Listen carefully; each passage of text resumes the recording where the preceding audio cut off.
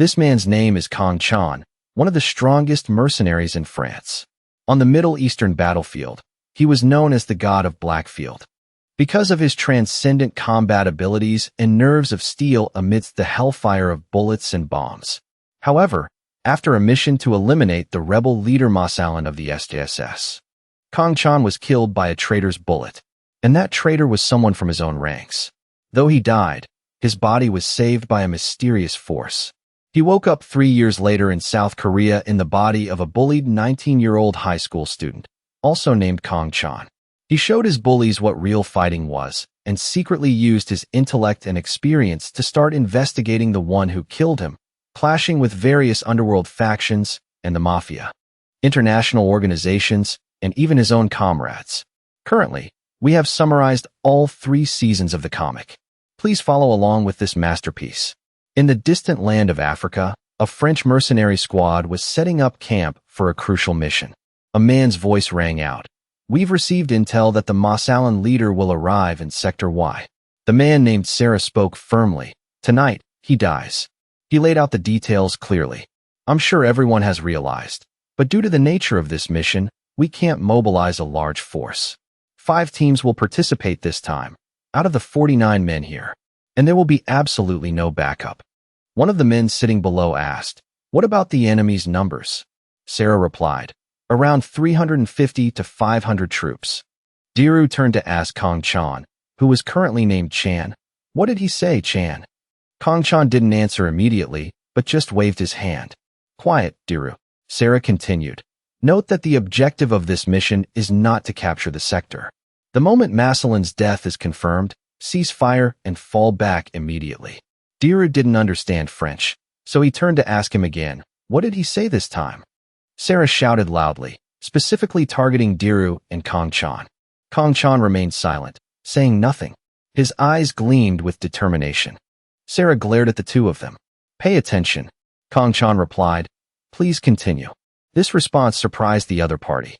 The two of them started staring each other down.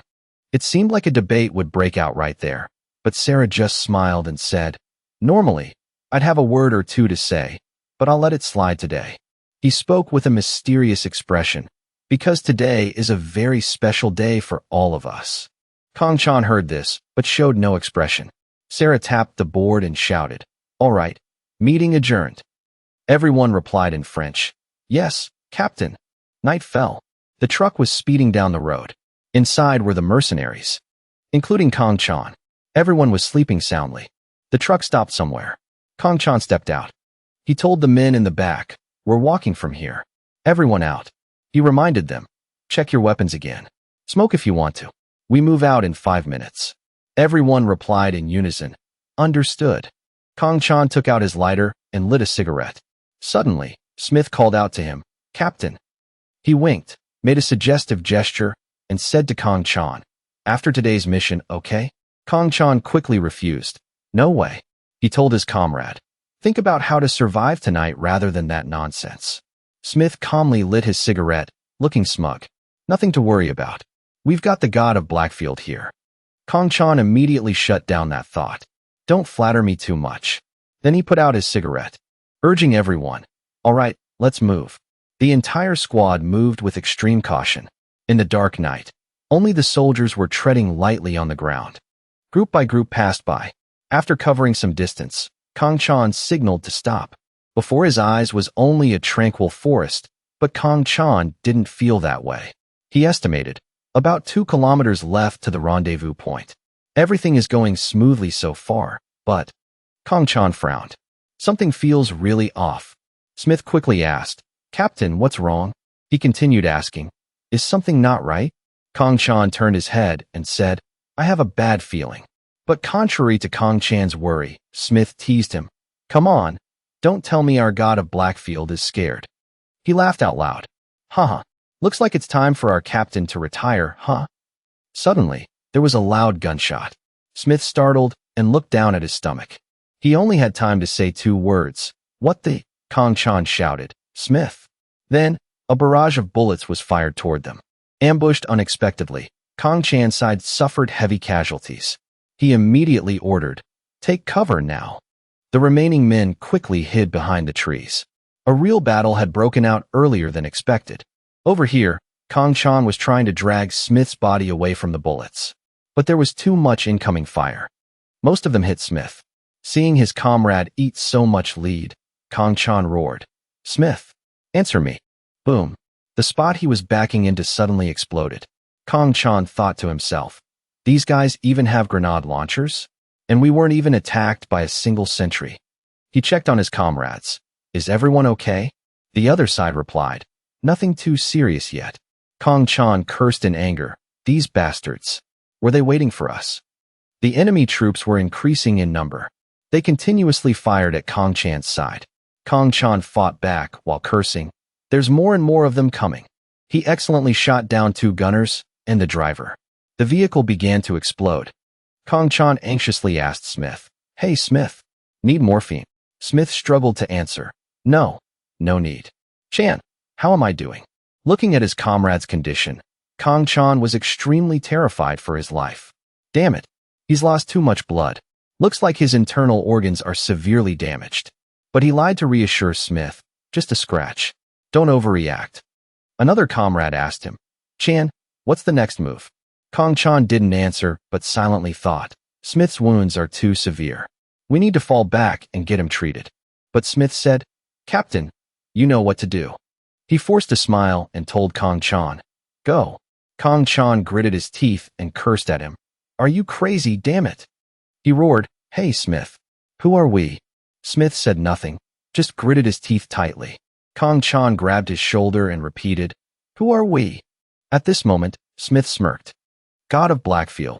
Instantly, another bomb exploded at very close range to the two of them. Kang Chan suffered minor injuries. He growled, "Ugh, these bastards." Suddenly, someone cried out, startling him. He shouted anxiously, "Diru." Diru was in quite a bit of pain but still answered, "Okay, I'm fine." Kang Chan reassured him, "Hold on a little longer. We're not far from the enemy camp." He ran while telling his comrades, "We're going to break through their formation." Unexpectedly, a bullet fired and pierced right through his head. Blood splattered everywhere. Kang Chan slowly fell down. His mind blurred. What the? He gradually lost consciousness. I've been shot. From behind, the enemy began to charge. Kang Chan was hazy. A sniper? Did someone betray us? My head hurts so much. It hurts. Wait, I'm already dead. I'm so thirsty. In his haze, he seemed to hear voices. Is anyone here? The voices blended together. Can you hear me? Try to open your eyes if you can hear me. Kang Chan thought to himself. Is he speaking Korean? Then he slowly opened his eyes. A doctor said, "This young man recovers fast. How are you feeling, young man?" Kang Chan had now opened his eyes a third of the way. The hospital was currently in chaos. Sir, patient Kang Chan has woken up. This is... Hurry up. The doctor came to check on Kang Chan's condition and asked, "How are you feeling, young man?" Kang Chan was groggy. Where is this? Even though he was still hazy, he clearly heard the doctor's words. You recovered quite fast. Must be because you work out. But it's still too early to say anything for sure. Kang Chan looked at the person in front of him and thought, an Asian? Is he speaking Korean? The doctor turned to get some bandages while asking, how does your body feel now? Does it hurt anywhere? Kang Chan opened his mouth. Where is this? The doctor replied, a hospital. Kang Chan asked again, I know this is a hospital. I want to know which hospital. He then answered, Seoul Hospital in Gangnam. Then he told the nurse next to him, Nurse Kim, he seems fine now. Go call his guardian here. Nurse Kim replied, Yes, doctor. Hearing the word Gangnam, Kang Chan was confused. Gangnam? Is this South Korea? He asked again, Who brought me here? Even though this young man's questions seemed completely clueless, the doctor patiently answered, Well, 119, of course. Kang Chan immediately denied it. Nonsense. How could anyone call 119 in a place like that? Seeing that he didn't seem normal, the doctor sighed and ordered the nurse, Sigh. Did you hear that, Nurse Kim? Nurse Kim also helplessly understood.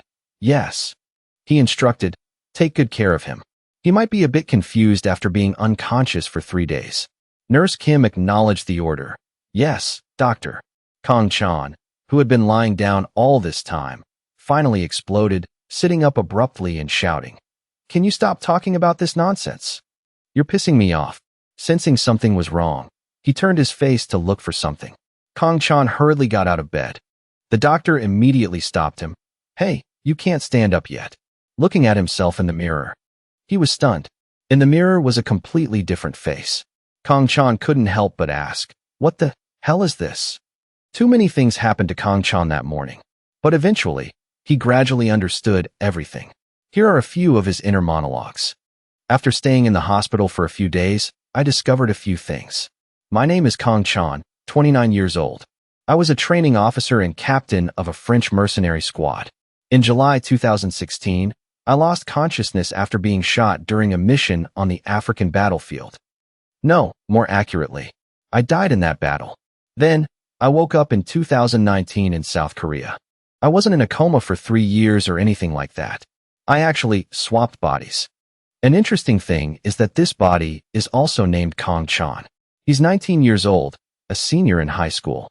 He jumped from the roof of the school he was attending, Shinmach High School in Gangnam, and was in a coma for 3 days until he woke up. Or so they say. Of course, he didn't wake up. Instead, it was me." A voice broke his train of thought. "Chan, that's our house. Do you remember it? The woman sitting next to me is Haesuk, my mother." "Oh, well, more accurately, the mother of this body." A man's voice rang out. "Don't push him too hard, honey." Shifting his gaze to this man, he gently reminded, "The doctor said his memories might return if he rests properly and avoids stress." And this man is Ji-young, the father of this body. Ahead was a massive apartment building, and seems like this body's house. The car stopped in front of the apartment building. Ji-young told the two of them, "Come on, let's go inside." Everyone stopped in front of apartment 701. They all went inside the house. Haesuk asked her son, "Remember anything? This is your home." Ji-young stopped her. "Honey, come on." Then he put his arm around Kong Chan's shoulder and told him, "Go to your room and get a good sleep." Ah, yes. Standing in front of 2 rooms, Kong Chan didn't know which one was his. Ji-young reminded him, "Your room is on the left." Kong Chan gently turned the doorknob. He turned back to look at the host's parents one last time, then stepped inside the room. Kong Chan's strange behavior stunned the host's parents. Haesuk was worried. "What should we do?" Ji-young reassured her, "It's okay. Everything will be fine." Seeing the room before his eyes, Kong Chan was amazed. "It's 100 times better than the barracks I lived in." He exclaimed, "Wow, you've got a rich family, kid." He began to inspect his surroundings. The most interesting thing here is definitely. Kong Chan turned on the computer. His heart was pounding while the computer was booting up. But life isn't a dream. This kid put a password on the computer. Ugh, a password too? Should I ask the parents? Suddenly, the ringing of a phone shifted his attention to it. Kong Chan smirked. "Right, I can use the internet on the phone too."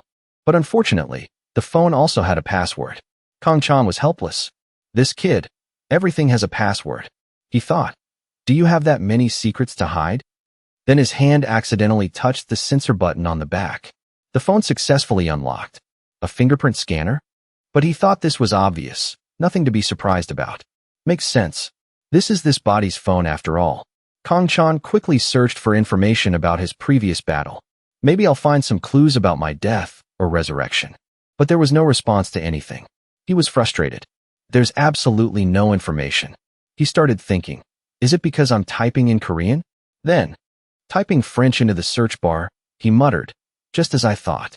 Not much here. Should I search on French sites? But the results were still 0. Suddenly, someone named Lee Hojin sent a message. You got discharged? Kong Chan made a wild guess. A friend? Let's just send a random reply and keep going. He replied to the message, just now. The phone rang again. Kong Chan was surprised because the other party used harsh words with him. You damn bastard. How dare you answer me like that? Do you want to die? Looking at the rude message on the phone, Kong Chan hesitated. What's wrong with this guy? Maybe not a friend. Should I reply? Then he quickly brushed it aside to continue searching for information. Whatever, forget it. Let's keep looking. Kong Chan continued browsing from one page to another. Hojin continued to send messages. Ignoring me? You've lost your mind, haven't you? Kong Chan sighed. This blonde punk is so annoying.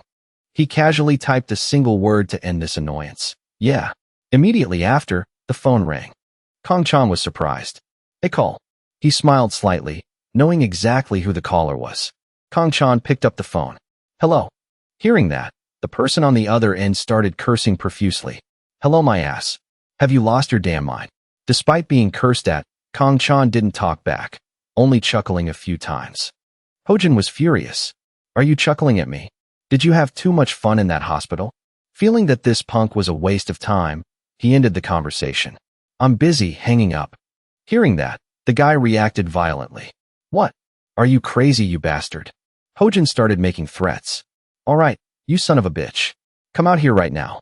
I'll give you 5 seconds. 5, 4, 3. But halfway through the countdown, Kong-chan hung up. He sighed. I'll just get annoyed again if he calls back. Thinking that, he quickly added the guy to his blacklist. Meanwhile, at school, Hojin was making a scene. Kong-chan, that bastard. He couldn't call Kong-chan back and got furious. This son of a bitch blocked my number. Driven mad by anger, Hojin threw his phone away. Motherfucker. He was panting heavily, looking like he could kill someone. A buzzcut guy spoke up. Why did you throw your phone? You just bought it 2 months ago. Hojin gritted his teeth and growled. Whatever. That Kong-chan will buy me a new one. The buzzcut guy agreed. Right. Exactly. You've never bought anything with your own money anyway. Hojin. The guy wearing a mask next to him chimed in. Haha, so true. Hojin revealed a malicious look. He bared his teeth and smiled. Fuck you, Kong-chan. I'll deal with you when you come to school. A long day gradually passed. The light faded, giving way to darkness. Kong-chan was still sitting in front of the computer, deep in thought. I've checked every article, even military-specific sites. But I can't find any information about that battle in Africa. He was so focused that his hands were clasped together. Is it for security reasons? If not, there must be a special reason. But unable to figure it out, Kong-chan started getting frustrated. He stood up abruptly and told himself, Sigh, used my brain too much. Let's find a cigarette. Rummaging through the room, he wondered, does this kid have any cigarettes hidden here? Not even sparing the backpack. After searching for a while and finding nothing, Kong-chan nodded. This kid was a real nerd at school, huh? He then shifted his target to the books on the shelf. Maybe he hid them between the books. Kong-chan casually opened a drawer. Seeing it full of school supplies, he thought, a lot of stuff in here. Taking a book down, he flipped it back and forth, thinking to himself, this is a great place to hide things. But there were no cigarettes. Instead, he only saw curses and insults. The lines of text with different handwriting made Kong-chan very solemn. He guessed, is this Hojin kid the reason for his attitude earlier? This kid was being bullied. Inside was a sentence written by the Kong-chan of this body. I can't do anything. Kill the ones who bullied me. Reading these resentful words, he thought, how stupid. If you're going to kill them, you at least have to stay alive first. Kong-chan sat down heavily on the bed in frustration. Sigh, that's it. Not a single cigarette. He thought again, this body was being bullied? The feeling that this new life would have many troubles made him exhausted. It's already making me tired. After lying down for a while, he fell asleep. Perhaps this was the first time in his life he had slept so comfortably. In a flash, it was morning. Today was the day Kong-chan returned to school. Ji-young took on the responsibility of driving him. Kong-chan was currently staring blankly out the window. Ji-young observed his son's mood through the rearview mirror. The car stopped outside the school gates. He asked caringly, are you really okay? Do you need to rest at home a bit longer? Kong-chan reassured his father. I'm fine. I want to go out. I've been at home for too long, Dad. Ji-young smiled gently and reminded his son, but don't overdo it, okay? Hearing these caring words, Kong-chan felt a bit awkward and just replied, yes. He thought to himself, I finally made it here. Then he suddenly remembered something. All right. Looking at the massive school before his eyes, Kong-chan just realized, I don't even know where my class is. Surrounded by students he didn't know at all. Everything was completely unfamiliar to Kong-chan. He sighed. It'd be great if someone could help me right now. Suddenly, a student called his name. Hey, Kong-chan. The surrounding students started whispering and gossiping. Hojin stepped forward, both hands in his pockets, looking like the coolest guy on earth. You're no longer the old Kong-chan. but the guy who grew some balls in that hospital. Kang Chan immediately understood everything. Hojin gritted his teeth. You bastard. Do you have anything left to say to me? He looked at the name tag on the shirt. Lee Hojin. This is him. Hojin craned his neck and raised his voice. You remember the call yesterday, right? Kang Chan said nothing, only smirking. Hojin found this guy acting really weird today, so he stepped closer to threaten him. Are you smiling? Did you hit your head on the wall? Kang Chan smiled, showing his teeth. Found my helper. Hojin was furious. He growled. What? Kang Chan grinned, looking full of defiance. Here's my helper. Hearing Kang Chan's voice, Hojin's face immediately scrunched up, full of murderous intent and anger. Kang Chan didn't care much and cheerfully continued. You're Lee Hojin, right? Hojin, on the other hand, lost his cool completely and shouted aggressively. That's right. You son of a bitch. I'm Lee Hojin. And because of you, I had to pay for my own lunch and cigarettes for a while. Are you awake yet, motherfucker? Ignoring the confused faces of the people around them, Kang Chan spoke while holding out his hand. You smoke? Give me one. Hearing him say that, the guy gritted his teeth in anger. He didn't expect Kang Chan to say that. Kang Chan kept that provocative smile and continued. I said, give me a cigarette. Hojin lowered his head slightly, glaring from the corner of his eye, his hands constantly cracking his knuckles. Huh. I was going to wait until lunch break, but now you're really making my hands itch. Looks like you need a morning lesson to set your brain straight. As he spoke, he slowly brought his face close to Kang Chan's. Follow me. The sky outside was clear blue, with gentle sunlight shining down on the school grounds. Hojin walked ahead, and Kang Chan slowly followed behind. The two of them were now in the gym. As they were walking, Hojin suddenly stopped. Kang Chan stared intently ahead, his face showing no surprise. Then he suddenly turned around, a confident smile blooming on his lips. Hojin spoke while throwing a few mock punches to intimidate Kang Chan. You're dead meat, you bastard. His hands punched continuously forward in the air, his face looking extremely triumphant. Do you know how bored I was without you here? Kang Chan smiled gently, his eyes following the mock punches in the air. Then, without a word, he suddenly threw a powerful punch straight into Hojin's face. He was hit so hard his face almost deformed, spit flying out. Because you. Kang Chan was a bit annoyed now, but said, you talk too fucking much. After his punch, Hojin fell back and hit the ground with a heavy thud. Kang Chan remained in his fighting stance, his eyes watching. Very quickly, without saying another word, Kang Chan dashed toward Hojin, who was still lying motionless. His face was completely cold as he raised his hand to gather momentum, preparing to deliver a devastating blow. His hand moved like lightning, stopping just inches from Hojin's face. The guy still hadn't woken up from the previous strike. But then, suddenly, Kang Chan's hand stopped midair. His eyes were full of contemplation. Kang Chan thought to himself, killing him would cause a lot of trouble. Thinking that, Kang Chan grabbed Hojin's collar with one hand, while his other hand rummaged through the guy's pockets looking for something. Hojin still hadn't woken up. After searching for a while, Kang Chan continued to think, this guy didn't even bring a single cigarette. After that, he immediately stood up, turned around, and prepared to walk away. Kang Chan's face was now filled with immense sadness, his eyes much more somber. But then, he suddenly remembered something, and the space around him seemed to freeze. Kid, are you seeing this? If you're watching me from somewhere, you can rest in peace now. At the same time, Hojin suddenly twitched. He moved his body on the floor with great difficulty. Very quickly, Hojin slowly pushed himself up with his hands. The side of his face that Kang Chan hit was still red and swollen.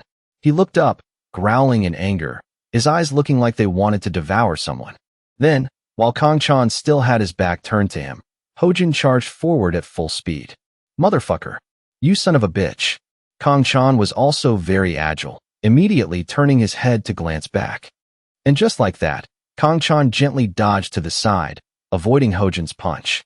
The guy's punch just sailed straight forward. Are you crazy? Hojin threw a second punch. Ever since you hit your head on the ground. But just like before, Kang Chan quickly dodged. Then, a hint of surprise appeared in his eyes. Kang Chan thought to himself. He woke up this fast after taking a punch to the head? After thinking that, He immediately landed a light punch right on the side of Hojin's face that he had hit earlier. The guy took another painful blow. Half of his face seemed to be emitting white smoke. Hojin closed his eyes, his face showing extreme pain and a bit of dizziness. But Hojin still didn't seem scared. He clenched his fists tightly again and talked tough. "You son of a bitch." Kong-chan glanced down at his current body. "Oh right, this is no longer my old body." After thinking that, Kong-chan clenched his fist tightly, making his veins pop, and said, "So if one punch doesn't work, I'll..." Hojin's face took another full-force hit. Blood splattered from his nose. "Punch you until you drop." His face was now swollen shut. Smoke kept rising from where he was hit. Hojin gritted his teeth, glaring furiously. Then he suddenly took quick steps forward. With his swollen face, Hojin gathered momentum for his punch again. But his punch missed once again, while Kong-chan's punch landed squarely on Hojin's chin. His head snapped back. Kong-chan's eyes were now completely cold as his hand moved rapidly through the air, striking straight into Hojin's face. A loud smack echoed clearly in the space. The guy was hit so hard he fell backward. Kong-chan, now with an emotionless, even cold face, rained relentless punches down on Hojin's face. The smacking sounds echoed one after another. His blood splattered endlessly. The more he hit, the more terrifying his face became.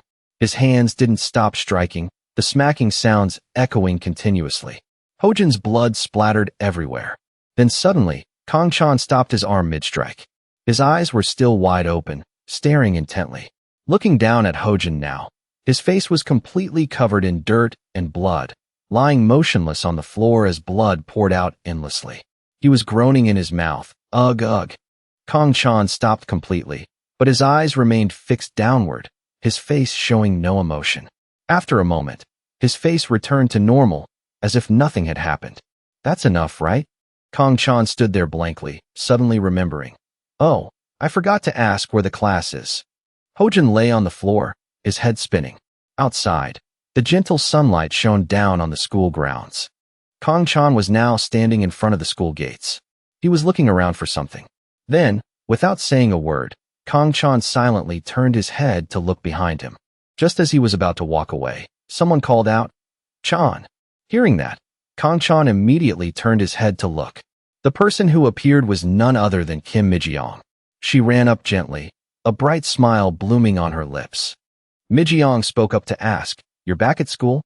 Kong-chan looked a bit confused by Mi-jang's sudden question. Mi-jang, standing opposite him, asked again, "You've been discharged?" Kong-chan finally answered, "Yeah. What's my relationship with this girl?" Kong-chan looked down at the name tag pinned to Mi-jang's chest. "Her name is Kim Mi-jang."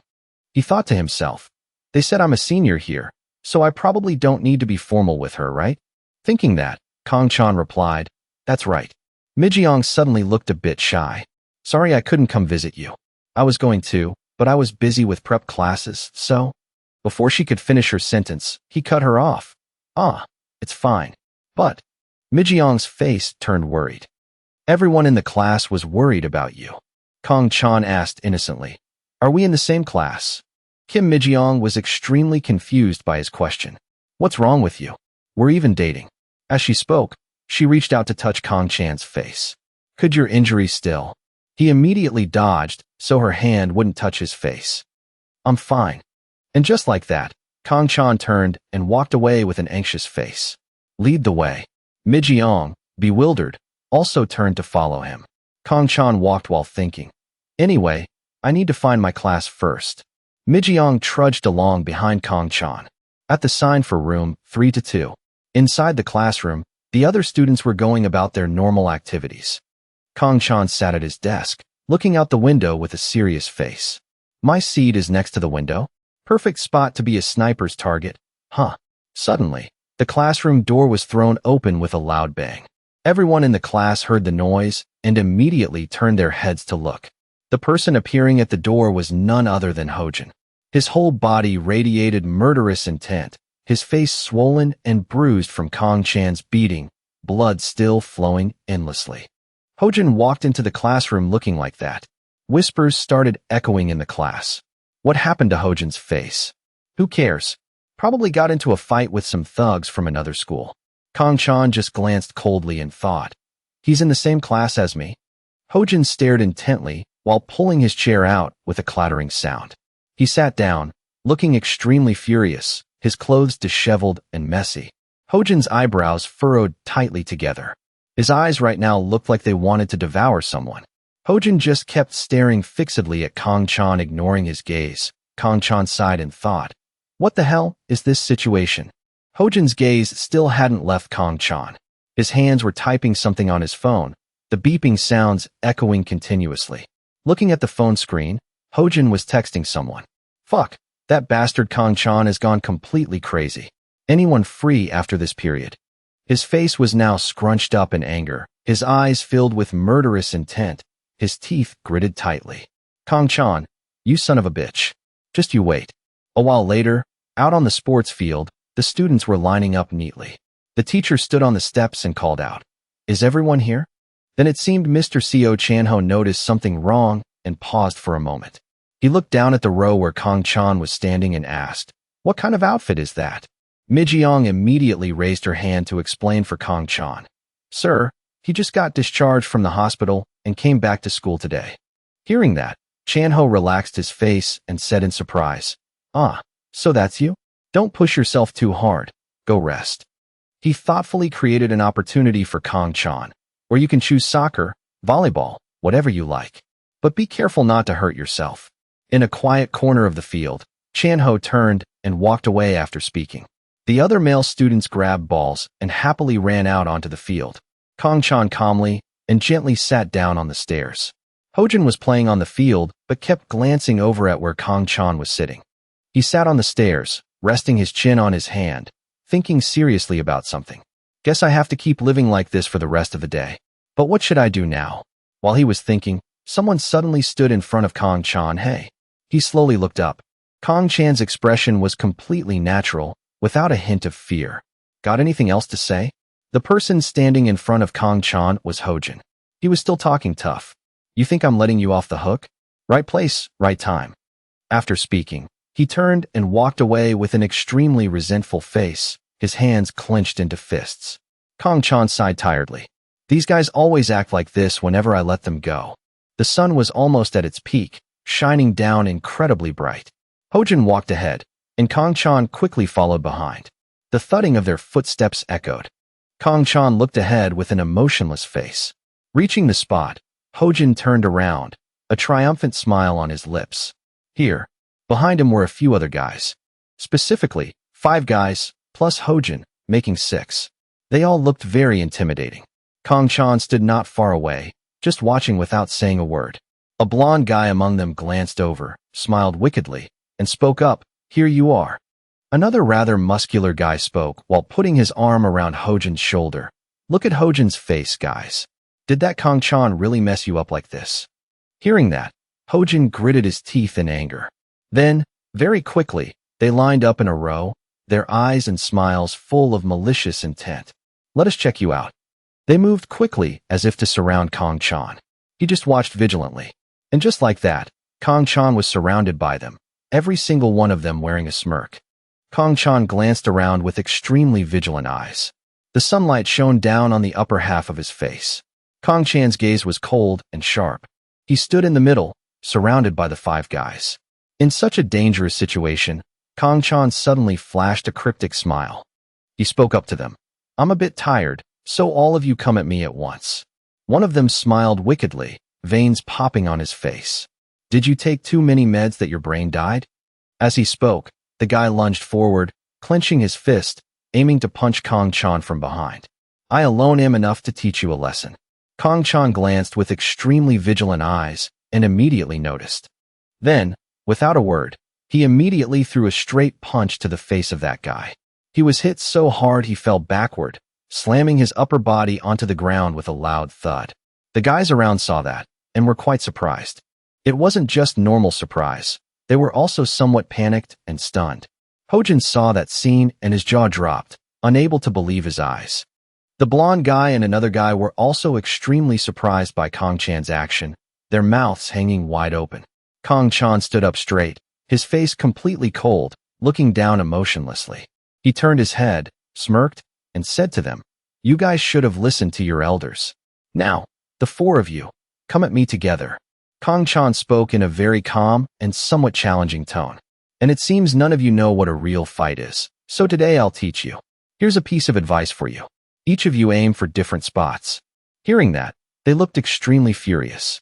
Now, the remaining four guys all radiated murderous intent, glaring at him. You take the head, you two take the body, and you take the legs. Kang Chan instructed them. He added, attack from all angles and directions, okay? The blonde guy couldn't hold back anymore. He shouted furiously, his face full of murderous intent. Don't talk shit to us. You just got lucky earlier. He yelled, brothers, beat him up. As soon as he finished, the remaining guys charged at Kang Chan like starving tigers. He turned his head to look, fully alert. A glint of light seemed to appear in his eyes. He stared coldly. Kang Chan moved incredibly fast, dodging one guy's attack and immediately striking another. He threw a punch straight into the face of a guy with tied-up hair, making him spit blood. The other two didn't give up. With angry faces, they charged forward fiercely. The thudding of their footsteps echoed in the tense space. Kang Chan showed no fear and charged right back at them, fists ready, his face darkening a bit. Kang Chan moved incredibly fast, striking the blonde guy's back. He opened his mouth in pain. Then Kang Chan punched another gray-haired guy in the face, making blood spurt from his mouth. Kang Chan stopped his actions and looked at the gray-haired guy who was staggering after his hit. He was bleeding so much that his collar was almost soaked. Then suddenly, Kang Chan delivered another blow to his stomach.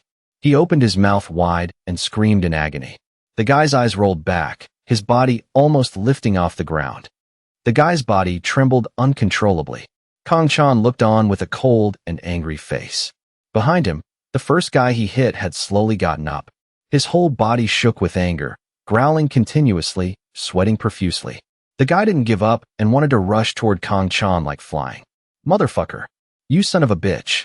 The guy grabbed Kang Chan's hair from behind. He quickly turned his head. The guy looked aggressive, fist ready to swing. Got you. You're dead, you bastard. His punch was heading straight for Kang Chan's face. But he agilely ducked, dodging the punch.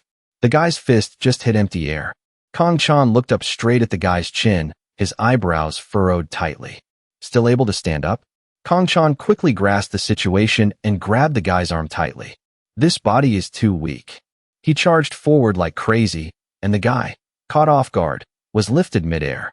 His scream echoed in the space. Not knowing what happened, one could only hear a massive crash echoing in the quiet space, making everything seem to shake. Hojin's face was no longer defiant, but fearful and timid, sweat pouring down his face. How could this guy? He's not the coward I knew. The scene right now was Kang Chan standing with a darkened face and murderous eyes. At his feet were the guys who were acting tough earlier, now lying on the ground groaning in pain. But there was still another brown-haired guy standing next to Hojin, gritting his teeth in anger and saying, "You damn bastard." The guy pulled out a knife from somewhere on his body, speaking as he pointed it forward. "I wasn't going to use this, but you forced me." The knife pointed straight at Kang Chan. "If you still want to live, don't use weapons," Kang Chan said, a smirk on his lips. Provoked like that, the brown-haired guy went crazy and slashed continuously at Kang Chan. The sound of the knife slicing through the air echoed nonstop. Motherfucker. But as always, he continuously moved to dodge everything. Then, seizing the moment, Kang Chan decisively grabbed the guy's hands holding the knife.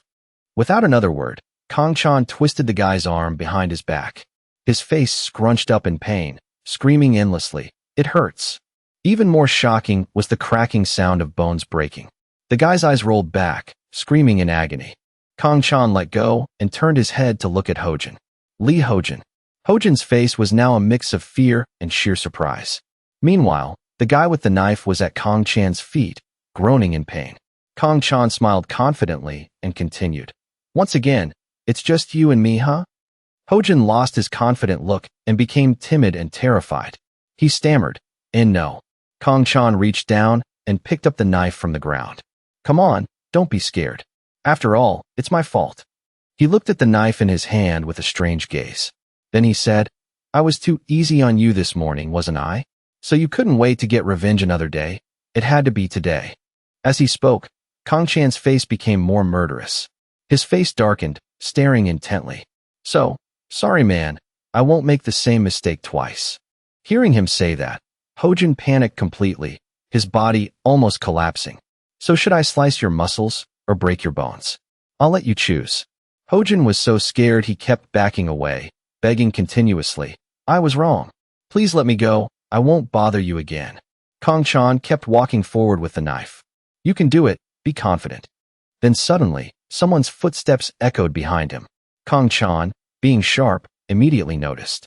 Without overthinking, Kong Chan quickly stayed alert and turned around. The person who appeared was none other than Mr. Chanho. Mr. Chanho walked up, looking extremely angry. His eyes were full of murderous intent as he gave a short command. Stop it right now. Kong Chan stood watching and thought to himself, a teacher at a normal high school managed to get close to me without being detected? Hojin, with a terrified face and trembling body, spoke up, Sir, please save me. The scene right now was Chanho, his face darkened and eyes gleaming, standing face to face with Kong Chan. The two looked like they were about to clash, right next to each other. He spoke loudly with an angry face, You're Kong Chan. I understand your situation right now, but that's enough. Otherwise, you'll cross the line of self-defense. Kong Chan's glaring eyes didn't waver after hearing that. He just kept staring. Seeing his expression, Chanho calmly continued, Are you glaring at me? Kid, if you do something stupid, you'll be expelled. Even now, it'll be hard for you to escape disciplinary action. Kong Chan replied coldly, I have no intention of going to school anyway. Chanho stayed silent for a moment, exhaling helplessly. He turned around to look as he spoke. What can a kid do if they don't go to school? Anyway, I'll handle this. You should go home. And if you have proof that these kids bullied you, bring it. He squatted down to observe the condition of the beaten students. Kong Chan glanced back and thought to himself, Guess I don't need to beat him up right now. Then Chanho suddenly turned his head and asked Kong Chan, Kong Chan, where did you learn to fight? Kong Chan stayed silent for a moment, then didn't hide it and spoke up. On the internet. Hearing his answer, he suddenly laughed. Don't try to fool me. We'll talk about this later. Chanho watched Kong Chan's back as he gradually walked away. He thought to himself, Does everyone undergo such a massive change after facing death? In the city now, people were bustling about, and the sky was strangely clear and blue. Kong Chan walked down the street with his hands in his pockets, deep in thought. People passed by in a lively manner. He seemed to remember something. Right, I need to do something to return to my old self. I definitely have to go there. A while later, in front of a barber shop. Inside, Kong Chan sat neatly in the chair. The barber ran something through his hair with a buzzing sound. All done. Kong Chan's hair was trimmed quite a bit. He smiled slightly and admired himself. Right? This is the real Kong Chan. Very quickly, Kong Chan pushed the door to enter a certain restaurant. The female owner inside saw him and immediately said, Welcome. Kong Chan sat down neatly at a table and told the owner, 1 tonkatsu, Japanese-style deep-fried pork cutlet. Hearing that, the owner called out to the kitchen, 1 tonkatsu. Inside the restaurant, a mother and son were sitting, eating, and talking. Is it good? The son replied, Yes. Kong Chan looked at the empty chair next to him. So nostalgic. Kong Chan recalled a past memory. Here's your tonkatsu. He stared intently at the dish placed neatly on the table. Then he looked at the flight ticket in his hand thoughtfully. Back then, there was also a mother and son in the restaurant. The little boy cried and said, I want tonkatsu too. Haisuk replied, Let's go eat kimbap. Kong Chan gently placed his flight ticket on the table. He picked up the knife and slowly cut the pork. A flight ticket. From Incheon. To Paris. The slicing sound when cutting the meat back then, Kong Chan remembered forever. Back to the present, the delicious dish was placed neatly on the table. Kong Chan picked up a piece with his chopsticks. Eating this with chopsticks is the right way. He just put the piece of meat into his mouth and took a bite. Kong Chan's face softened. He sighed softly and muttered, But the taste isn't as good. Suddenly, the phone rang. Kong Chan looked down at his pocket. The screen showed the caller was his mother. The phone kept ringing. Kong Chan now looked visibly tense. But when he picked up, Hello. The person on the other end replied, Chan. Kong Chan answered obediently. On the other end of the phone, his mother continued, What really happened today, son? Kong-chan replied briefly. I'll tell you when I get home. But suddenly his mother wanted to say something else. Wait, I can't wait. Where are you? I'll come pick you up. Kong-chan suddenly got a bit angry and replied very gruffly. I said, I'll tell you when I get home. Full of anger, Kong-chan slammed his phone onto the table with a bang. His eyebrows furrowed, but his eyes were full of contemplation. Kong-chan recalled the moment he stood on the outer railing. The night wind howled in the space. I know you'd never say that. Looking down, the sports field could be seen in the distance, showing that Kong-chan was standing in a very high and dangerous place. The wind blew endlessly in the air. Kong-chan's face at that time was extremely resentful and pitiful, his whole body trembling. Cold sweat inexplicably poured down Kong-chan's face. His face was full of fear. But then Kong-chan's whole body leaned slightly forward. And just like that, a desperate scream echoed in the space. Recalling that, Kong-chan immediately got angry. His hands holding the chopsticks aggressively grabbed the food. Kong-chan put food into his mouth while thinking, it's still better than committing suicide at apartment building 301. Looking up from below, that apartment building seemed to touch the sky. Inside the house right now, Dae-jeong sat on the chair, looking extremely angry. This kid, he dares to rebel and not come home. Hae-suk sat next to him, trying to calm her husband down. Don't be mad. I'm sure there's a reason behind this. Dae-jeong sighed helplessly. Our son's attitude has changed since that incident. Could it be because he came back from the dead? Hearing that, Hae-suk stopped her husband. Honey. On the wall still hung a happy picture of the three of them. Suddenly, while the two of them were tense, the sound of the door opening echoed.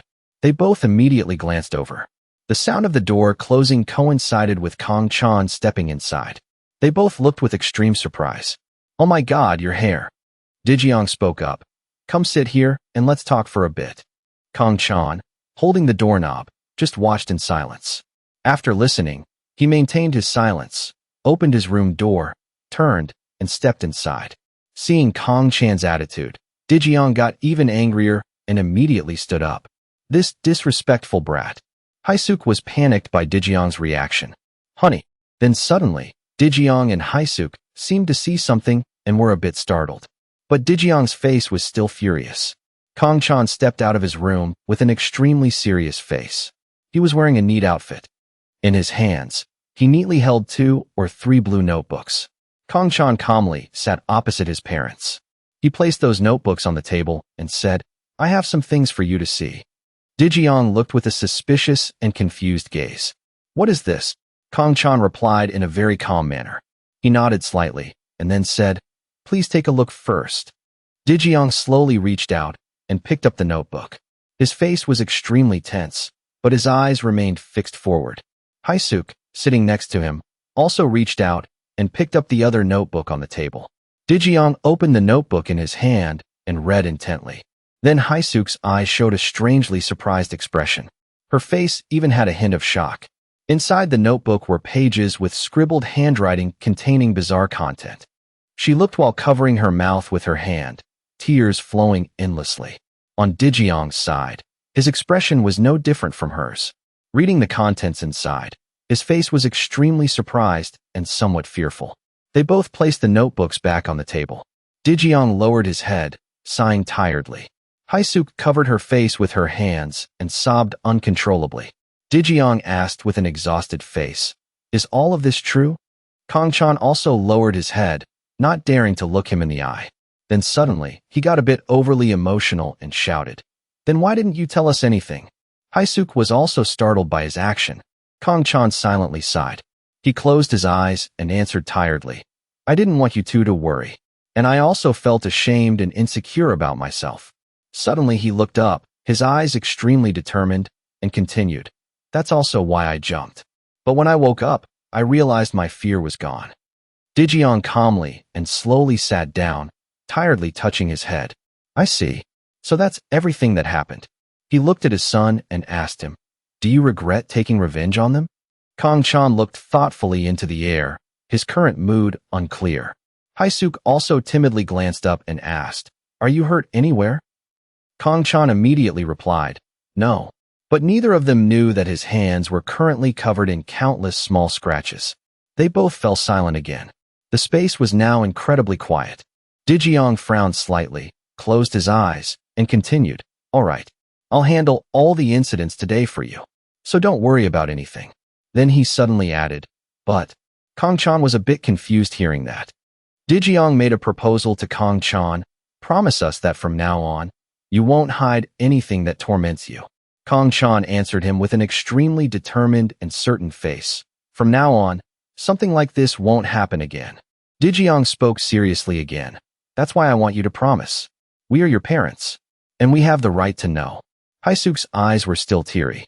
She tried to steady her voice and said, "That's right. We didn't even know you were. I'm sorry." Kong-chan's eyes were no longer cold, but softened and lowered. He looked intently at his parents. Dae-jang gently comforted his wife, "Honey," and she was now sobbing uncontrollably. Kong-chan sat right there, his whole body feeling like it was falling into a dark abyss. "Dad," the image from the past returned. In the kitchen, there were countless unwashed dishes. Liquor and beer bottles were scattered everywhere, from the sink to the floor. The silhouette of a muscular man raising a liquor bottle to drink. Then, seeing there was no liquor inside, he silently tilted the bottle down and shook it. Kong-chan in his previous life was kneeling on the floor. Next to him was another woman.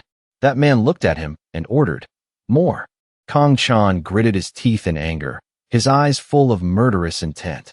Then suddenly, a liquor bottle was thrown straight at Kong-chan's hand. "Bring me more liquor," that man demanded loudly. From outside, the silence of the night was shattered by crying and begging. "I beg you. I told you to bring more back here." Back to the present, Kong-chan was still sitting there, head bowed in deep thought. He closed his eyes and suddenly spoke up, "All right, I promise." Dae-jang and Haesuk had also calmed down now. They both lowered their heads, saying nothing more. But everyone's face looked very sorrowful. Kong-chan pushed himself up slowly. "Well then, I'm going to my room to rest." Suddenly, the phone rang. Dae-jang turned to look at his phone on the floor. He spoke into the phone while gesturing to Kong-chan. "This is Dae-jang." Dae-jang continued talking to the person on the phone. "What? All right. I'll transfer the money and contact you later." Kong-chan was almost fully standing, ready to walk away. He took a few steps toward his room. Haesuk whispered something behind him. "What's wrong?" Hearing his wife ask, Dae-jang didn't hide it and answered immediately. "The envoy we sent to France just called. He ran into some trouble. He's stuck at customs because he lost his documents." She asked worriedly, "What did they say we should do?" Kong-chan was standing nearby, so he heard clearly what Dae-jang said. "They said if we transfer 100,000 euros to them, the authorities there can find a solution." Hearing that, he thought to himself, 100,000 euros? About 130 million won. His voice still echoed in the room. "Our losses will be greater if they keep hindering us. So let's just send the money." Suddenly, Kong-chan stood in front of both of them and said, "Wait, hold on a second. Let me talk to them. Connect me to the manager there." Dae-jang was a bit surprised by his son's request and looked up. "What do you want?" Without letting his father say another word, Kong-chan pressed the call button on Dae-jang's phone. A beep sounded. Speakerphone on. The person on the other end started speaking. "They said if we don't send the money within the next 30 minutes, they'll handle it themselves. We don't have enough time." Kong-chan quickly replied to that person. "I want to speak directly to the manager there." The person on the phone heard an unfamiliar voice and asked, "Who is this? Isn't this boss Kong Dae-jang?" Kong-chan spoke while taking the phone from his father's hand. "I'm his son. Give the phone to the manager there right now. We don't have much time." Dae-jang was still sitting blankly on the floor, staring at his son. The person on the other end quickly complied. "Okay, give me a second." An unfamiliar voice started speaking. "Hello." Dae-jang and Haesuk looked at their son with bewildered faces. Kong-chan replied in French to the person on the phone. "Hello." Seeing their son speak French, both of them looked extremely surprised and amazed. They were too shocked to speak. Kong-chan just stood there talking to the person on the phone, his face extremely serious as he spoke. Haesuk asked her husband in astonishment, "What's going on, honey?" He looked equally bewildered. "I don't know either." Finally, Kong-chan said to the person on the phone, "Au revoir. Goodbye." Dae-jang took the phone from his son. "What did they say?" He answered immediately. "They just found the lost files. There won't be any more problems with customs. He's cleared. Hearing that, Mi-jang was overjoyed. Really? That's great. They resolved it for us. And they won't give us a hard time from now on. Kang-chan spoke again, a smile on his lips. I told them if this problem happens again, we'll send Algerian mercenaries to wreck their workplace. Hearing that, he was a bit confused. What? Kang-chan kept that smile and continued. I was just joking. Haisuk happily spoke up. By the way, since when did you learn French? I remember they don't teach it at school. Kang-chan smiled shyly, scratching his face, and replied, I learned it on the internet, Mom. Hearing his son's answer, Mi-jang felt a bit guilty. The internet. Haisuk happily patted her husband's shoulder and said, the younger generation today is different from us back then. Kang-chan bowed to both of them again. If there's nothing else, I'll go to my room. Mi-jang was still amazed but replied, Go ahead, son. A while later, Kang-chan, wearing comfortable clothes, lay on his bed, his face still looking like he was thinking about something. His face was full of sorrow. Kang-chan thought to himself, looks like I'll have to postpone my plan to return to France. Maybe my present is very different from before. Besides, the wound on my head hasn't fully healed yet. And also, Kang-chan thought of the image of Mi-jang and Haisuk smiling gently. His face turned sorrowful again as he pondered. Who knows what Kang-chan was thinking? He just stayed silent, staring intently. He suddenly turned over and told himself, stop thinking about unnecessary things. Once I fully recover, I'll leave without hesitation. The next day, at Kang-chan's school, the sky was still as clear blue as ever. Kang-chan sat in his chair, looking a bit tired, and sighed. I can be fine with everything except this damn school. He slumped down on his desk in exhaustion. Gonna take a nap. There were still a few other students in the class. Suddenly, out of nowhere, Hojin sat on a chair, looking at Kang-chan, and spoke up. Get out of the way. Hey, Kang-chan, motherfucker. Get up and follow me. Surrounding Kang-chan were the guys from yesterday. Every one of them looked at him with angry faces, and their faces were covered in bandages. Kang-chan looked up. You again?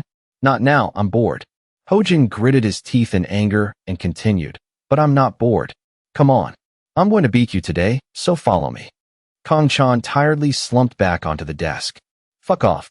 Hojin seemed to get an idea and smiled maliciously. All right. It's fine if you don't follow. His voice continued to ring out. Then you don't care about Mi-jang either, right? Hearing this, Kang-chan looked a bit surprised. He looked seriously straight into Hojin's face.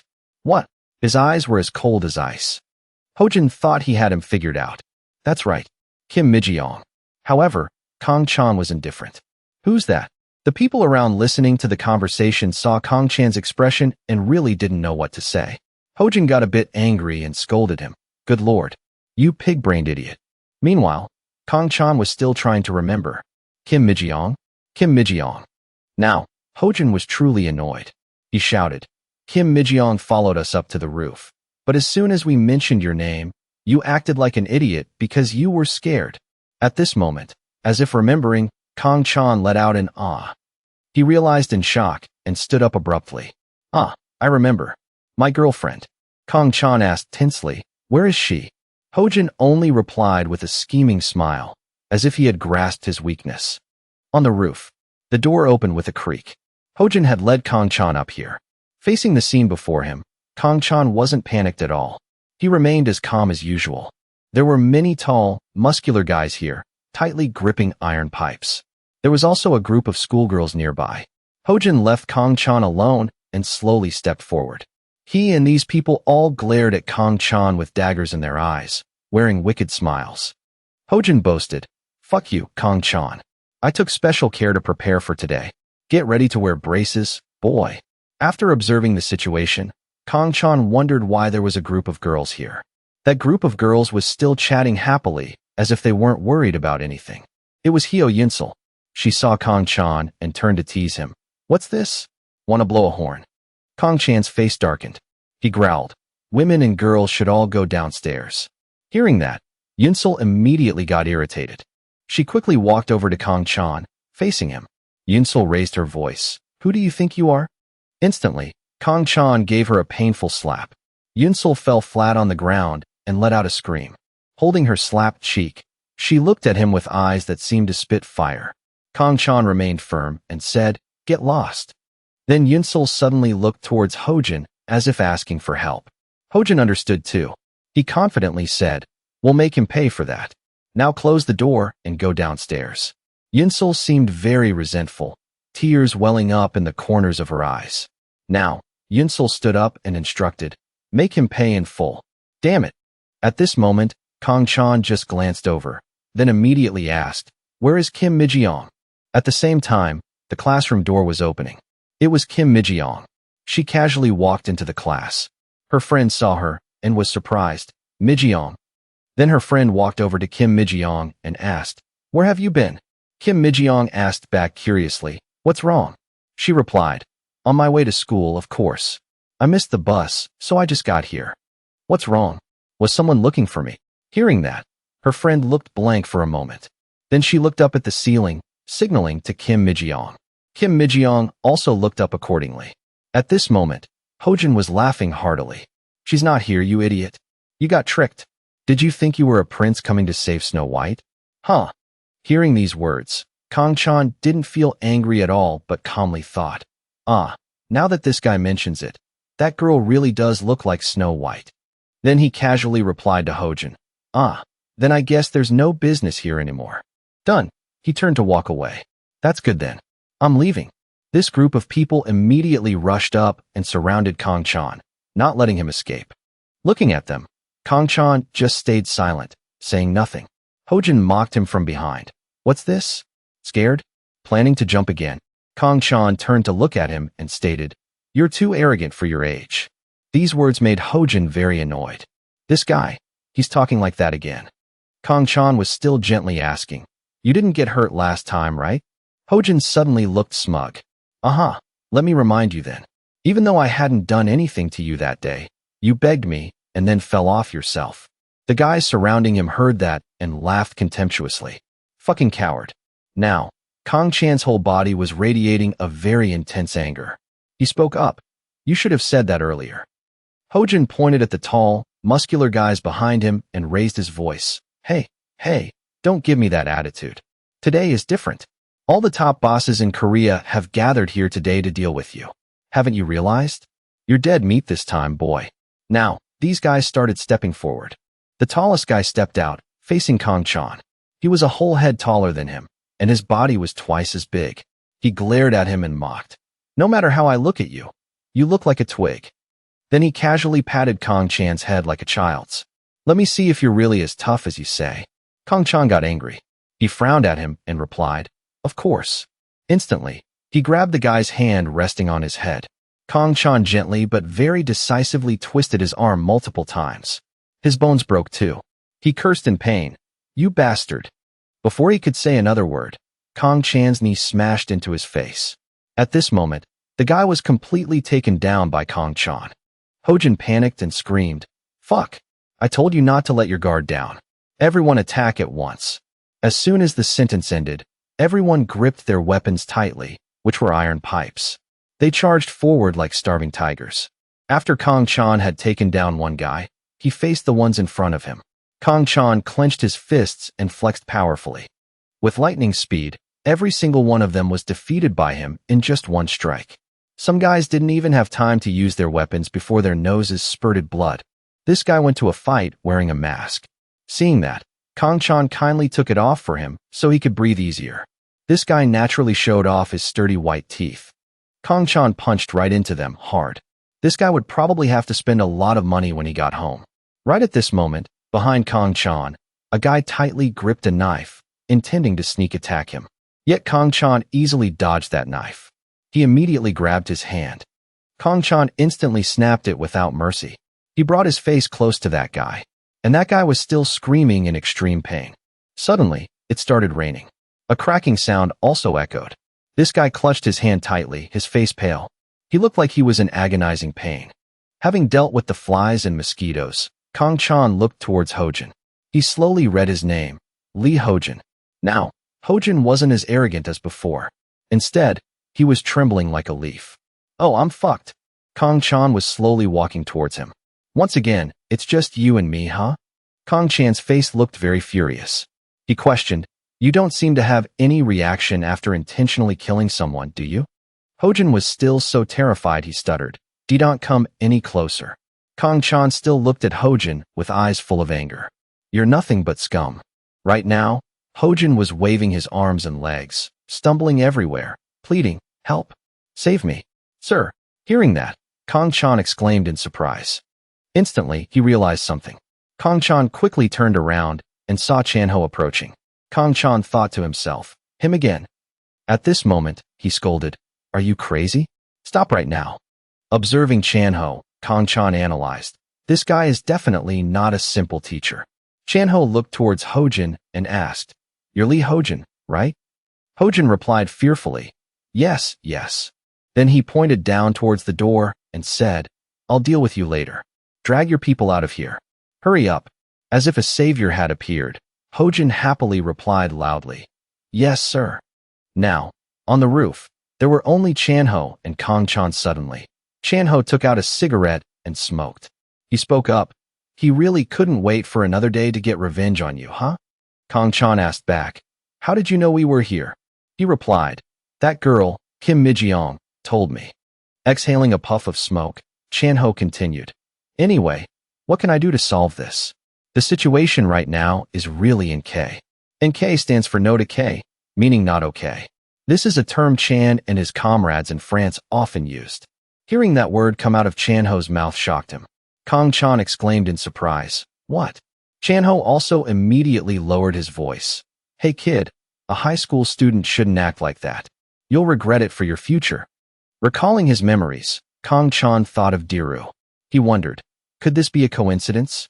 Did the same thing happen to him as it did to me? To be sure, I need to verify. Then Kang Chan blurted out, oi. Chanho was stunned. Oi, did you just say oi to me? Suddenly, his eyes were filled with panic. Because Kang Chan unexpectedly threw a punch at him. He also quickly dodged it. Chanho frowned. Damn it. Instantly, he retaliated against Kang Chan. But he also easily dodged it. From the way they attacked to the way they dodged, both of them executed it identically. Just like that, Kang Chan and Chanho continuously threw powerful punches and consecutively dodged as fast as lightning. Right now, Kang Chan was defending against Chanho's incredibly precise punches. Chanho tensed his arms tighter, then continuously punched Kang Chan without hesitation. Kang Chan also quickly countered that attack. His eyes were full of sharpness, and Chanho's eyes also showed a keen edge. In the end, both of them stopped their punches right near each other's chins. Chanho thought, how can a high school student fight like this? Thinking that, he asked, who are you? Kang Chan immediately replied, really, who could I be? Chanho was surprised, what? He continued, who am I? Hearing that, Chanho was so shocked his whole body stiffened.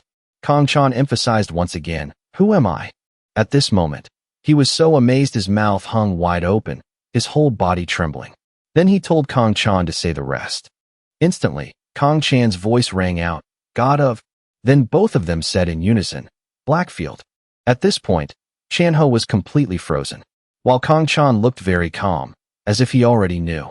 In the disciplinary office, Kang Chan's voice rang out, are you really Diru? Chanho hesitated. Ah, that is. Before he could finish, Kang Chan continued asking, why is your Korean so good? Chanho replied, I don't know either. Then he started telling the story. After the captain died. I also collapsed right after the captain. We completely failed. At that time, in a room, Chanho was sleeping and suddenly sat up in panic and trembling. At that moment, Diru's soul had inhabited Chanho's body. Chanho's wife next to him saw that and was very worried. Diru continued, when I opened my eyes, I was already in Korea, and I naturally could speak Korean. At that time, Diru clearly showed a look of dismay and shock on Chanho's face. Kang Chan listened and then spoke up. So you don't know much either. Anyway, do you have a cigarette? Chanho immediately stopped him. We can't smoke in here.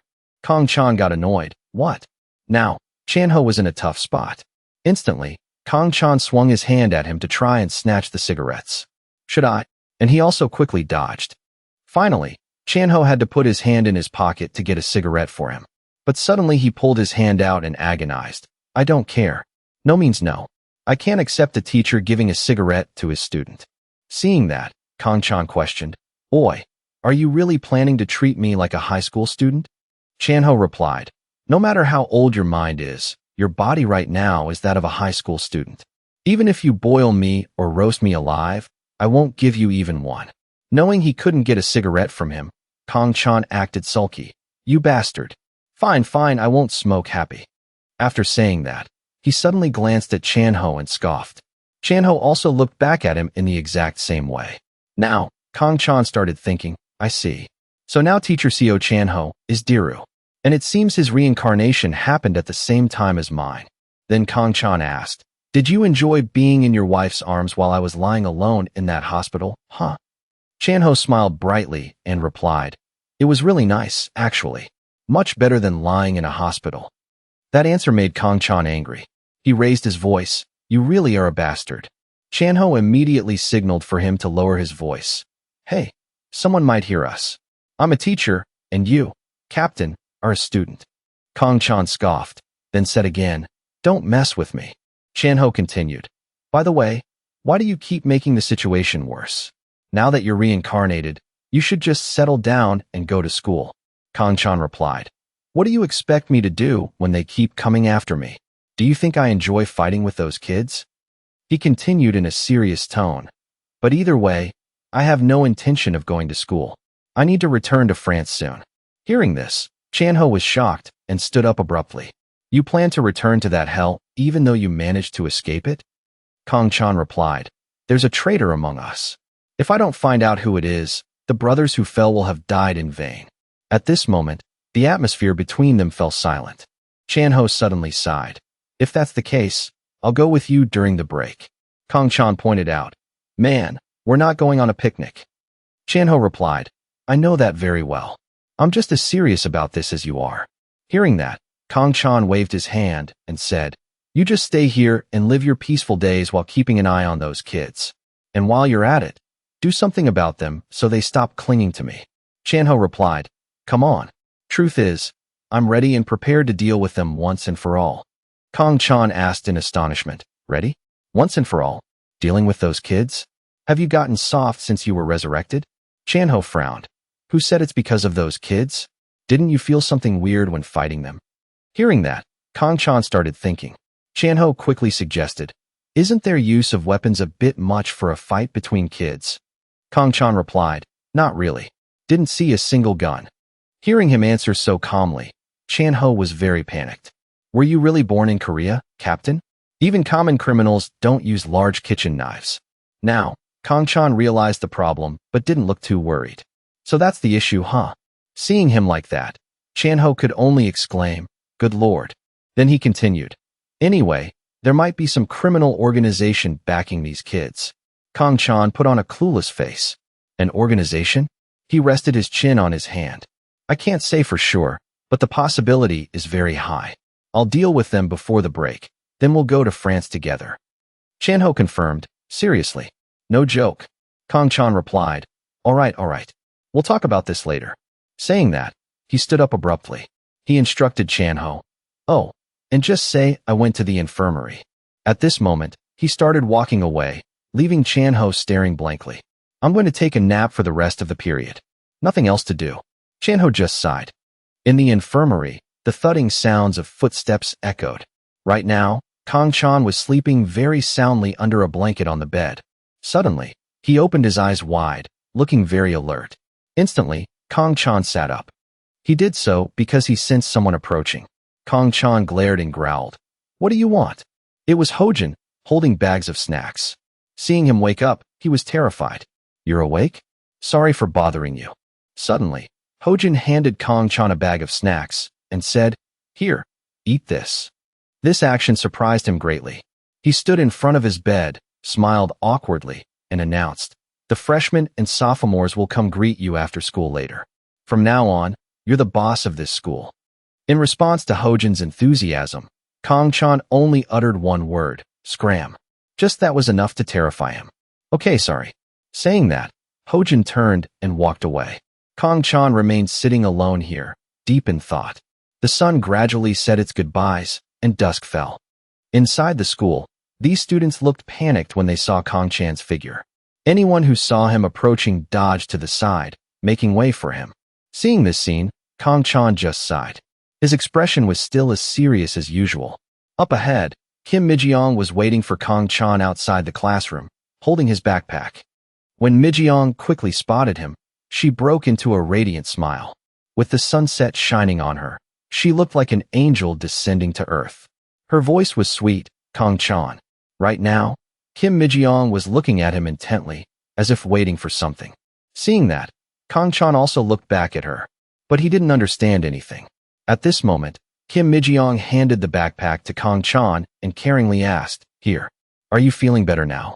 In response to her enthusiasm, Kang Chan coldly grabbed the backpack and replied, "Not much. Don't bother me." This made Kim Mi-jang pause.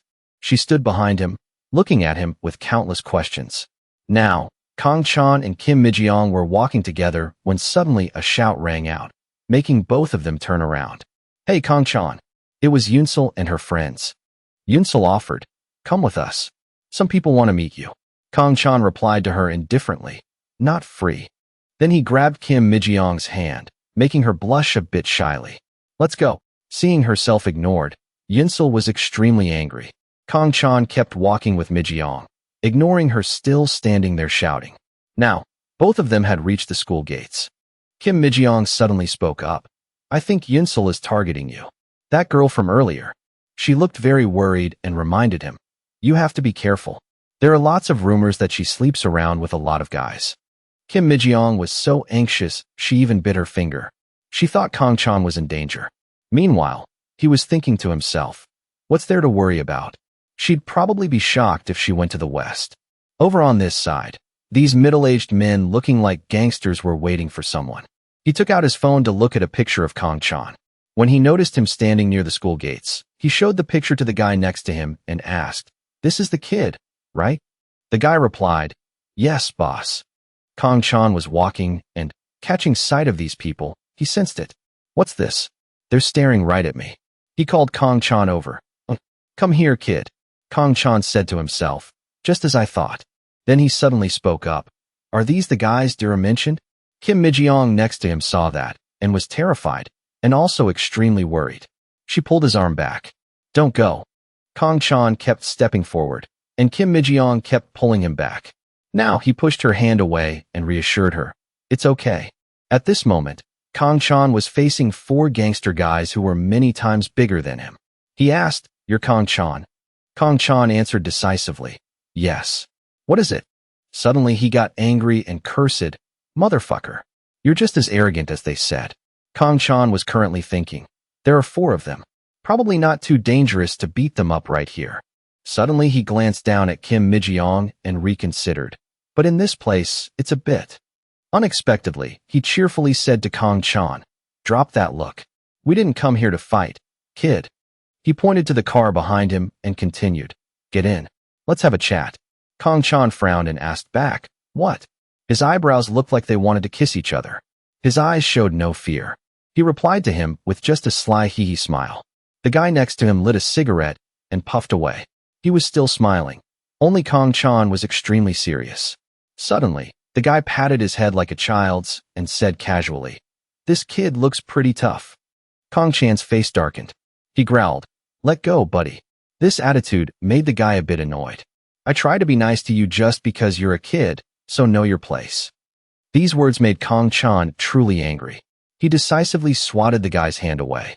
Then quickly grabbing his collar, Kang Chan pulled the guy close and used his steel-hard head to headbutt him forcefully. The guy's face deformed after taking this blow.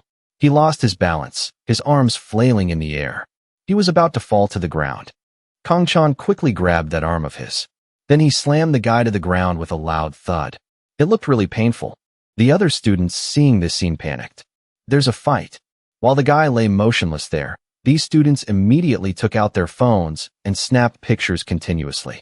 Another gangster saw that, pointed at the students, and yelled, "What the hell is this? Turn off your phones right now." Then he stepped forward and bluntly swatted a student's phone away. The phone shattered. The other students saw that and were terrified, hurriedly clutching their phones tightly. Another gangster glared at Kang Chan, pulling out a knife, cursing, "Motherfucking son of a bitch." Kang Chan also quickly took off his backpack. At this moment, the other gangster stopped him. Don't pull a knife in front of the school gates. Hearing that, he asked back defiantly, Why, boss? He explained, Put it away. Keep things moderate. Just enough so he doesn't cause trouble. He replied, Okay, boss. Then both he and the guy next to him emitted a very terrifying aura. He even cracked his knuckles. These two started moving their feet. Kang Chan, being sharp, noticed it. Clenching their fists, the two split up to stand on either side. Kang Chan smiled and thought to himself, They know how to play. These guys seem completely different from those kids at school.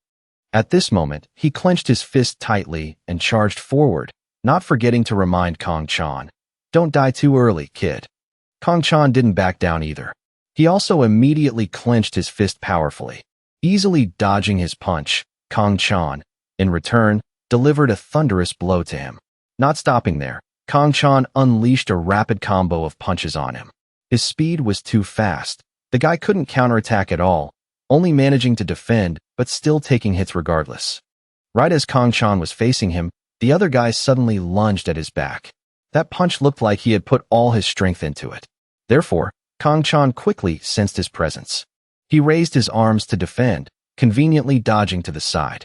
Kang Chan's footwork was incredibly agile, having already stepped aside. Using his leg as a pivot, Kang Chan gained his footing and delivered a punch to his stomach. After taking Kang Chan's attacks, the guy was dizzy, his face slightly bruised. Despite that, he still tried to fight, baring his bright white teeth and growling. Taking advantage of Kang Chan not looking, he swung a punch from behind him. Thinking he could take him down, he instead received a powerful punch to the face from Kang Chan. Despite the pain, he suddenly burst out laughing. Kang Chan now realized he was right beside him, about to swing a punch at his face. Even though the distance was very close, Kang Chan quickly ducked, causing him to miss again. Kang Chan's eyes were sharp and precise. He launched a straight kick to his face. His hands immediately clenched tight, gathering strength. Now, he was enduring a relentless barrage of punches from Kang Chan. Just like the previous guy, he couldn't counterattack at all, and even while defending, he still took hits. Bastard. This little punk. At this moment, Kang Chan was thinking to himself, just as I thought, an adult's body is very different. I'll need more time to defeat them with my current body. Right then, the remaining gangsters suddenly smiled slyly. Kang Chan heard it in surprise. He had kicked Kang Chan from behind. It was because he had let his guard down. Instantly, Kang Chan spun around, taking a defensive stance. Damn it. If Daru were here right now, he'd laugh in my face. He spoke up again. We've seen enough of your skills. Now be a good boy and come with us. We told you, we didn't come here to fight. Kang Chan still answered decisively. I don't give a fuck why you're here, but I'm not free right now. Hearing that, he slowly pulled his hand out of his pocket and said, Ah, I see. Seems like there's nothing else to do but teach you a lesson, huh? Saying that, he swung his arm forward, looking very powerful and somewhat intimidating. That hand quickly slammed into Kang Chan's body roughly. Seizing the moment, Kang Chan tightly grabbed his arm. Holding the arm tight, Kang Chan started spinning, dragging his arm along and twisting it multiple times. The bone broke with a loud crack. He panicked. Before he could process the situation, Kang Chan quickly closed in and used his elbow to strike his face with a painful blow. At this moment, the two guys from earlier also immediately rushed in. He even said, Damn it. Thought it'd be easy to beat this punk. Deal with him seriously. Having not completely taken him down, Kang Chan had two more opponents charging at his back. Right then, a voice suddenly rang out, interrupting everything in surprise.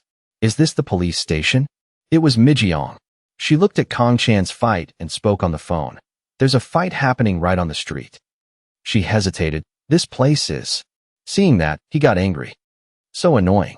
Clutching his trembling arm, he raised his voice. We'll let you go, but today's business isn't over here.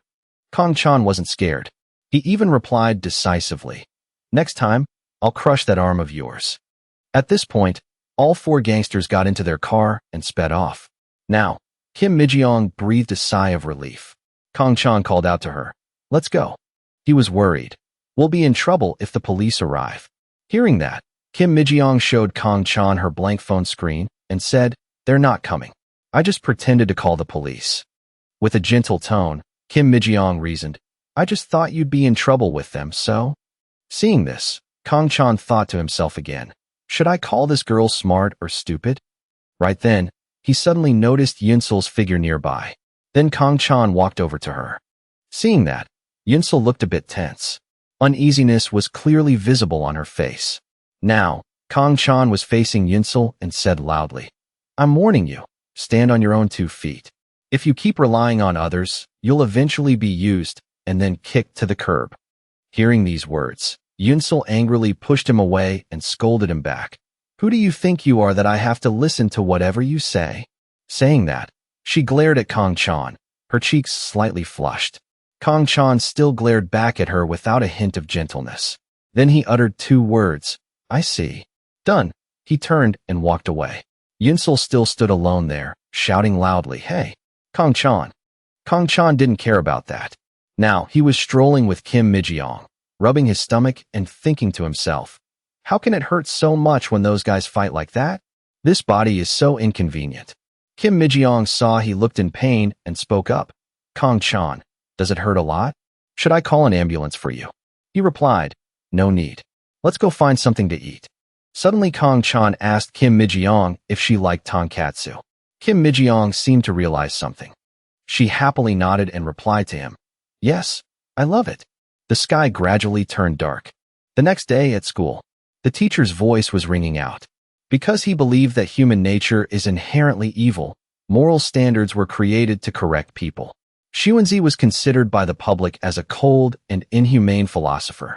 However, whether that is true or not, some people today might think differently. Xuanzi was a notable philosopher of his time, and also the inheritor of Confucius's legacy. As someone who emphasized the importance of benevolence, righteousness, propriety, wisdom, and trustworthiness, that is also why. The teacher's words kept echoing, while Kang Chan was still very sluggish and tired. He slept right through the period even though he was sitting up straight. Now, Kim Mi-jang spoke up. Kang Chan, the period is over. He immediately slumped down on the desk. I can't keep going on like this. It'd be great if I could just pick up a gun and jump onto the battlefield right now. Suddenly, a voice rang out from behind. It was a group of tall, muscular students coming to find Kang Chan. Kang Chan woke up and looked up. What do you want? This student pointed to the others who were bowing to him and said, Sir, these are the freshmen and sophomores. They even handed him an envelope. This is this week's money, sir. Facing that envelope, Kang Chan just stayed silent, saying nothing. He frowned and questioned, Who told you to do this? This student was about to look towards Hojin's desk to answer him, but when he looked, he didn't see him anywhere. Kang Chan glared. Then he waved his hand and said, Return all of that, and from now on, don't listen to that motherfucker anymore. And don't go around in a pack everywhere like that either. The student replied, I understand, sir. Kang Chan slumped back down on the desk. I'm tired. Go away. They immediately replied respectfully, Yes, sir. Only one student remained standing there. He was stammering, wanting to say something. Kang Chan got annoyed. He slammed his hand on the desk. What is it? At this moment, he announced, the PE teacher said for you to go down to his office. Kang Chan was surprised. Diru called for me? After being told by a student to go see Seo Chanho.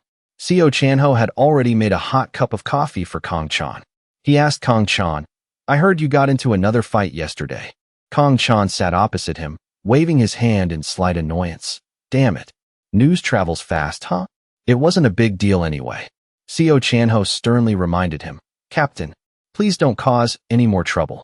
You're not a kid anymore. Ignoring Seo Chanho's cautious worry, Kang Chan teased him back.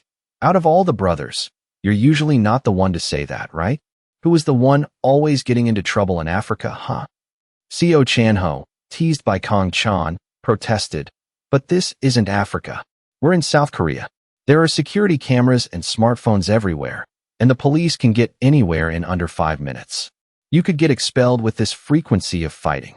Kang Chan activated his see no evil, hear no evil mode.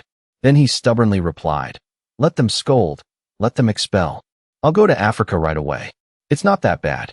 Knowing he couldn't persuade Kang Chan, Seo Chanho tiredly leaned back against the sofa, scratching his head in frustration. Good lord, you're so stubborn. Oh, before you go, listen to my request first. Hearing this, Kong Chan sat up straight. He asked seriously, what is it? Sensing Kong Chan's interest, Seo Chanho replied seriously. There are 4 kids in this school being bullied. Quite severely. Keep an eye on them for me. The thought of handing bullied students over to him was like giving a knife to a murderer. Kong Chan frowned, indicating his refusal. If it gets to me, I'm afraid things will be even worse when I'm done. I don't want to get deeply involved in their personal lives. Seo Chanho ignored his words, pointed at Kong Chan's face, and enthusiastically declared, I'll let you skip classes. How about that? More motivated now.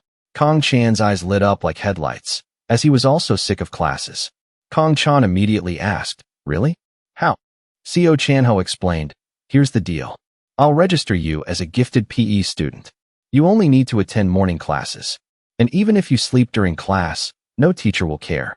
He added a few more sentences. Besides, don't you need to train too, Captain? If you return to Africa in your current condition, you'd probably survive a week at most. Hearing these words, Kong Chan pursed his lips and rubbed his chin in thought. After a moment of hesitation, Kong Chan looked up straight at Seo Chanho and asked, for kids, right? Seo Chanho smiled confidently. Kong Chan had accepted. The conversation between Kong Chan and Seo Chanho ended. Meanwhile, in the school hallway, Hyo Yunsul was standing outside the door waiting for someone. Kong Chan was also strolling from Chanho's office into the hallway. Today, Hyo Yunsul was acting a bit strange. She was wearing a mask and even blocked Kong Chan's path. Can we talk for a bit? Hyo Yunsul's strange behavior surprised him a little. However, Kong Chan didn't want to get too involved with her. He simply ignored her and walked past Hyo Yunsul. The sound of Kong Chan sliding the classroom door open was the last straw. Hyo Yunsul was extremely annoyed. She stormed into the classroom and shouted, surprising the students inside. Are you ignoring me? I'm in a ton of trouble because of you, you bastard. Being blamed for something he didn't do, Kong Chan asked in annoyance. What is it? Hyo Yunsul replied softly, tears welling up in her eyes. Those guys from yesterday. Kong Chan immediately knew something was wrong. He paused for a few seconds, then stepped out of the classroom, calling after Hyo Yunsul, follow me.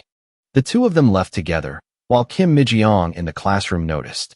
She felt a bit unhappy. On the other hand, Kong Chan and Hyo Yunsul were standing on the school roof. He said coldly, there? Speak. Hyo Yunsul muttered. They forced me to bring you to them. She continued fearfully. If not, they'll cut off Hojin's tongue and send him to China. And I'll be sold to a contractor. Kong Chan still saw this as having nothing to do with him and replied, tell the police. It's only a 5-minute walk from here. His words greatly agitated Hyo Yunsul. She shouted, tears streaming down and ruining her mascara. If I do that, they won't leave my family alone. As long as you go meet them, I'll do whatever you want. Kong Chan turned around in annoyance and asked, anything? Are you sure? Hyo Yunsul paused. She stammered, anything. Then, silence enveloped the two of them. Kong Chan took step after step closer to Hyo Yunsul. Hyo Yunsul squeezed her eyes shut, her shoulders trembling. Kong Chan was reaching his hand toward her. The closer Kong Chan got, the tighter Hyo Yunsul squeezed her eyes shut. She thought anxiously, I see. After all, you're no different from those guys. He gently touched Hyo Yunsul's tear and said, you look terrible right now. When you go downstairs, wash your face, and don't wear makeup anymore from now on. Hearing words different from her thoughts, Hyo Yunsul opened her eyes wide in shock. Kong Chan continued, wear your uniform properly. She stood frozen for a few seconds, stammering, but... Kong Chan snapped back in annoyance. What? Didn't you say you'd do whatever I asked?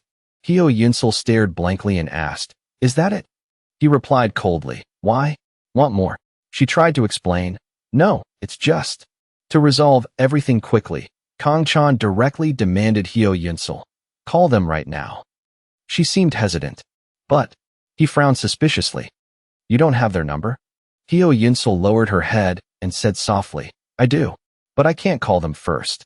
Knowing she had the phone number, Kong Chan ignored her explanations and said, do it. Hyo Yunsul looked at him fearfully. Then, she gave in. Fine. Hyo Yunsul took a phone out of her pocket, her fingers scrolling through the contacts. A huge name caught Hyo Yunsul's eye. She pressed call. The ringing sound echoed continuously. On the other end, the person saw the incoming call was from Hyo Yunsul. The mullet guy picked up. A condescending voice rang out. "What's this? You dare call me first? You've got some nerve today, huh?" On Kong Chan's side, he directly snatched the phone from Hyo Yunsul. Kong Chan spoke up, stating his name. "It's me, Kong Chan." The mullet guy laughed loudly. "Uh-huh. Look who's calling." He narrowed his beady eyes and raised his voice. "I guess that brat explained everything to you. She'll tell you where we are, so drag your ass over here right now." Kong Chan seriously got straight to the point. "I'm busy until the weekend. I'll come on Monday." The mullet guy was furious at being given conditions by a student. He shouted, What? You don't have a choice." Kong Chan on the other and didn't let himself be pushed around either. "Monday. Take it or leave it." It was the first time the mullet guy had seen someone as arrogant as this guy, and he got angry. Veins popped on his forehead. He looked inside, where a tall, large man was sitting. That man, holding a cigar, waved his hand in agreement. Receiving the nod, the mullet guy, though annoyed, had to accept. "Motherfucker, are you sure about Monday?" Kong Chan replied, "Yes." He added, "All right, I'll let you off this time. But don't you dare hide when the time comes." On this side, Kong Chan also replied boldly, "That won't happen. So leave her alone. She has nothing to do with this anymore." Before he finished, a long beep sounded. Kong Chan handed the phone back to Hyo Yunsul. "Here." Her face smudged. She took the phone. "Thank you." Done. Kong Chan immediately left. "See ya." Hyo Yunsul hurriedly called out, "Wait. Can you give me your phone number?" She patted her chest and explained, "In case you need me to do something." Kong Chan chuckled softly. Looking at Hyo Yunsul's demeanor, he remembered his old comrade. If Smith were alive, they'd probably get along. Then, he turned and waved his hand. "I'm good. Meet me on Monday after school." The roof door clicked shut, leaving only Hyo Yunsul standing there. She watched Kong Chan, even though his figure had disappeared into the distance. It was late afternoon. The sunset was glowing yellow across the sky. Kong Chan strolled home after a tiring day of studying. Kong Chan's mind was filled with countless things to think about. He looked extremely stressed. Training. For bullied students. Hyo Yunsul. The thugs. Things are starting to get complicated. I've only been awake for a few days, and there's so much going on. Suddenly, a loud voice called from behind. "Chan." It was Kim Mi-jang, hurriedly running after him. Kong Chan turned around, looking at the face with a radiant smile. He thought to himself, "I miscalculated. Oh right, there's also this Snow White." Kim Mi-jang happily said, "Let's walk together." He replied, "Sure." The two of them kept walking, and the atmosphere fell into silence. At this moment, Kim Mi-jang couldn't hold back and spoke first. "By the way, Chan," Kim Mi-jang asked shyly, "do you like Yunsul?" Kong Chan frowned, confused. "What?" She turned her face away and explained, "Because I saw you with her earlier." Kim Mi-jang's actions became even more tense. She lowered her head and said softly, "I know I can't do makeup like her to make myself prettier." Kong Chan beside her seemed to have realized the intentions of the girl in front of him. He turned pale. What the hell is this girl talking about? Kong Chan took a few steps ahead and explained, "You misunderstood. There's nothing between me and her. We were just talking about the fight yesterday." Kim Mi-jang didn't bother hiding the joy on her face. "Really? So you don't have a crush on Yunsul?" Kong Chan replied in annoyance. "Why would I have a crush on her?" Kong Chan glanced at Kim Mi-jang's relieved face. He muttered, "Why does she keep asking such nonsense?" Before he could finish, Kong Chan heard Kim Mi-jang clasp her hands and whisper, "Thank goodness." Kong Chan startled. "Wait." He spun around, face to face with Kim Mi-jang, and asked directly, "Don't tell me you like me?" Seeing his reaction, Kim Mi-jang was initially a bit surprised. Then, she blushed deeply. The awkwardness was clear on her face. Kim Mi-jang avoided Kong Chan's gaze and looked away. Finally, Kim Mi-jang squeezed her eyes shut and nodded. Because she was so shy, she quickly covered her face and turned around. Kong Chan stood frozen, thinking to himself, "Good Lord." Kong Chan, with the soul of a grown man, couldn't accept this. He rubbed his head dizzily. "I'm 29. Does this kid know that?" After a shocking revelation, Kang Chan and Kim Mi-jang were now sitting calmly together in the park. The atmosphere between them was incredibly silent. Kang Chan glanced over at the Snow White beside him. He was a bit startled to catch Kim Mi-jang's shy gaze and blushing face as she sneaked a peek at him. Putting aside her shyness, Kim Mi-jang spoke first. "Do you want a kiss?"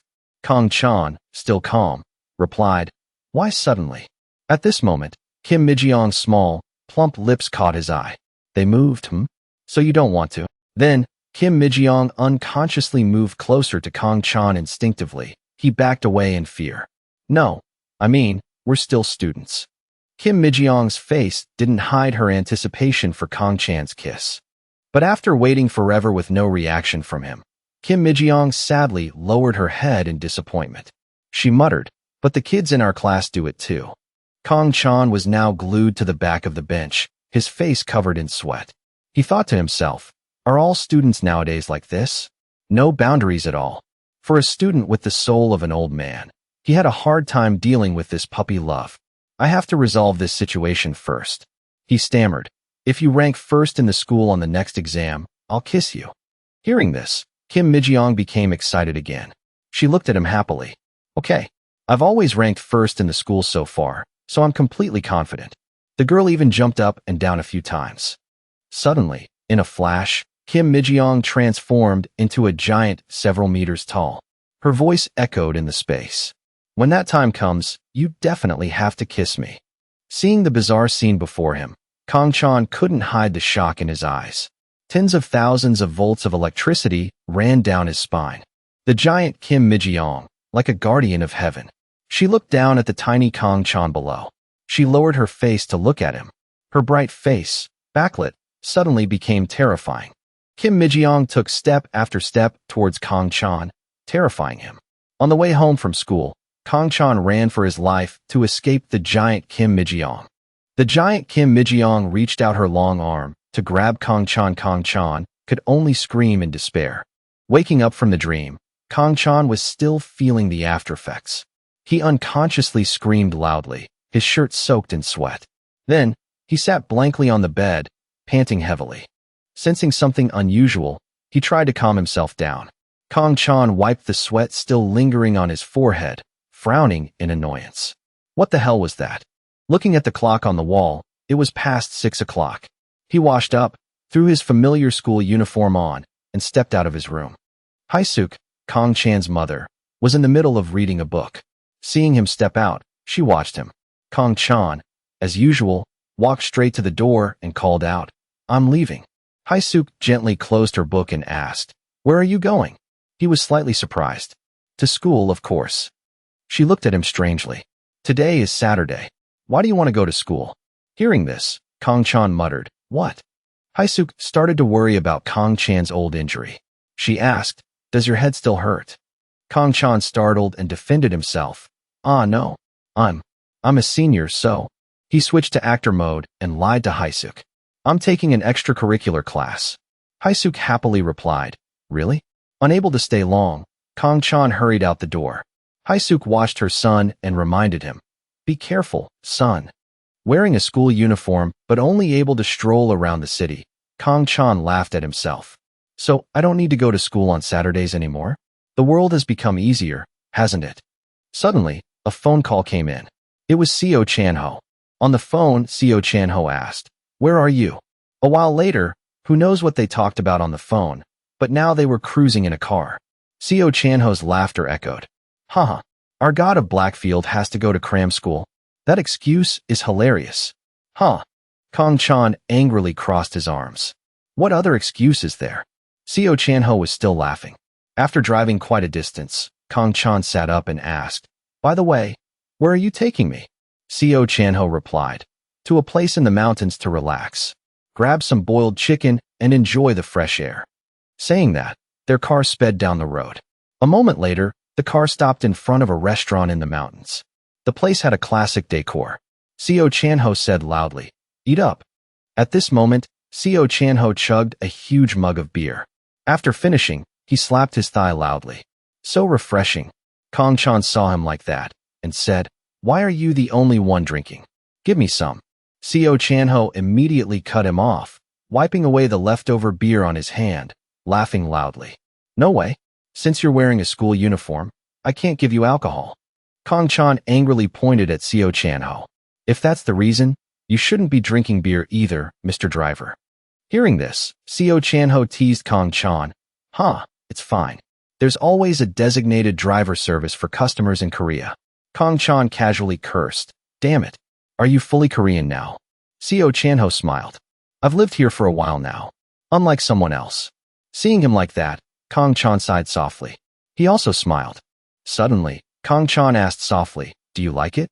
Seo Chanho instinctively let out a huh. Kong Chan looked straight into his old comrade's eyes. Are you satisfied with your current life? Seo Chanho frowned at him. He paused for a few seconds without answering. Seo Chanho gently rubbed his nose a few times and sighed. I knew it. This question was bound to come up. Then, Seo Chanho recounted the night he was reincarnated. That night, after waking up, Seo Chanho's head was splitting. He screamed terribly. Seo Chanho said, when I woke up, I felt like I had completely lost my mind. I couldn't control myself. Like a different person. At that time, the woman next to him worriedly called out loudly, honey. That scream alerted the girl in the next room. She rushed in, calling, Dad. Seo Chanho's wife and daughter sobbed with every word. Are you okay, Dad? Honey. Seo Chanho continued softly. And then, the reason I was able to restrain myself. That night, Seo Chanho's body trembled in waves. Seo Chanho's wife and daughter truly hugged him tightly. Their faces were covered in tears. Especially his little daughter, who tightly held Seo Chanho's hand. At this moment, Seo Chanho continued, was my wife and daughter. After that, he calmed down and gradually accepted the altered reality. Back to the present, Seo Chanho smiled at Kong Chan and continued, I really don't know what would happen to them if I suddenly disappeared. Besides, to be honest, if I returned to Africa with this body now, I probably wouldn't be of much help. Hearing this story and his worries and fears, Kong Chan fell silent for a few seconds. Seo Chanho awkwardly rubbed his nose. And even if this world went crazy and gave me a second chance to live, to be honest, I'm starting to think I should live a real life. Kong Chan looked at him and smiled. Honestly, after all, this is still a great country. He looked at the water flowing beside their seats and said softly, so peaceful, isn't it? Seeing his former boss suddenly become so calm, Seo Chanho teased. 2 days ago, you were chasing students around school with a knife, and now you can say that? After this remark, both of them started laughing loudly. The more they laughed, the happier they got, and the louder they laughed. Suddenly, Kong Chan fell silent. He sighed softly, glancing over at Seo Chanho. He spoke up, I'm meeting those thugs on Monday. Seo Chanho felt a bit uneasy. Where? Kong Chan refused to answer Seo Chanho's question. You don't need to know. Seo Chanho disagreed with him keeping secrets. Come on.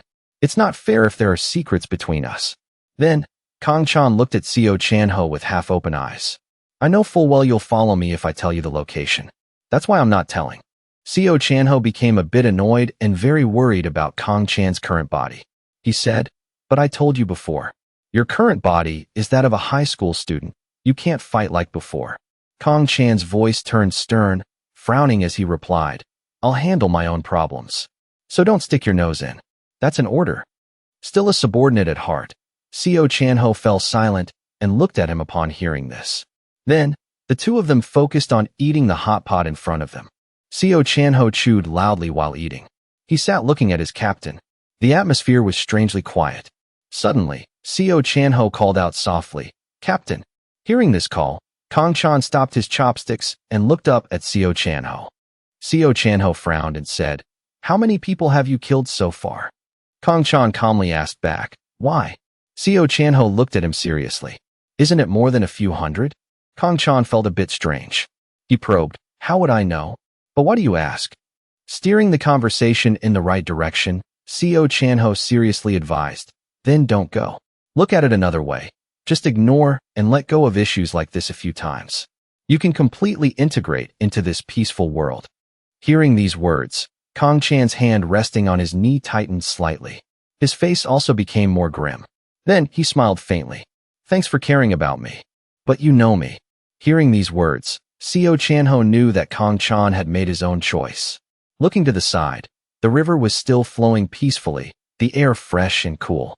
Kong Chan said happily, "When we finish this, let's come back here again." Seo Chanho replied, "Sure." The two of them hung out all day. By early evening, Seo Chanho dropped him off in front of Kong Chan's apartment building. As usual, he entered the house and greeted his parents. "I'm home."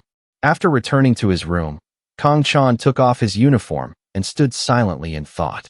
He closed his eyes, thinking about the gangsters he had to face soon. Kong Chan imagined the encounter and simultaneously predicted their attack patterns. In case the whole group rushed in at once, how should he position himself? Punch to the left, stab to the right. He also hypothesized two guys attacking from behind with knives while he was busy fighting in the front. One guy lunged at him with a knife in a split second. He grabbed his wrist. An uppercut was thrown. Dodge and counterattack. His face suddenly became grim, his teeth clenched. Blood splattered everywhere. A cold slicing sound echoed. A guy had sneak attacked him from behind. Then 2 or 3 more guys simultaneously stabbed him. Red blood flowed everywhere. The pain spread down his spine. Kong Chan screamed in agony. He fell to his knees. Kong Chan's face was covered in sweat, panting heavily. Everything just now was his imagination as he was training hard. Damn it. This body can't keep up with my mind. It's too weak and too slow. Can I really? Kong Chan's face was both angry and worried as he bit his lip tightly. He thought to himself, defeat them again? On another side, there was also someone who couldn't sleep. Kim Mi-jang looked sadly at her phone, caught up in her thoughts. Suddenly, a loud voice called from outside the door. "Chan, are you asleep yet?" Kong Chan sat up and looked towards the door. He hurriedly put on his t-shirt. The door opened, and his mother walked in. Haisuk said, "Not yet? Come on in, Mom." Kong Chan was now sitting obediently on the chair in front of his computer desk. He smiled and asked, "You can't sleep either, Mom?" Haisuk looked at him and replied, "I was just about to go to bed." Sitting down on his bed, Haisuk asked, "By the way, Chan, are you busy tomorrow?" He was a bit surprised. "What's wrong?" Haisuk said happily, "Do you remember my friend, Kyunghui? I'm planning to meet her and her son at a French restaurant. I think it'd be good for you to come too." Hearing this, he frowned and thought to himself, does it have to be tomorrow? Seeing his expression, Haisuk was a bit flustered. If you're busy, you don't have to come." Her disappointment was clear on her face despite her trying to hide it.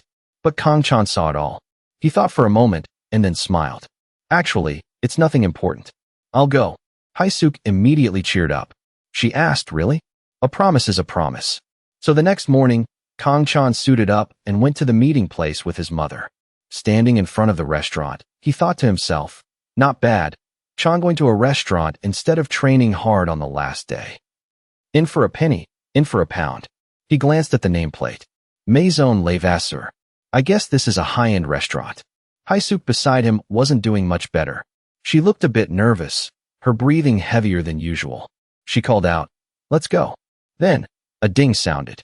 The automatic door of the restaurant opened. The two of them stepped inside. The space inside was luxurious, and the atmosphere was quite cozy. Haisuk walked in, looking around for something. Suddenly, a voice called out, catching the attention of Kong Chan and his mother. "Over here." In front of Kong Chan and Haisuk was a middle-aged woman and a young man about his age. As soon as she saw the woman, Haisuk smiled and waved. "Xianhui." Suddenly, Kong Chan's eyes caught something. It turned out there were a few French girls nearby commenting on his appearance in French. The blonde girl said, "Wow, isn't that guy hot?" The brunette girl also covered her mouth and praised, "He really is." Kong Chan smirked slightly. Whatever. He greeted the mother and son in front of him. "Hello." The young man was D-sick. Instead of greeting normally, he greeted in French, leaving Kong Chan and his mother speechless. "Bonjour." "Hello." But for someone who had lived with French his whole life, Kong Chan felt a bit annoyed. He thought to himself, does he have a pronunciation problem? Kong Chan and D6's eyes met. He immediately put on a cocky face, smirking contemptuously. D6's mother wasn't any better. Xianhui also looked at Haisuk disdainfully. Looking at the situation, Kong Chan knew enough. I see. This is how it's going to be. The four of them sat down to eat. Si-hui started boasting. D6 has some very capable tutors. You should have them tutor Chan too. I'll ask them to spare some time for your son. Haisuk smiled awkwardly. Right. You're right. Si-hui asked further. And how are his English grades? His mother just lowered her head and answered vaguely. It's fine. Hearing this, Si-hui seemed to have caught Haisuk's weakness. She raised her voice. Just fine? Si-in, he only goes to a normal high school instead of a prestigious one like my son. At the very least, he should be at the top of his class. I'm really worried about you and your son. Insulted like this, Haisuk was speechless, not daring to say anything. Seeing his mother bullied, he couldn't hold back. Suddenly, the young man D6 started speaking French. Excuse me. They communicated in French. The waiter said, Yes, how can I help you? D6 acted pretentious and said, Please give me another glass of water. The waiter replied politely, Right away, sir. Then he poured filtered water into D6's glass. A display of French was shown off by the son. Si-hui fake cried and boasted, My son can now speak basic French. I wonder if it's because he goes to a prestigious school? And do you know why I can always find restaurants like this? It's also thanks to this mother's effort in guiding her child correctly. Haisuk also muttered in reply, My son can also speak French. Hearing this, Si-hui excitedly bombarded her with questions. Really? Which center does he go to? In Daechidong? In Namdong? Or does he have a private tutor? Seeing her asking so aggressively, Haisuk awkwardly said, My son learned from the internet. The answer Haisuk gave grated on Si-hui's ears. Kong Chan didn't study at a famous center or have a private tutor, but the internet? She took the opportunity to smirk, her contempt filling the screen. The mother and son chuckled. Haha, she's so funny. Then, they started mocking Haisuk and Kong Chan. These words were like sharp knives slashing at her. Haisuk could only lower her head in anger. Learning on the internet. What kind of joke is this? This is the funniest joke I've heard all year. Maybe I should learn from her too? Chan must be a real genius. To make matters worse, they even said, Right? Why would she waste her money hiring a tutor when she already has the internet? Suddenly, Kong Chan spoke up. He used French flawlessly. Come on, don't cross the line. His words surprised the three French girls who were initially curious. D6 and his mother weren't any better. They stared in shock. As for Kong Chan's mother, she was a bit happy knowing her son stood up for her. At this point, he and the French girls all spoke in French. The blonde girl blushed and stammered. Why, you understood everything we were saying? Kong Chan frowned and glanced at Michelle and her two friends. I didn't mean to eavesdrop. Maybe the conversation here was a bit boring, but you ladies really caught my attention. Being called out like that, the three beauties started to shyly hide their faces. He added, Don't worry, I have no intention of dating any of you here, so don't let your imagination run wild. Then, he cheerfully explained, And don't worry at all. The idiot in front of me can't even speak French properly, while these two women don't understand a single word. Si-hui heard Kong Chan firing off French like he was reciting a sutra. She didn't understand a word and got angry. The guy D6 next to her also blushed in embarrassment because he hadn't reached Kong Chan's level. He tried to explain, I think he's just greeting them. Seizing the moment, Haisuk turned the tables. My son learned French online. He really is a true genius. Not long ago, our family got a call from France, and Michelle, sitting nearby, rested her chin on her hand and looked at him. Online? Impossible. Her words sounded a bit intrigued. He turned and smiled. You understand Korean? Could you agree to come over and greet my mother so she can be a little proud? I'll owe you one. Michelle glanced at the handsome guy in front of her, her eyes sparkling with amusement. Really? An interesting proposal. Then, Michelle and her two friends pushed their chairs and walked towards Kong Chan's table. The three beauties were now standing in front of him. Haisuk beside him asked softly, What's going on, Chan? He smiled and said, They were very happy to talk to me and wanted to come over and say hi to you. One by one, the blonde, brunette, and short-haired girls were introduced by him to everyone. On the left is Michelle, Celine, and Cindy. Haisuk happily replied, Is that so? Please say hello to them for me. Then followed a rapid exchange in French. Si-hui and her son were bitter about being outdone. Unable to bear this loss of face, Si-hui hurriedly stood up. Haisuk asked, Are you leaving? She pretended to rub her temples. Oh my, look at the time. I forgot D6 English teacher is coming today. With that, the mother and son hurriedly left, carrying their frustration. Kong Chan's mother called after them. Take care. Back to Kong Chan, he happily looked at Michelle. That's enough. Thank you very much. You can go back to your table now. She crossed her arms and looked at him. We can't leave yet. Kong Chan frowned. Why? Michelle reminded him. You still owe me. Then, he glared at the three of them. All right, what can I do to repay you ladies? Michelle, representing her friends, held her phone out to him. Your number. Kong Chan replied, what? Michelle flipped her shiny blonde hair and said, you must know what we've been talking about since you started the conversation, right? We're very interested in you.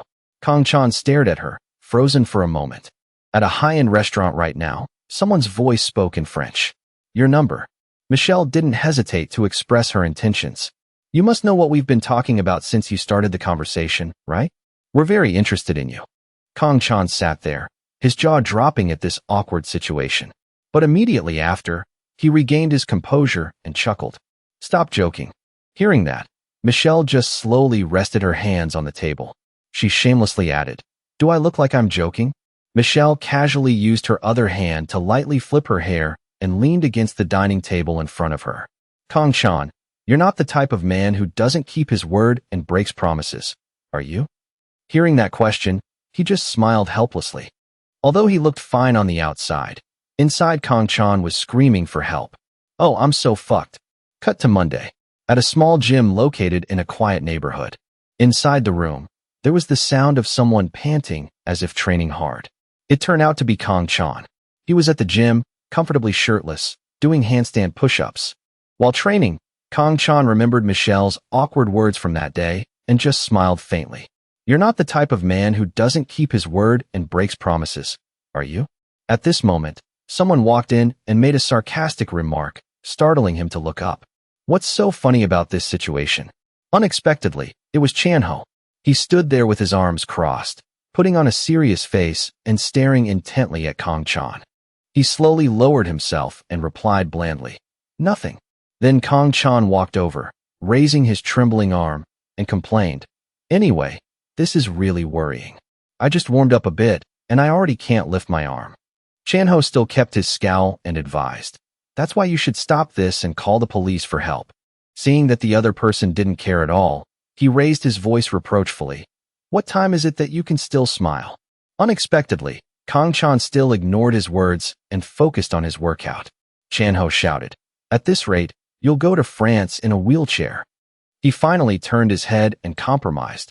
By the way, when this is over, let's start a sports club.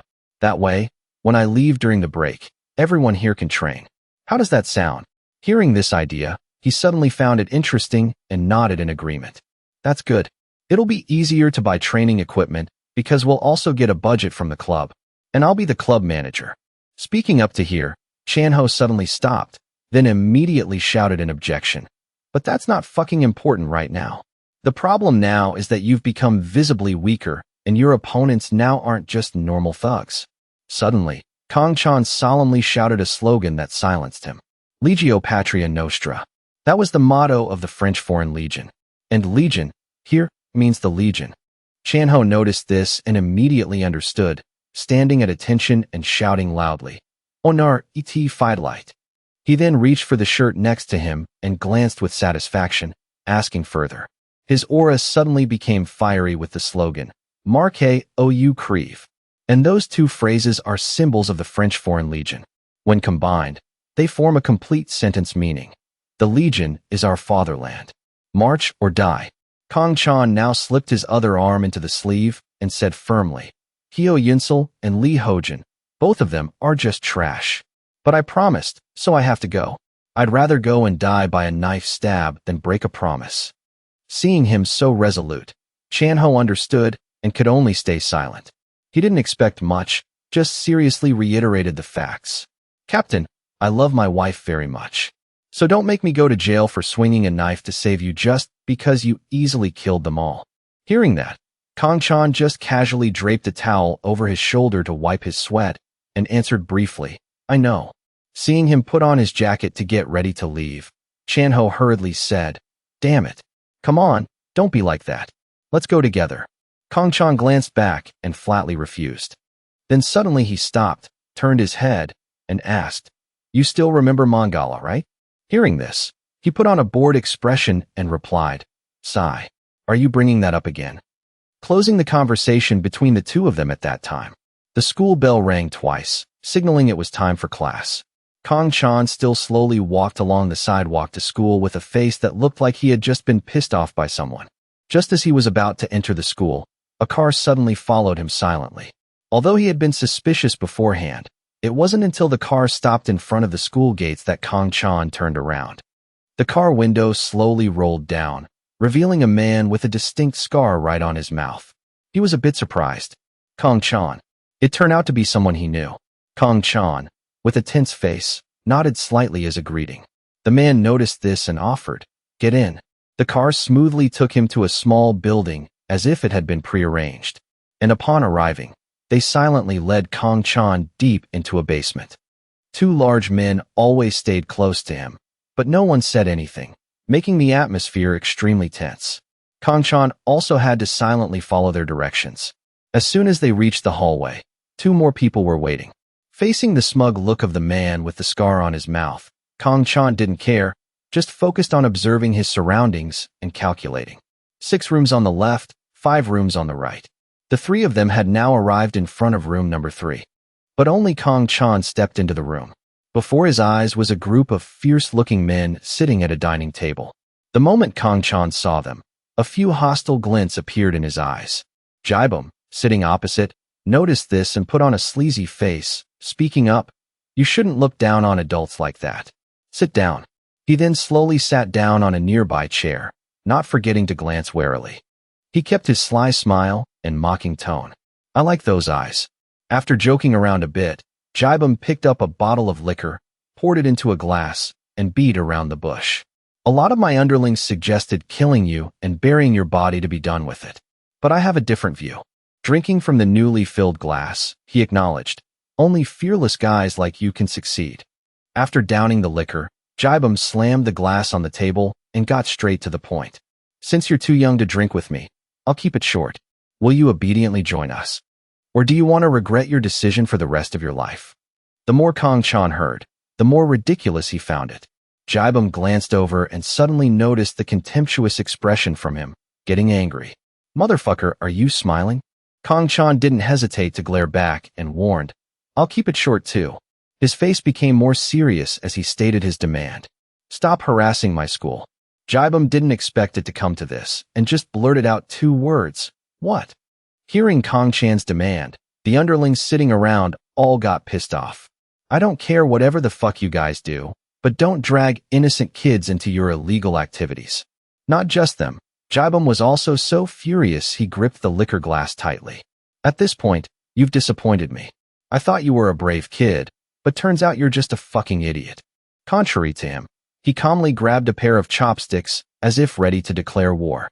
"And this idiot is telling you to get the fuck out of his school."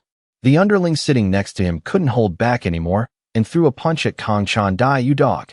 He kept his eyes wide open, watching the attack, and immediately dodged it in a split second. Kong Chan swiftly dodged to the other side and decisively stabbed the chopsticks into the back of the hand that was resting on the table. Feeling the bone-deep pain, the underling could only throw his head back and let out an arg. The others then all stood up, following Jibum's order. "Get him." Seeing 3 guys rushing at him at once, he couldn't help but get excited. "Kid, teach him some manners." A perfect punch struck the stomach of the guy leading the charge. The next guy also successfully ate a blow right in the gut. Not only that, but it was accompanied by a perfect uppercut straight to the chin. For the last guy, Kong Chan decisively finished him off by swinging his fist into his right cheek. The sound of their collision echoed for a moment. They were all knocked down by him in an instant. Arg. After neatly dealing with these guys, Kong Chan cast a cold, sharp gaze at Jibum. He couldn't believe this situation and gritted his teeth in frustration. "This? Damn it." Saying that, Jibum directly lunged at him, cursing, "Motherfucking son of a bitch." Unexpectedly, Kong Chan only needed to dodge slightly to completely avoid his attack. He quickly regained the initiative, wrapping his arm around Jibum's neck and squeezing tight. Even while pinned underneath, he still arrogantly said, "Arg, you're not getting out of here." Kong Chan didn't want to argue now. He kicked the door hard, making it burst open. Then suddenly, something caught his eye, making him freeze on the spot. While choking Jibum and dragging him outside, Kong Chan remained highly alert to his underlings, who were waiting with weapons. Jibum was very satisfied and threatened him. Hey, you're dead meat, kid."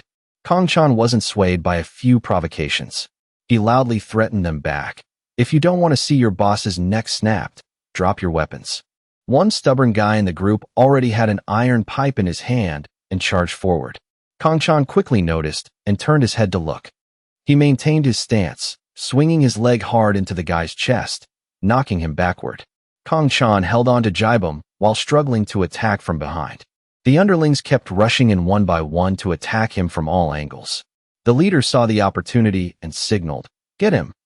They simultaneously rushed at Kong Chan and attacked from all sides. In a moment of distraction, Jibum successfully escaped from the arm choking him.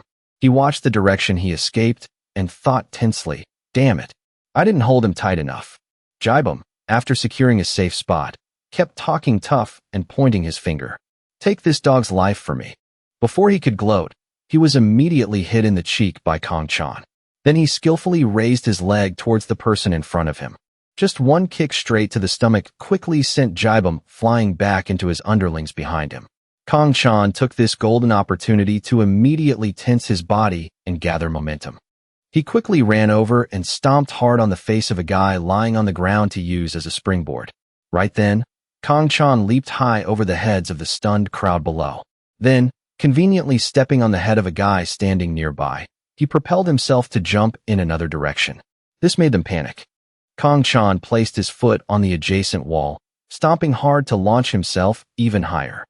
After witnessing the whole thing with their own eyes, they finally realized his intention and exclaimed, "What?" Kong Chan aimed for his destination and landed swiftly. The underlings knew he was about to run away and rushed to attack. The leader then hurriedly shouted, "Right now." So a barrage of punches rained down on Kong Chan. He used his arms to shield his face, thinking, "Arg, damn it, if only this were my real body." Despite being outnumbered, Kong Chan still risked raising his fists and shouting to boost his morale. Along the hallway now, the thugs kept rushing towards him chaotically. "Get him! Beat the shit out of him! Forward! Yeah!" One by one, they were fed punches by Kong Chan and gradually collapsed on the floor. The sounds of the brawl mixed with cries of pain were incredibly chaotic. "Motherfucker! Arg! Attack together! Don't let him hit you! Attack!" Every single one of them was bleeding but still stubbornly stood holding their weapons, panting heavily. He was also panting heavily in a defensive stance. But suddenly, the aggressive tone of someone approaching caught Kong Chan's attention. "Get out of the way." The sound of shoes hitting the floor echoed steadily, proving they were very calm in this situation. The underlings gradually parted to the sides, revealing two more strangers. The person walking behind the man with a 3-slash scar on his eye shouted, "Fuck, it's just one kid. Why are you guys struggling so much?" When he looked directly at them, a thought flashed through Kong Chan's mind. These two are very different. The guy standing behind, carrying a sword on his shoulder, interrupted his thoughts. "You should forget about dying a painless death. I'll saw your body into pieces and feed it to the dogs." Kong Chan maintained his highly vigilant stance as he silently realized, those are the eyes of experienced killers. The two of them had now brought out their favorite weapons to welcome the prey in front of them. Suddenly, another shocking sound rang out, drawing all their attention to that spot. That figure was somewhat familiar but also incredibly cold, with a baseball bat and an emotionless red mask. A thug aggressively holding an iron pipe rushed forward. "Who the fuck are you?" The person in the red mask didn't waste words, decisively swinging the baseball bat at his head, making the guy fall to the ground. Faced with that terrifying scene, they could only stand and stare. Kong Chan was also just quietly observing, not understanding what was going on. The person in the red mask still held the baseball bat tightly, showing no fear after the recent action. The person in the red mask bluntly smashed the baseball bat hard into the opponent's head, making him fall to the floor. All eyes simultaneously turned shocked as they looked in that direction. Witnessing that scene, Kong Chan was also a bit surprised and wondered, What's going on? Not long after, the underlings aggressively rushed at the person in the red mask, each holding a bat. Just glancing through the 2 round holes in the monkey mask was enough to see his bloodlust. The person in the red mask skillfully swung the baseball bat, neatly dealing with one guy after another. Kong Chan, watching his fighting style, suddenly noticed something familiar. After finishing off the last guy, who lay unconscious on the floor, the surroundings suddenly became much quieter. It turned out to be Chanho. He smiled slightly at his comrade's action and muttered, "Even though I told you not to come." The sound of the baseball bat hitting human bodies mixed with groans made the muscular guy wonder, why is that bastard attacking our people? The guy with the 3/ scar on his eye replied coldly, "Who cares? Just another corpse to bury." Both of them simultaneously turned to look at Kong Chan. The muscular guy smirked and got straight to the point. "Looks like we're going to be busy. So let's end this as soon as possible." As soon as he finished speaking, he pointed his sharp sword at him and charged. The muscular guy kept launching dangerous sword strikes, but with Kong Chan's skills, he dodged them all proficiently. And in a split second, he exposed an opening, allowing the sword to immediately slash a line across his thigh. Kong Chan tensed up, glaring at the wound he had just been gifted. Taking advantage of the moment he was distracted, the guy with the 3/ scar dashed over and said, "I'm right here." By the time Kong Chan regained his senses, the guy had already slashed his dagger across his shoulder. The guy with the 3/ scar showed no mercy, stepping forward and throwing a provocation. Too slow. He continuously slashed at Kong Chan, leaving his body covered in bloodstains. Kong Chan tried to calm himself and raised his arms to block the brutal knife strikes. When he was exhausted, the guy finally stopped. He held his throbbing shoulder, gritting his teeth in pain, and let out a groan. Arg. Kong Chan kept focusing on probing the opponent's next move. The guy with the 3/ scar instantly lunged, pointing the dagger right in front of his face at close range, and gloated, "You're done." Chanho, who was handling the other side, seemed to have a bad premonition and turned his head to look at Kong Chan. The guy's vicious face and the cold dagger about to take his life were right before his eyes. Then that moment seemed to slow down after Chanho's loud shout. "Captain!" Everything gradually died in a blurry bright red as old memories from the base suddenly rushed back. Someone there asked, "What about the enemy's numbers?" Sorn, standing above, answered briefly, "Around 350 to 500 troops." Kong Chan in the past, sitting below, frowned slightly at that answer. Then Diru also looked around, asking everyone, "What did he say?" Then he turned to his captain and asked again, "Chan, what did he just say?" Or the times on the battlefield when he was the one leading the operation also rushed back. There's more and more of them coming. Bombs exploded, mixing dirt and sand into the air, making the scene even more chaotic. Smith sat leaning against a tree, trying to regulate his breathing with a mouth full of blood. "Go!" Kong Chan in the past heard that and momentarily lost control, shouting loudly, "Hey Smith! Who am I?" He knelt down, shook his shoulders hard, and repeated every word. "Who am I?" Smith's face was drained of blood, but he forced a smile and said, "God of..." Kong Chan's majestic and imposing figure in the past seemed deeply engraved in his mind. The last word uttered was also when Kong Chan returned to reality, panting heavily. The knife blade was now less than an inch away from his eyes. Before the guy could destroy his eyes, Kong Chan managed to tightly grab the blade and the bloody hand. The hand holding the knife of the guy with the 3/ scar was now trembling, unable to move the knife an inch. He angrily changed his strategy by raising the other knife to stab him. Kong Chan quickly raised his hand to block that intention. This situation made the guy with the 3/ scar start doubting himself. What the? How can there be a kid like this? He tightened his grip on both sides to turn the knife in another direction and said coldly, "God of Blackfield. That's the nickname the enemy gave me." The guy trembled, looking into Kong Chan's murderous eyes, and asked in confusion, "What?" His face was now as cold as ice as he slowly uttered, "I'm going to kill you." Kong Chan decisively lunged forward, smashing his head straight into the opponent's face. The guy squeezed his eyes shut in pain and spat out a mouthful of blood. Taking this golden opportunity, he gathered momentum and threw a punch at the person in front of him. So another blow aimed at the face. Before he could even regain his senses, the guy was counterattacked so hard that he couldn't stand steady and was thrown to the floor. The muscular guy, who was still unscathed, was shocked by Kong Chan's endurance. Before he could react, he suddenly lunged at him with eyes full of murderous intent. Landing a perfect punch on his left cheek, the muscular guy fell backward. In an instant, he lay unconscious in the corner. Kong Chan stood there quietly observing, as if struggling internally. He slowly walked over to the muscular guy's body, which was still trembling in pain. Kong Chan ignored the groaning man below, clenched his fist tightly, and swung it right at his face.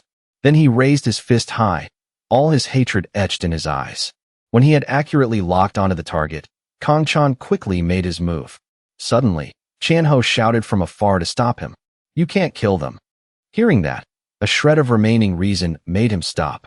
Looking up with an extremely gloomy face, Kong Chan looked in that direction.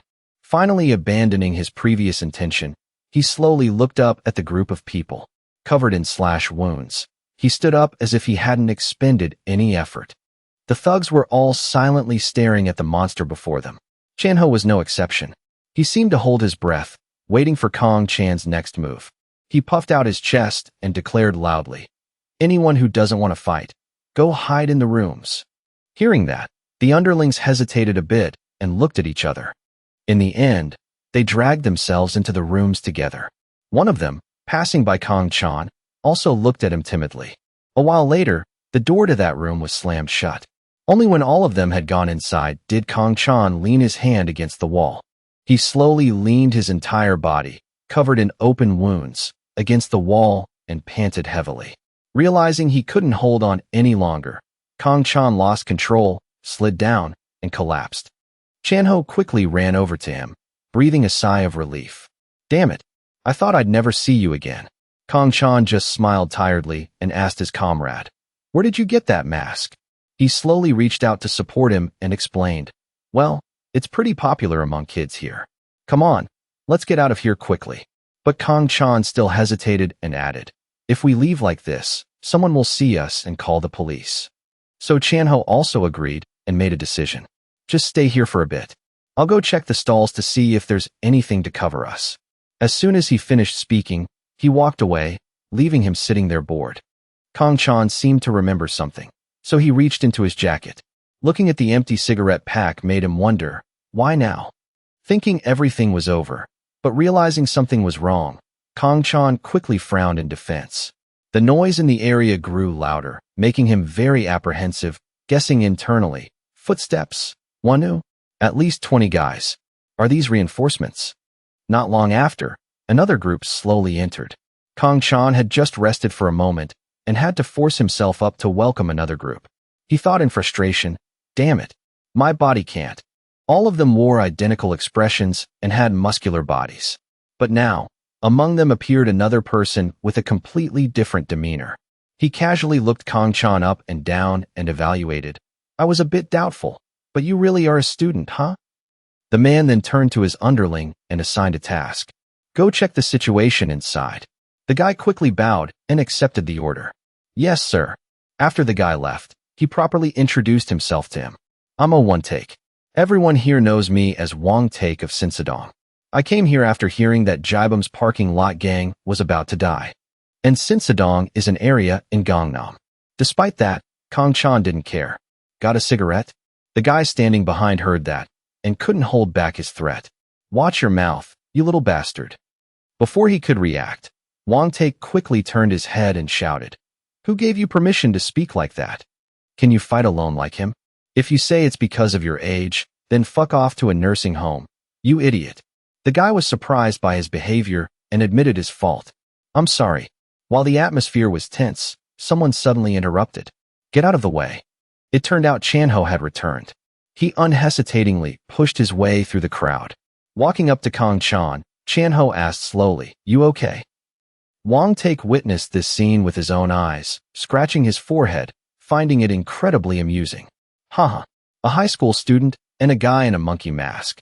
This is hilarious. Jibam must be so embarrassed. The underling who was assigned the task earlier also returned shortly after and reported, "There are no fatalities, but 5 people are in critical condition. Finish checking this area, sir. He turned his head back with a hint of disappointment. Is that it? I'll go ahead and clean up the mess. The other person bowed in compliance. Yes, sir. After handling the business, Wang Take returned to Kong Chan's story. It seems you want to quietly resolve this incident. His face flashed a smile as he instructed him. Go to the hospital and get treated, my boy. Kong Chan had no intention of answering, only casting a suspicious look at Wang Take. That night, at a large hospital located right near the city center, in front of the hospital room door, someone had assigned guards to stand watch. The patient inside turned out to be Kong Chan, lying on the recovery bed. He had just woken up from a sharp pain. Seeing Kong Chan wake up, Chanho immediately rushed over joyfully and asked, "How are you feeling?" He tried to force himself up with his bandaged arm and listened to the current situation from the other person. The wounds on your body have been stitched up. They were pretty serious. Kong Chan leaned against the headboard, a bit confused. What are you talking about? Where are we? Hearing that, Chanho recounted everything. You don't remember anything? You passed out right after getting into Wang Take's car. At this moment, fragments of memories from the brawl at Jibam's place slowly surfaced. He still remembered how fiercely he fought back then. And his thoughts at that time also became clear as soon as Kong Chan saw the two killers. Damn it. If only this were my real body. The moment of fighting the muscular guy was terrifying. Let's end this as soon as possible. Then there were the sharp, dangerous sword strikes from him, as well as having to face being slashed deeply into his flesh by the dagger countless times. The times he tried to pull himself together to avoid dying were no exception. With such a heavy situation, regulating his breathing was impossible to stabilize, especially at the moment the knife blade was right in front of his eyes. He had to pay them back in full to feel satisfied. One by one, the killers also gradually succumbed to Kong Chan's endurance. A punch at that time seemed to decide the final outcome. They were now officially knocked out by him. After a series of those memories returned to the present, Kong Chan held his head and muttered to himself, "How embarrassing." Saying that, he suddenly remembered and turned to ask Chanho, "How long was I out?" He heard that and replied thoughtfully, "You were in a coma for quite a while. It's already 1 a.m. Chanho then quickly added, "I told your parents you were spending the night at my place, but they still want you to call them." Then he asked slowly, "Do you want to eat anything?" Kong Chan gently held his throbbing shoulder and refused. "I'm fine. Got a cigarette?" Wang Take suddenly slid the door open, saw the scene, and spoke up, "Awake?" He acted like an addict, pouncing on the newcomer. Perfect timing. "Did you bring those cigarettes?" He just exclaimed in annoyance. What the hell is wrong with this kid? Always asking for cigarettes. Returning to the main topic, Wang Take walked in, pointed at Chanho, and asked Kong Chan. "He said he's a teacher at your school, right?" He also cooperated. "It'll take time to explain, but basically, yes." Hearing the unsatisfactory answer, he became suspicious. Noticing the abnormality, Kong Chan explained further, "He's someone I trust, so he can listen to our conversation." Wang Take sighed but also agreed. "All right." Then he put his hands in his pockets and sincerely expressed, "Thank you. I made a profit this time without having to do anything. No one in the Gangnam underworld will stand against me anymore." Wang Take therefore became excited and offered, "So, is there anything I can do for you?" Kong Chan remained steadfast with his initial demand. "Don't get involved with our school anymore." He was a bit surprised. Just that simple? The cunning Wang Take now wanted to deflect his intention. "I'll give you some advice. If I were you, you should slow down a bit." He kept rambling on. "Rumors about you have spread everywhere today. People who need you, people who fear you, people who are curious. Many of them will try to find you." Kong Chan leaned against the bed, not caring at all. "That's not your problem. I'll handle it myself somehow." Having his plan rejected by a kid right away made Wang Take visibly annoyed. He showed no mercy and loudly protested, "Kong Chan, I admit you're a very special person." The more Wang Take spoke, the more irritated he got. And it's true that I benefited from this incident. But whether it was the goal or not, he didn't back down against the person in front of him, frowning and asking back with a disrespectful tone, "So what?" He still stood stiffly, flaring his nostrils, and bluntly demanded, "Kong Chan, just like how I acknowledge your talent, you also need to respect my position and opinion." In the end, Wang Take received an unexpected answer from him. "What if I don't want to?" Seeing that Kang Chan was still acting the same, he was furious but had to suppress it. He briefly felt a sense of danger lingering and stepped back a bit. Kang Chan, facing the sudden silence from him, also realized the heavy atmosphere enveloping the room. But then Wang Take laughed, dispelling the serious demeanor from earlier. He finally had to surrender to his stubbornness. Damn it. All right, you win. Forget everything and let's be friends. Chanho, sitting nearby, heard that, crossed his arms, and said sternly, Then first, remove your people outside. We don't need protection from them. Wang Take was still curious about his role. What do you teach at school? He simply answered with 2 words, physical education. But he still couldn't avoid his demand and explained, I thought so too. But just leave them outside. The guys in Ulsan aren't your average brawlers. And Ulsan is a city in South Korea. After clarifying everything, Wang Take hurriedly went to the door, then turned back to say goodbye. I have to go now. If you want to eat anything, just tell them. Kang Chan nodded politely. All right. He pulled the room door open and expressed regret. Well then, see you later. After Wang Take had left for a while, Kang Chan turned to urge the person next to him. You should go home too.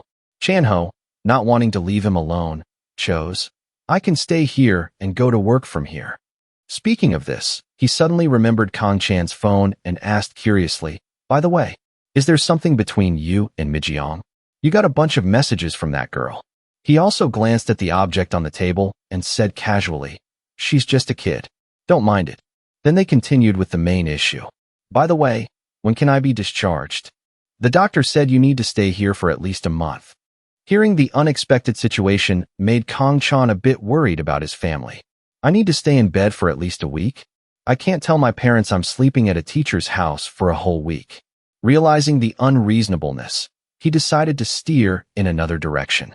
Just say I got into a traffic accident. Chanho listened to him lay out the plan, his eyes widening at the thorough response, and nodded repeatedly. We'll go have dinner to talk about my future, then on the way back, just say some stranger caused the accident. Not only him, but the guy standing outside the room was also stunned when he heard it. While busy eavesdropping, Chanho suddenly opened the door and stepped out, startling him. I'll tell them that. Very soon after, a scream echoed in the quiet hospital. Chanho, walking behind, saw Haisuk so agitated, slowly closed the room door, and reassured her, No need to worry too much, ma'am. He'll be discharged soon. She now frantically rushed to her son's hospital bed. How could this happen? Where are you hurt? Even though his joints cracked, Kang Chan still waved his casted arm to show her. The teacher is right. It doesn't hurt as much as it looks, Mom. Haisuk looked at him with teary eyes and said very sincerely, How about we transfer you to the big hospital you were at before? A traffic accident can affect your body. Kang Chan still stubbornly insisted, No need to go that far. Realizing things weren't going as imagined, he sighed internally. What should I do? I can't say I was hit by a delivery truck. Suddenly, the sound of a cart from outside interrupted his thoughts. Entering the room was a handsome doctor and a nurse pushing a medicine cart. Dr. Hyunwoo asked blandly about the patient's condition. How are you feeling? Kang Chan answered neither fast nor slow. I'm fine. Haisuk saw him and immediately stood up, bowing formally. Hello, I'm Chan's mother. He slowly walked up to her and said gently, Hello, ma'am. Please don't worry too much. His injuries aren't as bad as you think. Hyunwoo explained further so the patient's family could understand. He's receiving very good treatment, so he just needs to eat well and rest a lot from now on. But Haisuk now also expressed her concern.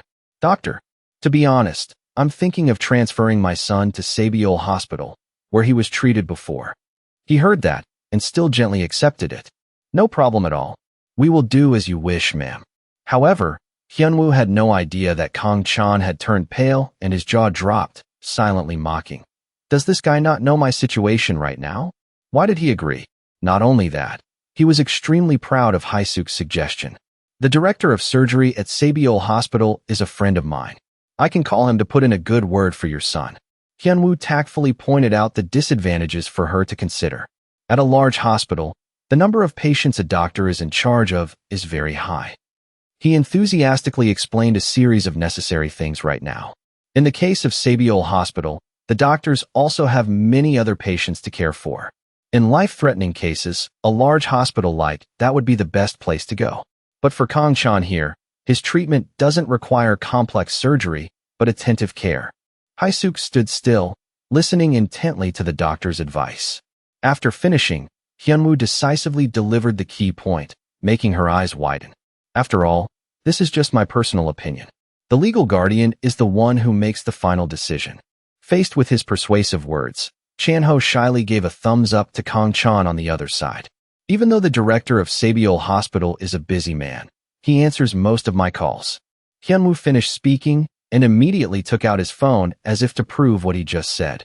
Should I do it right now? Hearing that, Hae-suk quickly waved her hand and smiled, saying, actually no. No need to do that so late at night. We'll wait for my husband to arrive to discuss it further. Kang Chan smiled slightly, realizing this method actually worked. After discussing for a while, Hyunwoo suddenly made a request. Ma'am, could you please step outside for a moment? She was a bit surprised. He then explained further to ease Hae-suk's awkwardness. I need to change his bandages, and I don't think you'd want to see it. She quickly understood. All right, I'll leave him in the doctor's care. As soon as Hae-suk reached the door, she poked her head in to reassure her son. Mom will wait for you outside. In no time, the bandages on his arm were removed by Hyunwoo. He carefully observed the wounds on his body and said in disbelief, the stitches are starting to come undone. Normally, it takes up to 2 weeks. Kang Chan immediately asked back, do you want to stitch them up again? Hearing that, Hyunwoo quickly clarified, I mean the wounds are healing very fast. I rarely. Expressing this, he paused for a moment before explaining further. Actually, to be honest, I've never seen such a fast recovery rate. As for him, he finally had the chance to speak up. Thanks for convincing my mom. Hyunwoo just focused on rebandaging the wound and asked blandly, do you know why I did this? He carefully tended to Kang Chan's wound and recounted, when I was studying abroad, my younger brother became a gangster. Our parents always compared him to me, and eventually, he started using knives for violent purposes. Then he said he was better than me at using them.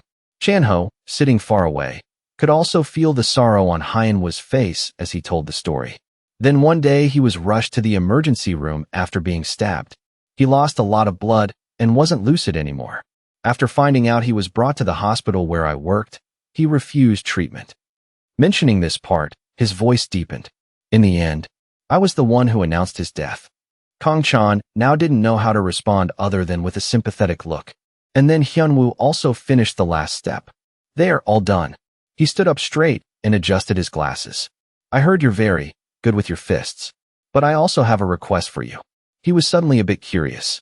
Hyunwoo sincerely shared his thoughts. You can come or send someone here whenever you want. Kang Chan was still listening intently to the proposal. But please don't kill anyone or let anyone kill you. Hyunwoo didn't want Kang Chan to be pushed into the sea of fire again, so he advised, come whenever you want, bring anyone you want. But don't kill and don't get killed. Every time something like that happens, it's really hard for me. If you don't like it, can you just not do it? As soon as he finished speaking, Kang Chan also fell into deep thought for a moment. Despite being hospitalized with a broken arm, Kang Chan still stubbornly retorted, what if I don't like it? Hyunwoo then just replied with a calm demeanor. Even if you get beaten to a pulp, you can't kill all those guys who can't find a proper hospital and die. He immediately doubted his life. What if there's a problem? He didn't care much because he had found a solution. If it's a money issue, I've already made enough. If I happen to get suspended, I can just go abroad and live comfortably. Kang Chan then smiled in relief. I understand. And thank you very much. Hyunwoo also smiled brightly and replied very sincerely. On the contrary, I should be thanking you. This is something that health insurance doesn't cover, so the income is very significant. Kang Chan strongly agreed with his words. Of course it is. However, before leaving, Hyunwoo uttered a sentence that shocked both of them to the core. Later, if you happen to die here, I'll hide it from your parents, take out all your organs, and sell them, so just keep that in mind. After checking Kang Chan's condition, he went outside. I'll take my leave. Get some rest. Not knowing if he seriously considered those words to be true, his face was filled with shock. Time flew by, and a week had passed. At the apartment where Kang Chan was staying right now, he had recovered after a period of rest. He put on his jacket to get ready to return to his daily life. Kang-chan slowly tied his tie neatly. Then he put on his coat and slung his backpack over his shoulder. It seemed like Kang-chan was avoiding something, stepping out of his room in a hurry. However, before he could leave the house, Haesuk walked up to him holding an envelope. "Chan, if you're awake, let's talk for a bit." Seeing the neat outfit on Kang-chan, she wondered, "Why are you wearing your uniform?" He didn't hide it and was honest. "I have to go to school." Haesuk didn't seem very pleased hearing that. "You just got discharged. The doctor also told you to rest at home for a few days." The next second, Kang-chan suddenly shifted to another topic. "I'm fine. I can walk." "But what is that? Take a look at this." Seeing Haesuk take 50 million won out of the envelope, he couldn't help but pray internally. That bastard Lee Wong-taek. Making things difficult for people. He still tried to act nonchalant as if nothing happened, waving his hand and smiling awkwardly. "I'll return it later." She also clearly showed a look of deep concern about this envelope. "You have to return it. This makes me very uneasy." After talking with her, Kang-chan hurriedly put on his shoes, getting ready for school. "Yes, I'm going to school now." Dae-jeong, seeing that he had just recovered, also offered, "Let Dad take you to school." He hesitated a bit, but still agreed with him. "Yes, sir." Then Dae-jeong happily put his arm around his shoulder and walked forward. Haesuk waved goodbye to them from behind. "Hurry up, let's go." Although Kang-chan had no objections on the outside, he couldn't help but wonder internally, why is it necessary to? Because there wasn't much time left, they quickly got into the car to start. The atmosphere in the car right now was quite awkward as both of them were silent as clams. Neither said a word to the other. However, at that moment, the look Kang-chan gave him was even more suspicious. Seeing him so anxious, Dae-jeong couldn't be patient anymore and was straightforward. "Chan." He realized Kang-chan seemed to be hiding something from him, so he asked seriously, "Is there something you haven't told me?" Seeing Kang-chan still keeping dead silent, he didn't want to make it difficult for him. "If you say there isn't, I won't ask anymore." As soon as Dae-jeong finished speaking, he fell into deep thought. After considering for a moment, Kang-chan decided to share it with him. "No, there is. I couldn't tell you." Dae-jeong's focus was now entirely on Kang-chan. The next words he uttered also surprised him, almost making him lose his grip on the steering wheel. Kang-chan lowered his voice and bowed his head with a sad look in his eyes. "The guys backing the bullies at school and me are gangsters." Dae-jeong's face also wrinkled a bit at this moment, but he still patiently listened to the whole story.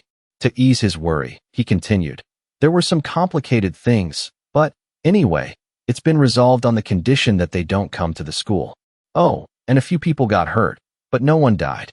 Since he had already said this much, he asked directly, "What's the reason you lied about a traffic accident?" Kang-chan hesitated a bit and stammered, "That.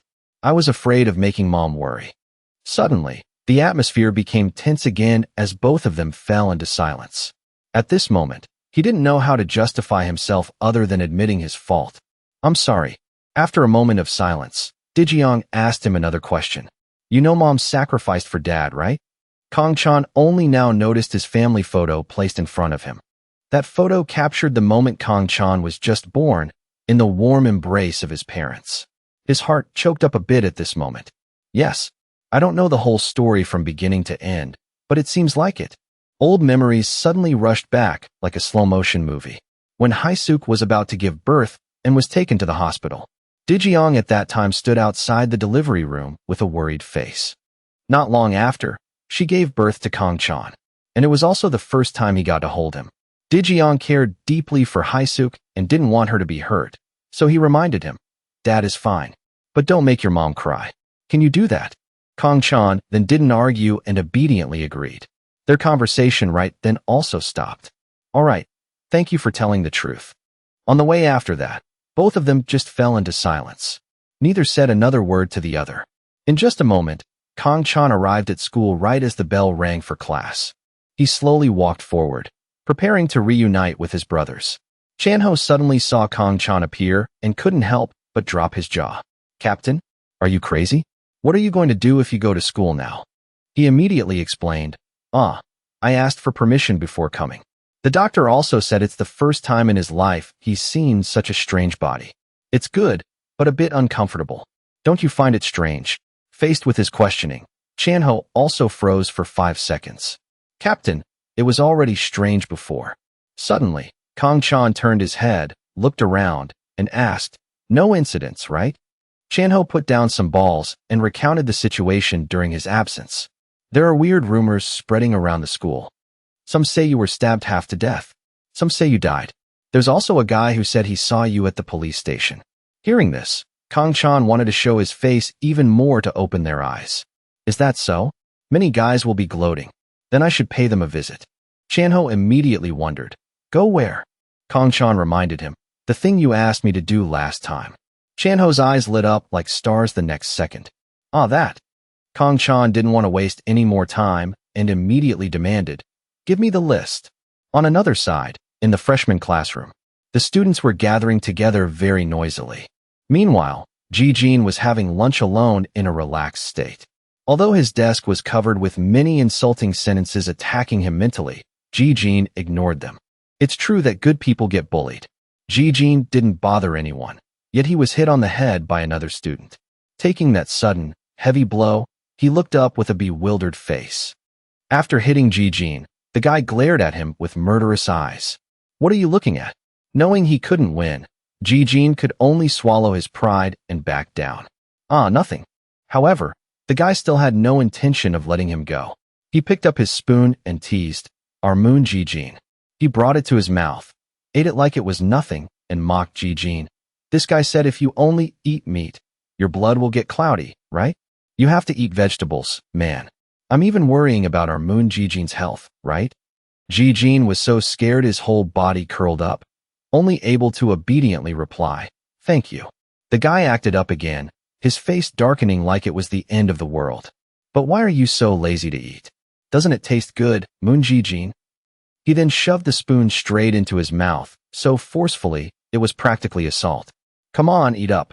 The people around not only didn't stop him, but treated Ji-jin like a joke, bursting into uncontrollable laughter. No one stood up to help him, so he was force-fed by the guy until he almost threw up. However, the guy had no intention of stopping and became even more excited. Poor Ji-jin couldn't fight back and had to endure the guy's madness. But Kang Chan couldn't turn a blind eye to this bullying and immediately appeared. "Hey kids." Seeing himself interrupted, the guy turned around in extreme annoyance.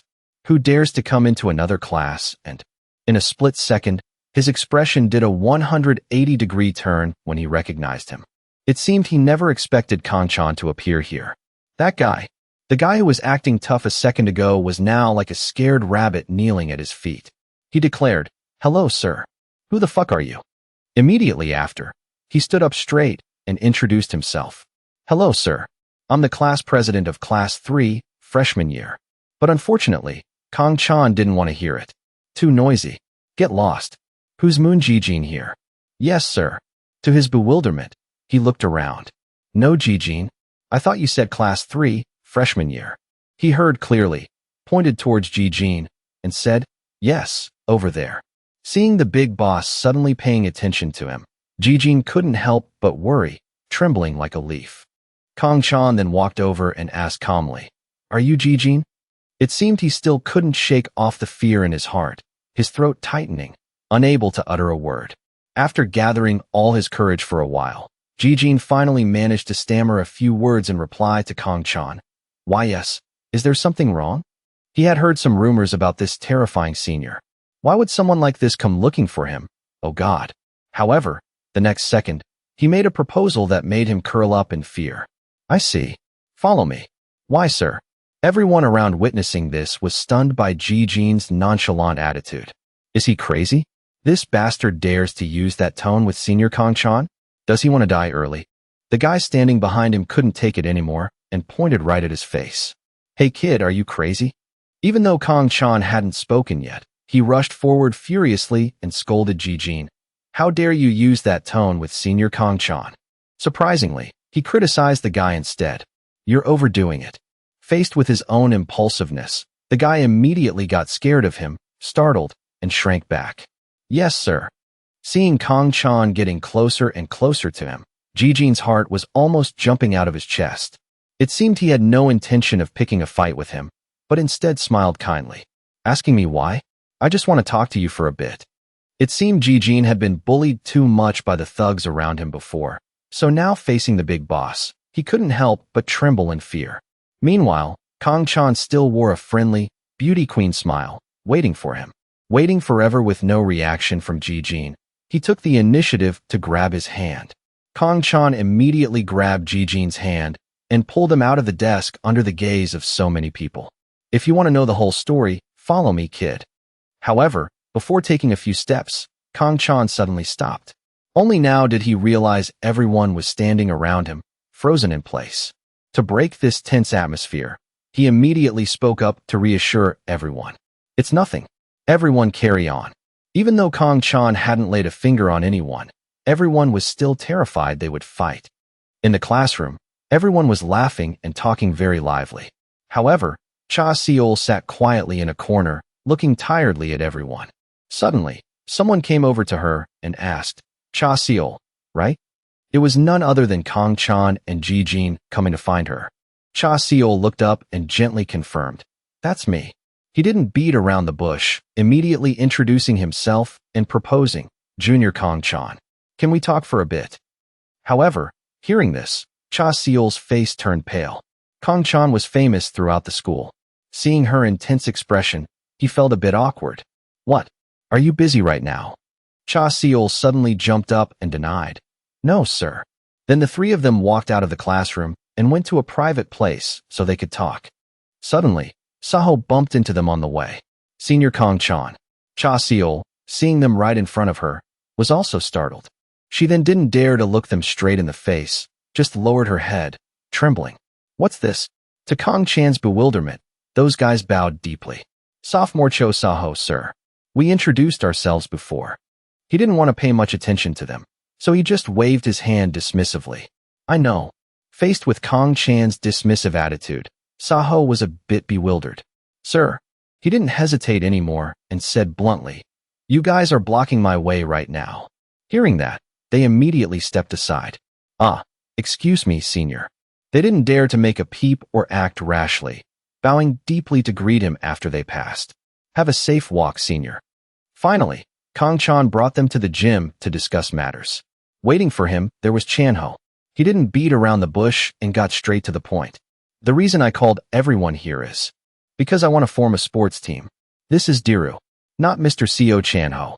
This person will instruct everyone. Okay. Everyone's brains temporarily couldn't process it, freezing up without saying a word. Because everyone in this room had democratic rights, Kang-chan asked again, does anyone have any questions? Ji-jin wasn't timid at all and boldly raised his hand. What sport will we practice, sir? Because he had planned it beforehand, Kang-chan quickly revealed it to them. Physical training. Martial arts for self-defense. Maybe a little baseball. Following Ji-jin, Cha Seoul also had a question. Why us? Then Kang-chan also took a few short seconds to come up with a reason. Everyone looked towards him, waiting for the answer in suspense. The reason Kang-chan gave in the next second was extremely simple. I just want to get to know everyone. Hang out with everyone. However, after hearing this absurd reason, they became even more bewildered and shocked. Chanho, who had been silent all this time, now spoke up. This isn't mandatory, so anyone who doesn't like it doesn't have to join. But if you join, you'll receive a lot of support. There's paper and pen over there. If anyone wants to sign up, just write your name down. Even if you don't join, it's fine. We can still have a meal together. Kang-chan immediately revealed a seductive face to them. How about it? Interesting, right? Faced with those sweet perks, the atmosphere still remained gloomy. To encourage them to be bolder, Chanho whispered to Kang-chan, soften your eyes a bit. Does the boss think he's in Africa? What? I tried really hard.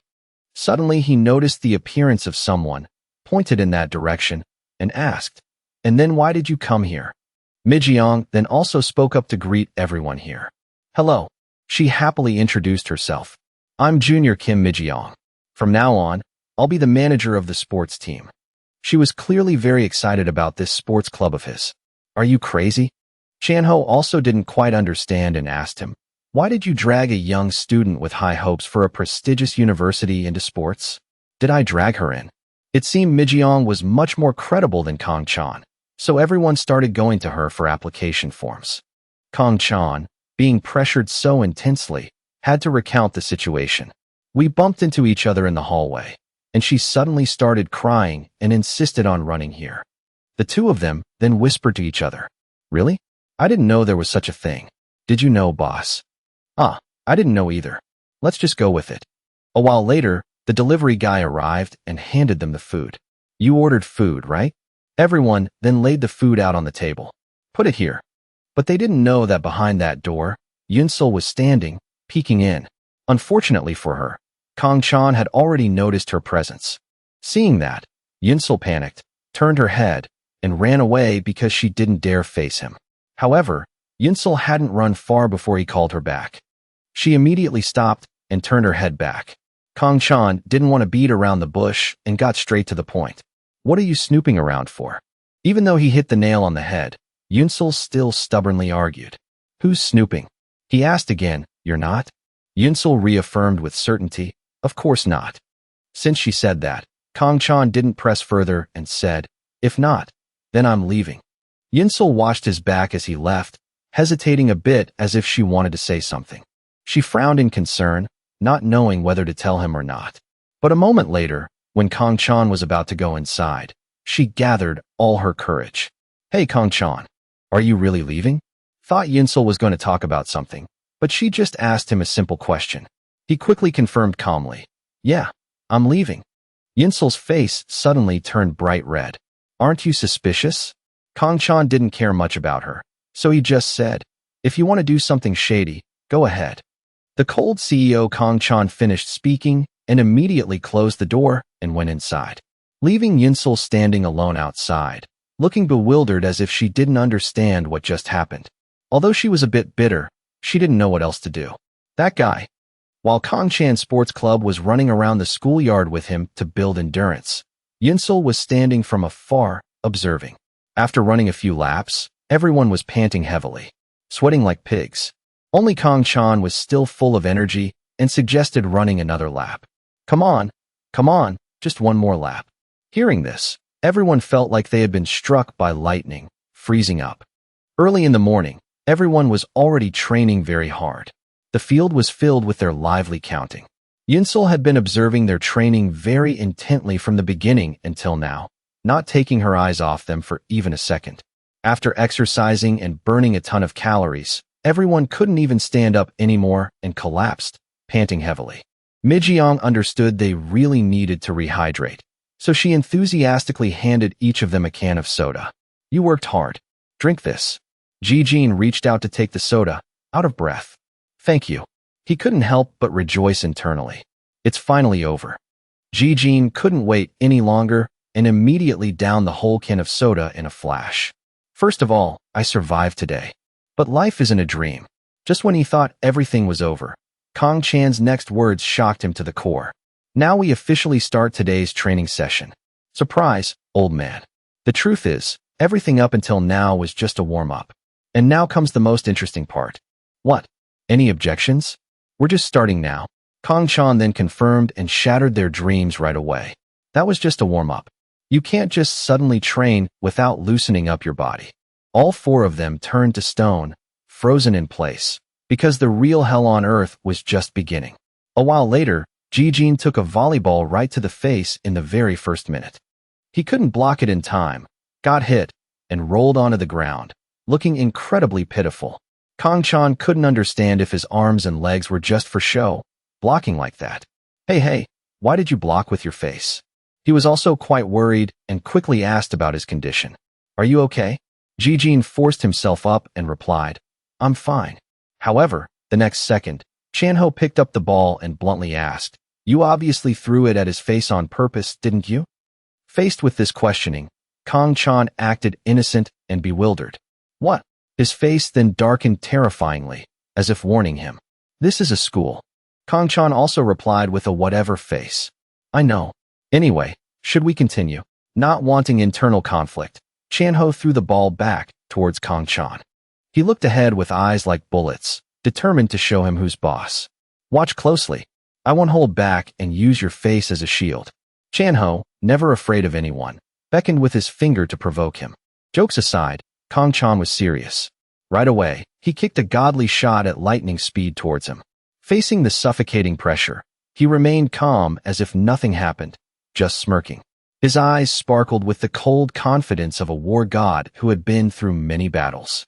Kong Chan's attack was like a thunderbolt, yet Chan-ho just leaned slightly, raising his leg to block the ball in a flash, as if catching a falling leaf. The next moment, Chan-ho leaped into the air like a hunting leopard, twisting his body to deliver a kick to the hovering ball, sending it back like a rocket tearing through the sky. Kong Chan didn't back down. He charged forward like a bolt of lightning. His eyes locked onto the ball flying towards him like a missile. His shoe whipped into the ball like an axe chopping down, creating a sharp sound that shook the entire field. The ball roared, flying towards Chan-ho like a supersonic warhead, tearing through the air with terrifying pressure. But Chan-ho just chuckled. His body twisted gracefully like a dancer on the battlefield. Then he suddenly spun his hips, launching a bizarre but equally powerful counterattack. The ball flew back and forth like a flaming meteor. Every collision seemed to tear space apart, leaving a brilliant trail of light in the fiery sky. The duel between the two masters was as tense as a bowstring. Every touch of the ball was a life-or-death strike. Neither yielded an inch. The ball rushed forward and bounced back, moving so fast the naked eye couldn't keep up. Only blurry streaks of light and the whistling wind remained. Every shot was an explosive shockwave, echoing through the space, making onlookers think they were witnessing an ancient martial arts duel in the form of soccer. After witnessing this breathtaking, top-tier showdown, all four of them were left speechless.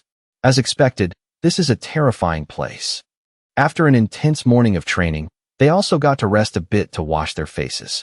Kong Chan now also had a different perspective and said, "I thought this guy was incompetent, but maybe I was wrong. Compared to you guys, he's quite strong." Chan-ho also confidently confirmed, "Now you know, right? The leader's body is inherently unusually strong." Everyone washed their hands while asking about each other's condition. "Are you okay after getting hit by the ball earlier?" I'm fine." Seeing this training session was incredibly effective, Chan-ho made a suggestion. "I've never seen the kids train as hard as this morning. How about we try training like this every Monday?" Kong Chan strongly agreed. "Sure." Yinsul seemed to have been waiting here for a while to get a chance to talk to Kong Chan. She then gathered all her courage, walked over, and called him. "Hey, Kong Chan." Seeing Yinsul slowly approaching him, he was also a bit curious. "You again?" It turned out the matter she hadn't dared to bring up since the other day was this issue. "I want to join too."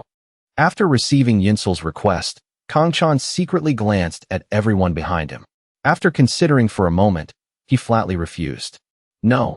Hearing that, she couldn't hide her shocked expression and asked back, "Why? Why am I the only one who can't?" Kong Chan also gave Yinsul a reason. "You're a junior, and you want to join a sports club? What for?" Unable to accept this result, she immediately started arguing with him. "So what if I'm a junior? I'm not going to college anyway." But Kim Mi-jang joined the sports club too. Being called out by name, she also startled. The next sentence Kong Chan uttered directly hit her pride. "But she's good at studying, unlike someone else." Hearing this, Yinsul froze for 5 seconds, unable to utter a word. Because what he said was so true, she was completely shut down. Yinsul seemed to have run out of arguments, not knowing what to say, so she just lowered her head in bitterness. Then she immediately glared at Mi-jang, because she was the one being compared to her. Faced with this issue, Mi-jang just lowered her head, because she couldn't influence his decision. Yinsul felt she had no chance of joining anymore, so without saying a word, she turned and walked away. Kong Chan just stood there at that moment, then fell into deep thought. The afternoon sunset was gradually falling, creating an incredibly warm color palette. Kong Chan and Mi-jang were waiting for the red light together at the crosswalk. She seemed to want to persuade him to reconsider and spoke up for her. "Can't you let Yinsul join? From what I see, she really, truly wants to join the team." Because Kong Chan already had a bad impression of Yinsul, he absolutely refused to accept her. She just cries. Everyone is scared of her. The street light had now turned green, signaling they could cross. While Mi-jang was about to say something else, he urged, "Even so, I'll make them change their minds. Let's go." Faced with Kong Chan's coldness and dismissal, Mi-jang could only watch him with a concerned look. A while later, while he was on his way, he suddenly received a phone call. But it was from someone he didn't know. Kang-chan was also curious and picked up to listen. Hello. The person on the other end immediately introduced herself. Hello, Kang-chan. It's Michelle. Michelle. A moment later, Kang-chan suddenly remembered who she was. Ah, the French restaurant. Suddenly, out of nowhere, Michelle called him, so he couldn't help but wonder. What's the matter? She softened her voice and replied. What's the matter, you ask? Seducing ladies and then pretending not to know? Seeing himself falsely accused like that, Kang-chan immediately got angry. Do you know I'm still in high school? Relaxing in a spa, Michelle teased him. Then do you know I'm a French woman? Kang-chan replied with an uninterested tone. I'm not in the mood to talk nonsense with you. But she still wouldn't let him off the hook and continued. You have to keep your promise. How about today? He then replied with a grumpy voice.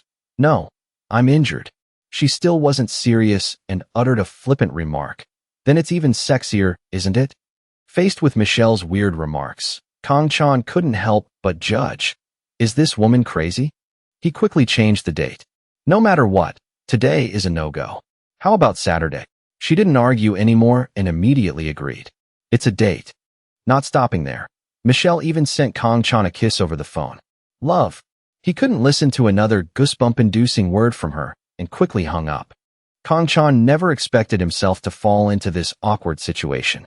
No matter how he tried to hide, he couldn't escape. Just a while later, Kang-chan managed to get back to his apartment safely. He stepped inside and took off his shoes neatly. Then he went into the living room and greeted Dae-jeong. I'm home. It seemed he was calling someone and acting very rushed. I'll call you back later. No, I'll call you later. Dae-jeong quickly put the phone down and asked, You're back.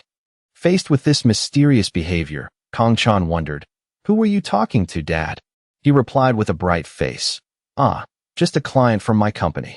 Then Dae-jeong urged him, Hurry to your room and get some rest. Kang-chan didn't ask anything else and obediently went to his room and closed the door. But in his heart, a suspicion had already arisen.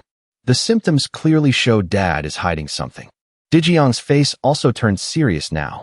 Fearing he would suspect what he was hiding, Kang Dae-jeong sat in the living room, resting his chin on his hand, deep in thought. His mood right now was incredibly heavy. Suddenly, Kang-chan opened the door and stepped out. He said timidly, Hearing the noise, his father immediately looked up. He scratched his head and asked hesitantly, Do you want to go for a walk? I want to walk a bit. Hearing that, his father raised his hand and said, Go and come back. I'm fine. But then he suddenly paused and muttered to himself, Actually, now that I think about it, I kind of want to walk. At this point, he suddenly proposed. It's been a while, so maybe I should take a walk with my son. Kang-chan smiled at him upon hearing that. Under the starry night sky, they slowly strolled on the empty street. He then spoke up and asked, What's wrong? Hearing that, Kang Dae-jeong replied in confusion, What are you talking about? He suddenly stopped. Kang-chan turned around and said firmly, If you don't have anything going on, I won't ask anymore. Recalling the last time while driving, he also said, If you don't answer, I won't ask anymore. He felt a bit itchy. He gently put his arm around him and smiled, saying, I surrender to you this time. Dae-jeong glanced towards the empty bench. Actually, it's nothing. He honestly confessed. Actually, I've been thinking about selling imported cars from France. They both sat down on the bench. Initially, I just bought about 50 cars for display and test drives. Later, taking orders and requests to the headquarters, I thought the risk wasn't big. But an incident happened. He turned to look at him. He continued, You know the Seoul Group, right? There, I created a subsidiary called Seoul Motors. At the same time, I made an offer to import another car. Hearing that, he thought to himself, That must be the market my dad wants to exploit. Those thieves. Realizing something, he couldn't help but be surprised. Wait, I think I just called him Dad very naturally. That wasn't all, he continued. And not long ago, I received a call from France. He was very shocked when he heard that phone call. They said if we buy 500 cars at once, they'll give us exclusive rights. Also, they'll consider whoever negotiates first, but Dae-jeong lowered his head and reassured him. That's a condition we shouldn't have ever done, because we have to discard it to shake hands with big companies. Hearing this, he asked, what kind of imported car is it? He immediately answered, passenger car. Tifra. Ever heard of it? Recalling the image of the car, he rested his chin and thought, if it's Tifra, isn't that a billion-dollar luxury car? If it's 500 cars, then… His father suddenly spoke up, spend money to deposit for 50 cars, or pay all the buying and selling money. But both suffer similar damages. He now understood. Kong Dijiang's face was covered in sweat. He gritted his teeth and said, I'm truly sorry to you and your mother. The house mortgage money went into that too. If things get worse this time. At this point, he held his head in disappointment and sighed heavily. It'll probably be very exhausting. I'm sorry, son, for letting you see me like this. Kong Chan looked at him for a long time. He understood and said, it's okay. I'm fine, but for mom, it's a bit. He looked up and replied, even so, that's probably the most worrying thing. I'm trying my best not to let it show. Seeing this, he replied, it's very obvious. He replied a bit shyly, really? He looked down at the ground and said, actually, since earlier when I heard the new news, managing my expression hasn't been easy. He asked curiously, new news? Hearing that, he turned and said, the French executives were supposed to arrive next week, but they're coming this week. Hearing this, he thought to himself, I want to sort this out as quickly as possible. He asked further, if it's this week, they'll arrive tomorrow or the day after, right? He covered his face and reassured him, tomorrow. They'll rest for a day and plan to meet for lunch on Sunday. Suddenly, he said loudly, by the way, Dad. Hearing that, he looked up curiously. Kong Chan placed his hand on his chest and proposed, can I go with you? He asked back in confusion, huh? You. He turned away, answering timidly, sure. I'll consider it. Then I'll go and do a good job. He tried to persuade him. You know, my French is pretty good. In response, his father just avoided it and said, interpreting is. Catching his hesitant gaze, he immediately stood up. Kong Chan said in a resolute voice, we have to try everything we can. If we don't work together and give it our all, it won't work. Looking at his determined eyes, his father paused for a moment. Kong Chan continued, let's do it. Even if the results aren't good, I'll help you until the very end. He tried to lift his father's spirits. So that mom can endure it, you and I. Let's both pretend that nothing has happened. A while later, at apartment number 701, Kong Chan opened the door and walked in. I'm home. Hee-suk, clutching the remote, asked with concern, what about your father? Hearing this, he replied, he's going to get some fresh air for a bit and we'll be back soon. She seemed a little confused. Is that so? She wondered to herself, what's going on? He opened her bedroom door, glanced at her expression one last time, and then went into his own room. As soon as he was inside, he closed the door. Staring into the empty space before him, he thought to himself, sometimes, a man needs time to be alone. Suddenly, his phone rang. Kong Chan immediately answered it. Hello. Mi-san, who had just finished showering, was on the other end. She answered charmingly, hello, Jenny. Hearing her voice, he sighed and said, it's you again. Realizing something, he continued, no, on second thought, you called at the perfect time. Hearing this, she asked happily, oh, why is that? Did you want to hear my voice? He suddenly became serious. That promise. Let's postpone it for a week.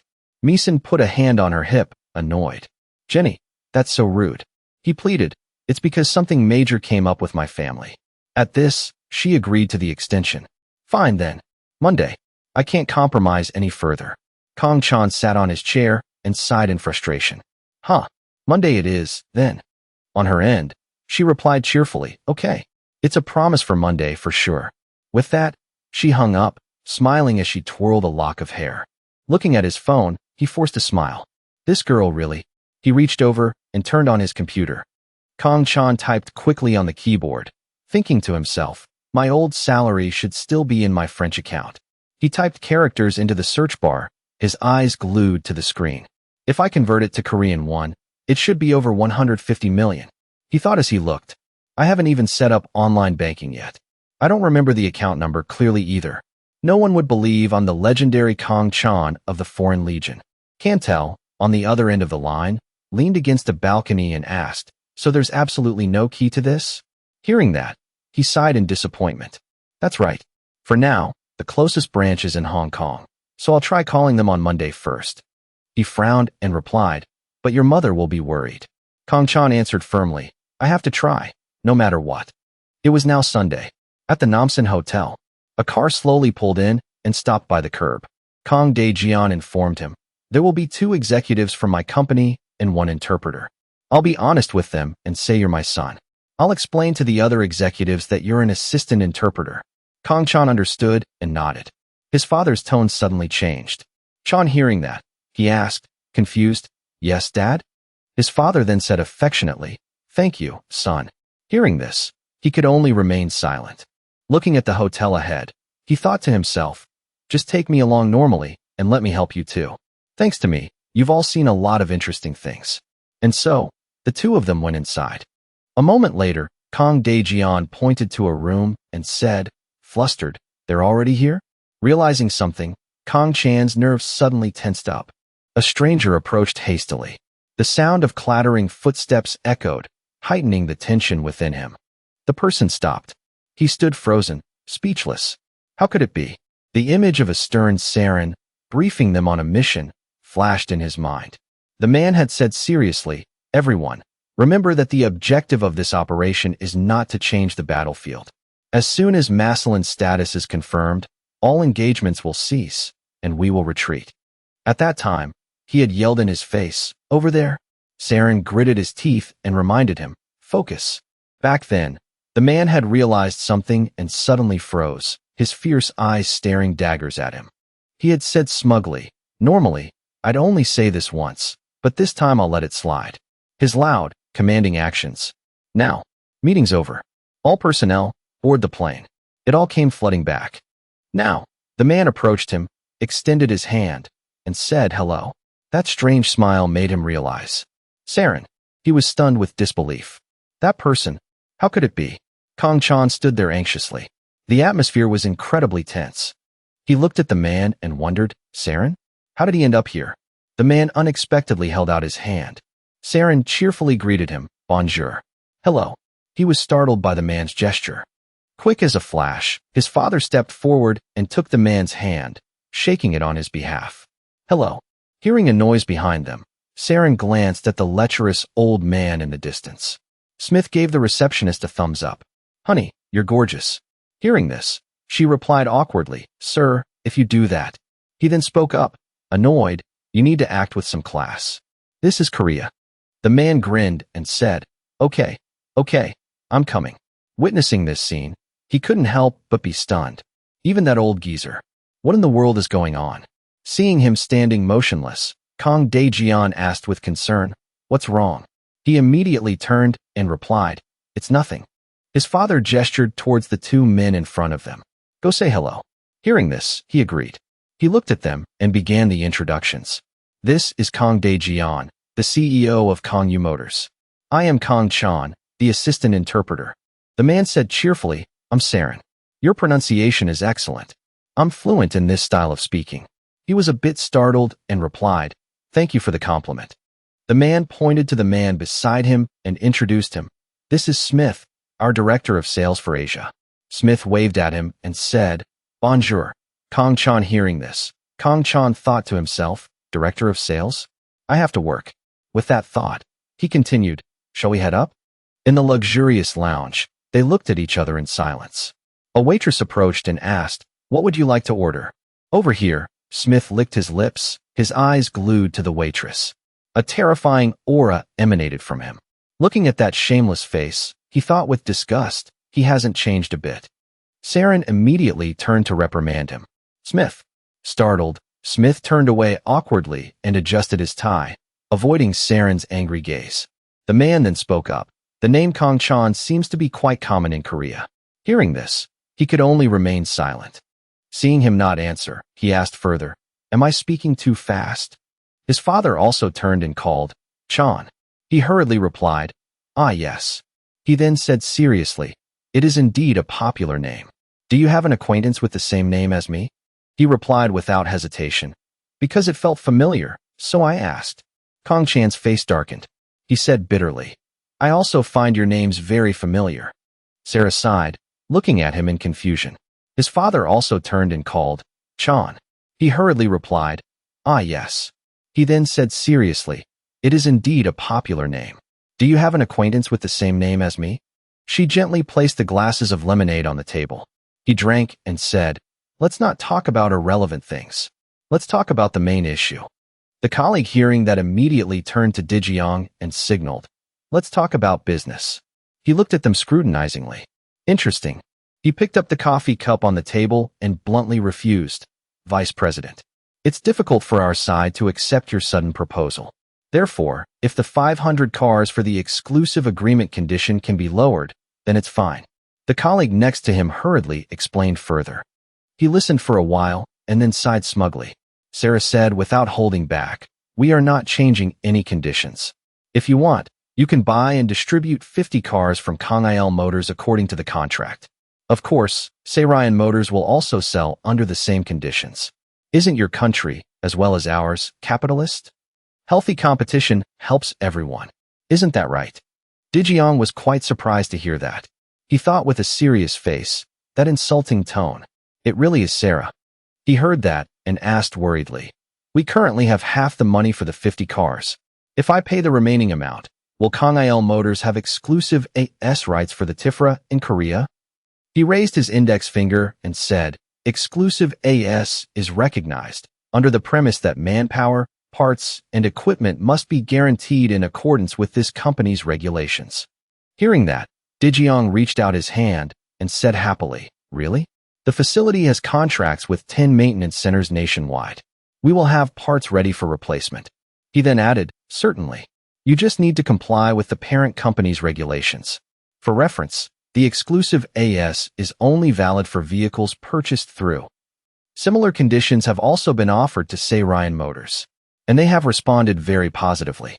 Dae-jang's attitude suddenly froze. He looked at him awkwardly.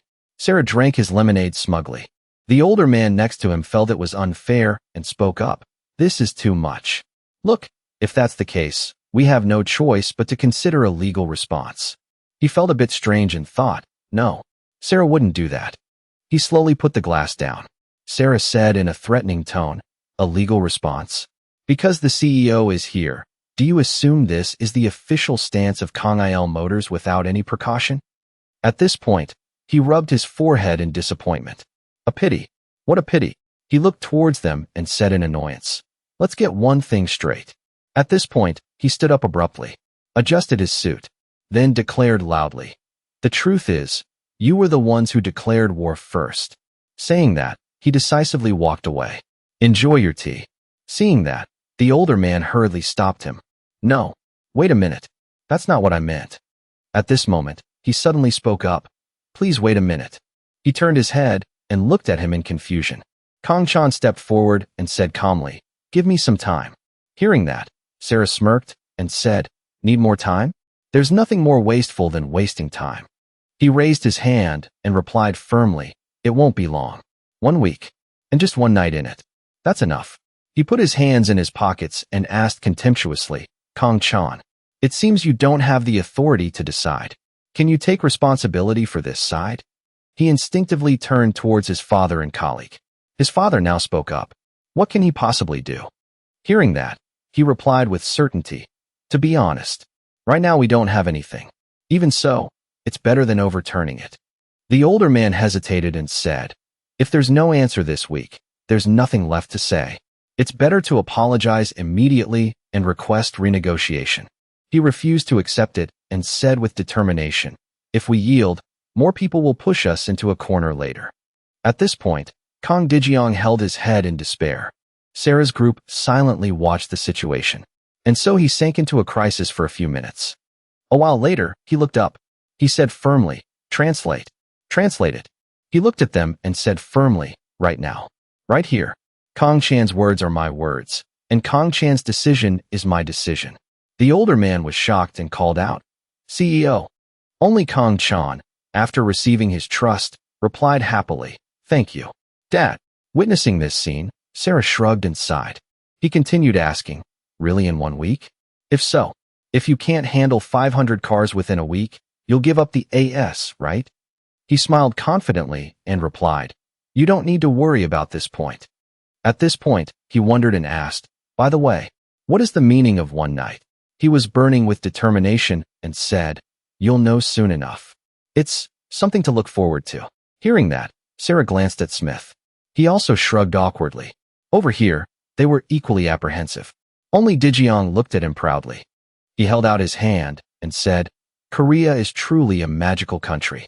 Kong-chan is really similar to someone I know. He didn't hesitate and asked directly, Please give a definite answer.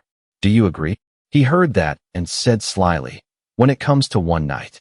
He immediately replied, We will contact you soon. Sarah shook his hand and agreed. I understand. We have another schedule, so please try to finish it today. He replied with certainty, Of course. He watched the two of them intently. His eyes looked at Sarah's calculating face. Then he shifted his gaze to Smith's lustful look. If this is really Sarah and Smith, he told himself with determination, I can handle this well.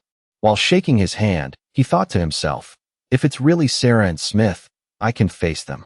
Sarah smirked and said, Then we have to say goodbye here this time. With that, he turned and walked away. Let's go. Over here, his subordinates were in an uproar.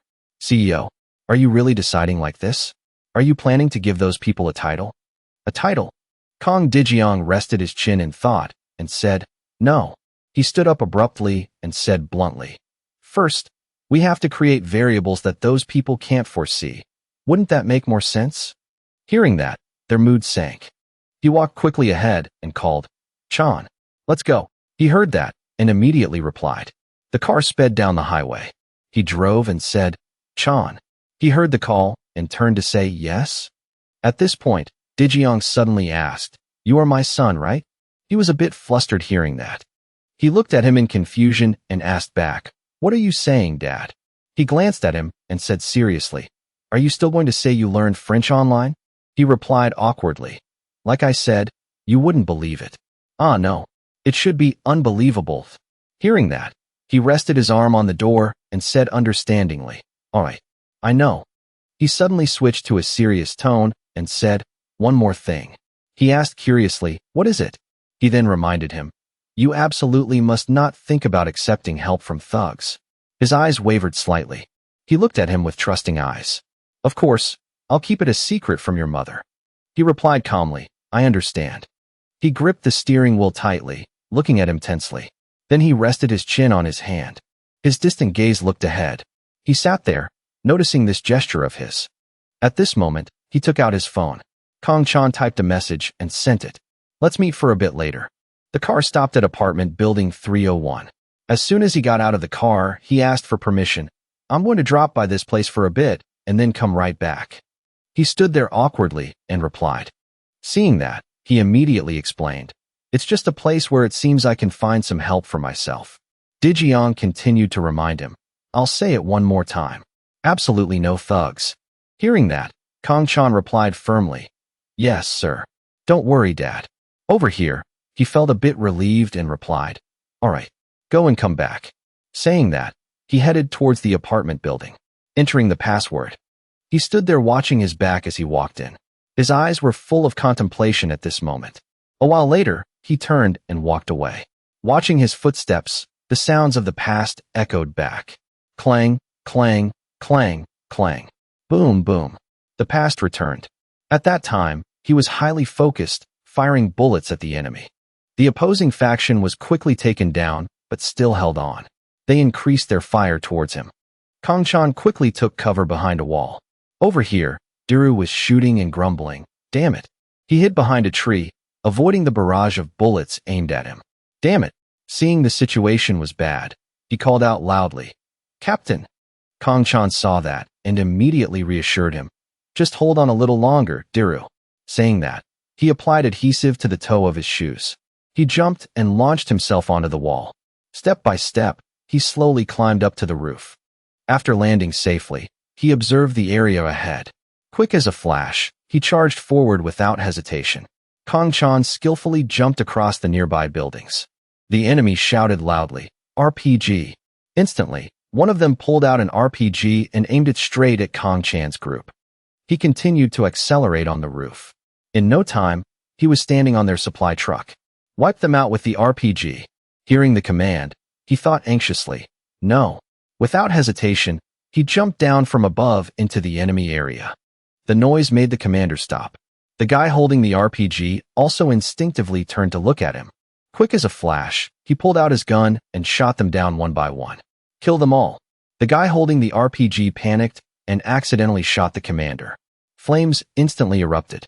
That guy struggled helplessly in the flames, screaming at his underlings. He took the opportunity to continue eliminating the enemy. One by one, they were shot straight in the head, dying instantly. The fire spread wider and wider. The whole space was now filled only with the faint groans of the enemy. Smoke from the fire billowed thickly. At this moment, Kong Chan's silhouette flickered in the black smoke. He reported into the radio, "Sector K is secure." "Repeat, Sector K is secure." Over here, Diru and the others slowly walked over. He approached and teased, "What's this? Is the captain pretending to be cool again?" He heard that and replied happily, "Cool my ass. I knew it wasn't fair, so I just did my best." Diru smirked and said, all right. At this point, he wondered and asked, "What are our casualties?" He raised his hand and reported, "Currently, 3 people are slightly injured. No one is seriously injured or killed." Hearing that, he said in relief, "Thank goodness. Also, I don't see Smith." Diru checked around and called out. His eyes narrowed at this moment. Back then, right now, in some civilian house. Smith licked his lips greedily. Haha. Well, aren't you beautiful? The woman huddled on the bed, trembling, and asked, "What are you going to do?" He reached out his hand and said shamelessly, "Let's play a fun game with me. Don't be scared. It won't hurt." Being groped by him, she begged in fear, "I don't want to." Seeing that, he didn't hide his malice and said, "What? You don't want to? But what can we do now? In this mess right now, your opinion means nothing." Right at this moment, he walked in from outside. Hearing the call, he jumped in shock. He let go of the woman and turned around in fear. "Captain." Witnessing that, he clenched his fists tightly, gritted his teeth, and said, "You bastard." At this moment, he panicked, pointed at her, and said, "You came at the perfect time. There's a survivor." He didn't care and hit him hard on the head. "Shut up," making him fall hard to the floor. Not stopping there, he shouted loudly, "You still dare to lie? Your face clearly shows you're doing something evil." He continuously punched him in the face. "You really are a monster. Are you any different from a carnivorous beast, huh?" Smith, his face covered in blood, begged in pain, "Please, forgive me this once. Just this once." Kong Chan currently sat on the chair with his arms crossed, recalling the past. He thought to himself, this time it's also a word from that appearance. At this moment, a voice rang out, pulling him back to reality. "You've been waiting a long time, haven't you?" He looked at Chan-ho in the car and replied, No, I just got here too. Take me somewhere really comfortable so we can talk a bit." He urged, "Get in the car." The car rolled forward. He then turned and asked, "What's wrong?" He crossed his arms and replied. Hearing that familiar name, Chan-ho was a bit surprised. Kong Chan continued, "I saw Smith. He was with Sarah." He muttered these 2 names. "Smith? Sarah?" After a moment, he spoke up and asked, "Are those 2 still alive?" He heard that and replied, "They have to be alive for me to meet them." He wondered and asked, "So where are they now?" He answered seriously, "Namsan Hotel." Cantel gritted his teeth. He was determined to speed ahead. "I'm coming. Right now?" Cantel, while driving, turned to Jenny with a scowl. "Where's everyone now, Jenny?" Hearing the question, his expression remained unchanged as he calmly replied, "Namsan Hotel." As soon as he heard the address, Cantel's face turned cold and he shouted, "Let's go." Right now? He slammed on the gas, and the car shot past several buildings. Seeing Cantel so agitated, Jenny frowned in annoyance and said, "Stop it. Let me finish." Chan paused for a few seconds, then continued, "They're both successful now. Saren is the vice president of a car company, and Smith is a director." When Cantel heard those 2 names, he became even more agitated. He burst out laughing, making Jenny, in the passenger seat, look at him with a bewildered expression. After he finished laughing, Cantel returned to his usual serious demeanor and said to Jenny, "I thought it was a long shot, but I can't believe it's true. Then, his face darkened. Let's go. After that series of expressions and actions, Ginny had to look at Cantel in a new light, a look of confusion, as if to say, what's wrong with this guy? After a moment of being confused by Cantel's behavior, Ginny asked in frustration, why do you keep insisting we go? As if hitting a nerve, Cantel turned to Ginny and angrily unleashed a tirade.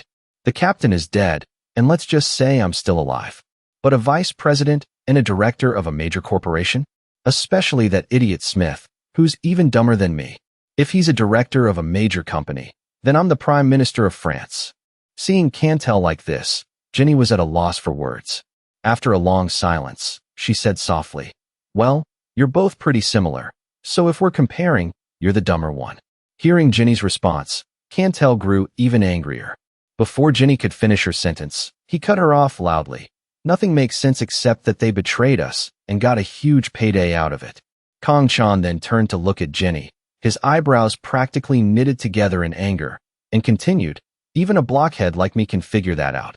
So how could the captain not know? When Cantel asked him that question, Ginny turned to look at him and asked doubtfully, not a word. But there might still be something we don't know, so we should investigate. Once again, Cantel cut Ginny off. Cantel, seething with rage, said to Ginny, if there's something we don't know, we can just beat it out of them and then ask. Seeing how agitated Cantel had been since getting in the car, Ginny tried to calm him down. There's no need.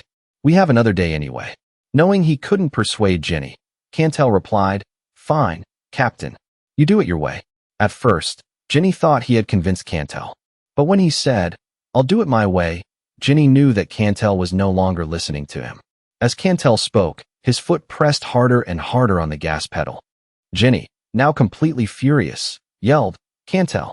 Sensing Ginny's anger, Cantel panicked and nearly slammed on the brakes. After calming down, Cantel turned to look at Ginny with a rather fearful and hesitant expression. Ginny spoke to Cantel with a warning look in his eyes. Don't make a move until we have a plan. Ginny added in a cold voice, that's an order. After that series of actions and words, the atmosphere became frighteningly silent. Cantel didn't say another word. A long while later, as if realizing his own transgression, Cantel lowered his head, a look of remorse on his face, and said to Ginny, I'm sorry. I lost my temper when I heard their names. Hearing this, Ginny closed his eyes wearily, resting his chin on his hand, and said in a comforting tone, it's all right. This isn't the first time. Cantel was silent for a moment. Then, as if an idea struck him, he suggested to Ginny, how about we ask Oh Kwang-shik for help?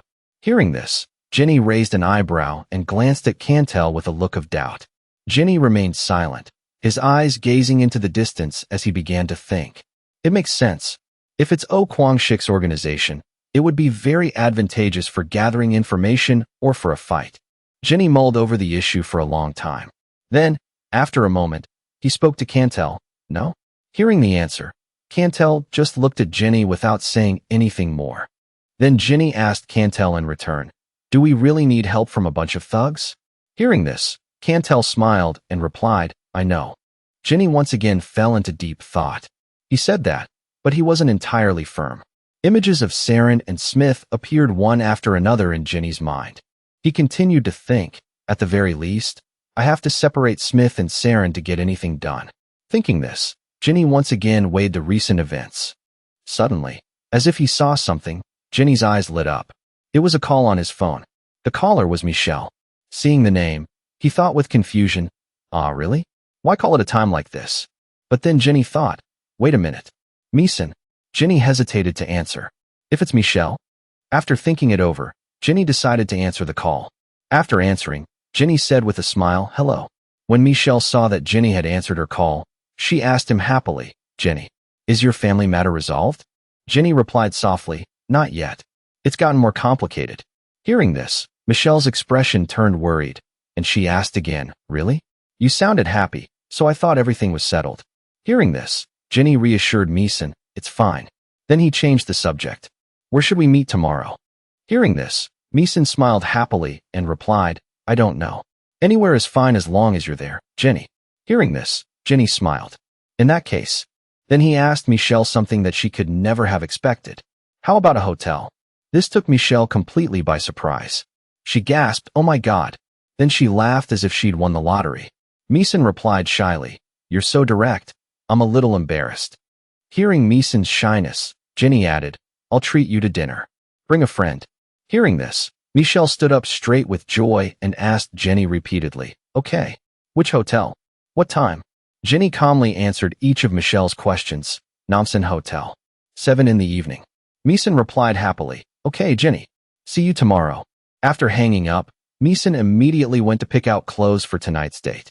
Cantel had been listening to everything but didn't understand a thing. He turned and asked Jenny, "What was that about?" Hearing this, Jenny smiled cheerfully and replied, "A girl. A beautiful French girl at that." Hearing Jenny say this, Cantel laughed as if he understood, then teased, "You're taking it easy, Captain." Jenny, annoyed by Cantel's sarcastic remark, frowned. "Look at how you think. The target is Smith. Don't you get it?" At this, Cantel snapped his fingers against his forehead as if he understood the whole situation. "Uh-huh." Seeing that his comrade had wised up, Jenny smiled and said, "First, let's cast the net, shall we?" Cantel, smiling, glanced at Jenny's phone and said, "Let's hurry, Captain." Just then, the phone rang again. Jenny spoke to the person on the other end. "Connect me to room 1901. Tell them it's Kong Chan. They'll know." The call was then transferred to someone else. The person on the other end spoke, "Hello?" Jenny, hearing the familiar voice, immediately replied, "Hello, this is Kong Chan. I want to talk about our appointment." Jenny then asked the other party, "How about Tuesday at 7 in the evening?" The person on the other end replied, "Please wait a moment." While waiting for the answer, Jenny thought to himself, he has no choice. He'll get Saren's approval. After a few minutes of waiting, the person on the other end asked back, "Tuesday at 7 sounds good. Should we meet in the lobby?" Cantel, sitting next to him, didn't forget to eavesdrop while driving. Jenny, hearing the other party's words, replied with a yes. Jenny added, "And tomorrow night, I have a date with some beautiful ladies there. So if you see me, don't misunderstand and just ignore me." The person on the other end was surprised and said, "Is that so? I'm so jealous. Well, I'll hang up now." With that, the other party hung up. Only then did Cantel speak up and ask. His reaction wasn't very enthusiastic. Has his personality changed? To Cantel's question, Jenny just smiled and replied, "Not at all. He's probably with Saren or other people from the company, so he's just pretending to be polite." Jenny added, "Right now, the only things on his mind are tomorrow night and beautiful ladies." When Cantel heard what Jenny said, his expression became grim. That's true. How could he change? Jenny then turned to instruct Cantel, "Drive to the hotel tomorrow." Michelle's group is very striking, so one glance is enough to attract Smith. Accompanying Mi-san are two beautiful friends. Wherever the three of them go, they draw the eyes of everyone around them, and Smith is no exception. He stands in a hidden corner, looking at the girls ahead, and notices one of them. Jenny wondered to himself, even if he's late, he won't be in the room alone, right? As he said this, Jenny pictured Smith's lecherous face and the way he licked his lips while looking at the girls. Jenny seemed to have read Smith's mind, predicting what he would do. He'll loiter around the club, follow the three girls from behind, and wait for an opportunity to act. At that moment, Jenny's job is to be behind them and silently attack, catching Smith off guard. Wait for the opportunity, then grab him and get him in the car. Everything should go perfectly. After hearing the whole plan, Cantel was very satisfied and said to Jenny, "Okay, I'll also find a quiet place to take him, and I'll wring his neck. Captain, don't interfere." Hearing those words from Cantel, Jenny felt uneasy and said, "Are you sure you'll be okay?" Seeing that Jenny didn't trust him, Cantel said with a determined voice, "What's wrong? Are you afraid I'll lose to him, to that bastard Smith?" Seeing Cantel getting agitated again, Jenny gently explained to him, "Even with your old physique. No, even back then, Smith wasn't an easy opponent. If you two arm wrestled, Smith would win at least 1 out of 3 times." When Jenny brought this up, old memories came flooding back to both of them. When Cantel, in his Daewoo body, arm wrestled with Smith, everyone there cheered relentlessly. "Daewoo, take him down. Yeah, pin him." The two were evenly matched. The people around them wouldn't stop shouting, "I've bet everything on you. This is it." Daewoo then said to Smith, "Let's end this."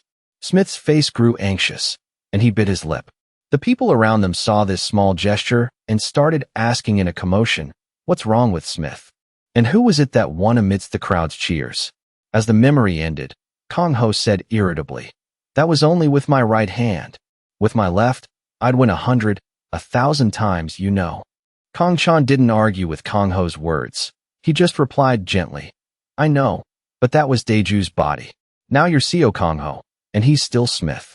When Kang Ho heard Kang Chan's explanation, he still replied resolutely, "Don't worry. I haven't just been playing around all this time." Although he knew that, Kang Chan still couldn't feel at ease. He said to Kang Ho in a worried tone, "You're right. There's no point worrying about that now. If Smith falls into the trap tomorrow, we'll deal with him first." But then Kang Chan added, "If that doesn't work, we'll have to see what happens on Tuesday." At this, Kang Ho turned to look at Kang Chan and said cheerfully, "If we're lucky, we can solve the mystery of our comrades' deaths and also resolve your father's situation." Hearing Kang Ho say that made Kang Chan feel a bit happier. "That would be great, but we don't need to solve both things at once. The one who sees the prize first," Kang Ho cheerfully chimed in, "is the one who ensures no one else survives." With that, they both laughed happily. Kang Ho could no longer hide his excitement. "I'm so thrilled." Just like Kang Ho, Kang Chan was in the exact same mood. "Me too." But then, Kang Ho's expression changed, his smile vanished, and his eyes became sharper. Kang Chan looked at Kang Ho, who was happily driving beside him, and thought to himself, if Smith still has the strength of the old days, this will be a difficult battle, completely different from the one in the parking lot. Sitting in the car, Kang Chan's mind wouldn't stop racing. If Smith has maintained his former abilities, it would be a much tougher fight than when he destroyed the entire parking lot. It will be a very difficult match. They finally arrived at Kang Chan's house. By the time they got there, it was already dark. Kang Chan slowly got out of his car. Seeing Kang Chan get out, Kang Ho spoke up.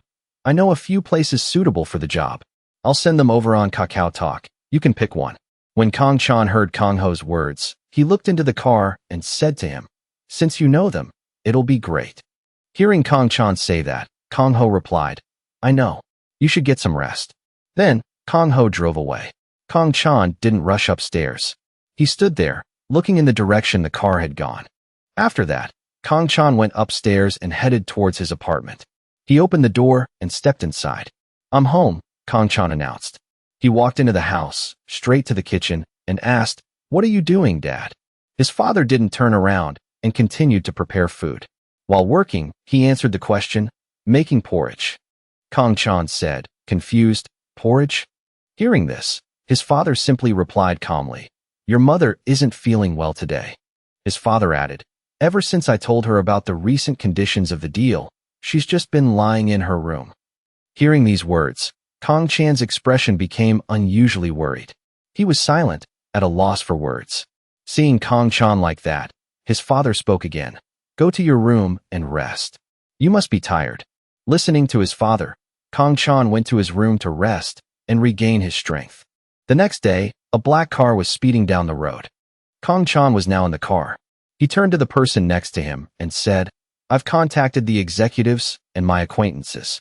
I'll try to find a way." Kang Chan's father, holding the steering wheel, replied in a low, sad voice, "You've worked hard enough as it is." Hearing these words, Kang Chan stared at his father. Kang Chan's father continued, "But, Chan." Kang Chan's father then spoke to him in a worried tone, "I don't want you to do anything that's not appropriate for your age and position." Hearing his father's advice, Kang Chan could only say yes to put his mind at ease.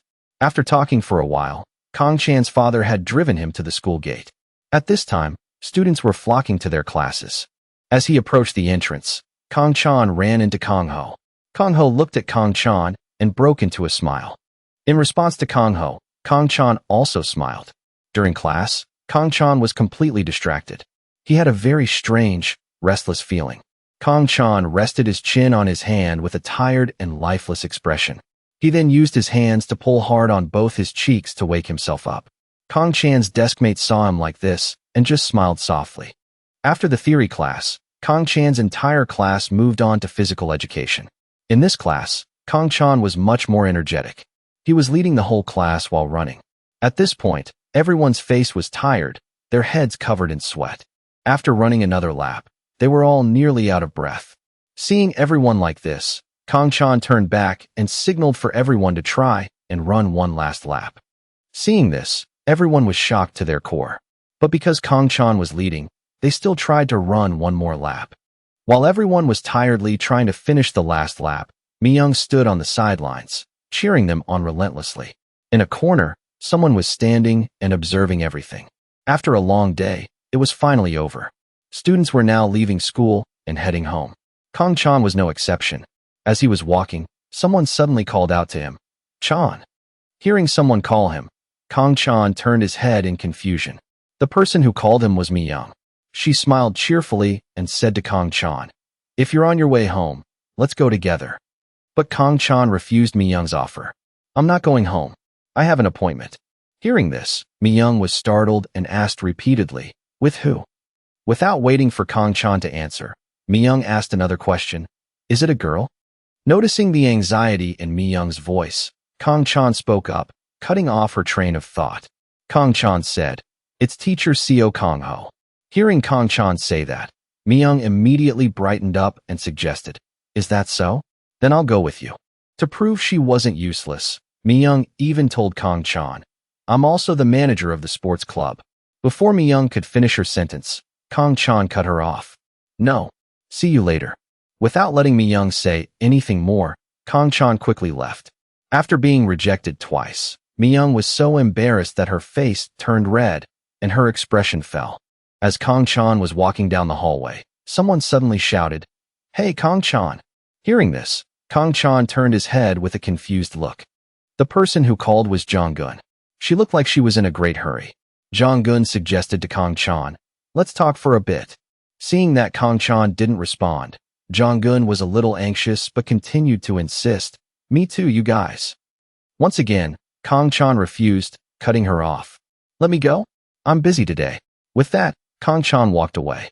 Jong-gun was so angry that she clenched her hands into fists. "This face again," she muttered in a furious voice. "You vile bastard." Kang-chan had now arrived at a house. He pushed the door open and went inside. At that moment, Kang-ho was changing. Seeing Kang-chan open the door, Kang-ho asked, "You're here?" Kang-chan looked at Kang-ho, who was tying his tie, and asked curiously, "A tie too?" Seeing this, Kang-ho explained, "If you're going to do something, isn't it better to do it properly?" Kang-chan replied, "It might be better not to do it at all." Hearing Kang-chan say that, Kang-ho asked worriedly, "Does it not suit me?" Seeing Kang-ho so worried that he was all flustered, Kang-chan smiled reassuringly. "It's fine. Just do as you please.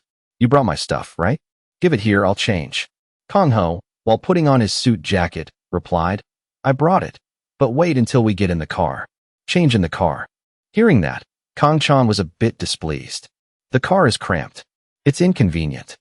Kang-ho understood the inconvenience, but there was no other way.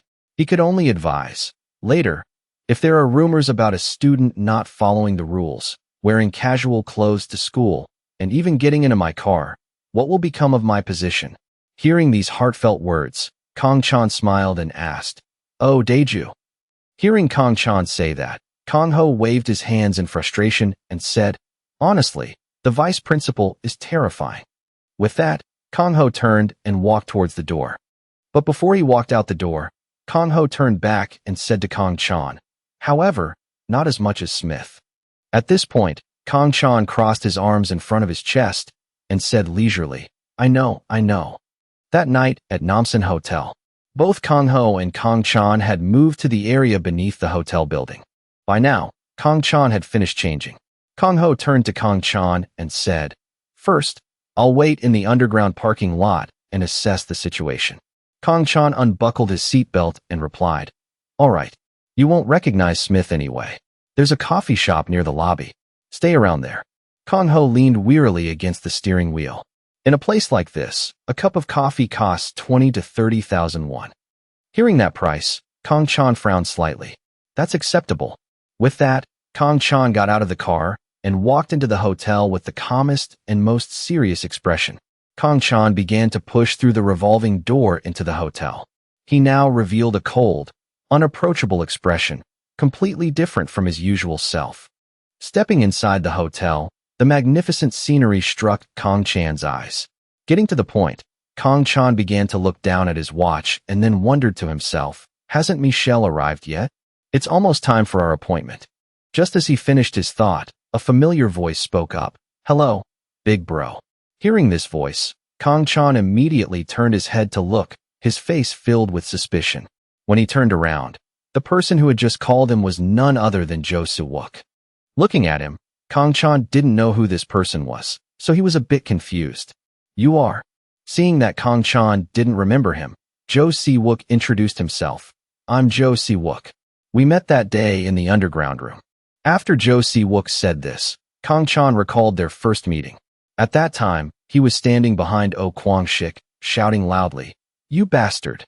The memory ended just as Jo Si-wook's voice rang out again. I'm working here now. If you need anything, anytime. Before Jo Si-wook could finish his sentence, Kong Chan cut him off coldly. Go.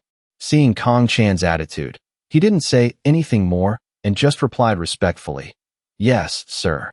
Jo Si-wook respectfully bowed to Kong Chan and said, I hope you have a pleasant time. With that, he left. Kong Chan's suspicious gaze remained fixed on Jo Si-wook. After Jo Si-wook left, Kong Chan found a place to sit. He said in frustration, Why are there thugs like that even in a place like this? With that, he walked to a chair and sat down, crossing his legs in an exceptionally elegant and free-spirited manner. Kong Chan then said to himself in a low voice, What a hassle. He then rested his chin on his hand and sat there, lost in deep thought. While Kong Chan was thinking, a familiar female voice suddenly spoke up, Chan why? Finally, Michelle and her two friends had appeared. Cecile saw Kong Chan and smiled gently. With just this small gesture, it seemed as if all eyes, from the staff to the customers, were fixed on her. Cindy and Michelle were no less impressive. Both of them were attracting everyone's attention. The appearance of the three girls together drew all the gazes of everyone present. Kong Chan had imagined this scene before, but seeing it in person, he couldn't help but be astonished. However, his expression grew colder. He thought to himself, the real show starts now. Kong Chan sat in a posture as if ready to receive something. Come on, Smith. Kong Chan sat there, looking up, thinking to himself, it officially starts now. Come on. He then began to change his posture, his head held slightly higher. When Michelle saw Kong Chan's expression, she asked, Amazing, right? Cindy said to Cecile, You're dressed so fashionably. Cecile heard this and laughed, saying, Not at all. It's just good color coordination. You have a good eye for it. The two of them discussed fashion, while Michelle and Kong Chan communicated with their eyes. At this point, Kong Ho had finally found a suitable parking spot and was walking into the hotel. Kong Ho saw where Kong Chan was sitting with the three girls. Instinctively, Kong Chan suddenly glanced in a certain direction. It was where Kong Ho was standing. He signaled to Kong Ho, Wait here. When Kong Ho saw Kong Chan's gesture, he nodded to show he understood. At this moment, Michelle, seeing Kong Chan distracted, waved her hand in front of his face and asked, Chan why? Have we met somewhere before? Hearing that question, Kong Chan was startled. At that moment, Kong Ho, having observed the situation, quickly left. Seeing Kong Chan's reaction, Michelle's face turned into a pout. That's really disappointing. In response, Kong Chan quickly became flustered and said, I'm sorry. Seeing the situation was a bit unfavorable, Kong Chan quickly tried to salvage it. But can we talk for a moment? I might seem a bit unlikable. Hearing these words from Kong Chan, the three girls in front of him laughed cheerfully. Michelle then said happily, Okay, Chan why? After that, Michelle continued, So, first question. How did you plan today's event? She asked with a voice full of excitement. Kong Chan then stood up straight and countered her question with a suggestion. First, can we change locations? With that, Kong Chan led the three girls to another place, intentionally walking past where Kong Ho was. Seeing Kong Chan's action, Kong Ho slightly tilted his head as a signal. Kong Chan quickly responded to the head tilt with a nod. At this point, the four of them had entered a private room. The food was being served, and the dishes were a bit strange. Seeing this, Kong Chan asked the waiter, I haven't ordered yet. At that moment, the eyes of all four of them looked warily towards the waiter. The waiter then smiled and explained, I'm just following my superior's instructions. Everything is complimentary. Hearing this, Kong Chan was extremely surprised. Jo Si-wook. Seeing Kong Chan's surprise, the waiter explained, "For all the guests who have come here tonight, our restaurant is treating them to a Sydney dinner. If you need anything else, just call me." At this time, the three girls were sitting and chatting with each other very happily. After hearing the explanation, Kong Chan waved his hand in confusion. Got it." Before the waiter left, Michelle spoke up. "Then could you bring me some wine, please?" The waiter respectfully replied, "Please wait a moment, madam." With that, the waiter quickly left and brought a bottle of wine into the room. At this moment, Michelle smiled charmingly, turned to Kong Chan, and asked him in a gentle voice, "Ooh, Chan, why? You're more impressive than I thought." Hearing this, Kong Chan calmly replied, Not at all. I just knew the person from before." Hearing these words from Kong Chan, Michelle just tilted her head and smiled, then let it go.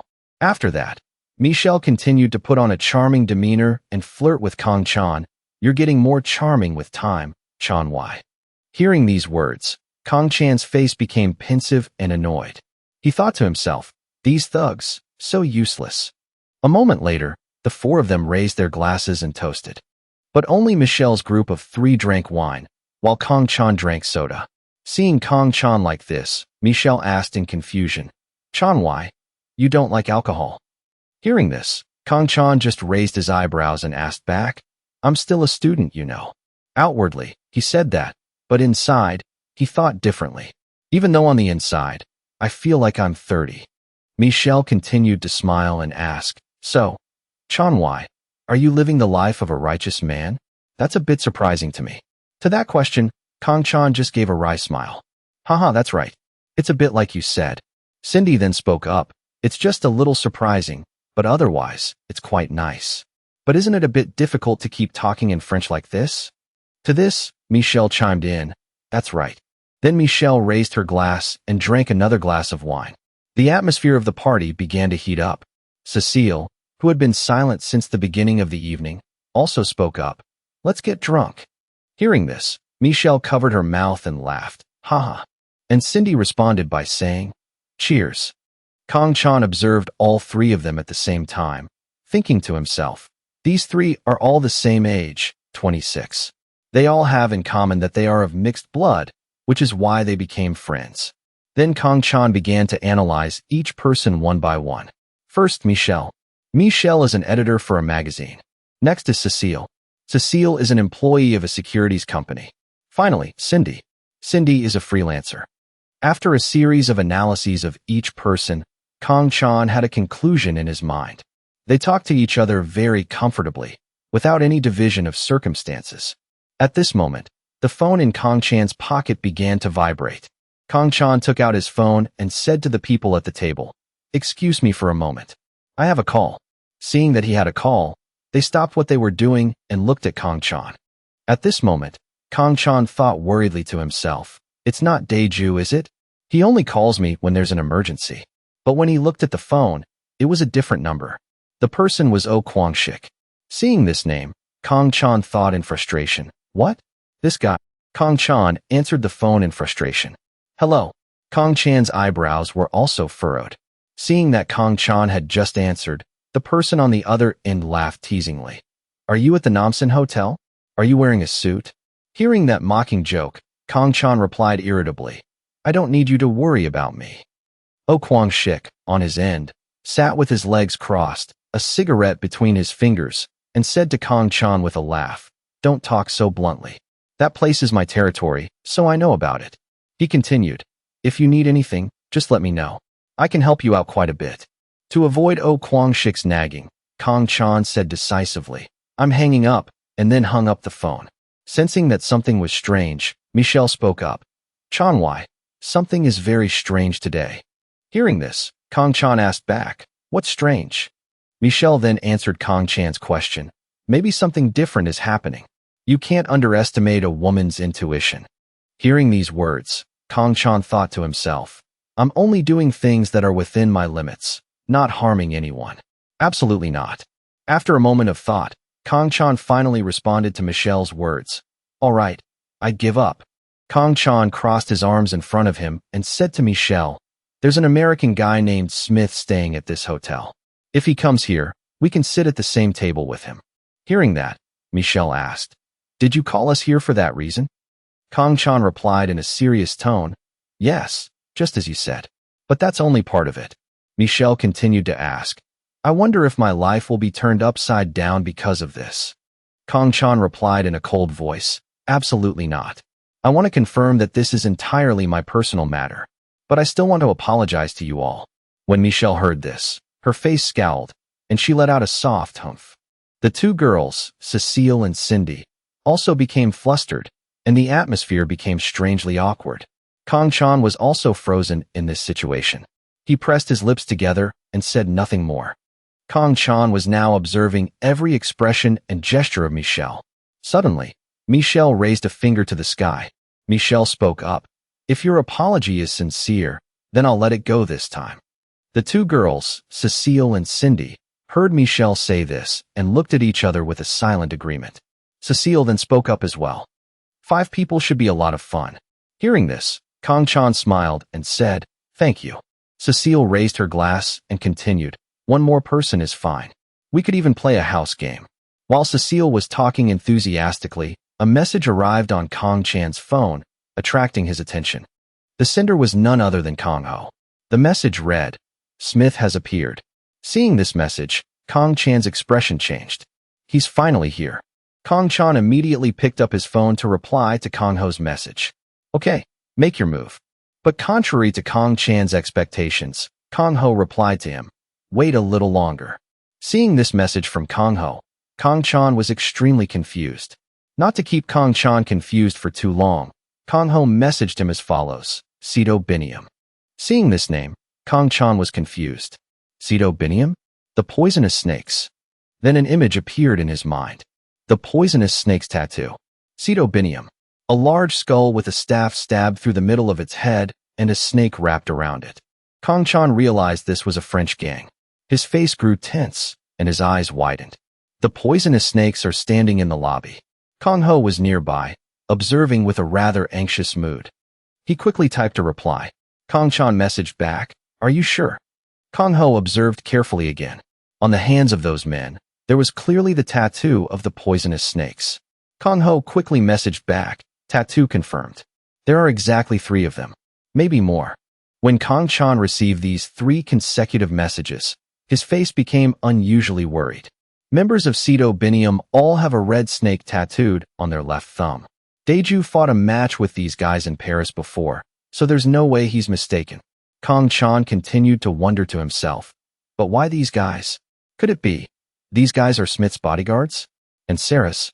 Kong Ho, looking at his phone, couldn't stop worrying. "Let's retreat for today. We can't handle these guys." Kong Chan, in the room, was also nervous and anxious. Daeju's words are very reasonable, but can we be sure that those guys won't be there tomorrow? Furthermore, he didn't know if he would meet Sarah tomorrow.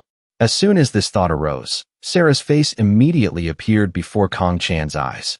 Kong Chan's eyebrows were now completely furrowed as he wondered, when will the opportune moment arrive?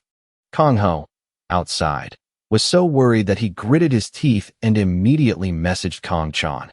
This opportunity was already a risk from the start. But after sending the message, he didn't get a response from Kong Chan. Kong Ho, outside, grew even more anxious. Kong Ho quickly sent 3 more messages. "Okay, let's start moving.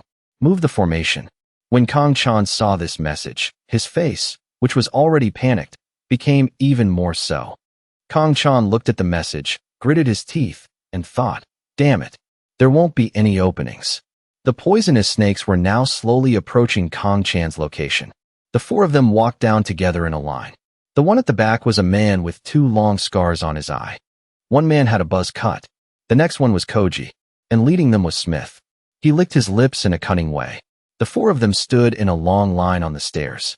Smith licked his lips in a very cunning way. Back in the room, Michelle's eyes became strangely worried. The atmosphere between Kong Chan and Michelle became frighteningly silent. Seeing this situation, Cecile and Cindy also became unusually flustered.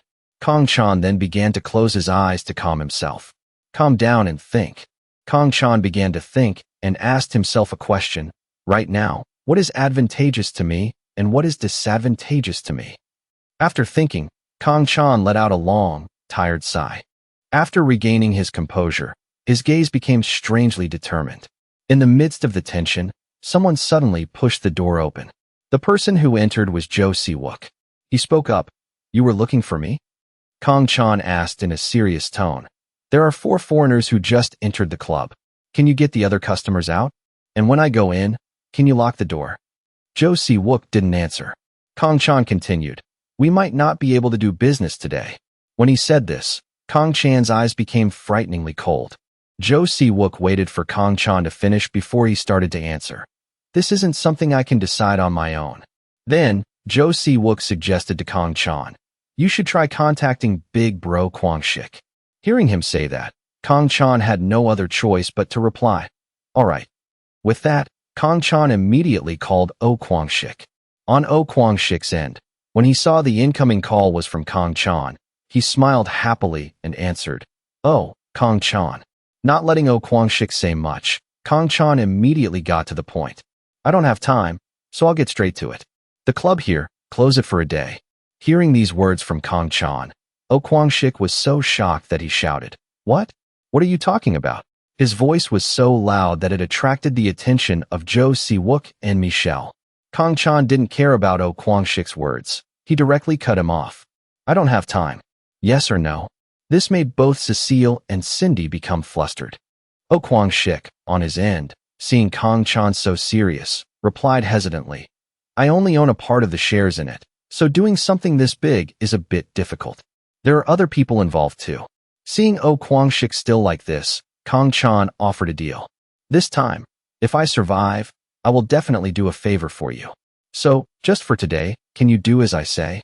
Faced with such a lucrative offer, Oh Kwang-shik was still hesitating, weighing the pros and cons, very conflicted. Seeing Oh Kwang-shik hesitating, Kong Chan shouted angrily, "Oh Kwang-shik!" Oh Kwang-shik, startled, asked again, "You'll really do me a favor?" When he heard Oh Kwang-shik say this, Kong Chan understood that he had agreed to his condition. Kong Chan said, "Jo Si-wook is here. I'll pass the phone to him." With that, Kong Chan quickly handed the phone to Jo Si-wook. He took the phone and said to Oh Kwang-shik, "Yes, big bro." He said to leave the 4 foreigners and lock the door. On the other end of the line, Oh Kwang-shik said something. All we know is that Jo Si-wook replied, "Yes, I'll do that." Then he handed the phone back to Kong Chan. Kong Chan took the phone back and said, "Hello." On the other side, Oh Kwang-shik continued, "I've done as you asked. If things get any bigger, there will be problems, so take some of my men with you." Oh Kwang-shik added, "Jo Si-wook and one of my guys are there, so take them with you. I'll send a few more good fighters over. It'll take about 30 minutes. Hearing these words, Kong Chan fell into deep thought. Oh Kwang-shik's men. If they can just hold off the French thugs, my chances of winning will be very high. Kong Chan frowned and thought, but then his eyes became sharp and cold. Then Kong Chan said over the phone, "No need. Just lock the door." The other end heard this and replied, "I've already given the order for that." Hearing this, Kong Chan felt somewhat relieved and then said, "Thank you. I'm hanging up now." Michelle, after a series of actions and words from Kong Chan, asked worriedly, "What's wrong, Chan-wai? It seems like something bad is happening." Kong Chan, who had calmed down by now, said, "I'll tell you the truth." Kong Chan began to reveal, "Right now, Sito Biniam is in this hotel." Hearing this, all 3 of them were shocked, as if they couldn't believe their ears. In their hearts, they thought, Sito Biniam are thugs. Kong Chan crossed his arms and began to speak. "I'm sorry. I didn't think things would get this big.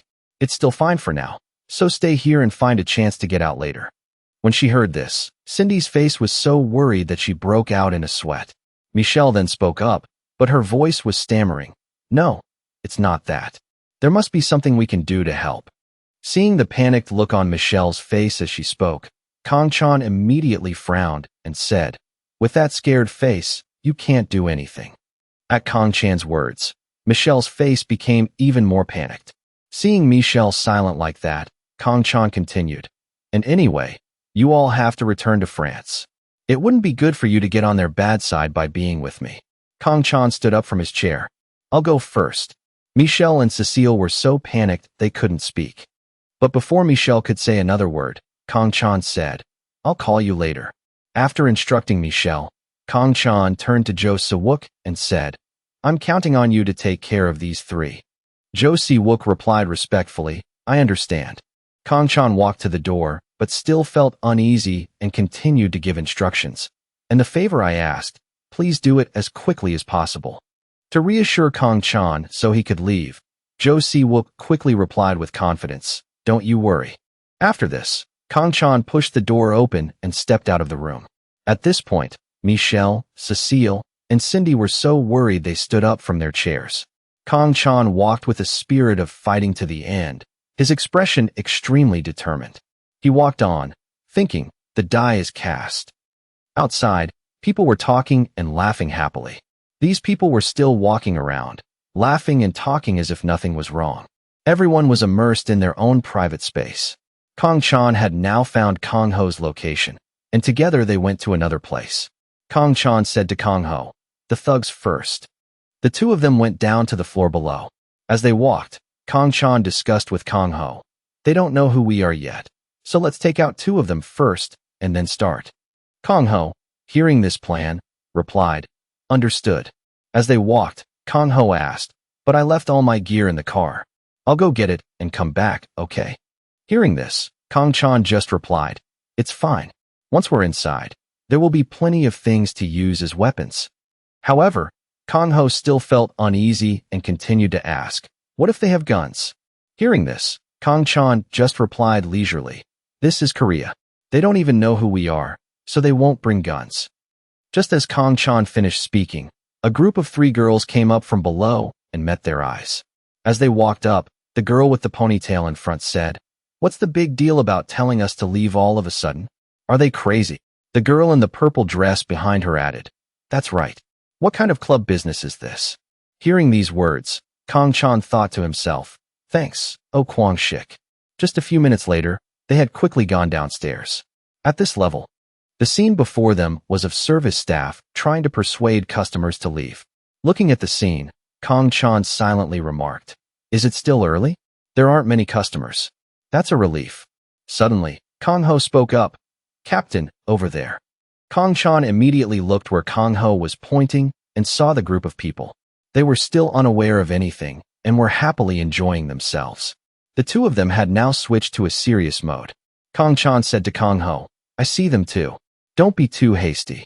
While Smith was drinking and having fun, his two subordinates were still carefully observing their surroundings.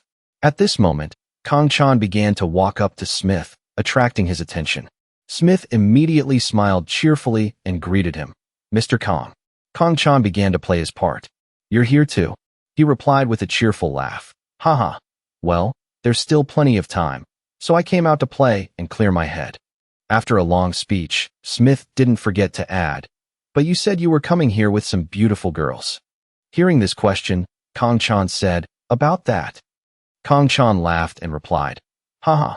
I called them, and they said they're on their way. Hearing this, Smith suggested to Kong Chan, really? Then have a few drinks with me while you wait for them. Kong Chan didn't agree directly but asked hesitantly, is that okay? Smith enthusiastically invited him. Sit. Hey, what are we? Don't make me sad. At the invitation, the two quickly sat down. Kong Chan had Kong Ho sit next to the man with two scars on his eye. Seeing Smith's expression, Kong Chan thought nervously, so smooth-tongued. What are we to each other? You're just here for the girls. To liven up the atmosphere, Kong Chan spoke first. Well, I'll have one. With that, Kong Chan took a bottle of yellow liquor to his seat. Smith held up his bottle and pointed at Kong Ho, asking, but who's this next to you? Seeing Smith take the initiative to ask, Kong Chan enthusiastically explained, well, how should I put it? This is the person who introduced me to the beautiful girls. You can call him Mr. Seo. Hearing this, Smith couldn't stop smiling. Haha, I see. With that, Smith quickly offered a drink to Kong Ho and started a conversation. Nice to meet you, Mr. Seo. When Kong Ho saw the bottle offered to him, he didn't know how to react. After thinking for a moment, Kong Ho decided to reach out and take the bottle. Holding the bottle in his hand, Kong Ho's expression became increasingly tense. Smith, seeing Kang Ho's expression, just smirked with a look of disdain. Without saying anything more, Smith raised the bottle in his hand and took a long drink. Kang Chan, at this moment, wasn't paying attention to Smith. What he was focused on were the other people. Those people were being guided out by the staff. After finishing his drink, Smith wiped his mouth and, seeing the other guests leaving, said with confusion, "But this is disappointing. I heard Koreans love to drink, but it's so empty here. The other customers from before have all left too." Seeing Smith say this, Kang Chan laughed it off. "Haha, it's just because it's still early." As Kang Chan spoke, he observed his surroundings. Now it's time. When he saw the last person leave the club, Kang Chan smiled with a dangerous grin. Time for a surprise. The way he held the bottle in his hand had also changed. When all the staff and customers had left, the exit door was shut tight. Only then did the group realize what was happening. The bald man, Koji, was the first to notice the problem and immediately said to Smith, "Something's a little strange." Smith asked, confused, "What?" Before they could react, Kang Chan gave the order, "Attack." At that moment, Kang Ho swung his hand and hit the man with 2 scars squarely in the face, catching him by surprise and knocking him backward. Smith was startled and reacted quickly, kicking the table at his feet forward. But the table couldn't stop the lightning-fast attack of the two. The 2 subordinates sitting on either side of Smith were hit squarely in the head with 2 liquor bottles.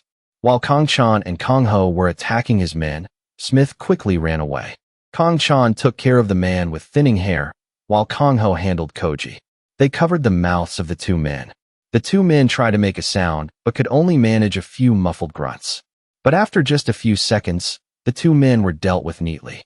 Seeing this, Smith was so scared that he fell straight back into his chair. Smith turned to look, his head covered in sweat from fear. Smith looked at Kang Chan and Kang Ho with eyes full of both fear and resentment. As soon as he finished dealing with the bald man, Kang Chan became a terrifying demon in Smith's eyes. Kang Chan's next target was Smith. Knowing he was the target, Smith quickly got up and ran forward. Before chasing after Smith, Kang Chan, relying on his intuition, sensed danger from behind. And Kang Chan's intuition was not wrong. The man with 2 scars had woken up and was about to attack Kang Ho. Kang Ho, however, was busy dealing with Koji and didn't notice his surroundings. In his place, Kang Chan let go of the bald man. Daeju, the man with 2 scars, now knowing he had been discovered, couldn't help but feel anxious. A liquor bottle quickly flew towards him. Because the man knew he had been spotted, he went on the defensive. While the man with 2 scars was busy defending, Kang Ho had finished dealing with Koji. He immediately shouted, "Smith." Hearing Kang Ho call him, Smith replied in French, "What?" But Smith didn't forget that he was the target. He answered, but he kept running. Quickly, Kang Ho caught him. He leaped into the air with a hiya. Seeing this action, Smith was shocked, his face turning pale. Just as Smith thought, he was caught by Kang Ho. The 2 of them fell to the ground together. Kang Ho pinned Smith underneath him and quickly attacked. Smith's face was pressed against the ground. Kang Ho delivered a series of punches to Smith's face without holding back. On this side, Kang Ho was giving Smith a beating. On the other side, Kang Chan was not idle either, having to deal with the man with 2 scars. Kang Chan unleashed a series of punches on the man with 2 scars so fast that it left afterimages. Faced with this barrage of attacks, the man with 2 scars could only block helplessly. But he couldn't block for long before he took a solid punch to the side of his cheek. This punch sent the man with 2 scars staggering back several feet, his face swelling up like a pig's head. The man with 2 scars reached inside his shirt as if to grab something. Seeing the man with 2 scars reach into his shirt, Kang Chan thought to himself, "A knife." Kang Chan's face darkened as he thought, "If it's not that, then..." The man with 2 scars reached into his shirt. Seeing this movement, Kang Chan thought to himself, "A knife." Then his face darkened as he thought, "Just as long as it's not that." But what the man with 2 scars pulled out was indeed a knife, a short one at that. The man with 2 scars looked at the knife with panicked eyes. When he saw that the man with 2 scars had pulled out a knife, Kang Chan thought happily, "Good. It's not a gun." Then Kang Chan looked at the posture and expression of the man with 2 scars. Kang Chan remarked, "What a terrible stance. He's not a professional knife user." The man with 2 scars held the short knife and charged straight at Kong Chan, shouting a French curse word. But this action was blocked by Kong Chan in an incredibly effortless manner. Kong Chan's eyes glanced over with a rather disdainful expression. Kong Chan retaliated swiftly, striking him back and causing him to fall hard. Without giving him a chance to react, Kong Chan acted quickly, grabbing the man's wrist with one hand. With his other hand, he grabbed his shoulder, locking him in his grasp. Kong Chan quickly kicked straight into the man's groin. Kong Chan locked the man's arm tightly, using his momentum to throw him backward, making it impossible for him to turn. After a series of continuous movements, Kong Chan had completely subdued the man with 2 scars and was pinning him to the ground. Knowing he had no way out, the man with 2 scars shouted at Kong Chan, wait a minute." Kong Chan looked at the man with 2 scars with sharp eyes. Then, there was no then anymore. Kong Chan mercilessly ended his life. Kong Chan stood up and looked down at the corpse of the man with 2 scars lying on the ground, thinking to himself, "Good. I've dealt with 3 gang members more easily than I thought." Kong Chan turned to look at Smith. Now what's left is... But the scene before him shocked Kong Chan to the core. Smith had turned the tables, beating Kong Ho to a pulp, his clothes tattered and his face covered in blood. All Smith had to do now was give a slight twist, and Kong Ho's life would be over. Seeing this, Kong Chan grimaced. Damn it, he's gotten too arrogant. Smith now held Kong Ho's life in his hands. He looked at Kong Chan with a smug smile and asked, "Isn't this about the contract?" With that, Smith cracked his neck twice. Seeing this gesture, Kong Chan thought to himself, that neck crack. It's Smith's weird habit whenever he's confident going into a fight. After a moment, Kong Chan knew where to start. First, I have to break him from the inside. Kong Chan asked in a calm voice, "Smith, you don't recognize my name?" Smith looked at Kong Chan with eyes full of killing intent and answered in a low voice, "I know your name." Hearing that answer, Kong Chan didn't flinch and continued to take a few steps forward, saying, "How are you still alive? Did you betray your comrades?" At those words, Smith became flustered and confused, saying, "What?" Seeing Smith's panic, Kong Chan knew he had fallen into his plan. Kong Chan continued with a smile, "It seems you don't believe me. The person you're holding is actually Daeju. How about that? Is that a little more believable?" Faced with such a large amount of information, Smith asked in a panic, "Who are you?" Hearing this, Kong Chan frowned and continued to speak to Smith. "You don't know me? I'm Kong Chan." Smith was stunned, unable to believe the words he was hearing. Kong Chan continued to speak with a sharp tone and increasingly cold eyes. His voice was in Smith's eyes now. Kong Chan was also GOP, Phil Kong Chan. Back in the past, Smith was shamelessly telling Kong Chan, "It's finally here. I'm the surviving refugee." Kong Chan, still in his original body, angrily rushed forward and punched Smith hard in the face. His voice boomed, "Shut up." With just one punch, the other guy fell to the ground. Kong Chan then shouted, "Who are you trying to fool? Every time you do something bad, it's written all over your face." Lying on the floor, he gasped for breath and said, "No, Chan, I didn't." Suddenly, Smith gritted his teeth, and his body trembled strangely. Blood kept pouring from his mouth. Seeing this, Kong Chan rushed over, grabbed Smith's shoulders, and shouted his name. In his dying moments, Smith uttered 2 words, "God of..." At that moment, a stranger suddenly appeared behind Kong Chan, holding a gun. Smith used all his strength. The memory ended, and Smith was so scared he broke out in a sweat. Impossible. How could? Kong Chan walked step by step towards Smith. As he walked, he said, "It seems the ones who died unjustly have pushed me forward, asking me to be sure to wring the neck of the traitor." Smith's face darkened when he realized he had fallen completely into the trap Kong Chan had set. "Damn it. You said you hated coming to Korea." Hearing this, Kong Chan's face darkened, and his eyes became scrutinizing. Smith continued, "But..."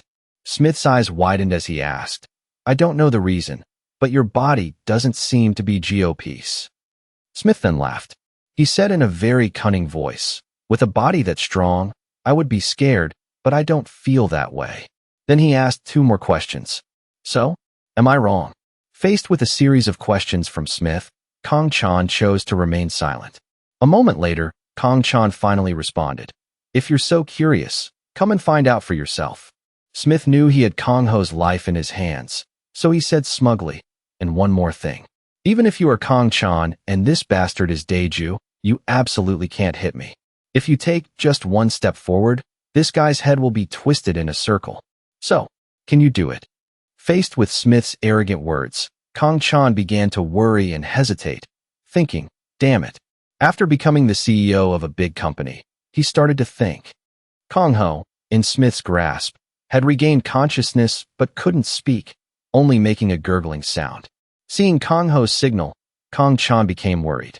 Faced with his comrade's foolishness, Kang Chan thought in panic. This guy is still as stupid as ever. If he's awake, he should just stay quiet and signal me. When Kang Chan noticed, Smith also noticed. He panicked. Damn it. Then he immediately struck a fatal blow. In this situation, Kang Chan immediately acted, rushing forward like a flash. His hand coiled into a fist. Kang Chan, like an arrow, shot forward and punched Smith squarely in the face. From this punch, Smith was in so much pain that he squeezed his eyes shut and his mouth opened wide. Smith let go of Kang Ho, holding his eye with one hand and Kang Ho's shirt with the other. At this point, Smith forcefully threw Kang Ho to the ground due to the immense pain from Kang Chan's punch. Kang Chan then stared at Smith. At this moment, he was in so much pain that he curled up. One of Smith's eyes seemed to be bleeding. He was furious and said, "Look, before, it was like being hit by a fireball. Now it's just a little itchy." After that statement, Smith slowly took off his suit jacket and then asked with a sinister smile, "No, with a body like that and seeing what you just did, I should probably call you GOP, right?" Faced with Smith's actions, Kang Chan calmly thought, to take a hit like that and not go down, his strength and speed are on a completely different level. Smith threw his jacket to the ground and began to roll up his sleeves. Then, Smith charged straight at Kang Chan, shouting, "Arg!" At this moment, the veins on his face were bulging, making him look very scary. In a flash, Smith jumped. Then he appeared right in front of Kang Chan. With that large body, Smith seemed to want to crush Kang Chan's entire body. But thanks to Smith's imagination, Kang Chan had quickly punched Smith squarely in the face, a blow that made his head snap to one side. Smith, as if he couldn't believe it, stared wide-eyed at Kang Chan. Smith quickly threw another punch at Kang Chan. But Kang Chan had swiftly bent down, dodging the blow. Kang Chan rushed forward, his eyes cold. Kang Chan's feet were now breaking so hard that dust appeared. But Kang Chan quickly adjusted his posture, swinging his arm to attack Smith again. Kang Chan threw an incredibly powerful punch at Smith. At this moment, Smith quickly used both hands to block the punch. Seeing Smith block it, Kang Chan unleashed a continuous barrage of punches at Smith, letting him block to his heart's content. From taking so many consecutive punches, blood appeared on Smith's hands. He grimaced, gritting his teeth. Knowing he couldn't take any more, Smith switched from defense to offense. Smith's face was now contorted with rage. And that punch hit Kang Chan. Smith punched hard into Kang Chan's elbow, causing Kang Chan so much pain that he winced. Kang Chan had to quickly retreat a distance of about a meter. Kang Chan was in so much pain that his whole hand was shaking. He thought nervously, if I throw 2 punches and 1 hits, I'll still get hurt. The important thing is that there's no other way but to turn the tables. Seeing Kang Chan stunned by his punch, Smith charged forward to attack. He laughed and asked, "Haha, what's this? You're different from the GOP. I used to know." Faced with Smith's attack, Kang Chan leaned to one side, dodging the blow. Kang Chan's hand once again coiled into a fist. Kang Chan bent his back low, his other hand punching straight into Smith's face. At this moment, Kang Chan knew he had hit his mark. But contrary to his thoughts, Smith had already reacted, punching straight into Kang Chan's waist, where he had no defense at all. Kang Chan was in so much pain that his head was covered in sweat, his eyes almost losing their pupils. Smith, his mouth full of blood, smiled smugly and said, "It's no use." Kang Chan, in pain, gritted his teeth and thought, "If I get hit right here, I'll die." But in just a few seconds, Kang Chan had flipped over and continued to attack. He landed a powerful blow on Smith's unpleasant face, causing Smith's jaw to contort. Kang Chan then slowly released his fingers. Once again, he attacked straight at Smith's lower jaw. 2 consecutive attacks left Smith with no time to react. Smith's face was covered in blood, and he was now so angry he was going crazy, his eyes blazing. Then Smith quickly landed a powerful punch to Kong Chan's stomach. The punch was so strong that it sent a powerful shock through Kong Chan. Kong Chan retaliated swiftly, swinging his arm to counterattack. Kong Chan's eyes carried a strong, sharp aura. Smith was no less formidable, taking a blow and immediately returning one, but Kong Chan quickly blocked it. Then, he immediately retaliated against Smith with a powerful blow that sent him flying. Kong Chan and Smith were now seemingly evenly matched, neither willing to give in. Smith then kicked hard into Kong Chan's side, sending him flying. Kong Chan was in so much pain that he gritted his teeth, his face contorted, but thanks to his experience from the previous kick, he managed to block it. His eyes became dark. Kong Chan gritted his teeth, then forcefully countered, kicking Smith forward. Smith quickly blocked it, maintaining his balance and standing parallel to Kong Chan. Kong Chan stood there, angrily gritting his teeth so hard that the veins on his face bulged. His hand had also coiled into a fist. He landed a powerful punch right in the middle of Smith's stomach.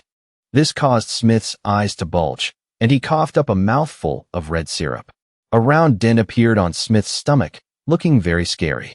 Kong Chan quickly rushed towards Smith, one foot stomping hard on Smith's leg. His other leg, from below, kneed Smith straight in the face, catching him off guard. Not giving Smith a chance to react, Kong Chan followed up with another blow, leaving Smith no time to recover. Kong Chan also landed a blow right in the middle of Smith's head, causing him to cough up blood. After that attack, Smith's entire body fell to one side. Seeing this, Kong Chan quickly jumped. He moved to another spot. Smith, at this point, still didn't know what was happening, his body still in a defensive posture. Kong Chan, while moving, turned his head to look back at Smith with eyes full of killing intent. At a suitable distance, Kong Chan immediately launched a kick right at Smith's face. Taking the full force of that kick, Smith coughed up blood and fell down. Just like that, after taking the kick, Smith fell hard to the ground. After a fight with Smith, Kong Chan's body was so tired that he had to kneel and gasp for breath. But Smith was still conscious. He let out a few grunts. Seeing that Smith was still conscious, Kong Chan quickly walked over to him. He grabbed Smith by the collar and pulled him up. Now like a fish on a cutting board, he said defiantly, "You dog. It's this situation again, isn't it?" At Smith's words, Kong Chan's eyes turned red with anger as he retorted, "Either way, we have to fight." With that, Kong Chan relentlessly punched Smith in the face, causing him to let out a few grunts. Smith's eyes and mouth were full of blood, a terrifying sight. Seeing Smith like this, Kong Chan maintained his same attitude. "There's still one more."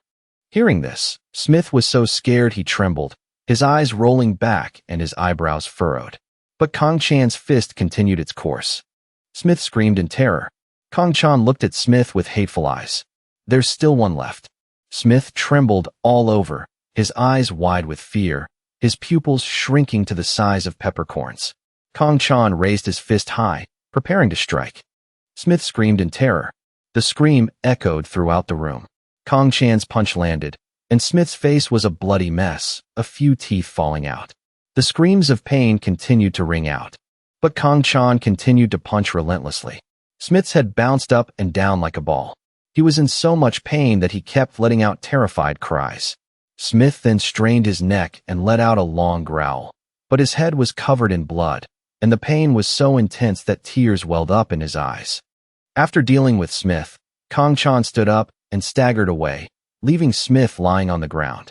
Kong Chan clutched his side, his face contorted in pain, covered in sweat. Kong Chan staggered towards the locked iron gate. "Damn it, my whole body aches." Staggering, Kong Chan used his hand to pound on the iron gate in front of him and shouted, "Jo Si-wook. It's me, Kong Chan. Open the door." As Kong Chan's call ended, the iron gate was opened. Jo Si-wook led 4 burly men down, each holding an iron rod. Kong Chan didn't wait any longer, pointing to where Kong Ho was lying and ordering, "Over there. Take him to Co Kong Ho's hospital. Hurry up." Hearing Kong Chan's order, the 5 men replied in unison, "Yes, sir." After that, the 4 men Jo Si-wook brought with him quickly followed Kong Chan's orders. Only Jo Si-wook remained there with Kong-chan. Jo Si-wook, holding an iron rod, turned to look at Kong-chan and asked with concern, "Are you okay?" Kong-chan, his head still covered in sweat, said tiredly, "Don't overdo it." Then Kong-chan noticed the object in Jo Si-wook's hand. "Give me one of those." At that moment, Koji had woken up. The person next to him was still unconscious. Seeing Kong-chan approaching him, Koji showed a fearful expression, his head covered in sweat. Kong-chan approached, raising the iron rod with one hand. The other hand reached out, as if to grab Koji's neck. "You guys have to end too." With that, Kong-chan struck Koji's knee hard. He grimaced in pain, unable to fight back. Kong-chan raised the iron rod high and struck repeatedly. Koji's blood splattered everywhere, even on Kong-chan's face. But Kong-chan's expression remained unchanged, his eyes filled with a cold sharpness. Kong-chan struck relentlessly, causing the other two men to cry out in pain. But the cries and groans continued unabated. Kong-chan rested the iron rod on his shoulder, his expression unchanged, looking at Koji, who was in pain, clutching his knee, trembling on the chair. Kong-chan's face was cold. This is Korea. The knees of the two men were now completely crippled. They could only lie there trembling. Kong-chan threw the iron rod in his hand to the ground, making a clanging sound. Kong-chan didn't bother to care, just glanced at them and turned away. Kong-chan walked to the broken beer bottle, gently bent down, and picked up the broken bottle neck, heading towards Smith. Smith was now in pain, clutching his bloodied eyes, trembling on the ground. Kong-chan walked over to Smith, his foot touching Smith's trembling arm. Kong-chan stepped over Smith's body, one hand grabbing Smith's shirt, pulling him up, the other holding the broken bottle. "I'm not going to kill you. I'll take you to the hospital. But from now on, you'll have to give up the things you love most." Hearing these words, Smith's head was covered in sweat, his body trembling, his eyes unable to open. Soren sold it." Kong-chan frowned, his eyes fierce as he looked at Smith. Below, his hand raised high. "It's too late, you fool." Smith gritted his teeth, tears streaming down his face. He continued to confess, diamonds, drugs. Smith revealed what he had been trying to hide. "I was going to use the drugs." Hearing this, Kong-chan was so shocked he froze. "What?" Kong-chan grabbed Smith's shirt and forcefully pulled his body up from the ground, his voice enunciating each word. "Say that again." Smith, in pain, tried to speak. "Sarah." With that, as if exhausted, Smith seemed about to pass out. Kong-chan shouted helplessly, "No." Seeing the tense situation with Kong-chan, one of Jo Si-wook's subordinates asked in confusion, "Why did the atmosphere suddenly become so brutal? What are they talking about?" Kong-chan angrily slammed Smith back onto the floor. Smith was too tired to speak properly. "Drugs. The imported car this time is carrying drugs." Seeing that Smith's story was inconsistent, Kong-chan became furious and shouted, "Your story doesn't add up. You said you were going to give it to the CEO of Changyu Motors." Smith was terrified, his tears and blood mixing together. "I'll give them 50 cars on the condition of receiving the surplus cash. Every time Changyu sells, there's a plan to smuggle drugs beforehand using the car delivery as a condition." Hearing these words, Kong-chan's anger from before subsided somewhat. "I don't know what to say, but one thing is for sure. If this continues, Dad will be in danger." Smith told everything he knew, his head struggling to stay up, his eyes squeezed shut. Kong-chan looked at this state, the broken bottle still held high in his hand. "If this continues, Dad will be in danger." Without wasting any more time, Kong-chan mercilessly plunged the bottle into Smith's chest. As the bottle was pulled out, blood spurted. Smith was in indescribable pain, his face contorted like a monkey's rear end. Looking at the shattered bottle in his hand, Kong-chan's face was dissatisfied. "It broke already. This isn't enough. This guy is too strong." Suddenly, a sound attracted Kong-chan's attention. He immediately turned his head to look. On the other side, two of Jo Si-wook's subordinates were still dealing with the two men on the sofa. The subordinate on this side, while checking Koji's body, discovered a weapon. He asked in confusion, "What is this? Isn't this a sashimi knife? What kind of magic did Koji use?" Koji was now completely unable to resist. When the sashimi knife was taken out, it also attracted Kong-chan's attention. Kong-chan raised his head and pointed to the other side. It's finally done. Give it here. The other man respectfully walked over and presented it to Kong Chan with both hands. Here you go, sir. Kong Chan drew the knife. His eyes dark, his face changed. Kong Chan brought the knife down forcefully, striking out in anger. The left is for Daeju. The right is for me. At this, he screamed in terror. Jo Si-wook's subordinate, seeing this for the first time, was so horrified he was speechless. Jo Si-wook, however, remained calm. After a moment, blood had splattered up to the corner of Kong Chan's mouth. Kong Chan wiped the blood from his face. Then he stood up from Smith's body. His body was now stained red. Kong Chan walked over and looked at Smith's body lying on the ground. He turned and gave an order. Take this bastard to the hospital too. The subordinate immediately bowed respectfully. Jo Si-wook was now confused. His eyes, with a hint of judgment, spoke up. But this bastard isn't a problem, so he'll receive treatment immediately, right? The car is ready. Let's go now. Kong Chan looked at Jo Si-wook, his face serious, and said nothing more. Then, in the middle of the night, the group got into the car and headed to the hospital. The hospital was still brightly lit, as if they knew someone would be coming in the middle of the night. Just as expected, as soon as Kong Chan's group got out of the car, a doctor and a nurse came out to greet them. Hyun-woo, seeing this, could only bow his head and sigh in resignation. Kong Chan, seeing Hyun-woo's expression, was a bit annoyed. Seo Kong-ho arrived first. What happened? Hyun-woo maintained his calm demeanor and replied calmly. We need to see the process. Kong Chan let out a sigh of relief.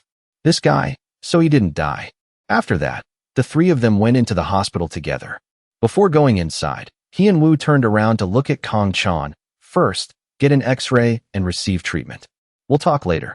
Kong Chan was taken to a private treatment room. The white bandages had been removed from his hand. Kong Chan's hand was covered in wounds, both new and old. A nurse, holding tweezers in one hand and a cotton ball in the other, began her work. While treating the wound, Kong Chan made a request. Please remove the bandage on my right hand. The nurse replied gently. Kong Chan, maintaining a calm expression, asked, By the way, what's the name of the director here? At that question, the nurse continued to work with her head down, her mouth slowly replying, Yu Hyun-woo. Just as the words left her mouth, both of them looked up at the door. The person who had arrived was Hyun-woo. He opened the door and walked into the room, his hands in his pockets, looking at Kong Chan with a calm face. Dr. Yu Hyun-woo. That's my name. Hearing this, Kong Chan just replied softly, Ah, yes. Hyun-woo's expression remained the same as he continued. Jong-in, I'll take over from here, so you can go back to your work. Hearing Hyun-woo say that, the nurse obeyed. Yes, doctor. Hyun-woo changed direction and headed for the door, gesturing for Kong Chan to follow. This way, Kong Chan obeyed and followed. They went to Hyun-woo's private office. He sat across from Kong Chan, his hands clasped together, and began to speak. I said you could come any time, but isn't this a bit too soon? Kong Chan simply replied. It seems that way, no matter how you look at it. Hearing this, Hyun-woo's expression remained calm as he continued. Anyway, we have the X-ray results. Your left rib is at risk of fracturing. Looking at the X-ray on the screen, Hyun-woo asked in confusion, With your stomach like that, you walked all the way here just to ask my name? Hearing this, Kong Chan still replied calmly. It's not like I looked at it directly, so. Before Kong Chan could finish, Hyun-woo cut him off. Anyway, forget everything and get admitted. If you overdo it, the bone will break and pierce your internal organs. Hearing this, Kong Chan frowned and objected. I can't. Just wrap it up for me. Hyun-woo pushed up his glasses and said seriously, I said the bone is at risk of fracturing. Small fragments could have already pierced your internal organs. Let me explain it more simply. Then Hyun-woo explained everything in detail, trying to persuade him. If you don't get admitted for treatment right now, you could die. Kong Chan, hearing about life and death, still maintained a determined expression. Then just take out all my organs and sell them. You promised. Hyun-woo, having tried to persuade him to no avail, was gradually losing his patience and got straight to the point. Looking at it now, even the old ones can't be sold. Who would buy organs that have been pierced and torn? Kong Chan knew he was losing the argument, but remained stubborn. Just patch me up. Hyun-woo was now truly angry, his eyebrows furrowed. Why exactly? If I know the reason, I'll do it. Kong Chan knew he needed to be hospitalized, but his current circumstances didn't allow for it. He had to explain, if I get admitted now, a lot of people will be in danger. Kong Chan paused for a moment and then continued to explain, my family, my colleagues, everyone. Hearing these words, Hyun Woo was stunned into silence. Hyun Woo bowed his head and let out a long, helpless sigh. He instructed tiredly, fine. I'll prescribe painkillers and wrap a protective bandage as tightly as possible. Absolutely do not take it off, and come back to the hospital when your work is done. Kong Chan's face was filled with gratitude as he replied in a serious voice. But Hyun Woo's face still couldn't hide his worry. He warned again, I said it clearly, absolutely do not take it off. This is not a request, it's a doctor's order. Kong Chan just replied curtly, I know. Kong Chan stood up, took off his suit, and put on the clothes Hyun Woo requested. Then he put his old clothes back on. After that, Kong Chan went to the elevator. The elevator was showing the number 2. Then it showed the number 1. When the number 1 appeared, the elevator doors opened. Kong Chan stepped out with an indescribably dark expression. As Kong Chan was walking down the hospital corridor, Jo Si-wook ran up to him. Jo Si-wook asked urgently, Are you okay? Seeing Jo Si-wook so rushed, Kong Chan's expression remained calm, his hands in his pockets. I'm fine. How's Kong Ho? Jo Si-wook didn't answer immediately. He pointed towards the door of the hospital room. Over there. That's the room. Kong Chan opened the door and walked in. At this moment, Kong Ho had been cleaned up and was resting, covered in medical equipment. Kong Ho's neck was immobilized. Looking down at his comrade lying in the hospital bed, Kong Chan's face showed a pained expression. If you wanted to run faster, you should have just left.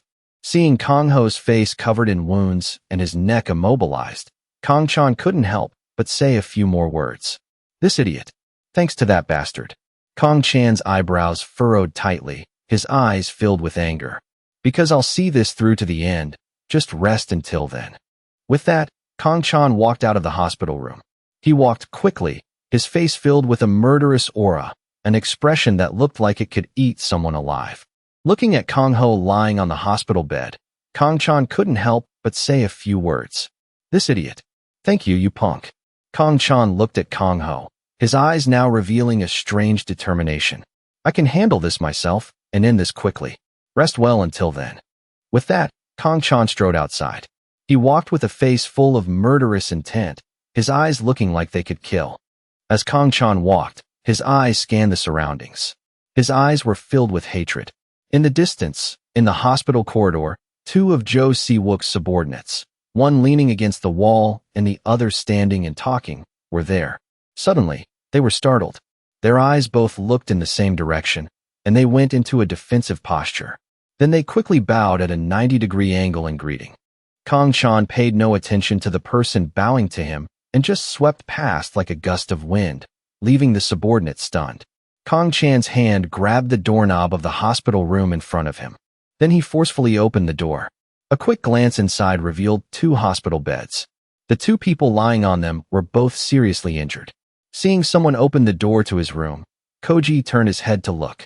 Smith also turned his head, but unfortunately, he no longer had eyes to see. Both of them were wrapped in bandages like mummies. The 2 men across from him also looked at Kong Chan with scrutinizing eyes, wondering what he would do to them. When Koji saw that the person who entered was Kong Chan, he smirked. Seeing this, Kong Chan asked irritably, What? Koji, lying on the bed with his head wrapped in gauze, replied smugly, I admit I was a little relieved just now, but later, after going through many strange things, I know that both you and I, and even our families, will not be at peace. Kong Chan asked in a threatening tone, Are you threatening me now? Koji's expression showed surprise. Scared? Ooh, I'm so scared. Koji made a gun gesture with his hand and pointed it at his temple, his mouth agape, and his eyes wide. Then bang. Koji turned his head to the side as if he had been shot. He stuck out his tongue as if to taunt Kong Chan. Kong Chan then walked straight out at a very fast pace. As he walked, he thought to himself, because I fought with those guys just now, the fighting spirit still remains. I will definitely break everything. Kong Chan went to the door and waved to the 2 people outside. The 2 of them noticed the gesture. The man in the gray-black suit turned his face and replied in confusion, "Yes, Hyungnim." Kang Chan ordered, "Where's the thing I gave you earlier? Bring it to me." Receiving the order, he replied, "I know, Hyungnim." Then the man in the gray-black suit turned to the man in the brown suit and said, "It must be in the car outside." The other man quickly ran to get it. In a flash, Kang Chan had quickly returned to the hospital room. Koji was now pouting contemptuously, raising his hand. Koji raised his middle finger at Kang Chan, his expression still contemptuous. At that moment, a voice called out, "Hyungnim." Hearing the call, Kang Chan quickly ran out the door. Seeing Kang Chan's speed, the two men were astonished, wondering to themselves, so fast. The man in the brown suit holding the sword had just run up from the basement garage, so his head was covered in sweat, but he still respectfully presented the sword with both hands. Kang Chan reached out and took the hilt. The two men saw this and remained silent. Holding the sword in his hand, Kang Chan waved to the two of them. "All right, you two can go outside." The two of them immediately obeyed Kang Chan's order. "Yes, Hyungnim." They quickly went outside. Holding the knife in his hand, Kang Chan thought to himself, "No matter what, I can't get scratched by these guys. It's a bit disrespectful to you, Hyun-woo, but everyone's safety comes first." When Koji saw Kang Chan enter with the sword, he was so scared that he gripped the bedsheet tightly. "What?" Kang Chan walked to Koji's bed and slowly raised the sword in his hand, drawing it out. Koji was now scared, sweating like rain. "What are you going to do to me?" Seeing Koji so scared, Kang Chan replied calmly, "Don't worry. You won't die. You'll just have to breathe through a tube." Kang Chan held the sword straight up in front of Koji's face. At this point, he was so scared he tried to back away. "Don't you care about your bankrupt family? Really?" Kang Chan didn't answer, but the sword in his hand rose higher. Suddenly, Koji let out a loud, terrified scream. At this moment, Koji's eyes were focused solely on the sword in Kang Chan's hand. He raised the sword higher and higher. Koji's pupils contracted to their smallest size. He screamed in terror, "We're just foreigners who came here to do business. After I'm done, I'll..." But before Koji could finish his sentence, Kang Chan gritted his teeth and cut him off. "Go tell that to the embassy." Koji screamed in fear, "You crazy bastard." The sword in Kang Chan's hand didn't wait any longer and immediately came down on Koji. He screamed in pain. His newly bandaged body was now covered in blood. Another sword strike came down, and Koji's eyes lost their pupils, leaving only the whites. He was in so much pain he couldn't speak. With another strike, Koji broke out in a cold sweat. His pupils were now as small as peppercorns. Looking at his face, you could tell how much pain he was in. Koji used all his strength and gritted his teeth. "Stop, stop!" Kang Chan stopped. He looked at the scene on the hospital bed, all blood and gore. Furthermore, the all-white bed made the red blood stand out even more. Koji then burst into tears. "Please, save me, Mom." Then he fell silent. Not a sound. His body and the bed merged into a single red color. Kang Chan quickly moved to the next hospital bed. The man saw Kang Chan coming towards him and was terrified. "No, don't come here." The more he said that, the faster Kang Chan approached. The man was so scared he moved violently, causing his wounds to split open and blood to pour out. He screamed in fear, "No." Kang Chan got closer and closer. The man was so scared he raised his hands to block Kang Chan's attack. He pleaded for help in desperation. "Save me." Kang Chan ignored his pleas and struck him as usual. The man was so scared he couldn't even cry properly, his screams growing louder and louder. The screams and cries were so loud that the two people outside could hear them clearly. They looked on, unable to hide their fear. The two people outside looked through the small glass window on the hospital room door. Inside the room, loud screams were constantly being heard. "Stop! Stop, please! Don't! I was wrong!" A series of such sounds scared the two men so much that they had to turn away. Everyone's face was filled with fear, their eyes vacant, their heads covered in sweat. At this point, the sounds inside suddenly fell silent. The two people outside looked at each other in confusion. That sound. While the two were looking at each other, the door was quickly pulled open. Kang Chan had appeared behind the door. When Kang Chan pushed the door open, the two men turned their heads. They looked at Kang Chan, who was radiating a murderous aura and covered in blood, which scared them to no end. Their heads were also covered in sweat. Looking at the blood still staining the sword, his hands covered in it, and blood even on his clothes, Kong Chan's eyes were filled with a murderous aura. One side of his face and his neck were also stained with blood. Seeing this, the two men were unusually panicked. Their minds were in a whirl. Kong Chan broke the silence. "Here." Kong Chan coldly ordered the two men. "Move them to another hospital room." The two men in front of him stammered in reply, "Why yes." They acted very quickly. Two men to a bed. They quickly moved the two men to another room. As they moved the beds, the blood of the two men continued to flow out, dripping onto the hospital floor. As the last bed of Smith's subordinate was being taken away by Kong Chan's men, Kong Chan observed each person very carefully. Then he turned to look at where Smith was lying. He seemed to have felt Kong Chan's burning gaze. Smith was startled. Before Kong Chan could act against Smith, he shouted in fear to stop him. "Wait. Kong Chan, where are you taking me now?" Smith asked Kong Chan in fearful disbelief. "It's all over, isn't it? I've done everything I can. Are you going to kill me?" Kong Chan angrily walked to the hospital bed, the murderous aura on his body radiating as his voice became serious. "You won't die. It's just that walking on two legs will be a bit difficult from now on." Smith, now like a fish on a cutting board, could only struggle helplessly without being able to do anything. "I don't know anything. I really don't know anything. Do you remember my stomach being torn open?" Smith, scared, moved violently, causing his wounds to split open. He tried to speak as clearly as possible. Sarah came. My team. Everyone was killed except me because everyone thought Sarah would bring a rescue team. It's true." At this point, Kong Chan couldn't maintain his composure, his eyes blazing. "Then why did you still follow that bastard Sarah? You knew that bastard betrayed you." Smith was now too tired to shout, his voice dropping noticeably. "Diamonds, because we were dealing in diamonds with Sarah. When I found out the truth, I couldn't do anything to him." Seeing Kong Chan just listening without speaking, Smith, on the hospital bed, once again asked, "You think I can do anything to a whole gang with my stomach torn open? I just wanted to live a little longer, damn it." Kong Chan was unmoved, his eyes growing even angrier. The sword in his hand was already raised high. "So when you got to the hospital, you knew you had been betrayed. And yet you still covered for that dog." Kong Chan, with one hand, grabbed Smith's leg and plunged the sword straight down.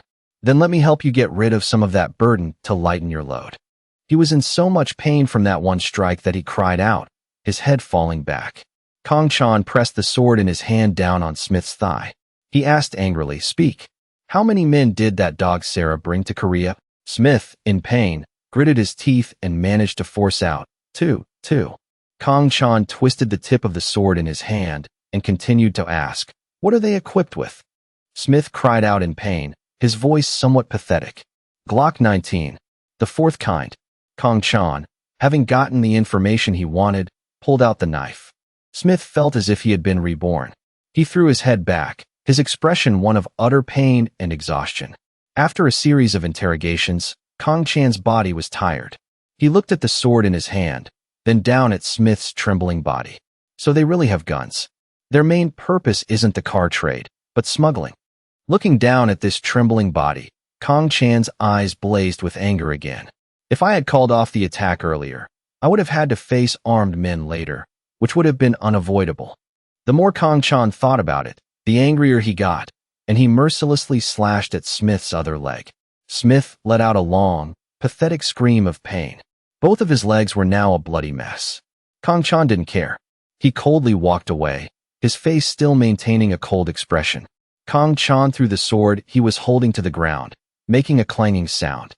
Kong Chan walked with a heavy, murderous aura. "Before the information reaches Sarah's ears, I have to end this now." As Kong Chan approached the room door, his mood had calmed down somewhat. Either way, a shootout in a high-end Korean hotel, the media will become a huge obstacle. While Kong Chan was hesitating to open the door, Hyun-woo quickly opened it and walked in. Seeing Kong Chan's blood-stained face, Hyun-woo angrily shouted, "You Kong Chan!" Kong Chan maintained his cold expression. Hyun-woo angrily unleashed a long tirade. "This is a hospital. If you come to a hospital to do things like this, even I can't treat you anymore." Kong Chan, with a cold and slightly angry face, retorted, "Those guys are all from the most notorious gangs in France. If we leave them alone, they'll recover quickly. At that point, all the patients, nurses, and even the doctors will be killed by them. So can you just pretend you didn't see anything?" Hearing Kong Chan's explanation, Hyun-woo fell silent, but his face was still very angry. Seeing this, Kong Chan continued to speak, his expression unchanged. "Not killing or being killed, I won't break my promise." However, just when it seemed to be over, Kong Chan continued, "But if the doctor says so, then from now on, I won't come here and cause you any more trouble."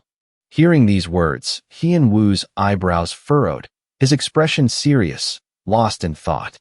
Hyun-woo looked straight into Kong Chan's eyes and asked coolly, "Is there more?" Kong Chan looked straight back into Hyun-woo's eyes and said softly, "There are still 3 more. They have guns." At this, Hyun-woo gave Kong Chan an excited smile. "Why would I turn away a patient who pays all his medical bills in cash without using health insurance? Don't go anywhere else. This place is always open for you." Hearing this, Kong Chan smiled in satisfaction and let out a sigh of relief.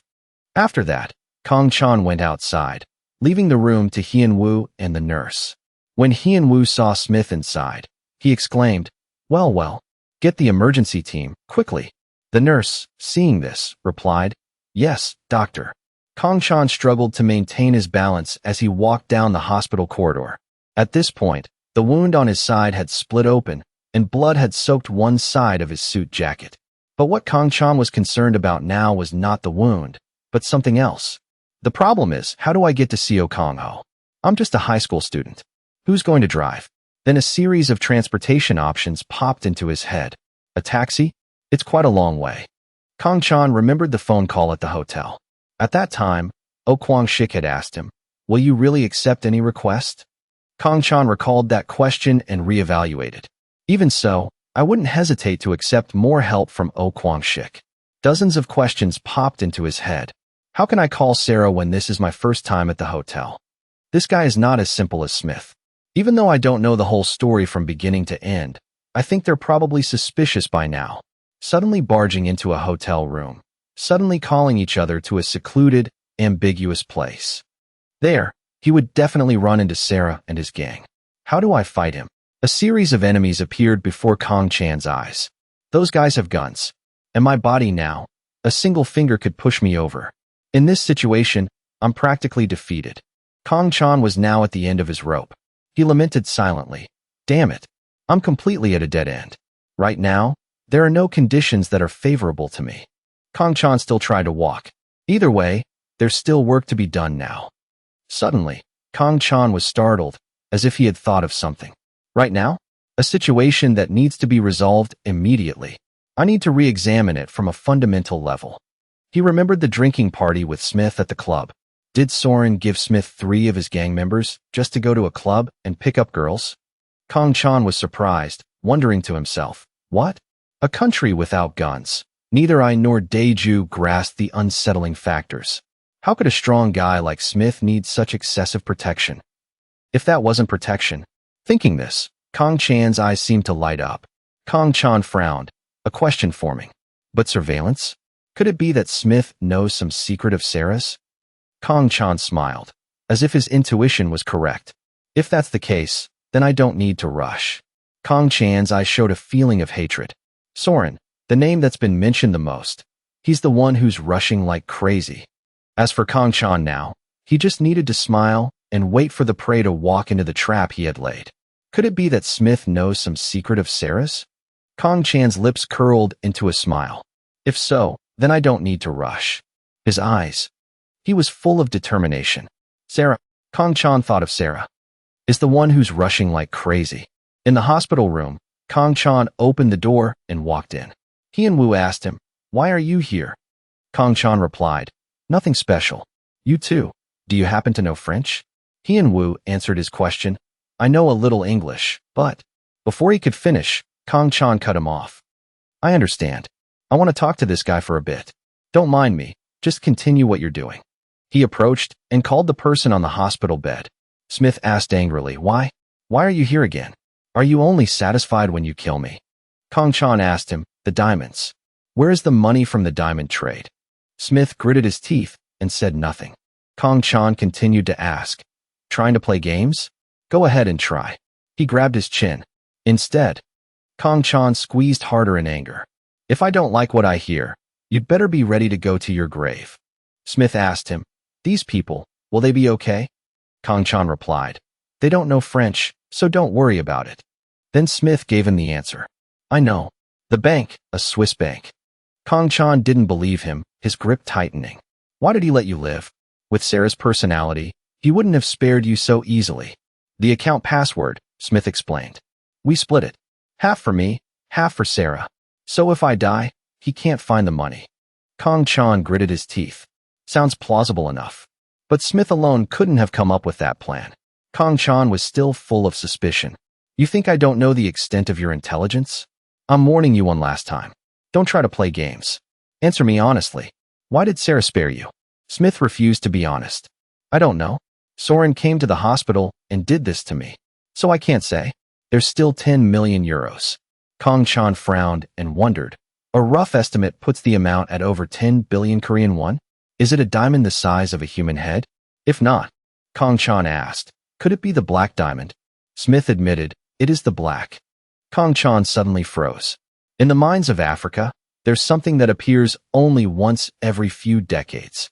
The Devil's Gemstone. In fact, I've never seen it before. I can roughly understand why Sarah went crazy. Kong Chan asked the next question. What about the drugs? Smith answered him. Soren has the sample. Kong Chan gritted his teeth in anger. Damn it, he's even dealing with drugs. He asked, who did he sell it to? Smith shouted, I really don't know. Even if you beat me to death, I don't know. Believe me, Chan. Kong Chan thought to himself. In this situation, I can't trust this Smith 100%. But for now, it seems he's not lying. All right, last question. The account password. Smith hesitated. That.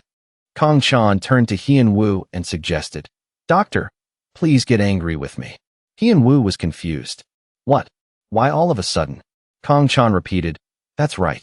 Please get angry with me, as if you're really angry. I'm counting on you. Hyun Woo immediately got angry. What? Suddenly telling someone to get angry? Do you think a gentle person like me can get angry? He turned to Jong-in and asked, Nurse Kim, what about spicy stew for dinner tonight? Huh? Smith silently marveled. The doctor's voice is really loud. Smith worried silently. Is he planning to get rid of me? If not, could it be? Kong Chan also angrily retorted to Hyun Woo. Pork cutlet is better than spicy stew. Kong Chan glanced to the side. He definitely doesn't want the money. Anyway, he can't get the money out of Sarah's mouth. However, there's nothing better than this to use as bait for that bastard. He still gritted his teeth, refusing to speak. Kong Chan leaned in close and asked again, last time. The password. Smith still kept his jaw clamped shut, refusing to open it. But then he had to say it. Me. 0702 of 0313 of Africa. Kong Chan immediately became furious. You bastard. Outside the door, a group of people was already waiting. Kong Chan stepped out. The expression on his face was still angry. The battle has already begun. For now, I must win. He put his hands in his pockets. Kong Chan searched both his pockets and wondered, where's my phone? Did it fall out during the fight at the hotel earlier? He complained in annoyance. What a pain. Then Kong Chan turned and called the person next to him, Kwang Shik's subordinate. Yes, Hyungnim. Kong Chan asked him, please contact O Kwang Shik for me. The subordinate dialed a number. He picked up the phone and called. It's me. Kong Chan Hyungnim wants to talk to you on the phone. Yes, I'll pass it to him right away. He handed the phone to Kong Chan. He walked to another spot to take the call. Oh, Kwang Shik. Kwang Shik fired off a series of questions. What's up? Do you know a foreign language? Kong Chan got straight to the point. All right. The drug sample is at the Namsan Hotel. Did you know? Kwang Shik was shocked. What? Kong Chan immediately realized something was wrong. This is bad. So subtle. He silently speculated. Oh, Kwang Shik. He's finally acting like a real boss. If that's the case, the client for that drug shipment could be Oh Kwang Shik. Kong Chan glanced to the side. If so, he noticed the group of people over there. In a flash, the situation has changed. Kwang Shik angrily asked, speak plainly. Are there drugs at the Namsan Hotel? Kong Chan replied, a sample. As soon as Kwang Shik heard, he immediately flew into a rage and cursed. Damn it. How could that be? How dare those bastards act without my orders? Kong Chan thought to himself, it's not him? Even so, I should still be cautious. He replied to the other end of the line. 3 Frenchmen have the sample. That means the guy is still alive. Kwang Shik asked, you don't know those guys? Kong Chan replied, I don't. Kwang Shik was still furious. This is strange. I can't accept drug trafficking in my territory. Kong Chan continued to provide information. The French drug traffickers are called the Cedo Gang. It seems they also have guns. Kwang Shik cursed them. These bastards. Kong Chan continued. Let's end this today. I'll be there, so arrange a place for us to meet. If not, I'll go to the hotel. There were some incidents at the hotel today, so it's a bit difficult. The club just reopened, so don't come here. There's a quiet villa in southern Yeongju, so go there. I'll provide a car for you. Use it if you need it. Kong Chan reminded the other party. Also, those French guys are not ordinary people, so don't mess with them first. It will only make things worse. Kwang Shik was a bit angry and questioned. You want me to bow down on my own turf? I can get rid of those bastards if you need me to. I'm leaving now too. He asked him, where are you going now? The hotel or the villa? Kong Chan thought to himself, even if I tell Kwang Shik to stay away from them now, it won't do any good. He replied, we'll see. If anything happens, handle it carefully. Okay. If you make a decision, let me know. Kwang Shik hung up. The phone displayed the time. Kong Chan turned and called the group of people. Whoever knows the hotel's number, come here. Kwang Shik's subordinate came over and replied, I know it. I'll dial it for you. He dialed a number. Then he handed it to Kong Chan. Here you go. The other end of the line answered, Namsan Hotel. How may I help you? Kong Chan requested, room 1910. Please connect me with Sarah. I'm Kong Chan. The other party replied, yes, please wait a moment. In the hospital corridor, a voice came from the other end of the line. Hello. Kong Chan immediately recognized it. This isn't Sarah's voice. He requested, please put Sarah on the phone. The other party explained, he's not available to take calls right now. If you have a message, please tell me, and I will relay it to him. Then please remember this. Namsan Hotel. Inside, Sarah was having dinner with 2 other people. At that moment, someone approached. He turned and asked, what is it? Can't you see I'm busy? The long-haired man reported, yes, sir. But I just received a phone call in the guest room, and I thought I should let you know. He leaned in close to Sarah's ear and said, Swiss Bank. Drugs. He continued to report, please wait for GOP. I just wanted to say that. The expression on Sarah's face immediately became serious. At the hospital, Kong Chan hung up the phone. He called out to the subordinate. He replied. Kong Chan held out the phone and requested, please dial the number for Jo Se-wook at the Namsan Hotel. The subordinate came over.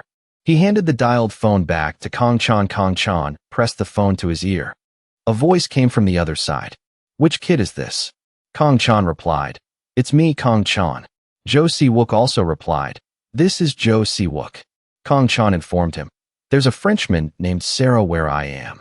Kong Chan asked him, I know a little about that guy. What happened earlier? What are you doing and where are you now? Be as specific as possible. Jo Se-wook recounted. A moment ago, I was with Smith looking for the foreigner. The club just reopened, so I'll probably be back soon. Jo Se-wook continued. Right now, I'm meeting a Korean guest at the restaurant. Kong Chan asked, a Korean guest? Do I know him? I heard this person is a high-level executive from Chongyu Motors. Kong Chan frowned suspiciously. Meeting with Chongyu Motors now? It's a bit strange, but Kong Chan didn't ask any more questions. I see. If anything comes up, contact me at this number. The other end replied, yes, Hyungnim. Before hanging up, Kong Chan asked one more thing. Oh, right. Is everything at the club sorted out? Yes, everything has been sorted out, and it's open again. He asked, is my phone there? I don't directly manage the club cleanup, but I haven't heard any reports about it. I'll go check again. Kong Chan continued. I see. I have one more thing to ask of you. Please, go ahead. Kong Chan asked him, are you at the restaurant where Sarah is now? Can you take a good look at that bastard's room and see if anything unusual is happening? Jo Se-wook replied, I'm really sorry, but it's a private room, so I can't see inside. Kanto Kwang Shik Hyungnim show up. Hearing this, Kong Chan thought to himself, actually, it's because he's at the hotel. Those guys might show up at the exit. Despite thinking this, Kong Chan said something different. I see. Well, just keep an eye on them. When they go back to their room, let me know. The other party replied, I understand, Hyungnim. Kong Chan hung up the phone, unable to shake his suspicion. It's a little unsettling, but Smith probably wouldn't lie. Actually, those who know my situation and personality know that I'm not easily fooled. The long-haired man whispered to Sarah, wait for GOP. I wanted to report this. Sarah's eyes widened, and he gritted his teeth. But soon after, a smile appeared on his lips. He smiled and said, I know. Just wait a little longer. Sarah turned to his partner and said, I sincerely apologize for this. I have to rush back to the company. There's a small matter I need to handle. The person opposite him replied cheerfully, don't be a stranger. Work is more important anyway, so you should go quickly. Soren said politely, thank you for your understanding. I'll be going then. With that, he and his subordinate left. At that moment, someone was also watching Sarah. That person picked up the phone and made a call after seeing him. Sarah's footsteps became hurried. GOP. He wondered to himself, could it be Smith? Kong Chan was still standing in front of the hospital room door. At this moment, someone approached. Kwang Shik's subordinate handed him the phone. It's Jo Si-wook, Hyungnim. Kong Chan picked up the phone. This is Kong Chan. Jo Si-wook reported. Sarah is returning to his hotel room. Kong Chan replied, I know. Jo Si-wook added another report. Also Hyungnim's phone. I couldn't find it at all. Kong Chan replied flatly, I know. Thanks for your trouble. After saying that, he immediately hung up. Kong Chan stood there, his face expressionless. His eyes narrowed slightly. Damn it. In this situation, a cigarette would be great. He looked down at the time displayed on the phone. If I calculate the elevator's operating time, he should be back by now. Kong Chan called someone again. A voice answered, hello. Kong Chan replied, it's me, Kong Chan. Soren asked him, is there something you want to say? If it's not necessary, let's hang up. Kong Chan got straight to the point. You've probably heard about Smith's whereabouts by now, right? Kong Chan frowned and questioned, so you want to hang up right away? He offered a deal. If you tell me Smith's location, I'll give you exclusive rights to the car business. Sarah seemed unimpressed. Is that all? Kong Chan was confused by this. What's he talking about all of a sudden? Kong Chan suddenly remembered his previous words. You punk, you think I'd betray Smith? Actually, how many people could imagine that Kong Chan, who died in Africa, would be resurrected in Korea? Kong Chan decided, all right, for now, I have to stop this guy. He said, Kongyu Motors has absolutely no ability to pay the deposit. Don't worry. As long as we make a quick decision, I promise I'll help you pay that deposit. So, Smith's location. Kong Chan continued. It's not an empty promise, but a fully documented agreement. Sarah became angry after hearing this. This punk. But Kong Chan was very pleased. To be honest, you're not a very trustworthy person, are you? Sarah couldn't say anything. He loosened his tie and said, you kid. I have to admit, you think much more maturely than your age. But there's an organization you can't even imagine. So don't use sweet words to trick me into revealing Smith's location. Kong Chan calmly replied, I don't care. I only care about the contract. If I hear any more strange signs, I'm afraid Smith will have to disappear from this world forever. Soren asked him, how can I be sure that I'll take over Smith's identity after accepting the contract? Kong Chan asked him back. I just want to say that by then, the one who will regret it the most is you. There's quite a bit of money in that Swiss bank, isn't there?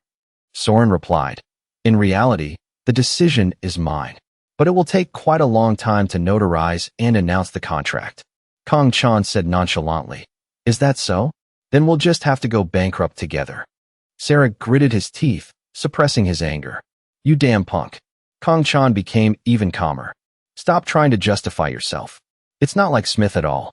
Sarah gritted his teeth and said, you really are just like the Kong Chan I knew. Kong Chan's attitude immediately became serious. There's no need to talk about this and that here. Let's get back to the main point. He asked Sarah, what do you and Smith have now?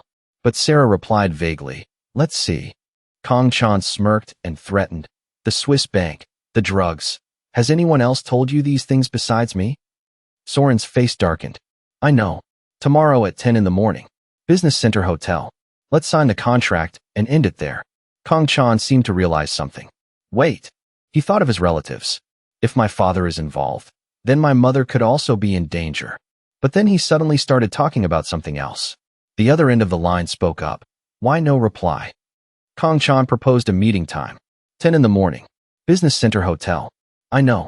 Then let's end the conversation here. Sarah angrily slammed the phone down. You punk. He shouted. You damn punk. Sarah couldn't contain his anger. As expected, you're not afraid of this world. He said with certainty. It's definitely him.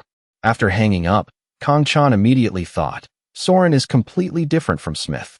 No matter how rushed he is, he definitely won't miss anything. His eyes looked straight ahead.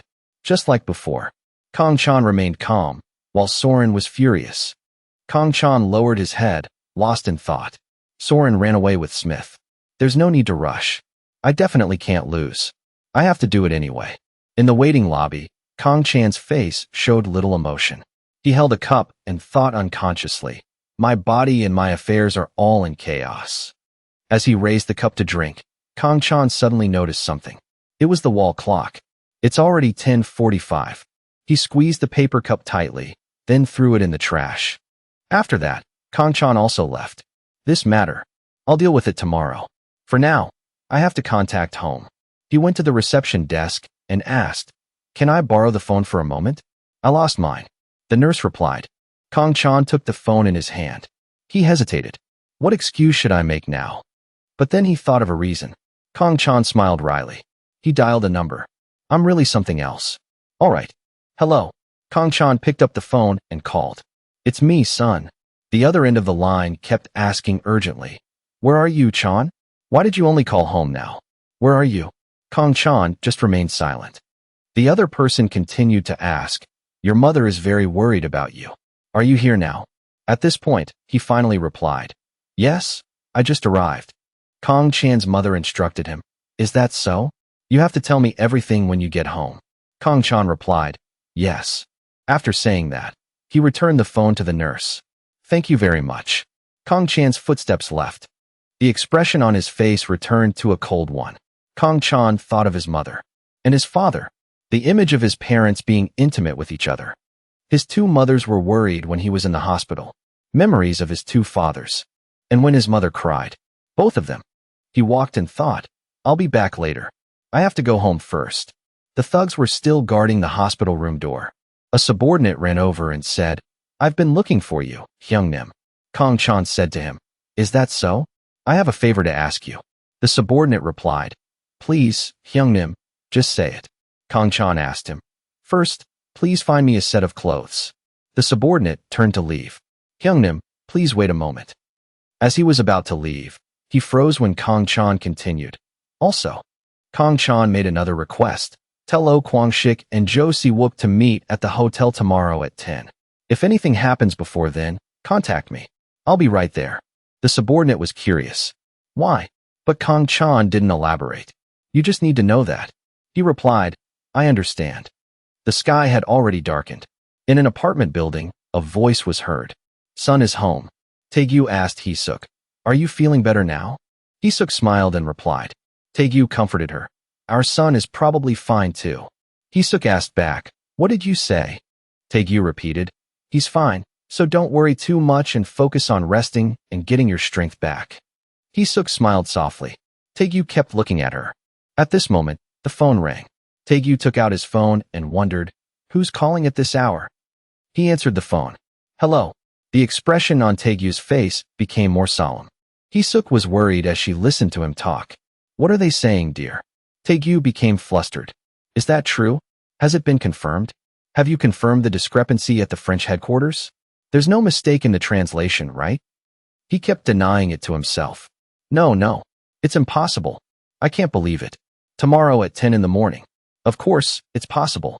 Taegyu replied to the other end of the line. Is that so? Is that so? Well then, I understand. He put down the phone. Taegyu's eyes widened in surprise. Hee-suk asked worriedly, What is it, dear? Taegyu turned to his wife and said, 50% of the deposit this time. They will recognize our exclusive car rights in Korea for the next 20 years. Hee-suk was also surprised to hear that. Tae-gyu continued. You know about the exclusive contract, right? They're even meeting tomorrow at 10 to sign it. Hee-suk couldn't believe it and asked, why? Why on earth? Tae-gyu didn't understand either. I don't know either. It's just, that contract is related to Chan. He was curious. Just how talented is that kid? Tae-gyu was lost in worry. I don't know anything about this, and it's a bit frustrating. I should have known about this sooner. Suddenly, there was a noise outside. The two of them ran out and saw Kong Chan had returned. He said, sorry I'm late. Tae-gyu and Hee-suk were surprised to see him. Hee-suk took Kong Chan's hand. She asked with concern, son, your face and hands. Why are they injured? Did something happen? Kong Chan hesitated. This. He made an excuse. It's just from a little exercise. Nothing special. Hee-suk still couldn't stop worrying. She pulled him into the house and asked, have you eaten yet? Kong Chan replied, I have. Tae-gyu also said to him, son, you're home. I got a phone call just now. The contract was signed thanks to you. Kong Chan was a bit surprised. A contract? Tae-gyu asked him. The contract will be signed tomorrow at 10. What's it all about? Kong Chan forced a smile and replied, it's just, I got some help from my online connections. Hee-suk took his hand. Son. She suddenly hugged Kong Chan tightly, causing him to cry out in pain. Kong Chan looked down in surprise. Hee-suk's whole body was trembling. He asked her, why are you crying? Tears streamed down Hee-suk's face as she said, it's just, I was worried if you were okay on your own. Kong Chan comforted her. I just wanted to help Dad with his work a little. Tae-gyu smiled when he heard him say that. Kong Chan continued. Compared to the contract, Mom's health is more important. He reached out his hand, and then Kong Chan hugged Hee-suk. So this is it. Family. Kong Chan bowed his head. Family is. Suddenly he pushed Hee-suk away. That, by the way. Kong Chan asked Tae-gyu. Dad, do you know teacher Seo Kong-ho? He was our old PE teacher. Hee-suk answered for him. I know him. What about him? Kong Chan told them. He just got into a car accident. So I think I'll go to the hospital to visit him. Now. Kong Chan replied. Yes. Kong Chan continued. I'll probably be there all night. Hee-suk asked him. Where are his family members? Kong Chan made up an excuse. That, his family lives far away, so they can't get here in time. Hee-suk seemed reluctant. Even so, before she could finish, Tae-gyu interrupted. Remember to come home early. Kong Chan said cheerfully. Thanks, Dad. But Hee-suk was not very pleased. Honey. Tae-gyu was very supportive of him. You can go. I was just about to have a smoke to de-stress. Do you want to come with me? Kong Chan also agreed. Yes. The streetlights shone down. Tae-gyu lit a cigarette. He sat next to Kong Chan. Tae-gyu asked bluntly, did you get help from gangsters? Kong Chan denied it. No. After all, our country is still debating the operation of foreign companies. Tae-gyu was curious. Actually, what happened? He reminded him. The online connections here are very ambiguous. I'm a businessman too. Kong Chan replied. Sarah. That was his previous proposal. I'll tell you after it's finalized. Tae-gyu asked him, why is that? Kong Chan explained. If you ask why, it's like this. So I had no choice but to make up a story. I didn't want to either. I understand. Also, Kong Chan turned to look.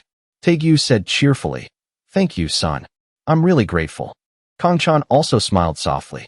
Tae-gyu instructed him, don't get hurt. Money is not as important as your body. If something happens to you, your parents will feel very sorry.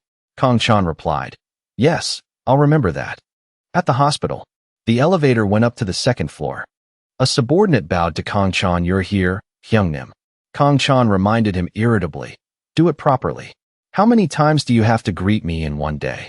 The subordinate replied, yes, sir. He stammered, that. Kong Chan asked directly, what is it now? The subordinate happily announced, the teacher is awake. Kong Chan's expression also improved. Is that so? Kong Ho had also woken up by now. Kong Chan asked again happily, the teacher is awake? He smiled brightly. Is that so? Kong Chan rushed to the hospital room. Kong Ho opened his eyes slightly. His neck was seriously injured. He suddenly heard a noise outside. Kong Chan stood at the door of the room and asked, you're awake? Kong Ho joked, am I just going to die a meaningless death like this? He smirked and teased back, if you can joke like that, you're not dead yet. Kong Ho glanced sideways and complained, what do you mean? Not dead yet. I got beaten up a lot. Kong Chan pulled a chair over. I admit defeat. All right, you're the talented one. Although Kong Ho was seriously injured, he was still concerned about him. Is the leader not hurt? He confidently held up his 5 bandaged fingers. My ribs and hand are a little damaged. Nothing to worry about. Don't mind it. He then asked Kong Chan, did you tell my wife I was in a car accident? He understood that Kong Ho would be concerned about that, so he had already taken care of it. Don't worry, I already told her. Kong Ho also felt a bit relieved. Good. After that, Kong Ho immediately became concerned about his belongings. I wonder if my clothes are in the closet. He casually ordered Kong Chan. If they are, please give me a cigarette from my jacket pocket. A cigarette? He rummaged around for it and asked for one himself. I'll have one too. Kong Ho's voice was a bit stern as he reminded him. I'm a teacher, and the leader is my student. So at least, don't smoke in front of me. He found it really troublesome and sighed a few times. Seriously, so much fuss. Kong Chan took the bed remote. He helped Kong Ho sit up a little. He lit the cigarette in his mouth. Then he exhaled a cloud of smoke, feeling refreshed. Kong Ho glanced at Kong Chan. He smirked and teased. You're indirectly smoking too. That's a bit out of line. Kong Chan raised an eyebrow and replied, what an honor. Kong Ho's face showed his enjoyment of the cigarette. I want to know what's been going on. Tell me, what happened from beginning to end while I was in the hospital? The 4 drips slowly infused into Kong Ho's body. Kong Chan recounted everything, bit by bit. He spoke without stopping. Kong Ho listened silently, not missing a word. Finally, the story was finished. That's what happened. Kong Ho looked straight at Kong Chan. I have a favor to ask, leader. I have 2 things I need your help with. He must have something important to say. There's one thing you absolutely must listen to. Kong Chan was ready to listen. What is it? Tell me. With the cigarette still in his mouth, Kong Ho spoke. First, send Soren away tomorrow. Kong Chan frowned, not understanding his intention. What? Kong Ho's face became more serious. Your father's contract too. Smith will probably come back, so I have a few things to worry about. He asked a question. Are you going to eliminate Smith? Instead of risking your life again or breaking your father's contract, this would be better. This made it difficult for Kong Chan to answer. After a long moment, he finally spoke. How do you think I'll answer? Kong Ho's eyes held a deep meaning as he replied. It will be very troublesome until we kill Soren. You won't do it. Kong Chan clenched his fist. I know. It will be troublesome until we kill Soren. Kong Ho took another drag from his cigarette. If you understand, then the second thing. He made a request. Take me to see Smith. Kong Chan confirmed. Now? Kong Ho was a bit worried, so he wanted to go now. If I go to the hotel tomorrow, I won't have a chance to see him. I want to see that bastard one time. Kong Chan agreed after hearing him. All right, I understand. After that, Kong Ho exhaled a long puff of smoke. Kong Ho ordered the guards outside. Get me a wheelchair. They replied politely. Yes, Hyungnim. Elsewhere, Smith was lying flat on his bed, covered in wounds. Suddenly, he noticed something. The sound of a wheelchair slowly approaching. Smith struggled to sit up. Who's there? Kong Ho let out a laugh. Looks like you're seriously injured. Kong Chan changed his tone and spoke in French. Daeju has come to visit you. He froze for a moment. Daeju. Kong Ho found this a bit strange. This bastard doesn't know Korean? So Kong Chan replied with something completely unrelated. This bastard won't live much longer. His voice was a bit weak. Then I can't talk to him directly. It was like this before too. Kong Chan leaned forward, offering to help. If you have something to say, I'll relay it for you. Kong Ho frowned. All right. He took a breath to prepare. Kong Ho wanted to express, you dog. I've forgiven you now. Kong Chan was speechless for a moment after hearing that. How am I supposed to translate something like this? He looked at Smith, who was half dead on the hospital bed. Kong Chan gripped the wheelchair tightly. If I go tomorrow. He didn't translate Kong Ho's sentence at all, but instead spoke his own thoughts. Your members died unjustly, so you've been living with a guilty conscience. This made Smith jump. Are you really GOP? He repeated irritably. Didn't you hear me just now? Have you lost your mind? Smith raised his head slightly. I've been here thinking carefully on my own. I don't know how Soren will get the password. Kong Chan's tone became more and more harsh. Soren doesn't know that you abused a 16-year-old girl and beat her to death. This made Smith shut his mouth. Smith turned to Kong Ho. Ask Daeju how many times he lent me money. Kang Chan turned to him with a questioning look. He's asking you about the money he borrowed. Kang Ho recounted angrily. That bastard. He went to see girls 4 times, and all 4 times he came to me to borrow money. Now he has the nerve to ask? I know. It was 4 times when I went to the bathroom and left my wallet on the table. Kang Chan raised his voice and questioned Smith. You took the wallet from Daeju's jacket, didn't you? He trembled and shouted. Captain. He was about to turn and leave. If you still don't believe me, then let's stop here. It's a hassle. Smith reached out his hand as if to stop him. Death and resurrection. How can this be? Kang Chan answered vaguely. I don't know. But it happened. It's better this way. His whole face was covered in sweat. He said in a curt tone, hand Soren over to me tomorrow. Since the password hasn't been revealed yet, go back to France. Also, don't let me see you a second time. Suddenly, Smith's craving for a cigarette hit. Do you have a cigarette? Kang Chan crossed his arms and asked Kang Ho. He's asking for a cigarette. What do you think? Give it to him or not? Kang Ho generously said. It's a small thing, not worth anything, so give it to him. Kang Chan stuck a cigarette in Smith's mouth and even lit it for him. As he did so, he muttered, Great. This Kang Chan is now running errands for a bastard like you. Kang Ho, in his wheelchair, added, The leader is the only one here who's young and can still walk. So what's a little thing like this? Smith tasted the cigarette in his mouth and praised. Is this a Korean cigarette? The taste isn't bad. Kang Chan snapped. Shut up and smoke quickly. We don't have time to visit you. After that, he suddenly mentioned something. Soren's password. Smith said just 2 words. I know. This caught Kang Chan's attention. What? Without hiding anything, he said, I have a share in it. Half the diamonds were sold for cash, and half belonged to the gang. So if I go back to France, I'll die. He gritted his teeth and asked again, all kinds. Smith honestly continued to confess, I'm also protecting a little. So, I'll tell you the entire password. Hearing this, his eyes turned red. Hey, do you think I've forgiven you or something that you dare to provoke me like this? This touched a raw nerve for Kang Chan. I don't want to touch the price of the lives of the team members. So go negotiate with Soren yourself. Of course, before that, I'm afraid you'll be beaten to death by me. But, he was talking about a rather dangerous place. Anyway, the city hall in front of the hotel, and the announcement at the hotel. There are Chinese and Japanese mafia gangs there, about 10 people on each side. If you go to the transaction with Soren tomorrow, then spare my life. Kang Chan looked at Smith with growing anger.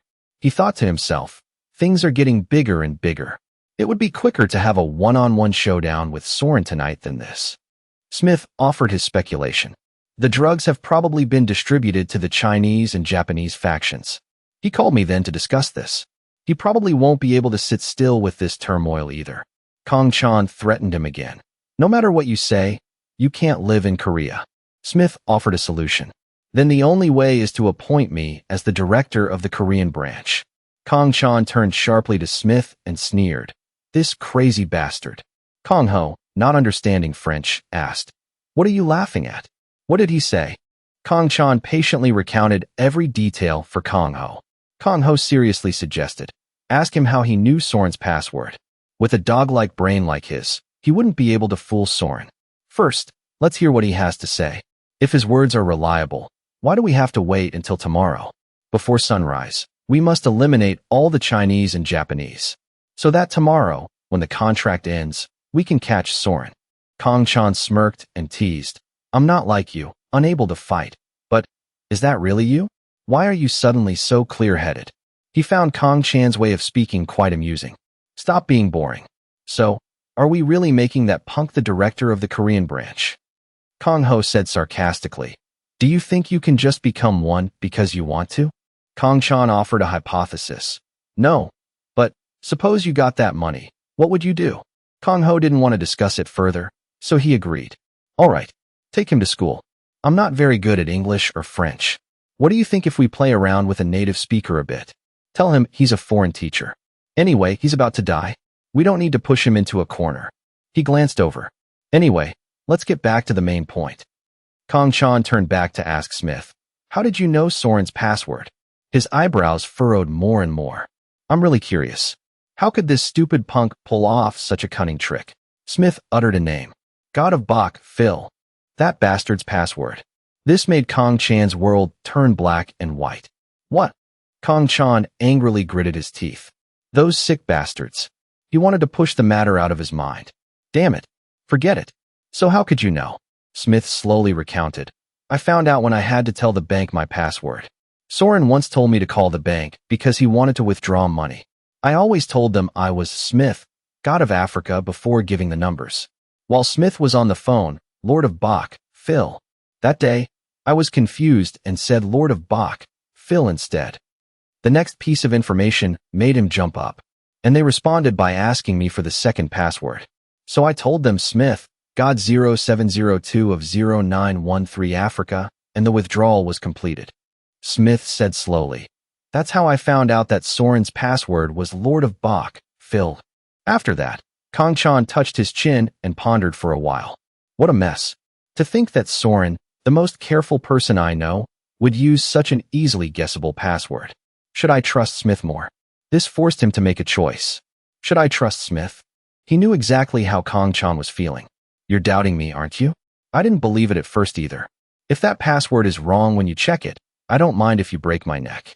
But please believe me this time. Kong Chan didn't want to bring it up again. Forget it. You told us before we even asked about it. It must be the truth. Smith revealed some more information. As you know, Soren always watches his back. He probably trusts those Chinese and Japanese men the most to have his back. That's why we should start by eliminating them. He placed a large question mark. We. Smith fearfully corrected his words. I mean, Captain. Kong Chan sighed at that. Suddenly, Smith shouted, Yes. His hand clenched into a fist. I'm returning to France after the contract is completed tomorrow. Those vipers will surely kill me. Kong Chan tilted his head in confusion. Why is he suddenly so agitated? Smith started to get flustered. He might have suspected you since you were with us. What should I do? He confessed. He suspects me because he doesn't know that I know his password. Smith still harbored significant worries. Until now, we haven't followed the gang's ways. But Soren got greedy and decided to buy shares using the gang's money under my name. So if he wants to gain power, he'll have to take me to France and use the money in our account to fix things with them. And there might even be a bloody incident. Once we lose the money, I'll be worthless to him. He'll kill me and move on to his next plan. At this point, Kong Chan silently looked at the person lying on the bed. Smith began to plead, Captain, I've lost an eye and an arm. Please let me live. Please save me. Kong Chan didn't utter a single word. Kong Ho couldn't stand it anymore and asked, What has he been saying all this time? He summarized it in a simple sentence. To sum it up, he's asking us to save him from Soren. He wanted to hear Kong Chan's opinion. What are you going to do? His mood was still very frustrated. You're the one who almost died at his hands. I'll leave that to you. Kong Ho seemed to be giving an order. As I said, help him. Kong Chan's sharp eyes glanced at Kong Ho. Are you okay with this? He looked at Smith for a moment. Then he uttered a single word. Yes. Kong Ho's feet slipped into his slippers. The guard saw the movement. Kong Chan went out and gave an order. Call Lo Kwang Shik for me. They immediately obeyed. Yes, Hyungnim.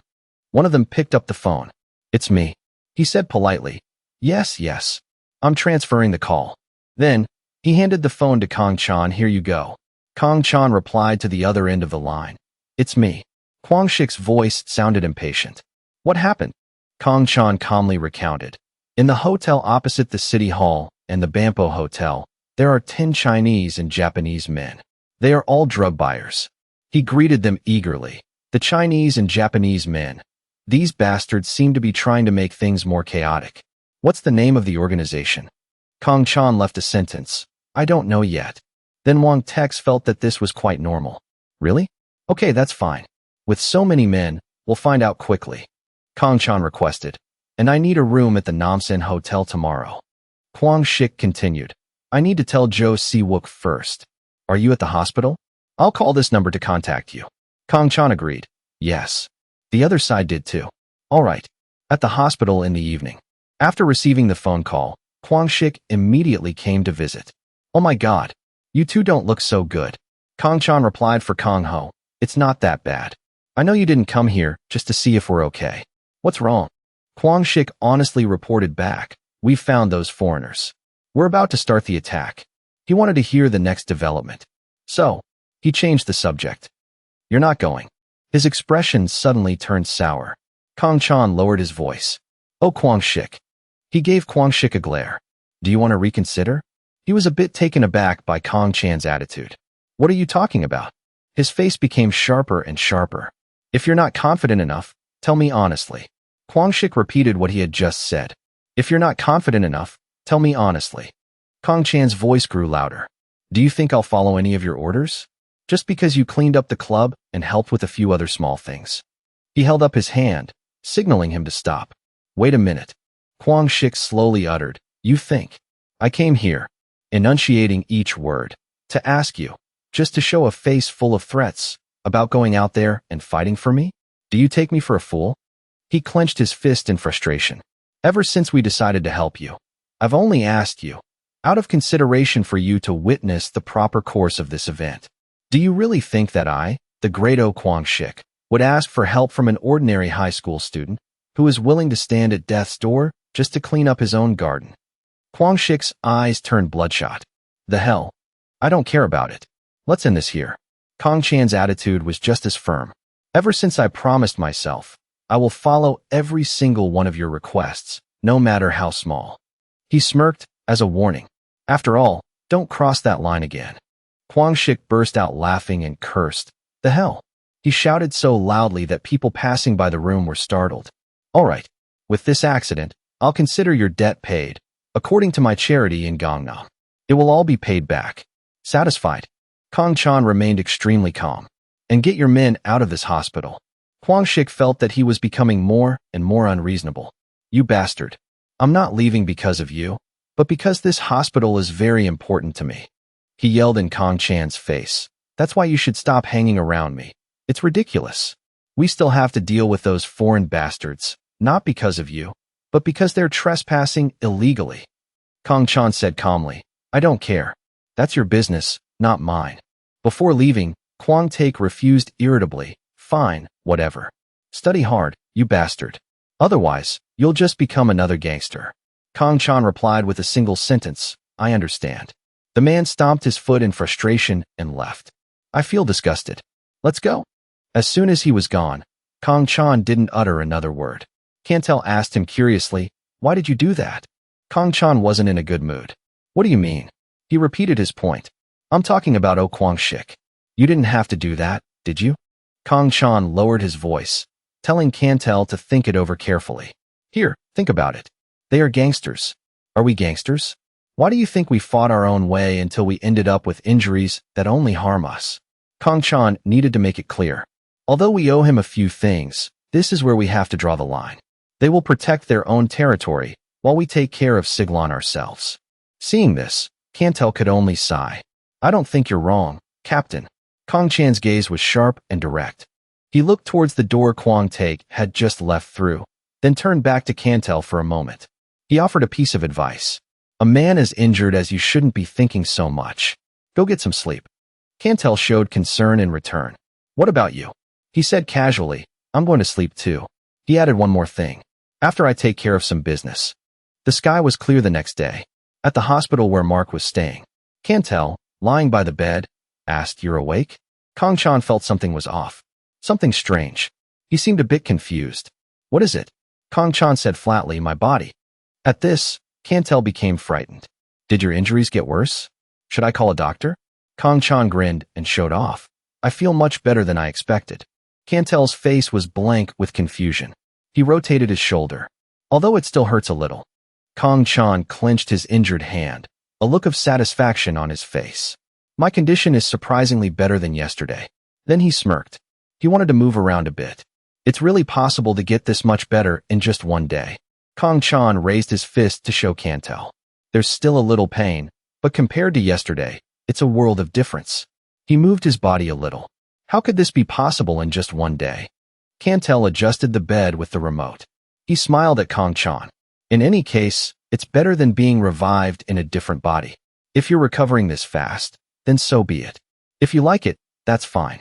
Let's not try to find reasons for this or that anymore. He nodded in agreement. You're right. He picked up the wall-mounted phone. He made a phone call. This is Kang Chan. I just need one ambulance. He put his hand in his pocket as he talked.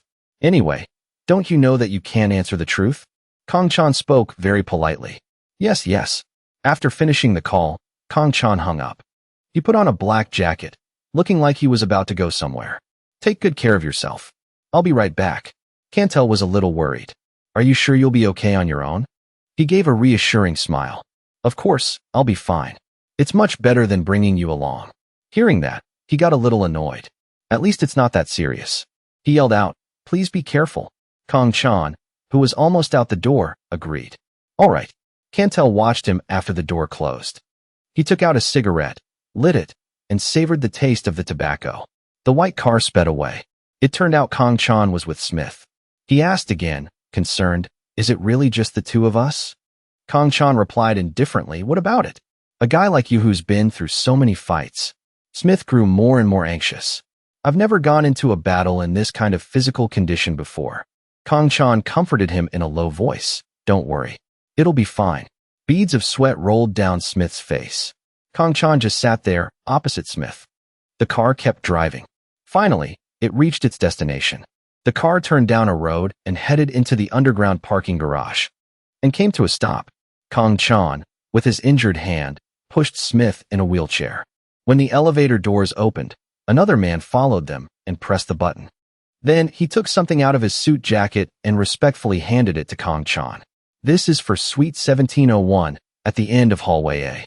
The elevator stopped on the 17th floor. Kang Chan calmly pushed Smith inside. The door slammed shut. The two of them stood in opposite corners. Kang Chan's hands were clasped together. He looked up at the clock, feeling impatient. It's 9 o'clock. Kang Chan was about to pick up the phone. I should try contacting Saren. He contacted someone. Among the guests, I'd like to speak with Mr. Saren. Yes. He listened intently to the phone. The person on the other end spoke. Kang Chan. He gave an order.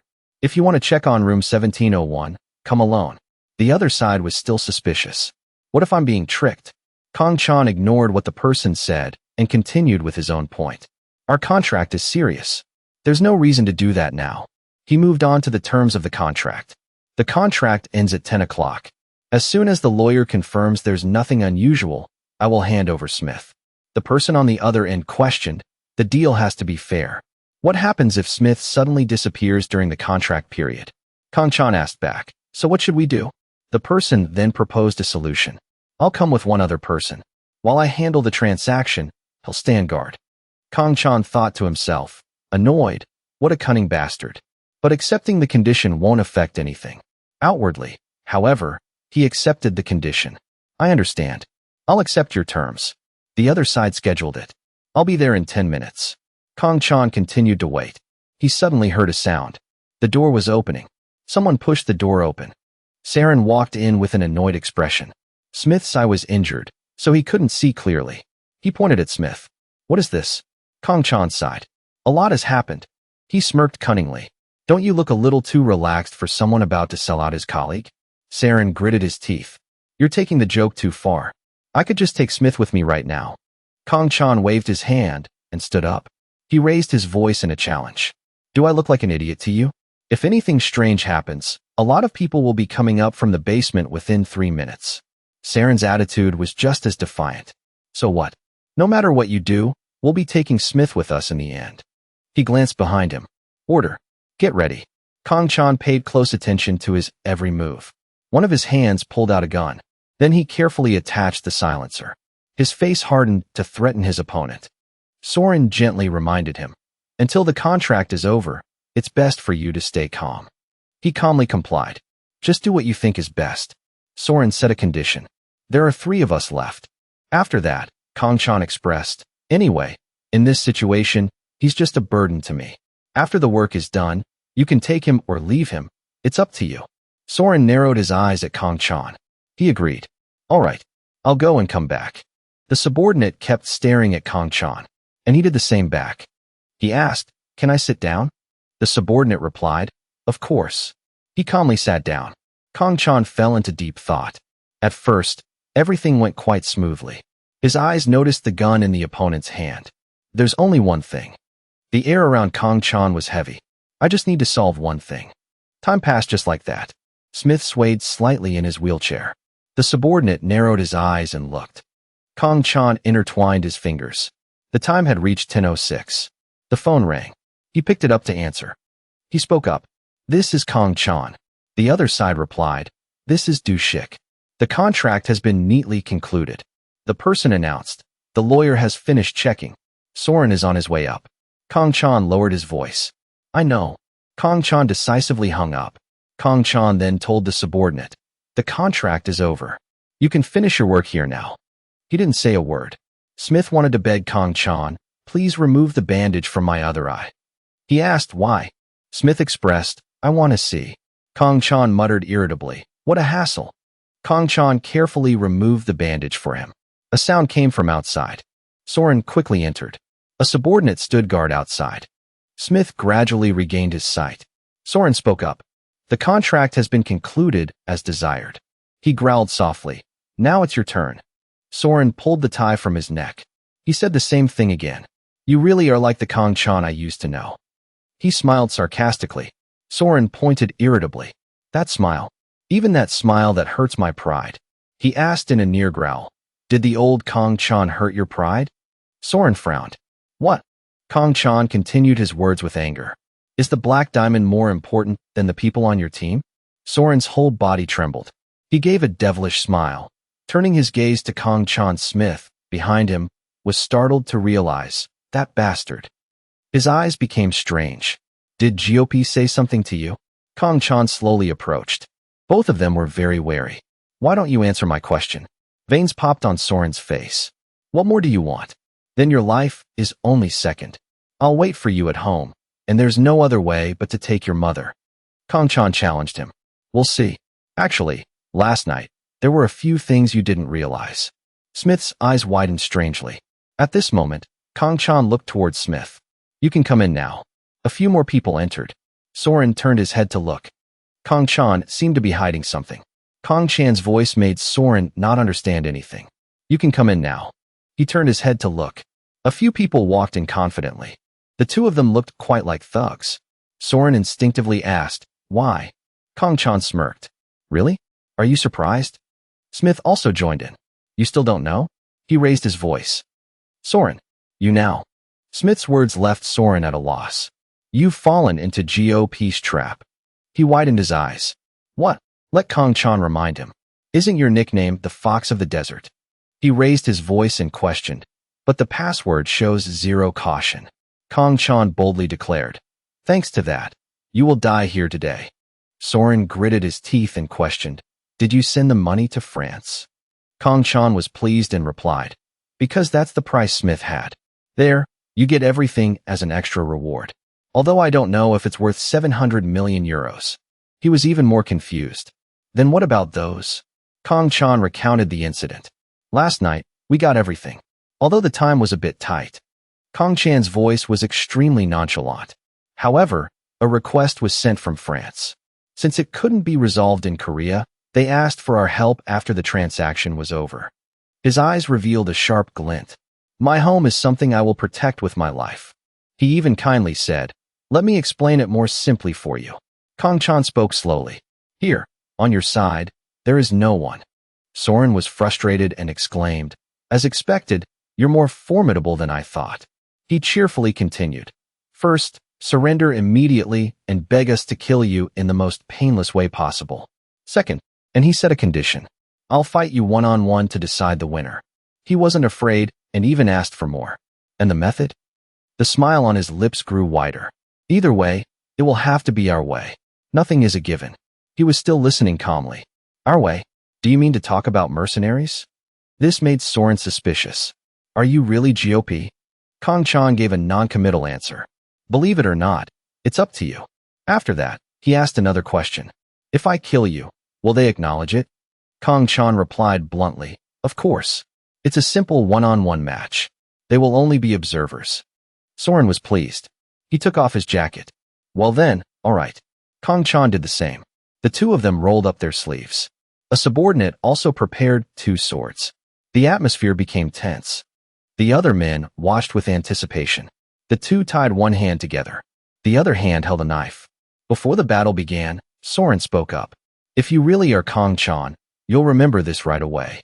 The footsteps began to move. His face darkened. That day, you couldn't dodge my gun. Kang Chan slipped a little.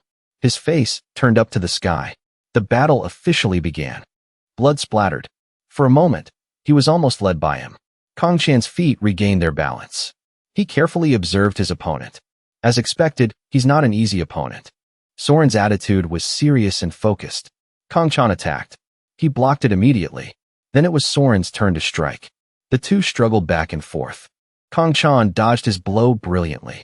Attack after attack was launched continuously. Kang Chan had a hard time dealing with Soren. Soren was about to land a blow, but missed. Soren narrowed his eyes and turned back.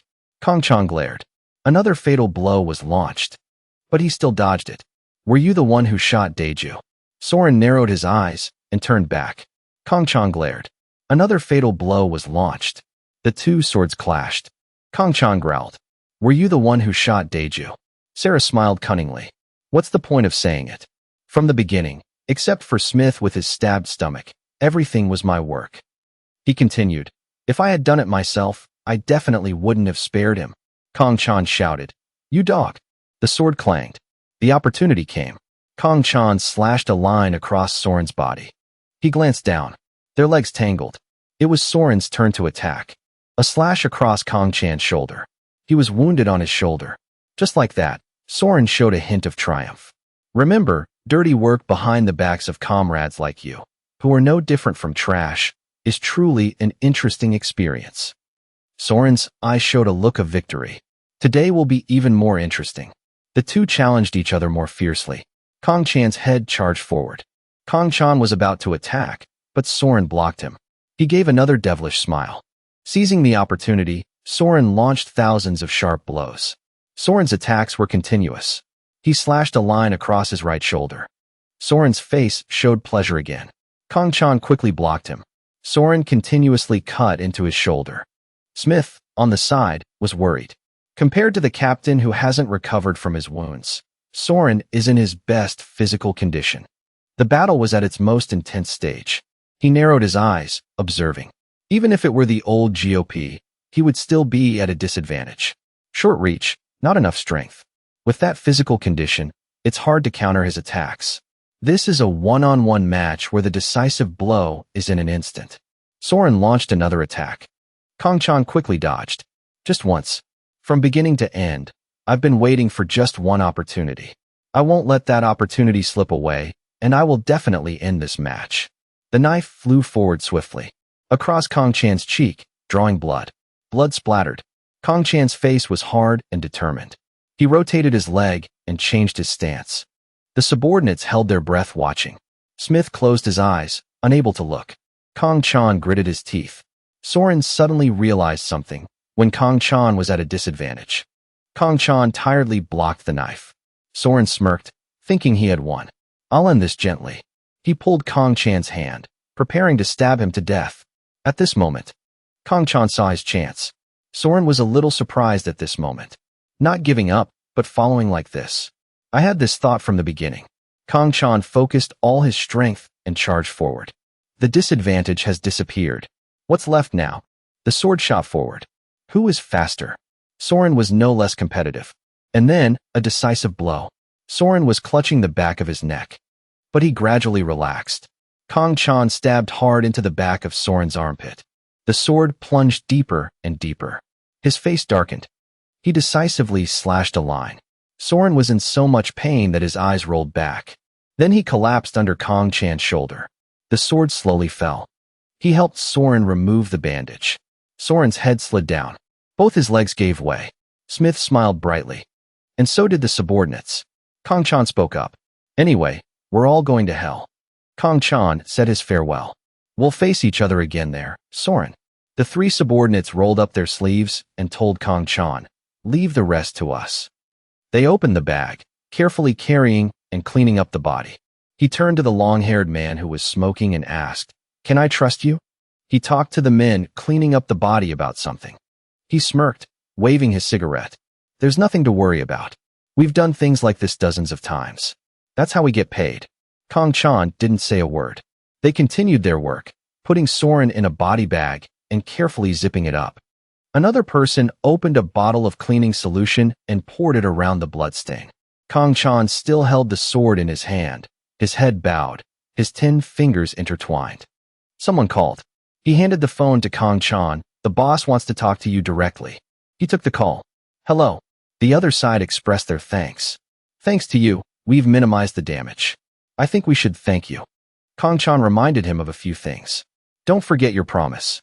The person was curious about Kang Chan's identity. You're a person who values promises and honor. I want to know your name. He lowered his eyes without speaking, then uttered a name. GOP.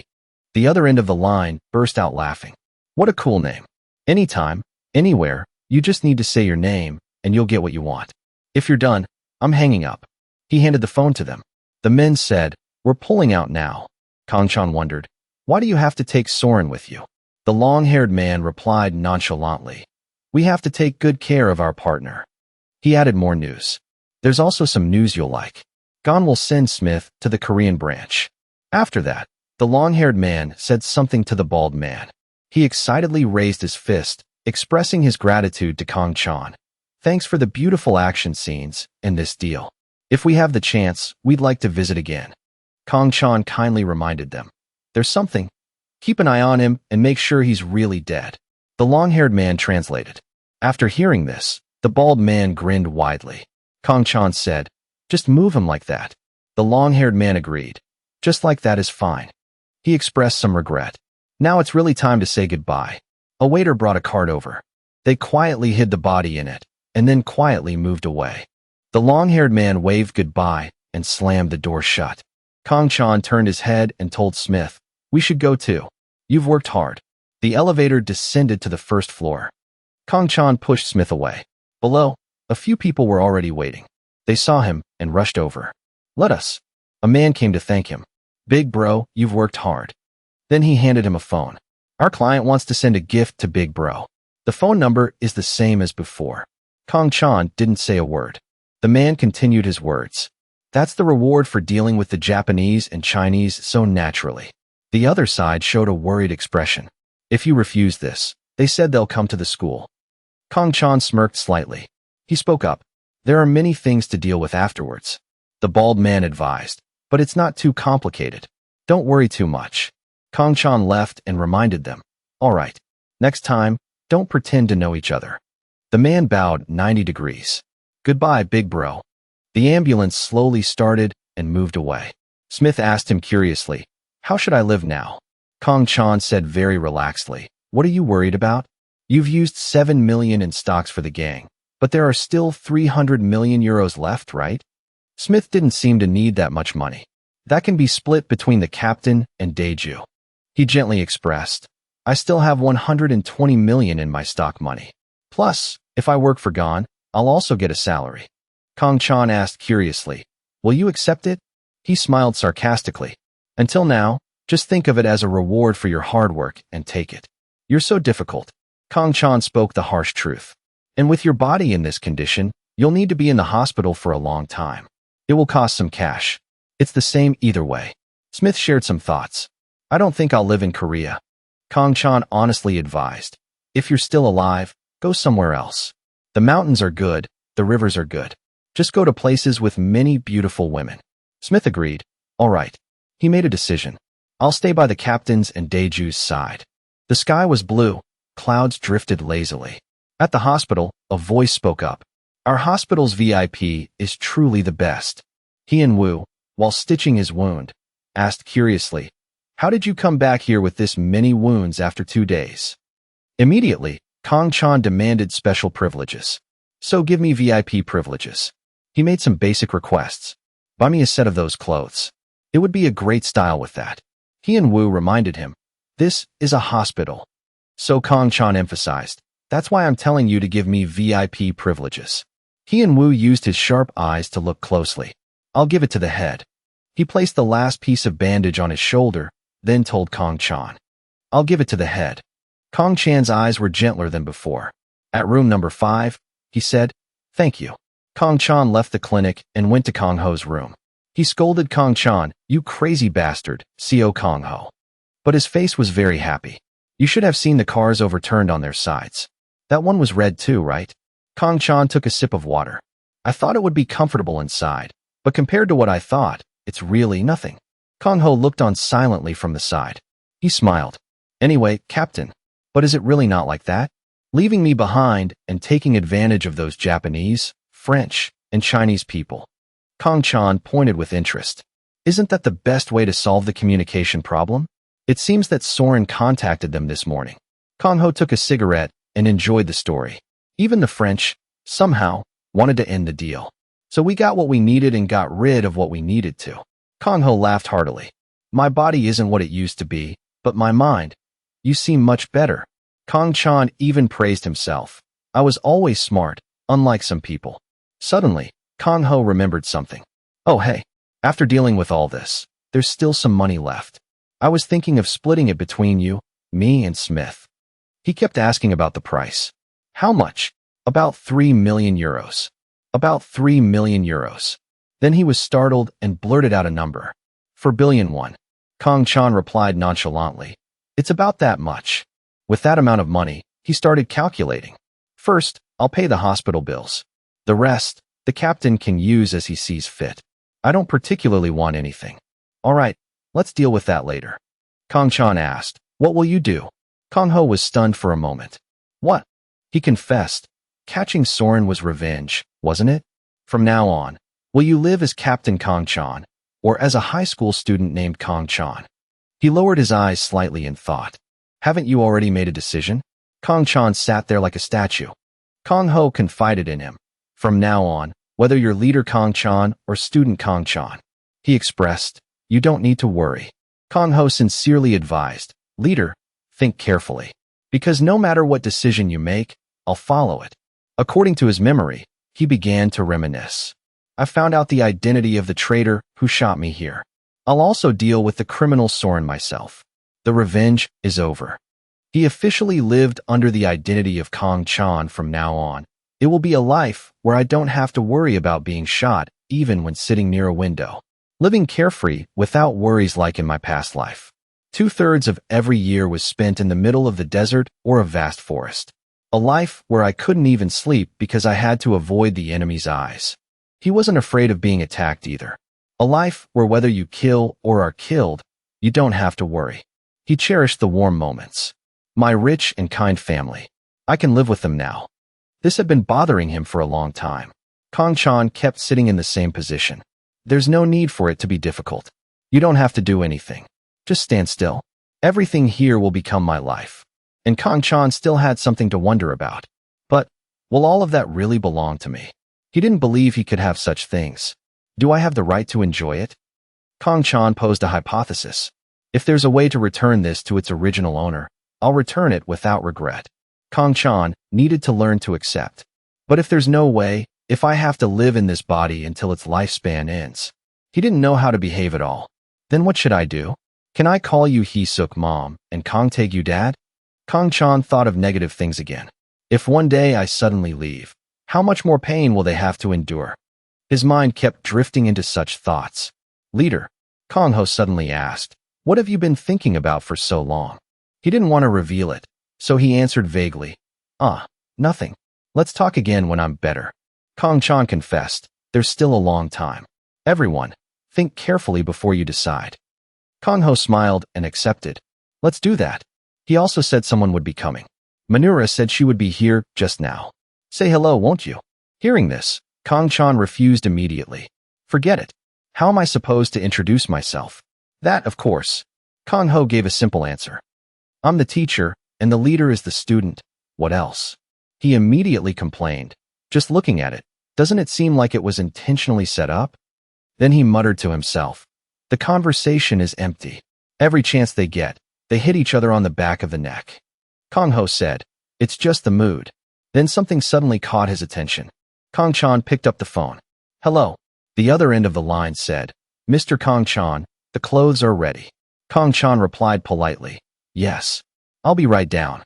As he was about to go down, he turned back and said to Kong Ho, anyway, let's stop here for today. I'm busy and tired. Kong Ho smiled and took a sip of water. He had returned home. I'm home. Hee-suk greeted him warmly. My son, you've worked hard.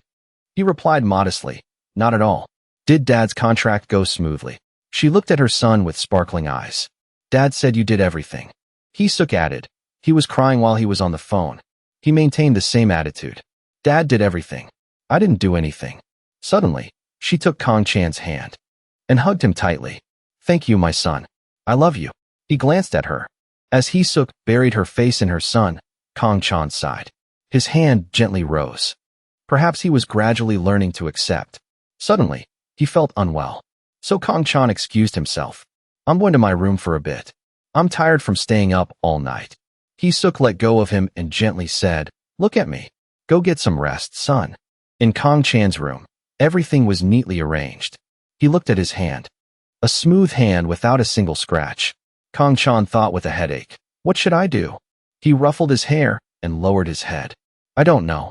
After that, he relaxed and lay down on the bed. I'll just sleep for now. His whole body was tired. Kong Chan muttered. Do I have the right to do this? The sunset gradually descended. Kong Chan woke up groggily. He sat up wearily and checked his phone. It's already 6 o'clock. On the phone, something caught his attention. What's this? Why are there so many messages from a strange number? And they're not even from the same number. He tapped on it. Let's see. The person sent a line. Contact me when you see this message. Kong Chan thought to himself. Even if I didn't save the number, I know who sent it. He decided to press the call button.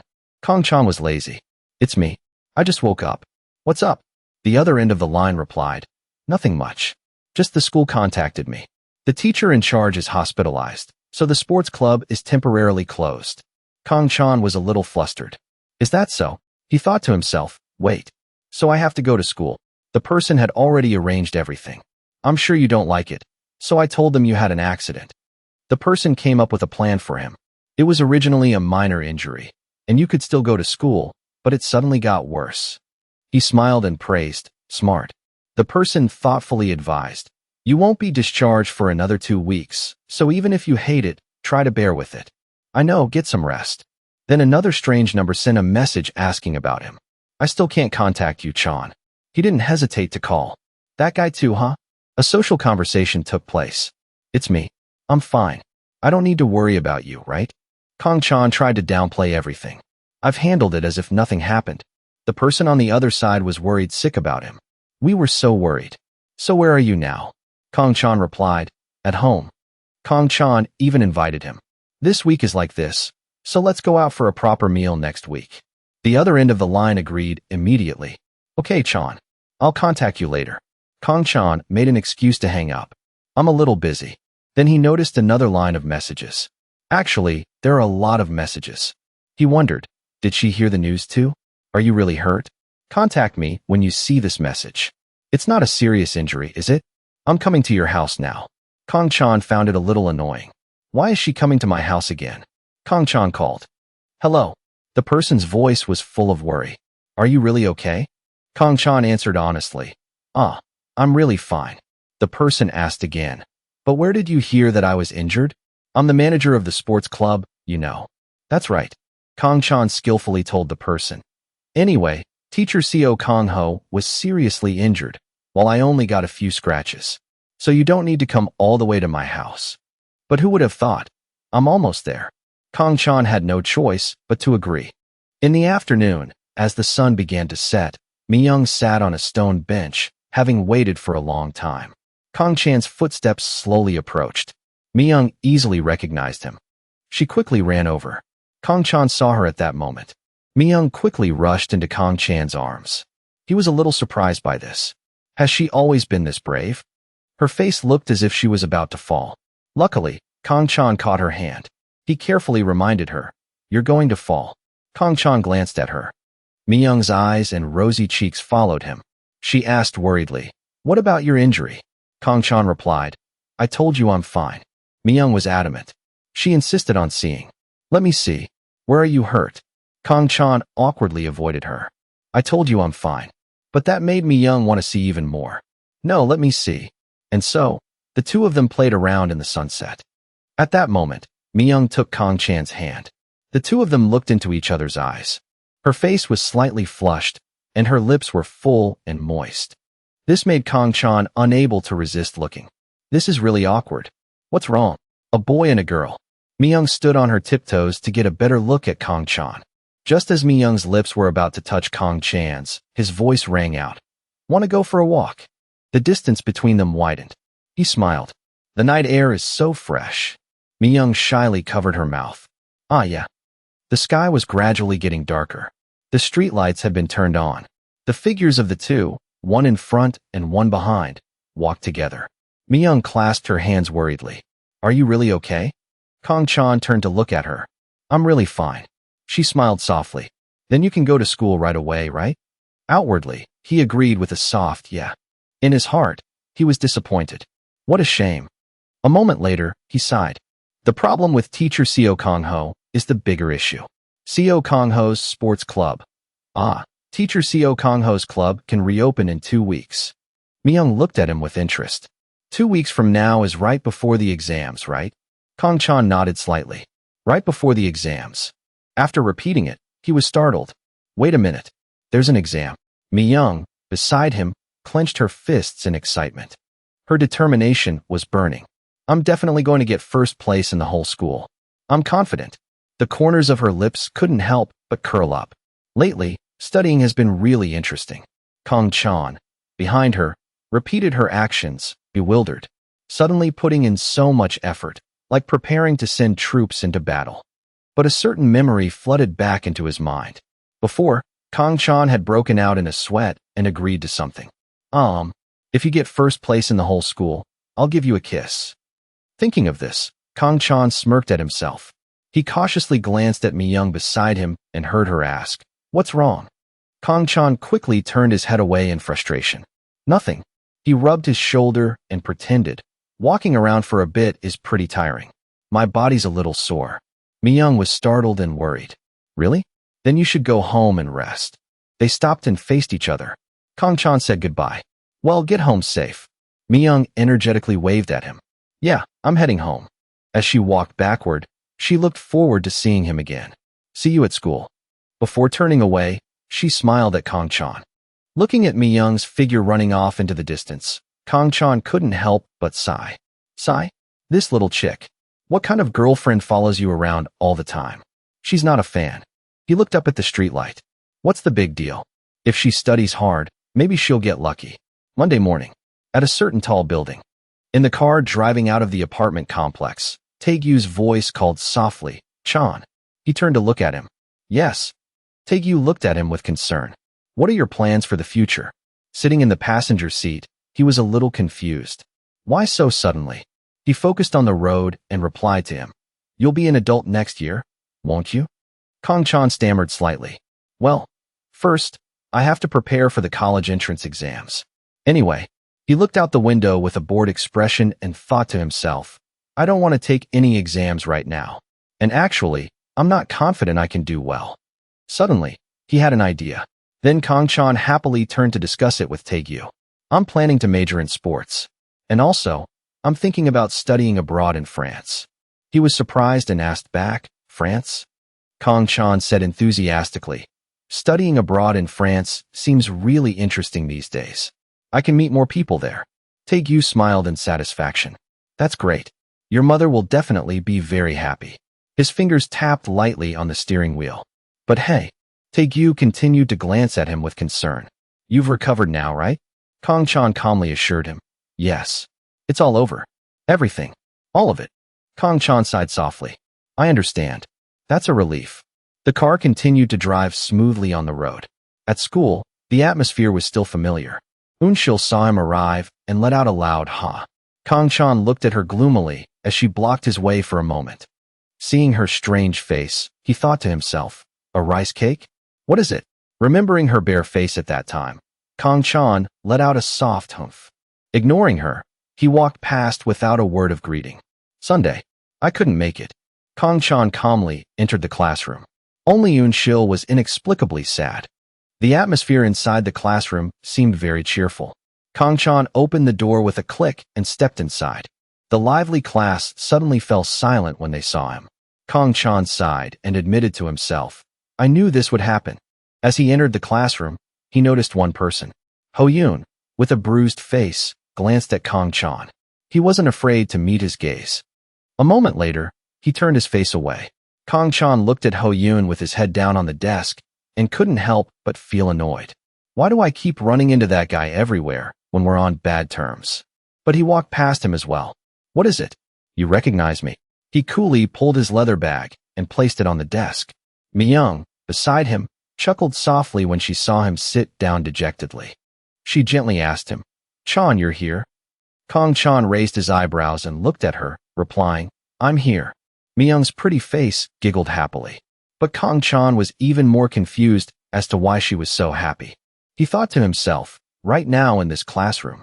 Mi-jang's face was still as fresh as a shrimp. He swallowed. You're the only one smiling. Just you. Looking at her face, Kang Chan couldn't help but feel scared. Don't you know that? The literature teacher's voice and the sound of chalk on the blackboard echoed steadily. When one sees a child about to fall into a well, everyone has a heart of compassion. It is not to gain favor with neighbors and friends, nor is it because they dislike the sound of its cries. After he finished writing, he turned to the class and introduced, well, this is the most famous saying of Mencius. To analyze it, the literature teacher's voice was still steady. Kang Chan, below, had already fallen asleep. A child suddenly falls into a well, causing everyone to be shocked and saddened. His voice remained calm, mixing with the sound of his snoring. This does not show the love of parents for their child. He became angry, veins popping on his forehead as the snoring grew louder. Nor is it to be praised by friends and villagers.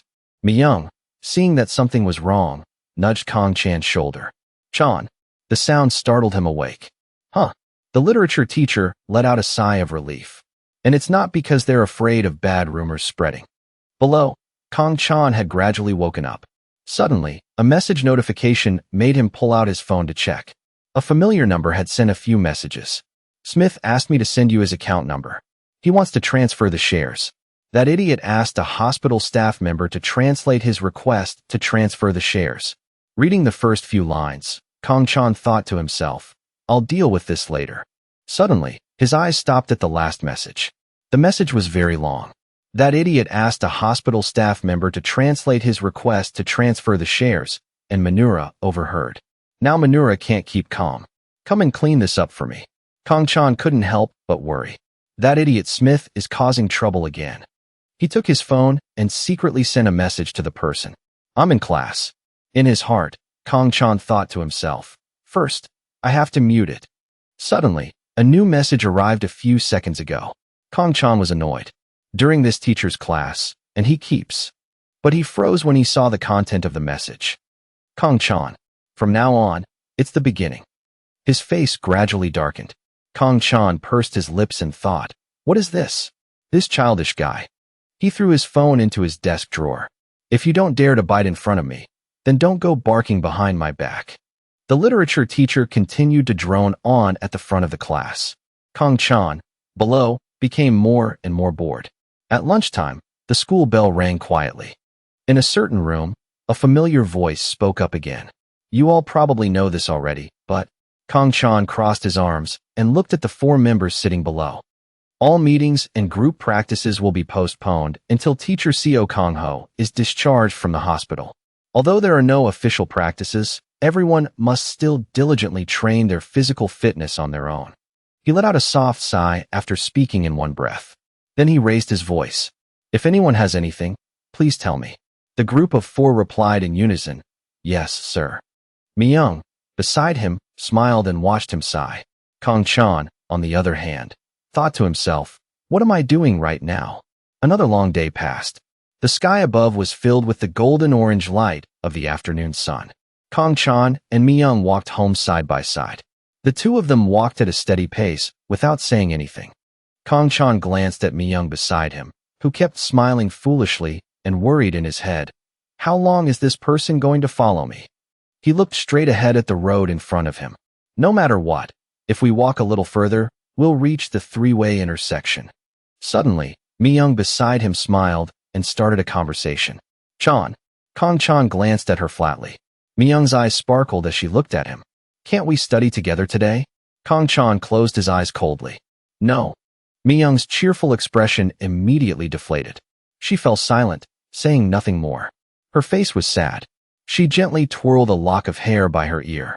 Kang Chan saw the emotion written all over her face and couldn't bear it. What is this? She looks like a king who has lost his kingdom. He corrected himself and comforted her.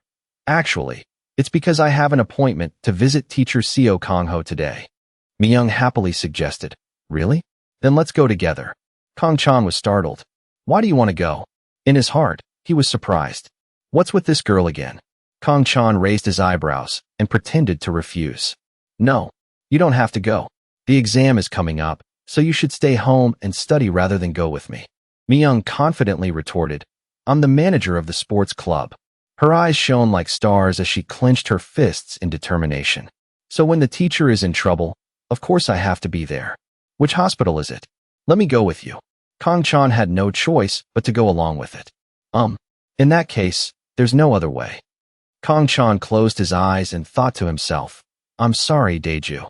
I'll have to let you down this one time.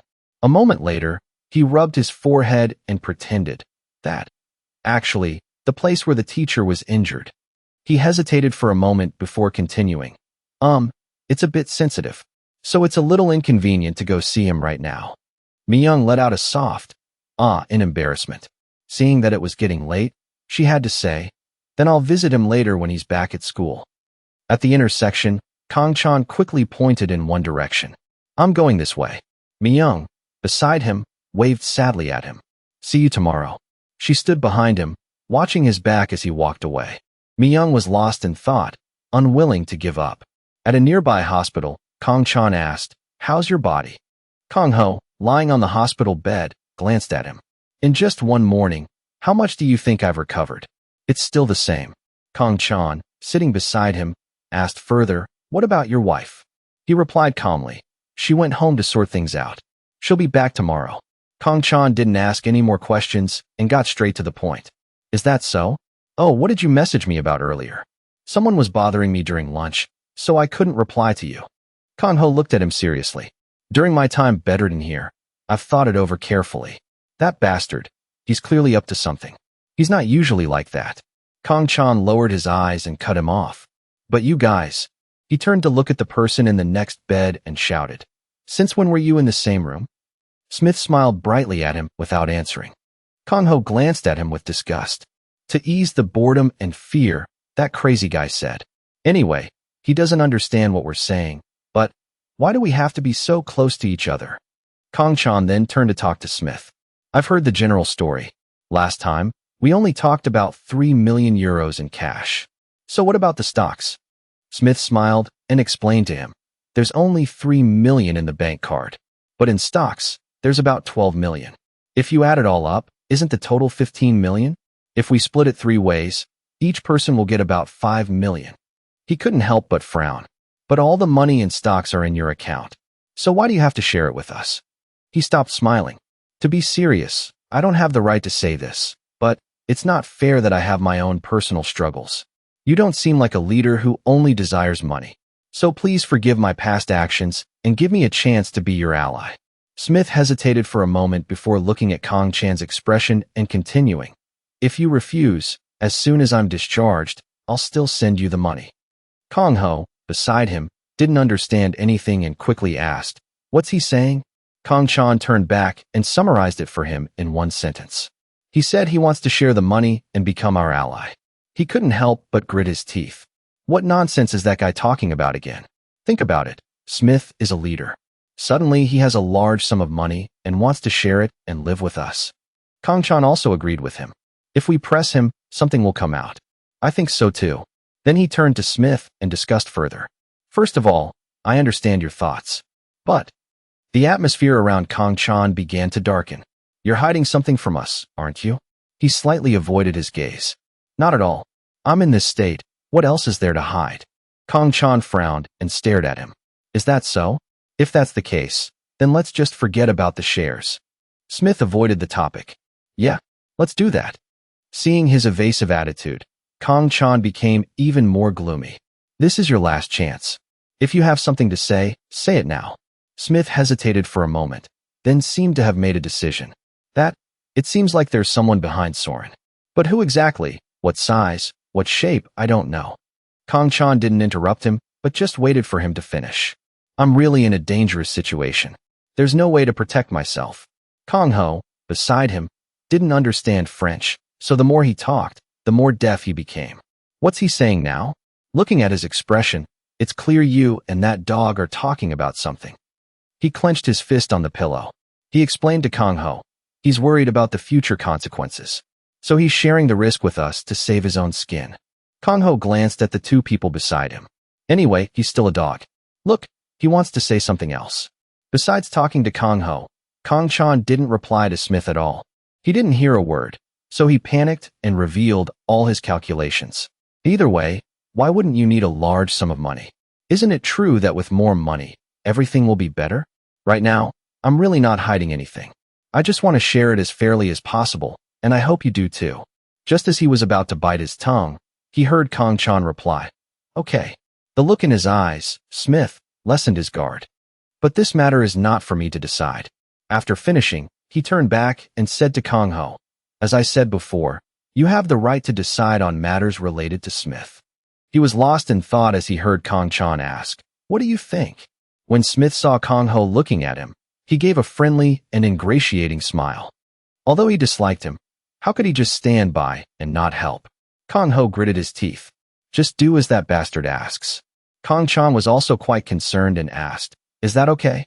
The more Kong Ho thought about it, the more annoyed he became, and he replied to him, What good can that bastard say? It's not about whether it's okay or not. Hearing that, he made a serious decision. I understand. Then Kong Chan informed Smith, Daeju has agreed. Hearing this, Smith was so happy he almost burst into tears. Thank you so much, leader. Seeing Kong Ho annoyed on the other side, he happily called out, Thank you, Daeju. A second later, Smith broke out in a sweat and said sheepishly, But leader. Kong Chan felt annoyed just hearing this. As expected, he heard him hesitate and continue. Actually, I have more than one thing to ask of you. To avoid any more outrageous requests, Kong Chan had to threaten him. If you say any more nonsense, I'll beat you to death right here. Seeing his firm tone, Smith quickly panicked and explained, It's not necessary. Anyway, I'll be living in Korea, so please find me a private Korean tutor and a house where I can stay after I'm discharged. Kong Chan was so annoyed he burst out laughing. What? He continued to plead. Right now, I have no choice but to rely on the leader. He was also speechless for a moment before scolding. You're being too shameless. I know. I'll look into it for you. He tapped his foot slowly and thought, If I ask Michelle, I'll probably be able to find someone. At this point, Smith spoke up about money matters. Coincidentally, Michelle's friend, Cecile, she works at a securities company. I'll try to contact her to ask for your help with the stock division. Kong Chan then heard Kong Ho shout, What is it? You crazy bastard. He quickly turned and asked, What's wrong? He then held out his phone for him to see. Seeing Kong Chan staring at the screen, Kong Ho cursed in frustration. This damn dog, is he that bored? Ruining someone's mood. Kong Chan's eyes flashed dangerously. Did he send it to you too? Kong Ho raised his eyebrows in confusion. Huh? Did he send it to the leader too? They both held out their phones. A message with the same content appeared on the screen. You will die soon. Kong Ho was surprised and looked at him in disbelief. Looking at the message on the screen, Kong Ho was quite hesitant. If it was only sent to one person, it could be considered a normal prank message. But this is the same number, the same content, almost identical. Isn't that a bit strange? The time the message arrived is also quite ambiguous. Kong Chan thoughtfully looked at the two messages. A moment later, he suddenly spoke up. All right. Kong Ho looked at him, not understanding. What's wrong? Kong Chan explained to him. It's probably just someone behind the scenes messing with us. It doesn't mean anything. If it appears in front of us, we just need to press it a few times. What's there to worry about? Hearing that, he smirked cunningly. Actually, this is our way of working too. Kong Chan stood up decisively. All right. If there's nothing else to say, I'll be going. Smith, from his bed, saw this and quickly asked, You're leaving already? He called out worriedly. If the leader isn't here, I'm no different from a deaf mute. Can't you stay a little longer before you go? Kong Chan turned his head back and explained to him. I have a dinner appointment today, so I have to leave early. Smith repeated, slightly disbelieving. A dinner appointment? He looked at him seriously. I know my question is a bit boring, but are you really the leader? Kong Chan frowned in annoyance. If I'm not, then do you want to try? Smith decisively surrendered. Outside, the sky had turned dark. A sweet voice came from the other end of the line. Hello, Chan. Kong Chan asked softly. Are you sleeping? The other side replied, yeah.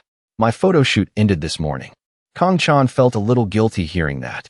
I'm so sorry for bothering you. Michelle smiled and brushed her long hair back. It's fine. What's up? Are you calling me in the middle of the night just to ask me out for a dinner for two?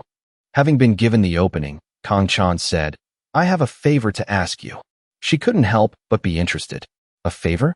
What is it? Kong Chan walked down the street and recounted. Smith, the head of the Korean branch of Seoul Cars, is in the hospital. I need a private Korean tutor for him. If Cindy can't do it, can you recommend someone else? Michelle propped her leg up and thought. Cindy is busy with something these days, so this might be a bit difficult. But I remember a friend of mine who can replace Cindy. You should meet her once. Kong Chan agreed immediately. Okay, I'll send you the exact date and location later. Oh, one more thing. Michelle paused for a moment. He asked without thinking. Cecile works in finance, right? Michelle pouted in annoyance. This is a bit too much. You call me, and then talk about Cindy, and then Cecile. Kong Chan retorted in confusion. Don't you think I can talk to you because of them? She heard this and covered her mouth with a smile. Is that so? Well, it does sound reasonable. Seeing that she wasn't against it, he continued with the issue. We have a sum of money to divide. Since the amount is quite large, the procedures will probably be a bit complicated. Anyway, that's Cecile's expertise. Please help me try to contact her once. Although Michelle wasn't annoyed, she still refused. No, you should call Cecile yourself later. Business is business. Hearing that, Kong Chan had no choice but to give up. All right, thank you. Seeing that it was about to end, she asked, Don't you have anything you want to say to me? Michelle whispered into the phone. My heart suddenly feels so restless. I miss you. Kong Chan decisively took the phone away from his ear. Hanging up. As he walked, he sighed. This girl is really something else. In a different sense, Snow White is the one who brought trouble to everyone. At the Dutak snack bar. Looking at the heaping plate of rice on the table, Kong Chan stammered. Eating out. Is it breaded pork cutlet rice? His parent laughed and asked him, What's wrong? Are you disappointed? Kong Chan smiled softly. No, I like pork cutlet rice. It's just not what I expected. Taegyu took the opportunity to teach him more. Sometimes in business, whether you want to or not, you have to wear luxurious clothes, eat extravagant food, and drink expensive wine in high-class places. But when it's not related to work, it's really comfortable. He thought to himself, that's what I thought back then. Kong Chan was a little curious hearing that. Why did you think that back then? Hee-suk spoke up for him. Before your father solved his business problems, he often didn't tell us how he was tormented by poverty. She asked him anxiously. Don't you remember either? Kong Chan sighed inwardly. Oh no. He laughed fakely at the two of them. Of course I still remember. It's just, let me think about it for a bit. After cutting the meat, the first chopstick had been lowered. Kong Chan ate while breaking out in a cold sweat. Please eat, Mom and Dad. Enjoy your meal. Seeing his forced expression, Hee-suk could only let it go. All right. The meal for three continued. Taegyu speared a piece of pre-cut meat and brought it to Hee-suk's mouth, making her blush. Seeing him and her so affectionate, Kong Chan also felt happy. Oh my, how can it always be like this? He continued to eat his portion. Suddenly, while eating, Kong Chan heard Taegyu introduce, oh right, there's a new car model launch this weekend. They'll also hold an inauguration ceremony for the head of the Korean branch there. The French ambassador will also be there. He happily asked for his opinion. What if I go with Mom that day? Kong Chan supported him wholeheartedly. Just go. Hee-suk also felt interested. Oh my, the French ambassador will be there too? What should I wear? The meal shifted to another topic. The whole family laughed and joked together happily. He smiled and took in all their happiness. You look beautiful in anything you wear. Oh you. In the classroom, Kong Chan sighed to himself. A week has passed so quickly.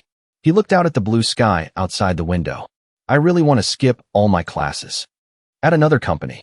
First of all, Mr. Smith has taken out a loan from the bank using his stock assets as collateral.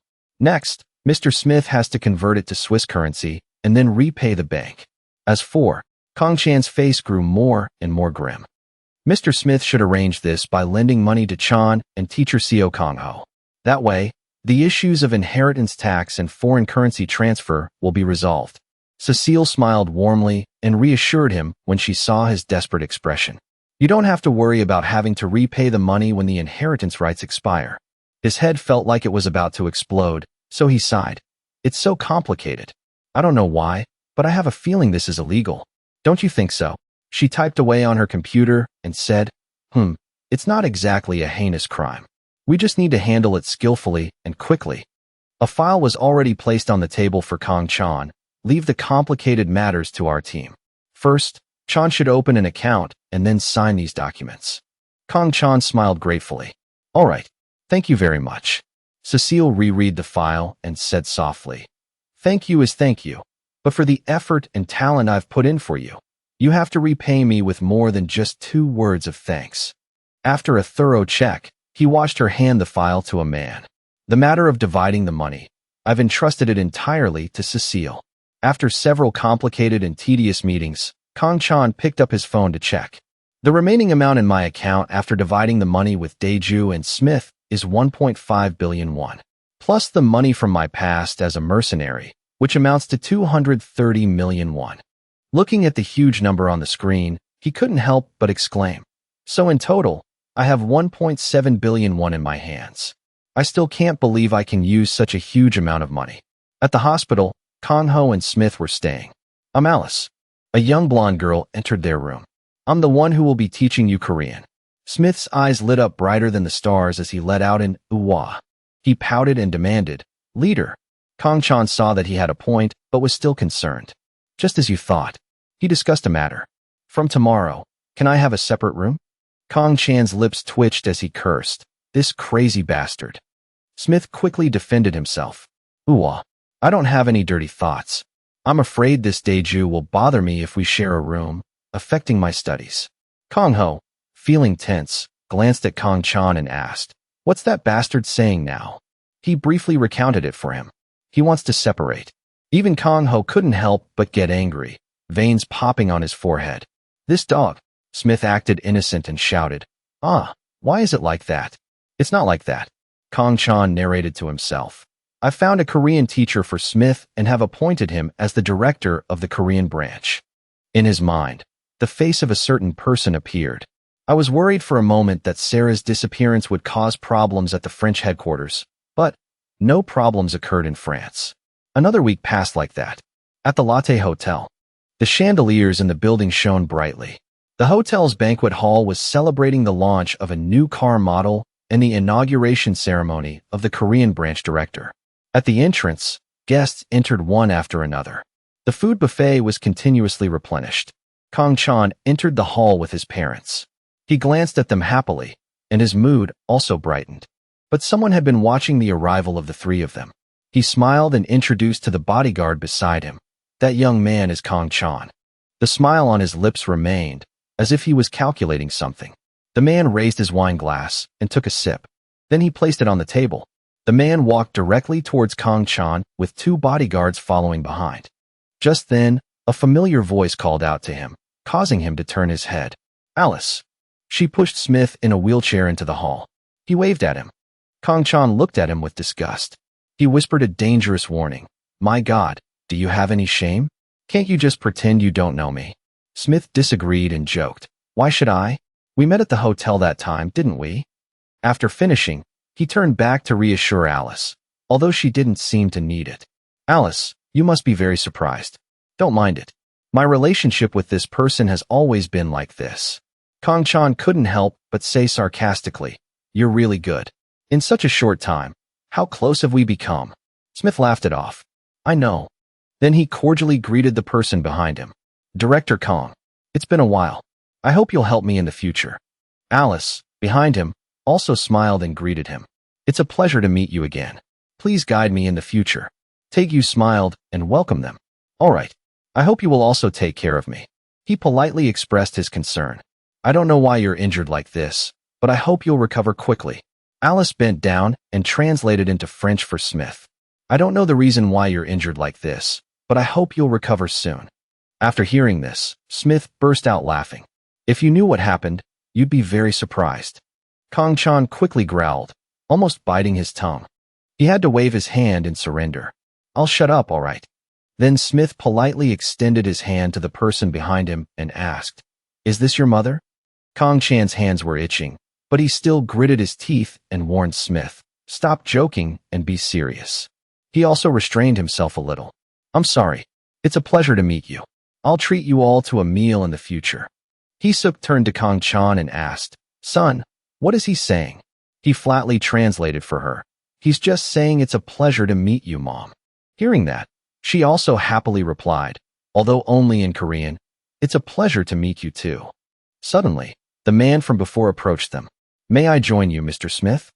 Smith was startled when he saw the person approaching. You're here, Your Excellency, the ambassador. Kang Chan couldn't help but glance over. Ambassador? This person is. He nodded in greeting to him. Although this is our first time meeting, you must be Mr. Kang Chan, right? Smith quickly replied, That's right. Let me introduce you. He followed his words and extended his hand. This is Mr. Renaud, the French ambassador to Korea. Kang Chan looked at the outstretched hand, a little surprised. This person is extending his hand to me first. The people around were also surprised. Seeing this, Kang Chan extended his hand without hesitation and shook it. I'm Kang Chan. In his heart, he thought, How does the French ambassador know me? Hee-suk, beside him, didn't understand what was happening and continued to be curious. What's going on? Who is this? Kang Chan smiled at her. It's Mr. Renaud, the French ambassador to Korea. Not knowing was one thing, but after knowing, her eyes widened in surprise. What? The French ambassador just asked to shake your hand. Seeing his mother's trembling and worried face, Kang Chan had to reassure her. It's nothing special. He was probably just passing by and dropped in. Renaud, opposite him, started a conversation in French. Mr. Kang Chan, may I have a word with you? He also replied politely and naturally. Of course. Please, go ahead. Suddenly, he smiled meaningfully. It's a bit inconvenient here. So, his eyes changed slightly. Can we go somewhere else? Kang Chan couldn't help but be confused. Why? A moment later, still near the party's waiting lobby, 2 cups of hot tea were already on the table. Your French pronunciation is excellent. Renaud didn't spare any praise. According to our intelligence agency, it seems you've never had any formal education in France, right? Kang Chan wondered. Do I have to answer your question? Hearing that, he became even more satisfied and smiled. A moment later, he picked up his teacup to save face. Well, it seems I've been unintentionally rude to you. I didn't mean to interrogate you. It was just out of my own curiosity. Seeing this, Kang Chan said, I learned it online. He gently brought the teacup to his lips and remarked, as expected of a medical powerhouse. He placed his teacup down and got to the point. Arranging for you to be in a separate place like this wasn't just to ask boring questions. Renaud calmly stated a name without any hesitation. But I want to talk a little about Sarah. Hearing that name, Kang Chan felt like he had touched a live wire. He continued to drone on by himself. Gone is a representative car brand of France. So if the world finds out that this company has been associated with and cooperated with a drug criminal, it will be a difficult situation. Renaud nodded at Kang Chan. On behalf of my country, I sincerely thank you for agreeing to meet and talk with me. Outwardly, he remained calm and continued the conversation. It's nothing. This surely isn't for the French government, is it? When he looked up, his eyes had an added layer of scrutiny. One more thing. All matters related to Sarah have been handled neatly by my country's intelligence agency. So I came here to propose cooperation to prevent baseless news in the future. Kang Chan also nodded. I understand what you mean. In his heart, he silently calculated. Is he trying to warn me to be careful with my words in the future? At this point, he finally paid attention to the main issue. How will Soren be dealt with? He continued to smile and said as if it were a matter of course. During his flight, he had an unexpected accident and died on the spot. You just need to know that. Kang Chan agreed. I understand what you mean. At this point, he seemed more relaxed and crossed his legs. Then, on behalf of my country, I thank you, Kang Chan. His eyes were full of temptation. If you want, You can receive a full scholarship and study at any university in France.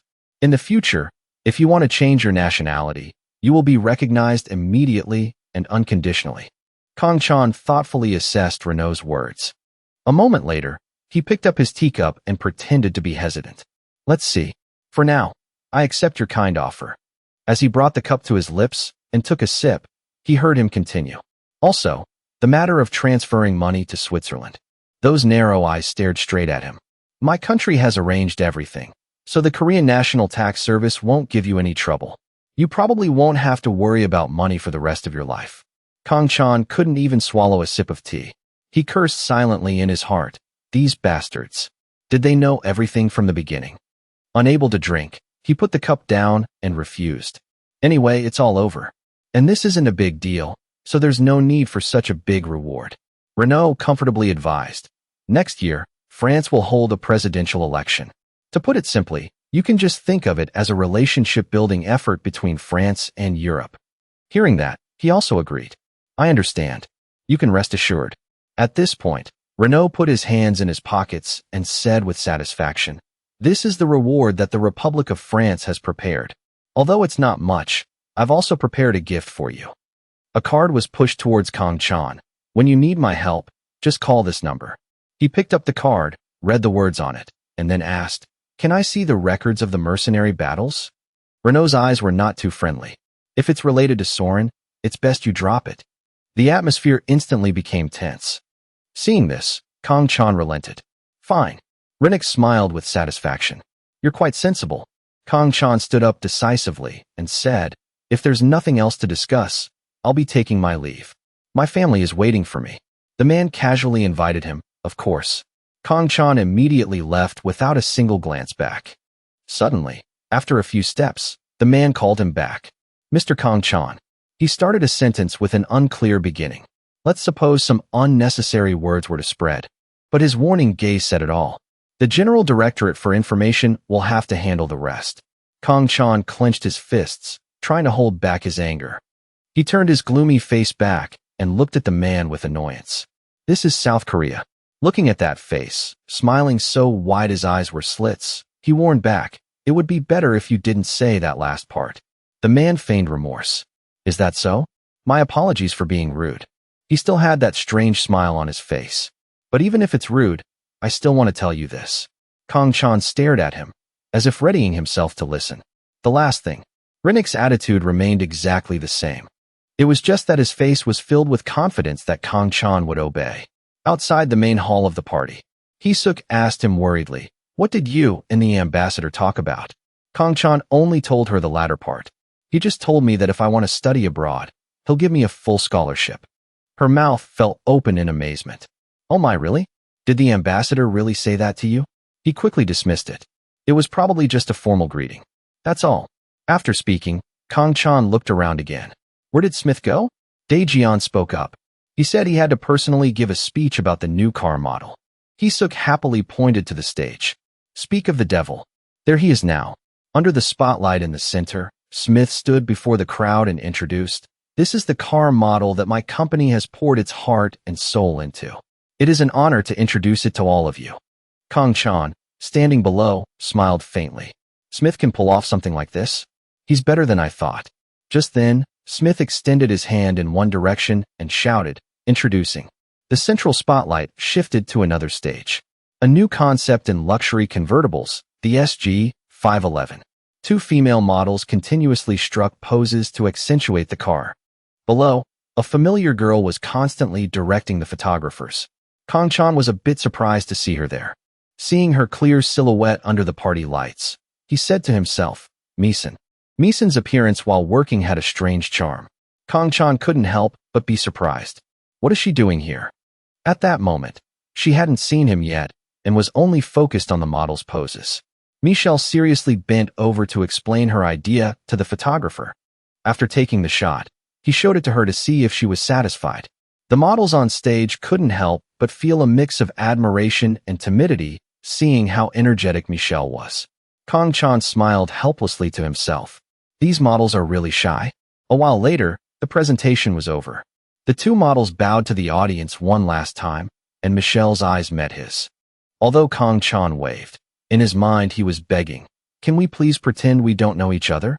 Unexpectedly, not only could they not pretend, but she also called out loudly, "Jenny." His face turned pale. "Please, just pretend you don't know me." But Michelle had already run over quickly in her high heels. She didn't hesitate to hug him tightly in the middle of the crowd, and then she placed a French kiss on Kong Chan's lips. His parents were startled by her boldness. Kong Chan gently pulled back, separating them. "Misan, speak French." Misan's eyes sparkled with anticipation. "It's so good to see you here." He quickly stepped back to his parents' side and advised, "Calm down. Calm down, and let's greet each other first. And if you speak Korean, be careful with your words." She then turned to introduce herself to Dae-jeon and Hee-suk. "I'm Misan. We've met before." His mother didn't understand or remember her, so she had to ask Kong Chan, "Who is this? And also, what were you two doing?" He explained casually, "We were just greeting each other. We met once before at the European restaurant. Do you remember, Mom and Dad? We got to know each other a little then." Hee-suk mumbled, "Oh, so you've met before. But it doesn't look like you only know each other a little." Kong Chan could only make up an excuse. French people are often very expressive with their emotions, so it's nothing. Then he asked Misan in French, "What are you doing here?" She replied cheerfully, "I'm covering this for a magazine. We have a special edition coming out next month." She was a bit surprised. "And you, Tony? What are you doing here?" Kong Chan reached out and introduced Dae-jeon. "This is Kong Dae-jeon, the CEO of Kong Motors. And also my father." Misan covered her mouth in surprise. "Jenny is from a royal family?" He denied it, feeling a bit helpless. "That's not it." She continued to praise him. "You're amazing anyway." He thought to himself, "Right. Think whatever you want." A moment later, Michelle invited him. "Jenny, can you have a drink with me later?" Kong Chan sighed softly as he looked into her sparkling eyes. Why is she acting like that princess, Snow White? Seeing his unenthusiastic attitude, she became a bit hesitant. Is that a no? In his mind, he still thought about their friendship. "It's a bit annoying, but whenever I needed her for something, she always agreed cheerfully. It's not right to keep her in the dark about me after all this time." Thinking this, Kong Chan readily agreed. "All right, I'll make time for you. But no alcohol. I'm with my parents." Hearing this, Michelle happily gave a sound of assurance. Kong Chan's gaze suddenly met Renix, who was walking behind Michelle. The man saw him looking and smiled, nodding as a greeting. He didn't mind bowing his head in return. Michelle saw the man's figure and thought for a moment. Then she called out, "Jenny." He let out a soft "huh" before she continued her question. "A moment ago, you were talking to the man with white hair, right?" Kong Chan didn't understand what she was getting at, so he admitted, "Yes, why?" Michelle's eyes widened in amazement. "How do you know him?" He couldn't help but find it strange. He just explained briefly, "I only just greeted him today." At this, Michelle began to explain, "In France, he's famous for being an incredibly arrogant person. People even say he's running for president." She also seemed quite impressed with him. Absolutely no one has ever been able to talk to him like that before. Kong Chan replied casually, "It's because this is South Korea."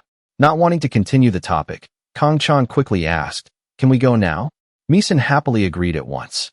Why not? At this point, he turned to ask his parents for permission. "Since she's a friend I haven't seen in a long time, is it okay if I go have a drink with her? You guys can go ahead." Hee-suk let out a disbelieving "huh." She looked at Misan and then asked again, "Just the two of you?" Behind her, she was still smiling brightly.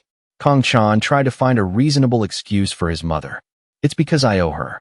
Dae-jeon, being more easygoing, came to his rescue.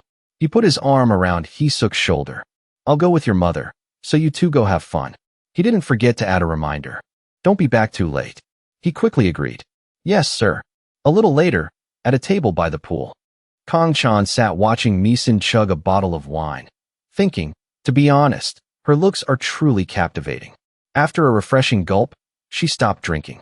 Her sweet, hurt voice called out to him, "Jenny." With blue eyes as bright as stars, Michelle looked at him with a pitiful expression and asked, "Why are you avoiding me?" Kong Chan feigned ignorance. "Me? When?" Misan got straight to the point.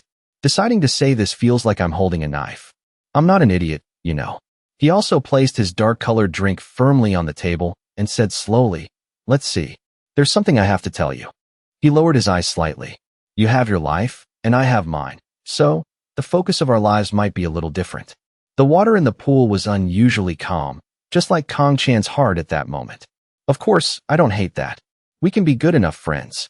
No, I think we were already very good friends before.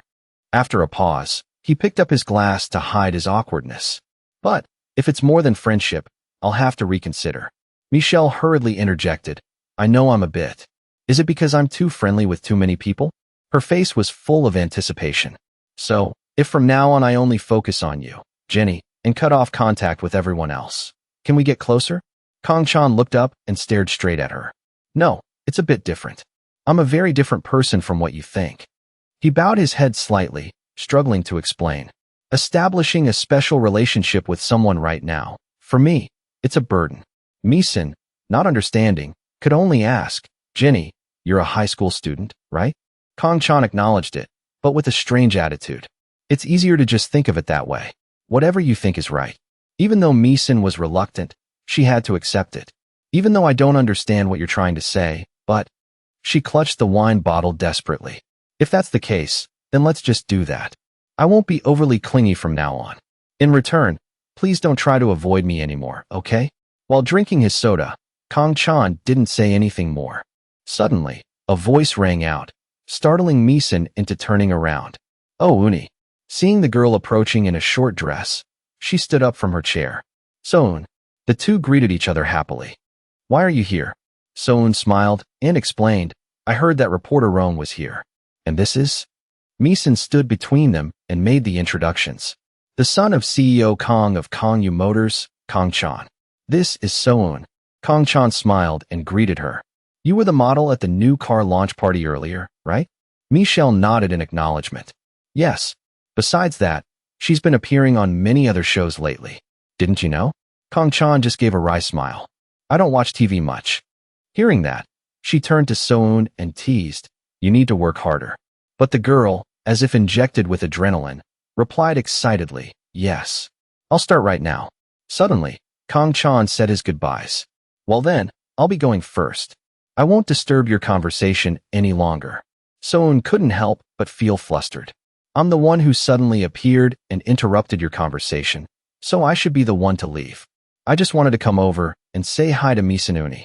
But he had already taken out his phone and declined. No, it's nothing. I was about to head back anyway. I'll pay for this. Seeing him leave so decisively, Mi-san couldn't help but feel a sense of loss. Late at night, at the apartment building, the sky outside was illuminated by the moon. The silhouette of a person was warming up in front of the door. Then, he checked to make sure his shoes were tied securely. He started to run slowly. As he ran, he calculated, Saren is a very strong opponent. But after leaving the field and serving as a commander for a long time, his sharpness has dulled considerably, something even he hasn't realized. Kong Chan's eyes were filled with determination. As a result, he can't live his life his own way. His feet never stopped moving. Absolutely. Kong Chan's running speed increased even more. Will not become someone like that. The traffic light turned green. Kong Chan's figure continued to fly by on the sidewalk. Even as the wind whipped against his face, he thought, this is the first time I've felt what it's like to go against the current of stopped cars. Heavy memories flashed through his mind. At that moment, when I felt like I couldn't go on, I suddenly felt as if I had returned to my previous physical state once again. The steps beneath him felt light. It could be a coincidence, but it could also be the adrenaline phenomenon when the body is in an extreme crisis. But it was neither of those things. Whether it was in the past when Kong Chan punched people's lights out, or during exchanges with sharp weapons, he gritted his teeth. A crisis can lead a person to the brink of death. And that's right. The feeling I'm experiencing now is precisely the feeling of returning from the clutches of death in the past. Kong Chan ran with all his might. Let's say, back then, if I hadn't felt that sensation at the very least, I would have had a hard time defeating Saren. I don't know the specific reason, but I can be sure of one thing. If this body reaches the extreme limit of suffering, each of Kong Chan's steps seemed to run back into the past.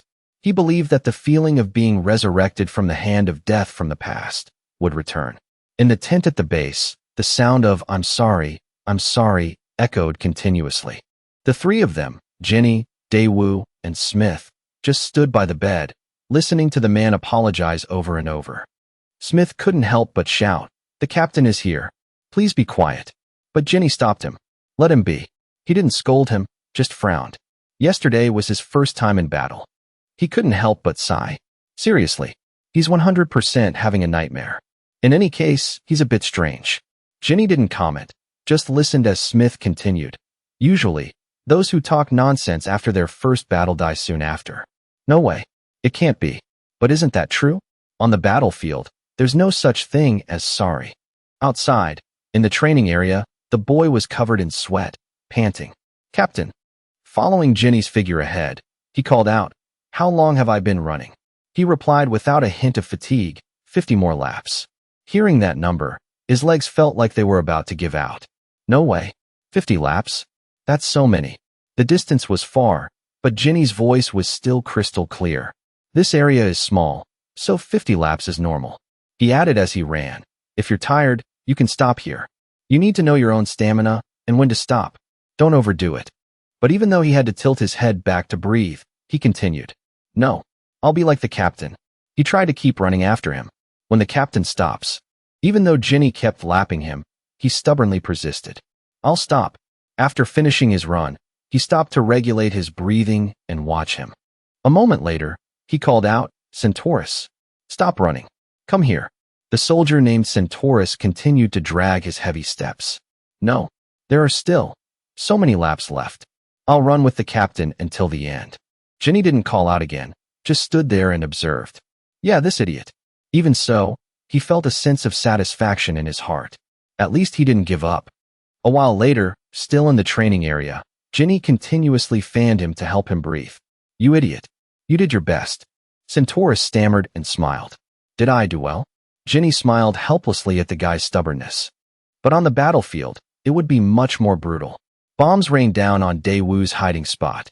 He urgently shouted to Jenny, "Captain, there are too many enemies. Should we retreat first?" A rain of bullets poured down on them, but Jenny had no intention of retreating. "Helicopter support will be here soon. We just need to stay alive and hold out until then." The firefight continued, with both sides exchanging fire relentlessly. Suddenly, a long, pained scream startled Jenny. The eyes of his comrades all turned in one direction. Centaurus lay among the sandbags. He was weakly enduring the rain of bullets. "Jenny." He gritted his teeth, about to run over. "Damn it." But Daewoo quickly grabbed him. "Where are you going? Even if you go out there, Captain, you can't change anything." But Jenny still pushed Daewoo's hand away and ran. "Let go." Despite the bombs and bullets raining down, he didn't stop. Even crawling through the mud and the rain of bullets in front of him, Jenny still ran to his fallen comrade's side. "I'm here. Stay with me." But his face suddenly darkened as he lifted Centaurus's head. "Wake up." But that hand could no longer be raised. His eyes were tightly shut, his face haggard. His legs were unbelievable. His eyes looked like they were about to tear apart. Bombs and bullets rained down on the two of them. Holding the still warm body of his comrade, his agonizing scream echoed through the nightmarish night. Back to reality, Kang-chan was still running like the wind. His eyes were filled with determination. "Even though things are peaceful now, I still have to maintain my strength so I can protect everyone." His legs didn't stop moving. The sky was gradually brightening. "I'm still lacking a lot. I have to push myself harder."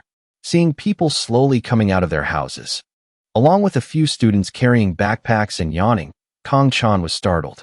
"Oh crap. Isn't it time for me to go to school right now?" A while later, the sun was fully up. On the way to Kang-chan's high school, he was walking when he heard a voice calling out, "Chan." Turning around, he saw Mi-jang hurrying to his side. Her eyes widened with joy as she looked at him in awe. "Wow, are you heading to school now?" "I'm on my way too." Mi-jang shyly patted his shoulder. Kang-chan thought to himself, she's probably been waiting here for a long time. If she wants to act, she needs to be a bit more natural. Suddenly, the familiar honk of a car caught Kang-chan's attention. Kang-ho rolled down the window and smiled at them. "Hey, gymnastics club. Hop in. I'll give you a ride to school." The car started rolling and was soon cruising down the main road. Inside the car, Mi-jang leaned forward with concern. "Mr. Suk, your wound is completely healed now, right?" He thought about his neck and casually joked. "Of course, it's fully recovered. Good thing it stuck well to my body." Mi-jang gasped in surprise. "It's still stuck there?" Kang-ho acted like it was obvious. Of course. He looked in the rearview mirror and joked, "Mine is especially big and sturdy. It stuck so well that even the doctor thought it was a miracle." The two of them were talking about completely different things, so Mi-jang could only bury her face in embarrassment. "Yes, I see. I accidentally asked about things I shouldn't know." The one who felt the most awkward was Kang-chan. He let out a few dry laughs and changed the subject. "So, you'll be back to managing the gymnastics club, right?" Kang-ho focused on driving. "Of course." Beside him, Kang-chan's lips twitched, feeling guilty inside. "Sorry about that, Dairu." Unaware of his thoughts, Kang-ho discussed with him. "But the final exams start this Wednesday, so we'll just have a short meeting after school today. We'll resume official training next week." Kang-chan happily agreed, while Mi-jang excitedly declared, "I'm definitely going to rank first in the whole school for these midterms." Seeing the burning determination in the rearview mirror, Kang-ho couldn't help but wonder, is that so? If it's Mi-jang, I'm sure you can do it. Inside the car, the three of them chatted about other things. "By the way, Chan's birthday is in March, right? Why bring up my birthday all of a sudden?" "What do you mean? You're a high school senior now, so you should take the driver's license test, right?" Hearing this, Kang-chan let out a surprised "huh." Kang-ho just glanced at him. "If you're confident, you can go get your license first. Why not? If something sudden happens, wouldn't it be more convenient for you to drive yourself?" In the back seat, the phone in Mi-jang's pocket rang again. She checked her phone and got annoyed. Not again." Her next casual remark startled Kang-chan. "This isn't a stalker, is it?" He turned around and reached out his hand. "Let me see." The message on the screen was exactly the same as the one Kang-chan and Kang-ho had received. "You're going to die soon." His eyes widened as he thought hard. "This makes me think of Seo Duchiol. But why would he do this?" Kang-chan turned to Mi-jang and asked, "What did you mean by not again just now? Have you received a message like this before?" She gave a soft "yeah." "I got a message exactly like this yesterday too. I had a bad feeling about it, so I deleted it immediately. But it messaged me again today." Hearing that, he turned to look seriously at Kang-ho. Kang-ho briefly glanced back. "Oh." The car quickly sped away. Kang-chan spoke up thoughtfully. "Mr. Suk, could you stay back after school this afternoon so we can talk for a bit?" That afternoon at Kang-chan's high school, inside the gymnastics club's meeting room. "Because of that, first of all, we have to put all our effort into preparing for the final exams." Kang-ho crossed his arms and asked, "Oh, and one more thing. All the second-year students know the schedule for the summer training camp, right?" Cha So-yun spoke up from below. "Yes. It's 4 days and 3 nights, right?" He smiled in satisfaction. "I'm also letting you know that I'll be accompanying you on this training camp. Well, do you have any questions?" After a moment of silence, Kang-ho said, "Then that's it for today. Dismissed." As Kang-chan was about to leave with him, a hand tugged at his shirt. Mi-jang looked at him anxiously. "Can I stay and talk with you two?" The others had left, but she stayed behind to bring up what happened that morning. About that text message, Kang-ho intervened on his behalf. "I have a few things I need to discuss with Chan regarding the aftermath of the traffic accident. So could you excuse us for a bit?" Chan was with me at the time. Mi-jang looked slightly disappointed. "Oh, I understand." Before leaving, she shot Kang-chan a meaningful look. "Just this once, okay?" The meeting room door finally closed. Kang-chan couldn't hide his worry and got straight to the point in a low voice. "That message was sent to Kim Mi-jang too. That means anyone around us could become his target." He looked seriously at Kang-ho. "Including my family. And yours. First, try calling the carrier to see if they know who this guy is.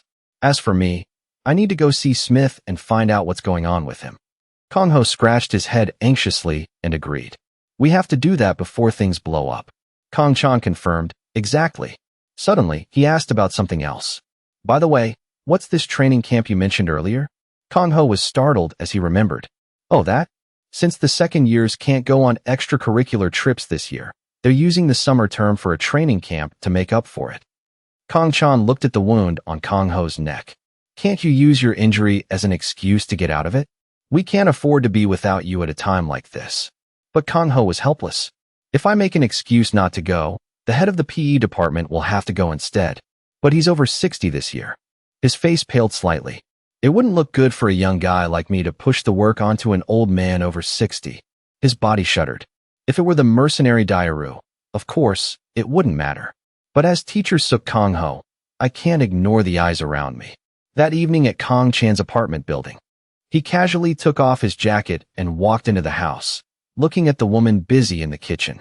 Kong Chan couldn't help but think of that threatening message.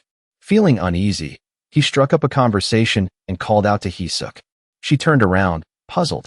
He found an excuse to bring it up. Mom, did you know there's a trend going around middle and high schools lately where people send messages telling others to go die? Hee-suk didn't look surprised at all. Is that so? I see. He frowned slightly and probed. Did you receive a message like that?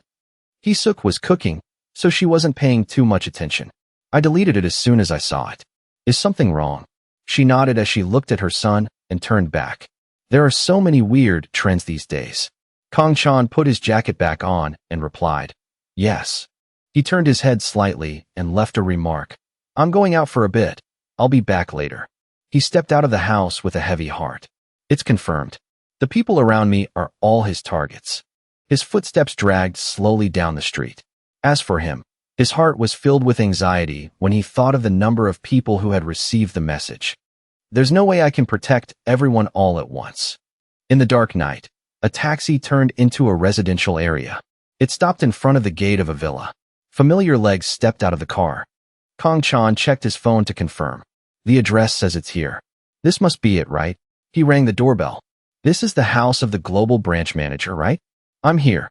A voice rang out through the intercom. Chan, come on in. He walked through the door and saw Smith and Alice smiling as they welcomed him.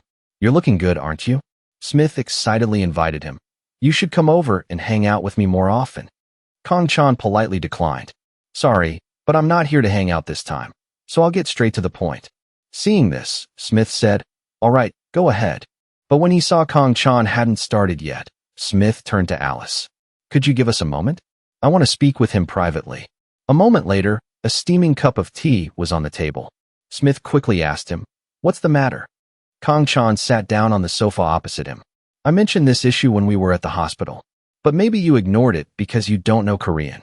He lowered his eyes slightly. The problem has become serious. Dairu, myself, and the people around us have all received threats. Smith was visibly startled. Who would dare? He frowned and replied, I don't know yet. After saying that, Kong Chan asked him, have you received any threatening messages like that? But Smith shook his head vigorously. Absolutely not. Kong Chan quietly assessed his anxious expression. Is Smith really an exception? This is a bit strange. Then he began to probe further. Back at the hospital, you said there was something behind Charlon, right? Why did you think that? Tell me the details. His reaction was stuttering, as if he had been hit right on the mark. I just had a feeling. Just a feeling. Kong Chan's eyes gradually darkened. He clasped his hands tightly. I know very well that you know more than that. His gaze pierced right through him with a warning. If you keep dodging my questions, I'll have no choice but to treat you accordingly. In short, Smith's face gradually paled as he listened to Kong Chan. I don't want to hear excuses like you're surrounded by Africans or mercenaries anymore. A warning glinted in his eyes. I just need you to know that one word from you could injure or kill a lot of people, including you. Kong Chan gritted his teeth. Because of me. The moment I heard something like this, he seemed angry as he stood up abruptly. The coldness radiating from him made Smith flinch. At the hotel that time, I didn't do anything. I don't even know what happened. Smith seemed to be weighing something and didn't answer him. A moment later, Kong Chan calmed down. Well, I've heard enough. He decisively turned his back to leave. I'm leaving. Don't meet me again unless it's absolutely necessary. But before he could take a few steps, Smith tremblingly spoke up. Charlon, I saw him taking orders from someone. Kong Chan slowly glanced back. What? Only then did Smith slowly recall the situation at the time. I don't know what that person looked like. Later, I asked him who that person was, and the answer I got was what I just told you, Chan. Thinking of that person's fierce expression, he panicked slightly. He also told me that if this got out, I would definitely die. After telling everything, his eyes darkened. Later, I saw that person talking to him a few more times. I just pretended not to know. The answer exceeded his expectations, making Kong Chan even more worried. Damn it, there really is something more to this. He looked at him with concern. I understand. For now, just rest and recover. Smith hesitated. I know. Before leaving the villa, Kong Chan left one last remark. If anything happens, just call me. He took a walk alone on the street. The phone in his pocket kept ringing nonstop. Kong Chan glanced down in annoyance. What is it now? But when he took it out and saw the caller was Kong Ho, he smiled helplessly. Then he answered the call. Hello. Kong Ho's voice rang out. I contacted the carrier. To investigate this, we have to file a report with the police station first. As he walked, Kong Chan listened to him explain the process. We need police permission to investigate. So I'll go to the police station tomorrow. He sighed softly. What a hassle. I got it. Hearing his heavy tone, Kong Ho asked with concern. Is something wrong, Captain? Did you go see Smith? Kong Chan replied, just met him. I'm on my way back now. He couldn't help but be curious. Did you find out anything? The lights in every house had turned on, and the streets were gradually emptying. I heard a few things, but it's not exactly great news. The voice on the phone sounded anxious. Tell me what happened. A while later, he recounted the entire incident to Kong Ho. Standing out on the balcony enjoying the breeze, Kong Ho pondered. So there's that too? We're not even on the battlefield, but why do I feel a chill down my spine? Kong Ho's voice was full of questions. But didn't the Seoul Ducheol issue end smoothly? Kong Chan walked and replied, that's right. It's too early to conclude that Seoul Ducheol is involved in this. He began to analyze. First, sending a convoluted message like this is absolutely not Seoul Ducheol's style. Remembering that punchable face, he said, second, the person who should have received the threat first hasn't received a single message like that. Kong Chan had also thought of a solution. Right now, what we need to do is keep all possibilities open and approach him cautiously. Kong Ho nodded slightly. You're right, Captain. If you discover anything new, just let me know. He agreed in relief. Will do. After hanging up, Kong Chan stared thoughtfully at his phone. He tapped on it, thinking to himself, even so, I'm still not entirely at ease. Kong Chan made a phone call, and it was quickly answered. Hello. He immediately told the person on the other end, I'd like to consult about personal protection services. The representative politely explained, personal protection prices vary depending on the level and duration, sir. How about I explain the different levels of personal protection to you? Kong Chan decisively interrupted, no need. Just give me the highest level. The person hesitated, confirming, VIP personal protection is the highest level of protection for extremely serious situations like terrorism, or for clients who have received threats from serious criminals like murderers or kidnappers. The person paused. So, naturally, the cost will be quite high. Kong Chan was losing patience. I don't care about the cost, so just proceed with the service immediately. The person didn't hesitate anymore. Yes, excuse my rudeness. For personal protection services, our representative must personally consult with you before proceeding. The person still followed protocol and asked, Shall I connect you with our representative, sir? Kong Chan was annoyed. The connection time wasn't too long. A moment later, someone spoke up first. I am Kim Tae-jin. In the office of the building, the man spoke to him briefly. I've been informed. He stood in front of the glass window and replied politely. Then I will personally come to greet you tomorrow, sir. When instructed on something, he remained professional and polite. Yes, I understand. After setting the appointment, Kong Chan hung up. He couldn't help but sigh. No matter where I am, I can't protect everyone all at once. This is a company run by someone from the Presidential Security Service, so it won't be cheap. He smiled slightly, feeling reassured. But at least it'll give me some peace of mind. Is this the power of money? Suddenly, his phone rang, making him jump. What is it now? Seeing the number saved as O Kwang Take, Kong Chan groaned inwardly. Why is it this complicated guy? Answering the phone, Kong Chan was impatient. Oh, Kwang Take. Kwang Take spoke up. Yeah, it's me. He asked directly, what's the matter? His eyes looked dangerous. You know Seo Ducheol from the Namsan Hotel, right? Kong Chan repeated Kwang Take's words. Seo Ducheol? What about him? He slowly informed him. Something happened to him. He's in the hospital right now. His condition isn't looking too good. A lot of people have gathered outside. Regardless, he's a remnant of the Yu-jeong faction. I'm laying low for now, so I had to contact you. Kwang Take chose his words carefully and asked Kong Chan, aren't you targeting the guys from the Yu-jeong faction? Kong Chan was startled inwardly. Wait, The Mi-jang faction. Doc's face flashed in his mind. That's right. If all of this was caused by the Mi-jang faction, Kong Chan's eyes gradually brightened. Then it would explain why Smith didn't receive a threatening message. Kwang Taek suddenly yelled, "Hey Kong Chan, are you listening?" He replied nonchalantly, "I'm listening. How is Seo Ducheol? Is he in critical condition?" He briefly reported the situation. "He's already undergone surgery." Kwang Taek chuckled, his eyes growing heavier. "Our line of work is just like that. But this time, the severity is out of control. He messed the kid up real bad. Looks like his skills are no joke. This probably isn't just a skilled thug, but a professional killer." He frowned and warned him, "Anyway, I'll send my boys to hang around you, so don't hold them back. Just pretend you don't know them." Pausing for a moment, he added, "Don't give them a hard time." Outwardly, Kong Chan agreed, "I got it." Inwardly, he sighed. This guy looks like a thug, but he's actually pretty friendly. Suddenly, he remembered something. I should tell this guy about that issue, shouldn't I? Just as Kwang Taek was about to hang up, "Then I'll contact you later," Kong Chan spoke up. "Actually," he slowly and concisely stated, "I've received a few threatening messages lately." Hearing that, he was startled. "What?" Kwang Taek's eyebrows furrowed deeply. "Say that again." He began to explain seriously. "Me, Mr. Suk Kong Ho, and even the people around us have received messages telling us to go die. It seems someone picked up the phone I lost at the hotel. After hearing about Seo Ducheol, I think these incidents are roughly connected." Kwang Taek grew even more worried and asked, "Tell me the details." A while later, Kong Chan stood by a telephone pole at an intersection, recounting everything he had encountered recently. Kwang Taek listened intently so as not to miss any details. After hearing everything, he nodded. "It's definitely the Mi-jang guys. Anyway, I understand. The situation was urgent, so he just instructed, since this is our job, you just need to manage the people around you well. We'll handle everything and report back to you later." Kong Chan closed his eyes and replied relaxedly, "I got it." After hanging up, Kong Chan couldn't help but ponder.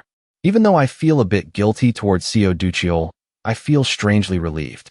Now I just need to find the remaining members of the Mi-jang faction, right?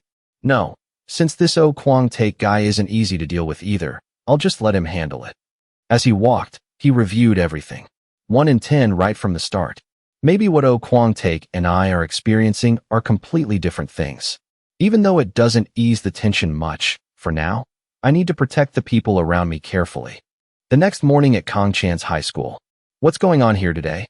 Kong Ho looked at the people assembling all sorts of things in his room and glanced at Kong Chan. "This place is called the gymnastics room, but it looked a bit shabby, so I bought all this stuff to renovate it." He couldn't help but be curious. "With your own money?" He chuckled. "I suddenly came into a large sum of money for no reason. I scooped all this up and paid for it in one go. It feels incredibly satisfying without a hint of regret." Seeing him like that, Kong Chan felt less worried. "Not bad. Looks good. How's the text message issue being handled?" Kong Ho began to report some information to him. The cyber investigation team tracked the source of the message.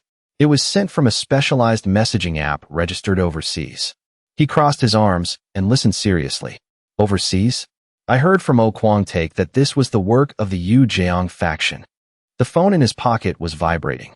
Kong Chan still tried to continue. "To bypass overseas servers, domestic criminals use software a lot.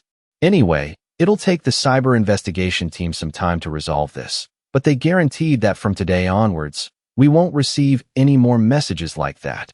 Kong Ho took out his phone, checked it, and marveled in surprise. "Wow, these guys are really good." When he handed the phone over, Kong Chan was also surprised. "They guaranteed we wouldn't receive any more messages?" Kong Ho put the phone back in his pocket. "You know what? I bet they used some kind of trick." He couldn't help but feel relieved. "I think we should head home right now. If you're not busy, let's grab dinner tonight." Kong Chan flatly declined. "Maybe later. I have something I need to do." Suddenly, Kong Ho teased him. "You're not staying home to study because of the final exams tomorrow, are you?" Kong Chan bitterly scolded him. "Cut the crap." He glanced at him. "I have to go meet someone." The evening sky was dyed with golden-orange sunlight, and the streets were gradually getting crowded. Kong Chan sat in a coffee shop waiting for a while when someone came up and asked, "You're Mr. Kong Chan, right? He looked up at the person. That's right. The man handed him a business card. I am Representative Kim Tae-jin. The two men looked at him and smiled. I didn't know Mr. Kang Chan was a high school student. The person behind him introduced himself. I am Director Seo Sang-yoon. Kang Chan calmly reached out and took the business card. There was a hint of scrutiny in his eyes as he observed them. Looking at the highly capable Tae-jin, he evaluated inwardly. Good impression. At first glance, he's completely different from those greenhorns who just started a business. He exudes the aura of someone well-versed in martial arts and looks quite successful in business. Seeing this, Kang Chan slightly leaned forward and extended his hand. Please have a seat. The representative spoke up. Thank you. After sitting down, Tae-jin got straight to the point. We've received a general overview of your situation beforehand. Besides receiving threatening messages, have you encountered any other situations? Kang Chan replied at a moderate pace. Currently, besides the messages, I haven't encountered any other situations. At this point, Tae-jin offered sincere advice. I don't think you need to pay such a large sum of money just because of a few text messages. For the safety of the protectee, if you have any suspicions, it would be better to tell us. Hearing that, Kang Chan remained silent for a moment. The man introduced himself further. As you know, I come from the Blue House Presidential Security Service. So I also happen to know some national secrets. But we've never had any issues, so you can trust us. Kang Chan looked at him with satisfaction, arms crossed. I understand. Actually, I think it's a violent organization, but I'm still not entirely sure. Tae-jin then offered a solution. All right, I can contact almost all the violent organizations in Korea. As long as we know exactly who it is, we can handle this using various methods. Do you have any thoughts? Kang Chan closed his eyes slightly and declined. For now, I just need protection. That's enough. But the man next to him disagreed. Maybe because you're a student, you don't know anything. Sang-yoon smirked confidently. Any thug in this country wouldn't even dare touch a toe of our representative. So for us, this is a piece of cake. Instantly, Kang Chan's veins popped in anger as he stood up abruptly. This guy, his eyes glared at him with a cold warning. Seeing that gaze, Sang-yoon couldn't maintain his smile and fell silent. Tae-jin had to speak up to change the subject. According to the client's request, the protectee must not know they are being protected. He picked up the file and flipped through a few pages. That's right. He put the pen down and signed it. Especially Mr. Suk Kong-ho. You absolutely cannot let him know he's being protected. His pride is very high. He softly assured, I will keep that in mind. At this point, Kang Chan sat up slightly straighter and asked, Are we done? A moment later, after he had left, Sang-yoon turned to Tae-jin in annoyance. That little punk has a bit of money, and he's already acting arrogant. Suddenly, he didn't agree with Sang-yoon but asked instead, Director Seo, how many years have you worked in the security service? He answered blankly, 8 years and 3 months, sir. Tae-jin crossed his arms and evaluated him. And you still couldn't see it? Sang-yoon didn't understand at all. See what, sir? Violent, dangerous images flashed through Tae-jin's mind every time he looked at him. His face paled slightly. I can say for sure that high school student is someone who has almost died countless times and has also killed countless people. Wasn't the childhood of the god of Blackfield just like that? Only then did Sang-yoon stutter. What, sir? As for Tae-jin, he remained deep in thought about Kang Chan. At the apartment where Kang Chan's family lived, he sat at his desk, resting his chin on his hand, speculating. Is this really the doing of the Yu-jeong faction? Kang Chan couldn't help but get caught up in his thoughts. I don't know for sure either. Just half a day after the cybersecurity team started their investigation, there's no way they could send another threatening message to Dairul. His mind grew more tangled. Then who is it? Suddenly, Kang Chan's phone rang. An incoming call. He looked at the number and muttered to himself, 11 zeros? The stalker. But he still answered the phone. I don't know what it is, but I'll answer first and figure it out later. His voice carried a hint of scrutiny. Hello. A familiar French voice rang out from the other end. Hello, monsieur. He froze slightly. This voice is... Lennox sat in his chair and spoke leisurely. It's me. This is a special phone number from the intelligence agency with a call recording function and external eavesdropping prevention. Kang Chan also calmly asked him, I understand. What does the ambassador need from me? Lanik raised his cigar and comfortably suggested, "Can you spare some time to meet me right now? I'll wait for you at the hotel from the other day." He thought for a moment and declined. "I have an exam at school tomorrow. If you have something to say, just say it over the phone." He laughed heartily a few times and praised, "You really are straightforward. But this is something I need to meet you in person to explain clearly." Kong Chan clicked his mouse while raising an eyebrow in confusion. "You said this phone number has an anti-eavesdropping function. So just tell me clearly over the phone." Lanik stopped laughing. "Then I'll get straight to the point. Information regarding Charlon. He's still alive." Kong Chan cursed out loud. His eyes looked like they were about to tear apart. His right fist clenched tightly as he tried to suppress his anger. Hearing the silence on the other end, Lanik seemed quite satisfied. He stood up abruptly from his chair. "You said the hotel from the other day, right? I'll head there right now." After hanging up, Kong Chan's expression grew serious. At the Latte Hotel, a few rooms still had their lights on. The friendly voice of the man greeted him. "Monsieur, it's a pleasure to meet you again." Kong Chan walked in and bluntly said, "I've had enough of the pleasantries over the phone, so let's stop there. Let's get straight to the main point." He seriously mentioned a name. "What about Charlon?" Lanik replied nonchalantly, "I believe he's still in Korea, and we're putting all our effort into finding him. When I saw the money transfer documents in France, I thought he had been betrayed by the Chinese." Kong Chan sat down on the sofa opposite him. "Earlier, you said he was still alive. Has it been confirmed?" In his mind, he recalled the images from that time. "I clearly pierced his heart with my own hands. Even if a doctor was right next to him, it would be hard to save his life." Lanik crossed his legs casually. "I'll have to look into that." The content of his phone call to France was intercepted by our intelligence agency. Kong Chan thought to himself, "I've died twice and woken up in a different body. I have to admit the truth that anything can happen." Outwardly, he calmly inquired, "What was the content of that call?" He glanced at him and repeated a familiar phrase. "Glacier of the desert. Must kill a guy in Korea." His exact words were like that. According to the investigation, Glacier of the Desert was Charlon's code name when he was a mercenary. Hearing this, Kong Chan gritted his teeth and cursed inwardly. "That son of a bitch. Let's see who kills who." Lanik didn't seem to notice. "We're focusing on finding Charlon's hideout and his underlying motives. We don't know if it's related to the upcoming French presidential election." Kong Chan looked at him warily. Lanik reached into his pocket for something.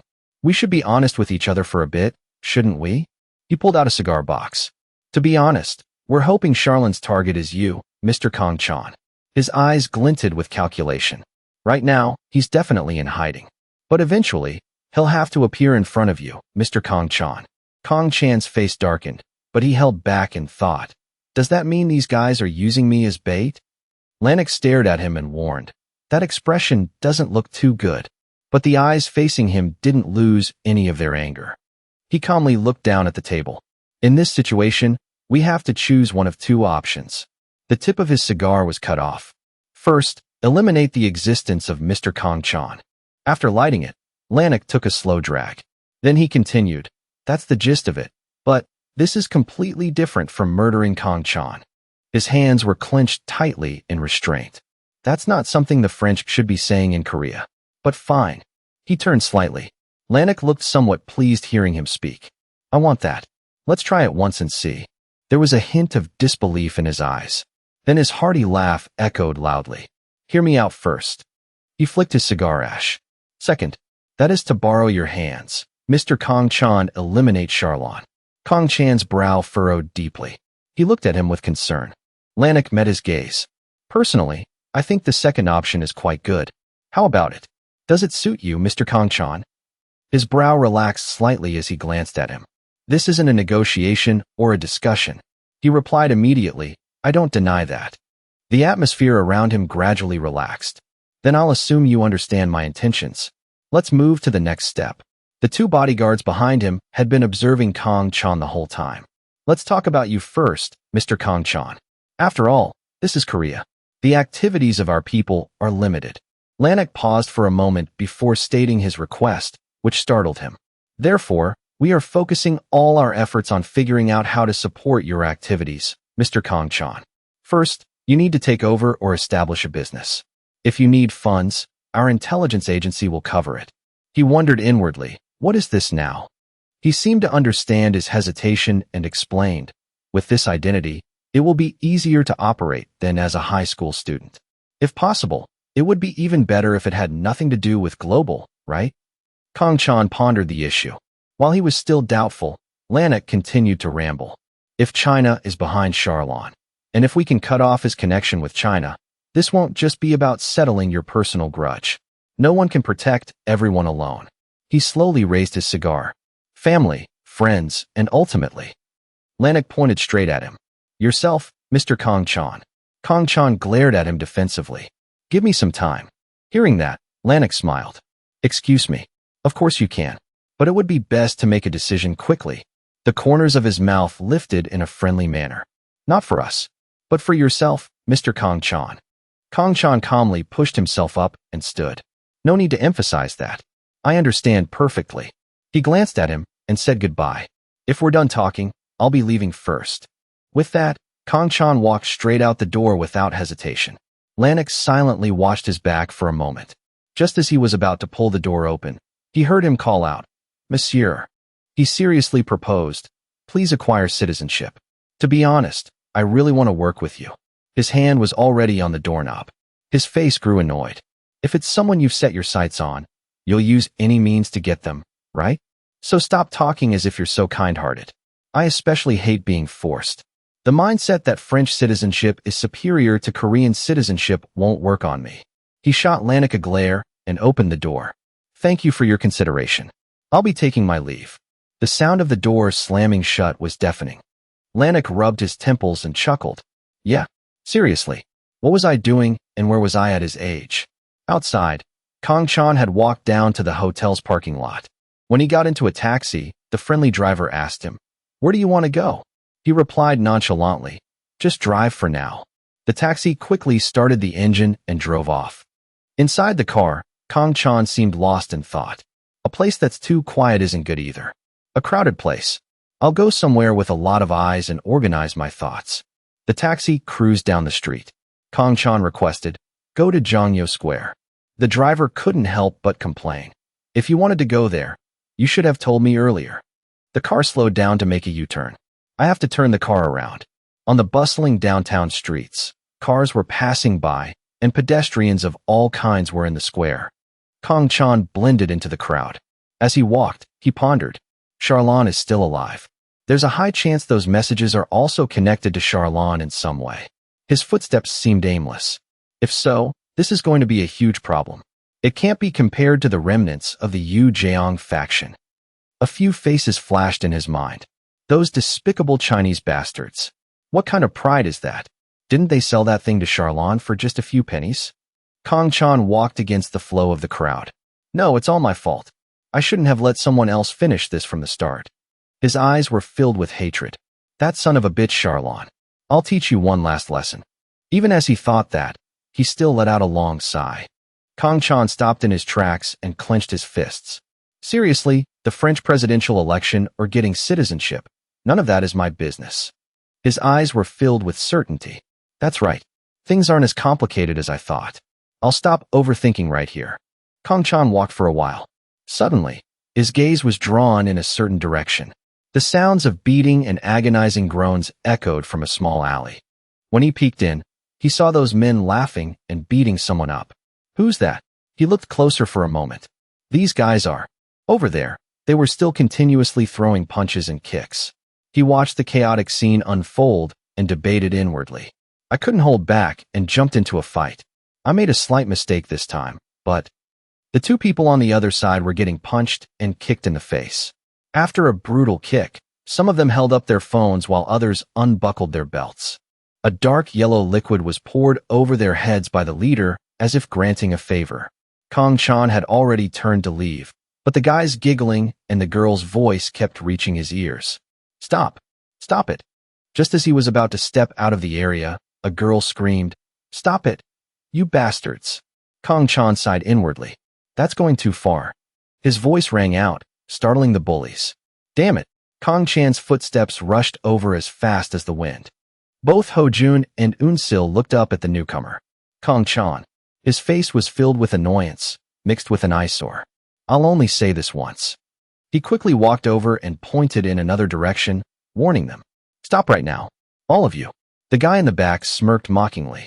What are you going to do about it, you bastard? Before they could retort further, Kong Chan jumped up. I told you. His knee smashed straight into the guy's chin as he growled. I'll only say this once. The guy who had just unbuckled his belt dodged like he was avoiding an evil spirit and cursed, "Son of a bitch." One guy was down. The other was still tightening his belt. While the guy quickly pulled up his pants, Kong Chan had already taken down the others in the back one by one and punched each of them in the face. Before he could even pull his zipper up, the three guys behind him had already collapsed. Just as that guy managed to pull his zipper up and was about to turn around to fight Kong Chan, a devastating punch landed squarely on his face. Kong Chan watched the last guy's body fall and let out a puff of air. He looked at the group lying battered on the ground and thought, having just dealt with Charlon and Smith, running into these guys feels like the difficulty level suddenly dropped. He looked down at them. If you know what's good for you, stop right now. The guy covered his nose, which was bleeding a red liquid, and cursed, Motherfucker. Who the hell are you? Soon enough, my boys will come looking for you, you bastard. Seeing the guy gritting his teeth, he couldn't help but think, even though he stopped, his eyes are still full of hatred and pride. Kong Chan smiled, like he's going to jump in and attack me again at any moment. I have to teach him a lesson this time. The importance of finishing things. Kong Chan stepped closer to him. Is that so? His eyes glinted with ferocity. His foot stomped straight down on the guy's fingers, making a cracking sound. Clutching his crushed hand, the guy screamed in agony. No, no, but it didn't last long before he took a kick to the mouth. Red liquid and a few front teeth flew out of his mouth. The devastating kick sent the guy sprawling on the ground. Kong Chan bent down slightly and smiled at him. If you've got the guts, repeat what you just said to me. Hearing the guy's muffled groans, Kong Chan grabbed his hair and clenched his other fist. Still curious about me? I see you still are. Another punch rained down. Ho-jun and Eun-sil in the back watched the scene in stunned silence. The rest of the gang didn't know what to say either. The guy's weak voice rang out. No, I was wrong. I won't dare show off anymore. No. His crushed hand continuously rubbed against the other. Please spare me. He knelt on the ground, trembling. Don't kill me. Please. Only then did Kong Chan stand up abruptly. He shot a warning glare at the guys in the back. The whole group was scared out of their wits and instinctively backed away. He gritted his teeth and called out to them. Stop and drag him away. Kong Chan, thoroughly annoyed, shot a warning glare at them. The underlings and the female students from the same school watching were scared speechless. Not daring to utter another word with their battered faces, two of them quickly supported him, anxiously asking if he was okay. But as the three of them stumbled away, they heard his angry voice call out. Kong Chan pointed at Ho-jun and the others in the back. Wipe it clean. The group stared at him for a long time. Then he shot a look at the bald underling. The underling angrily understood, took off his jacket, ran over, and offered it to Kong Chan with both hands. He glared fiercely at the underling and chased him away. Get lost. Under Kong Chan's gaze, the group of 4 guys and 2 girls hurriedly ran away. Then Kong Chan tossed the jacket to Ho-jun. He held it and shook it out for a moment. Then he handed it to Eun-sil. She took the jacket and wiped the streaks of water off her face, whispering, Thank you. Seeing that, Kong Chan began to ask, What's the deal with those guys? Don't give me any nonsense about a random fight. Ho-jun pursed his lips, looked at him, and hesitantly blurted out, The Iljin gang. He frowned curiously. So you guys are friends? But why? He sadly lowered his head. The thug who was backing us up died. Because of that, the students at school don't come to the Iljin gatherings like before. Kong Chan crossed his arms in disbelief. Just don't go anymore. Why do you have to come here just to get beaten up? Ho-jun explained everything to him in a monotone voice. I planned to do that at first, but we ended up getting caught by them anyway.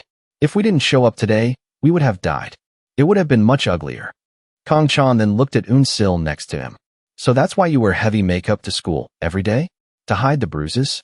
She lowered her head and admitted, Yeah. Kong Chan gritted his teeth, annoyed inwardly, and scolded.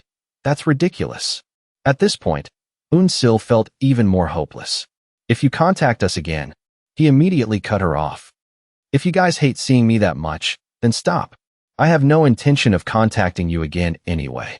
Eun-sil bowed her head slightly to Kang-chan. Thank you. Seeing that they were okay, he turned to leave. If you're done, go find a public restroom and wash your hair. You stink.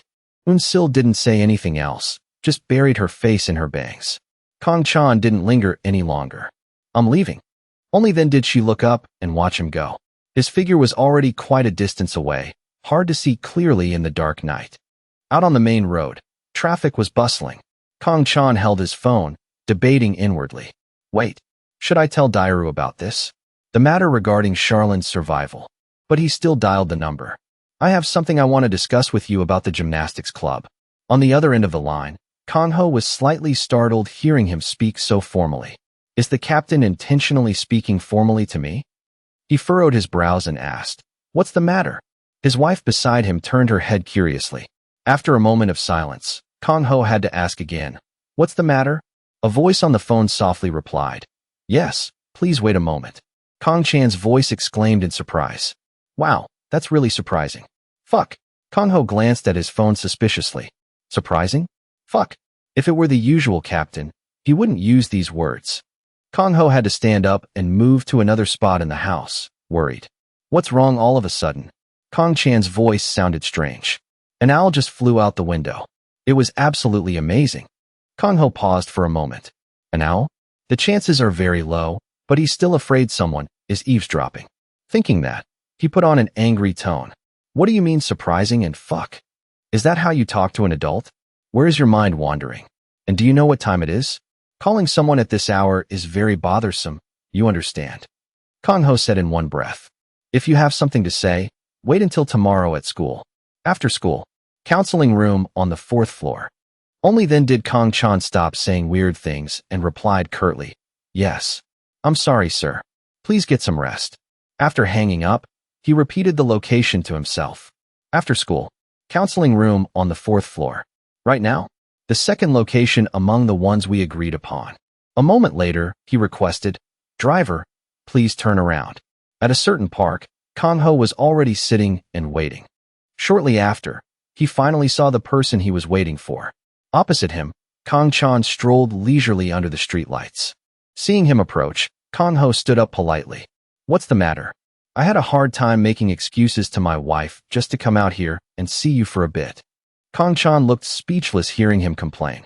Kang-ho quickly asked, Did you find out who sent the message? He nonchalantly confirmed, Probably. Only Kang-ho was slightly surprised. Oh. The two of them sat down on a bench together. Kang-chan then explained, I just went to see Lanik earlier. Kang-ho was a bit confused. You mean that French ambassador? What about that noble? Kang-chan's face gradually grew serious. Charlon is still alive. Hearing his confirmation, he almost bit his tongue. WHWH what? Kang-chan himself wasn't sure what had happened. The stab wound clearly went from his heart down to his ribs, but there was a phone call to France under the name Glacier of the Desert. Kang-chan frowned in annoyance. Must kill a guy in Korea. Kang-ho quickly interrupted him. Wait, so the Chinese are going to decide this? His voice trembled slightly. Then, is there something else going on behind the scenes? Kang-chan's heart grew heavier. Let's see, does thinking like that make sense? Kang-ho urgently yelled at him. But isn't this whole threatening call thing Charlon's doing? The Charlon of the whole world is hiding behind a phone and sending you messages saying he'll kill you someday. Despite that, Kang-chan calmly reassured him. Even though he kept his life, the truth is he was severely injured. Therefore, he needs some time to recover his body. He rubbed his chin, reconsidering. If you explain it like that, then maybe this really is Charlon's doing. Kang-chan turned to him seriously. Of course, we can't rule out the possibility of an earthquake happening during a storm. Kang-ho's jaw dropped as he quickly asked, What did you say? He crossed his arms and glared at him in annoyance. I mean, it might not be related to Charlon being alive. Someone else sent the threatening messages to us. How did you even become a teacher? Kang-ho scratched his head and laughed awkwardly. Physical education has nothing to do with idioms. He let out an exhausted sigh. Sigh? Fine. Anyway, you're much more educated now than you used to be. Kang-ho's lips twitched. So what should we do now? Kang-chan rested one leg on his knee and analyzed. Although it's not our turf, right now we have no choice but to wait. He bluntly confirmed. Are you planning to deal with Charlon in France? Kang Chan replied, Of course, if that could happen, it would be great. But if not, I think I'll just live normally like every other day. Until they specifically ask for help. Going to school every day, preparing for my driver's license test on the weekends, and spending time with family and friends. Of course, always remaining cautious and on guard. Kang Ho lowered his eyes. Everything is fine, except that I'll have to go to the school's training camp soon. Seeing his gloomy expression, he continued to comfort him. It'll be fine. Wouldn't it be safer to blend in with the kids? Kang Ho hesitated slightly. His eyes were filled with worry. Suddenly, Kang Chan asked about something else. By the way, do you know anyone who started a business simply? Kang Ho perked up a bit. Start a business? Why the sudden desire for money? He found it amusing and corrected him. That's not what I mean. This is what Ambassador Lanik told me. He said that in the future, it would be easier to operate if I established or took over a business. Kang Ho nodded but didn't offer an opinion. Whether it was back then or now, I make a living with my body. So when it comes to those matters, you could say I'm clueless or an idiot. Wouldn't it be better to discuss this with your ladies? He raised an eyebrow in surprise. My ladies? You mean Michelle and her girls? He looked at him in confusion and affirmed. Those ladies always handle money matters perfectly, don't they? Kang Chan couldn't help but rub his chin in thought. I see. The lights in a room of a certain apartment were still shining brightly. Michelle sat at her vanity, listening to the phone, and smiled slightly. If that's the case, I know a place that's very suitable for you. A familiar voice rang out from the phone. Is that so? Suddenly, Alice mentioned So-yeon to Kang Chan. You know Cha So-yeon, right? Cha So-yeon. When Kang Chan heard Alice mention So-yeon, he subconsciously pictured her in his mind. You met her not too long ago at the new car launch event. You must have seen her. You remember her face, right? Alice admired herself in the mirror while praising So-yeon's abilities. She's quite capable at doing this and that. But her management company, G Family, is a company with no ability and no drive to succeed. So what if Chan takes over that place? I don't know anything about it. Alice seemed to trust him very much. What do you mean? Chan is someone who can do anything. I just suddenly thought of that place. Kang Chan knew she meant well, so he politely thanked her. I understand. Thank you very much. Taking advantage of his gratitude, Alice wanted to set up a date with him. If you want to thank me, it's still early. Can you?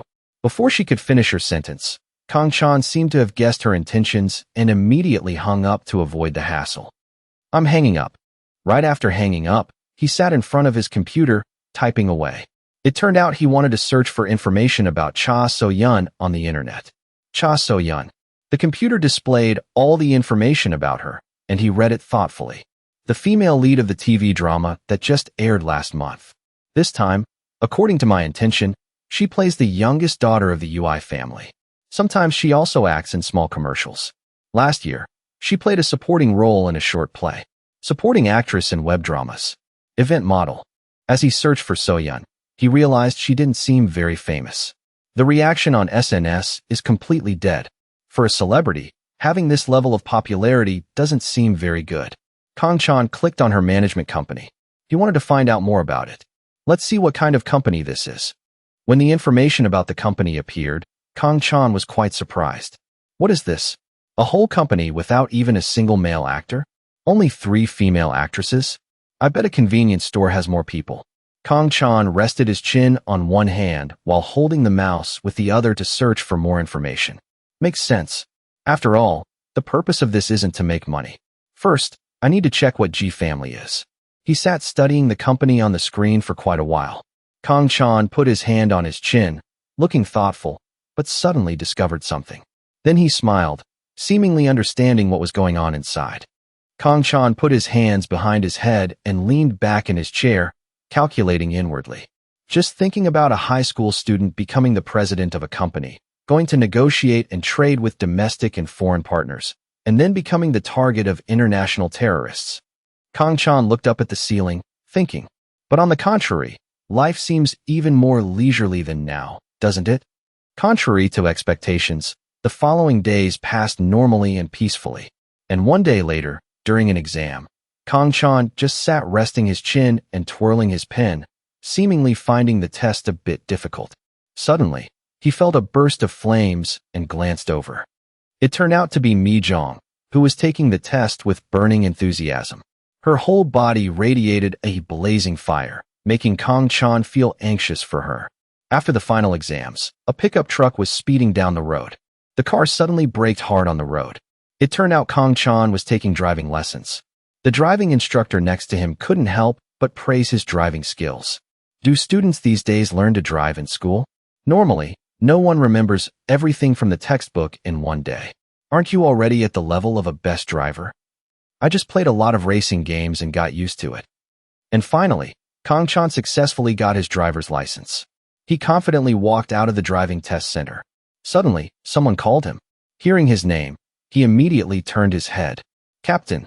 He didn't know how long Kang-ho had been waiting for him. How did it go? Don't tell me you passed. Kang-chan walked closer to Kang-ho. Are you kidding? I mastered every route. Your luck is really good. No one can resolve all their backlogs so smoothly in just one day. Kang-ho gestured for him to get in the car. Let's go. Let's find something to eat first. When Kang-chan got in the car, he noticed it was a new car and asked, Did you buy a new car? Makes sense. You have a lot of money anyway. Do you like it? Kang-chan seemed to really like the car too. How could I not like it? This is a top-of-the-line Jeep model. Kang-ho turned to look at him and said casually, This car belongs to you, Captain. Hearing that the car was his, Kang-chan couldn't help but exclaim in surprise, What? This is my gift to you, Captain, to celebrate you getting your driver's license. Hearing Kang-ho say that, he was surprised because he knew the true value of the car. Are you crazy? This car must cost over 100 million won. Kang-ho was very grateful to him for helping him. It's mostly thanks to you, Captain, that I have this much money. So what's a little pocket change like this? Please accept it. Doing this makes me feel at ease. Kang-chan thought he wasn't in his right mind and questioned him. Honestly, are you in your right mind? Kang-chan sighed helplessly and reluctantly accepted Kang-ho's gift. He crossed his arms and replied politely, If you say so, I'll accept it for now. But at least until I graduate from high school. Unless it's an emergency, don't drag me out directly. Kang-ho chuckled and accepted Kang-chan's request, also offering a suggestion.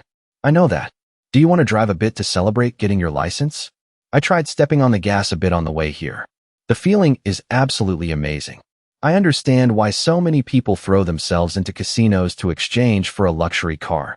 The car gradually pulled over to the side of the road, but he declined Kang-ho's good intentions. It's fine. I don't even have the license in my hands yet. Let's just find a place to eat right now. This isn't fun at all. As soon as he finished speaking, the car sped down the road, receiving a luxury car as a gift. When the sun set, Kang-chan was walking down the street, lost in thought. He looked at the scenery, feeling peaceful, but his heart was filled with worry. But is life really this peaceful? Like an electric current running through his body, his eyes suddenly widened. He stopped on the street and seemed to realize something. Wait. He lowered his head and glanced to the side, pondering inwardly. Someone is pulling the strings behind all this. He continued walking, but in his heart, he still wanted to find the person truly behind Charlon. The image of that rugged man appeared in his mind, and he wasn't sure of anything. If this is the case, will the bodyguards continue their mission? His face was full of contemplation, unable to stop thinking. No matter what happens, I have to catch him first. Kang-chan continued walking. But after walking a short distance, he turned into a small alley. A figure was running quickly towards him. Kang-chan had now disappeared from sight.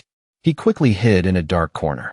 Waiting for the stalker to appear, he reached out and grabbed the person's shirt. Kang-chan forcefully pulled the stalker away. He raised his fist, intending to punch the person directly. But when he saw clearly who was in front of him, his eyes immediately widened. It turned out to be Mi-jang. She was the one tailing him all this time. Afraid of getting hit, she immediately covered her head. Eek! Kang-chan's fist stopped in midair. Luckily, he recognized her in time. Mi-jang hugged her injured knee, her eyes welling with tears as she looked at him. That really hurts. Kang-chan opened his eyes wide in surprise. It's you? What? Her face showed grievance. I just wanted to surprise you. Hearing her say that, he could only rub his forehead helplessly. Is that so? Very surprising. Very surprising. Mi-jang had returned to her cheerful state and asked, But wow, how did you know I was sneaking up behind you? Kong Chan lowered his head, seeming hesitant. About that. He didn't answer her question, but reached out his hand to pull her up. Kong Chan slowly helped her to her feet. Mi-jang touched the hand he had just held, her face instantly flushing red with embarrassment. Kong Chan was also puzzled, wondering why she was following him. Do you have some business here? Mi-jang looked at him with innocent eyes and explained, Not really. We just took our final exams, right? The final exams. But it seems like I did really well on the test. When she showed off her achievements like that, Kong Chan just crossed his arms helplessly. What? Did you come here just to brag about that? Mi-jang intertwined her fingers, seemingly very eager, and continued to boast about her achievements. I wonder if it's okay? If I don't have a single mistake, then no matter how many points others get, I'll still rank first. But this test was a bit difficult, wasn't it? Her slightly parted lips were very alluring. At this moment, her cheeks began to turn red. So this time, I'm the only one who ranked first. Only now did Kong Chan understand the implication in her words. Now I get it. Mi-jang seemed very shy when bringing that up. Anyway, about that. About me ranking first. Kong Chan just lowered his head, hiding his expression. If you ranked first, I understand what you're saying. Suddenly, Mi-jang's eyes widened, seemingly quite surprised. It turned out Kong Chan had leaned in and kissed her on the forehead as a reward for ranking first. That kiss made her even more shy, her eyes looking timid and bashful. Kong Chan looked at her affectionately. For now, just this is enough. Okay. He placed his hand on her shoulder, which was also meant as a word of encouragement. If you keep getting this close to me, you'll be in extreme danger. You silly girl. The mysterious man sitting in the chair, holding a glass of wine, seemed very amused. It's about to begin. I'm really looking forward to it. The school had now become quiet. Peaceful days continued to pass. Summer vacation officially began. At the gymnasium, there were still people inside. The second-year training camp leaves tomorrow, right? Everyone was eating lunch together. So-yeon turned to answer Jean. That's right. Be at school by 9 a.m. Kang-ho had finished eating. He crossed his arms and instructed everyone. As I said before, I don't care about the others. However, for the gymnastics club, all deviant behaviors like drinking alcohol or sneaking out are strictly prohibited. He gestured, which also served as a warning to everyone. If you get caught. So-yeon also sighed about the harsh conditions here. Oh, this is so tough. From now on, I have to make friends with the kids. So if there's any trouble during the training camp, I'll have someone to help me. Kang-ho boldly declared. If there's any trouble, just tell Chan. Hearing him say that, Kong Chan, who was eating, choked. Kang-ho nudged him. Why me? So-yeon made a suggestion to Kong Chan Sr. Can you join the training camp this time? After all, vacation starts today. He casually held his water cup and declined her offer. Are you crazy? Why would I go? If I go, only you guys will be happy, but the rest of the second-year students probably won't be very comfortable. So-yeon immediately affirmed his popularity in the school. No way. You're very popular, senior. What a smooth talker. Hearing Kong Chan say that, she didn't try to persuade him further. Everyone had finished eating and stood up, getting ready to go home. Well then, let's clean this place up and head home. Kang-ho and Kong Chan just stood and watched while everyone else cleaned up. Kang-ho turned to look at Kong Chan, laughing at himself. Summer vacation. Training camp. Hee. Going through the gates of hell and then experiencing all this. Hearing him mention that, Kong Chan also got very angry. If it weren't for that bastard Charlon, life would be much more interesting. Kang-ho noticed the annoyance in his words. Did someone piss you off again? Did I say something wrong? Suddenly, a sound rang out. Kong Chan, being very sharp, glanced over. Kang-ho handed him the car keys from before. Take it. Knowing he had gotten his driver's license, Kang-ho gave the keys back to him. You just got your driver's license earlier. But Kong Chan had no intention of taking the car right now. Before I graduate, I have no intention of driving it. Don't you know what a captain's duty is? Even if you don't want to take it, something will come up that will force you to drive it anyway. So just take it. Kang-ho pointed out where he parked the car. You know row 20 of the Gangnam parking lot, right? The car is parked on the first floor there. Kong Chan looked thoughtful and didn't reply to Kang-ho. Kang-ho shook the keys in his hand, provoking him. What's wrong? Afraid of causing an accident? And so Kong Chan fell into his trap. He snatched the keys from Kang Ho's hand. I got it, I got it. Kang Chan twirled the keys in his hand and wished Kang Ho well. Have a safe trip to the training camp. Mentioning the training camp, it seemed Kang Ho didn't want to go. Honestly, I don't want to go. I just have a feeling something is going to blow up soon. The next day, at apartment 301. First thing in the morning, something made Kang Chan gasp in surprise. It turned out he woke up late. He grabbed his phone and saw it was already 9:30 a.m. If it were the old days, this would be truly unimaginable. He tapped on the messaging app on his phone. He didn't know when Kang Ho had messaged him. It's Suk Kang Ho. I'm heading out now. Kang Chan suddenly realized something was wrong and smacked his forehead hard. Oh man, why did I call him Suk Kang Ho so naturally? Kang Chan kept staring at his phone, not knowing how to reply. How should I reply to this? He looked at the phone screen. Cha Soyun sent a message too. Soyun's message arrived. If you change your mind, senior, please come. We don't mind at all. Kang Chan smiled in satisfaction and replied to her message. It's good that there are really no problems. All right. He turned and swung his legs out of bed. 4 days and 3 nights without Suk Kang Ho. Mi-jang. After waiting for a while, he stood up and stretched. There is a problem, but not right now. It's been a long time since I've exercised this leisurely. Kang Chan finished changing and stepped out of his room. His mother was preparing breakfast. Kang Chan's mother brought a tray of food to him. You're up? Yes. I'm going to exercise for a bit and then come back, Mom. His mother handed him a steaming bowl of medicine. Drink this first before you go. What is this? His mother looked worried about his health and gently replied.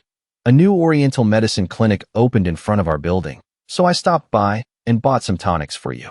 You've been exercising a lot lately, so you must be losing a lot of energy. Kang Chan took the bowl of medicine and drank it all. Yes. He wiped his mouth and didn't forget to ask his mother, what is your medicine? His mother smiled brightly, her face gentle as she answered him. My tonic is your face. Hearing his mother say that, Kang Chan stood frozen in silence. He turned his head away, avoiding her red eyes. Then he immediately walked out of the house. I'm leaving. His mother watched her son's back and didn't forget to remind him. Don't push yourself too hard. Kang Chan put his hands in his pockets and walked down the street. Suddenly, his phone vibrated. He took it out to check. It turned out to be Kim Mi-jang calling him. Kang Chan immediately answered. The person on the other end asked, Where are you? As he walked, he answered the phone. I'm on my way to school. There's no one in the gym today. I'm going to monopolize the room to my heart's content today. Suddenly, he looked up ahead. Right there, in front of him, was health and happiness. The school was very quiet today because all the students were on summer vacation. At the school's gym, Kang Chan used all his strength to lift weights. His body looked absolutely stunning right now. Sweat poured down his face, but his mind was still pondering. I've improved a lot over this long period. However, I'm still quite far from my old body. He put the weights back in their place. His whole body was now drenched in sweat.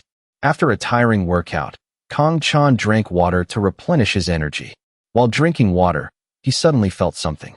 From outside the door, Mi-jang had arrived at some point. She leaned in and called out to him. Chan. Having taken off her usual school uniform, she looked truly gentle and beautiful today. Seeing her here, Kang Chan was also puzzled. Did you come here to exercise too? Kang Chan pointed at her and made a suggestion. From now on, I'm determined to get my revenge on that side. So could you please move somewhere else for a bit? Mi-jang crossed her arms, her face looking a bit sad. She pondered for a moment. No. Sometimes when we meet again, I find myself really lacking in tact. Kang Chan stood up abruptly and asked her, Why? Didn't you come here to exercise? I was just bored, so I came here to hang out. I'm the manager of this gym, after all. Mi-jang also joked with him. But I think I'm getting 2 days off from the academy. Kang Chan switched to another exercise. Is that so? Congratulations. She stepped closer to where he was exercising, hinting at something. So I can go on a trip with my family for a whole day? But the academy didn't give us 2 days off. It's just 1 extra day. Hearing her say that, Kang Chan's face went blank, seemingly still not understanding the implication in her words.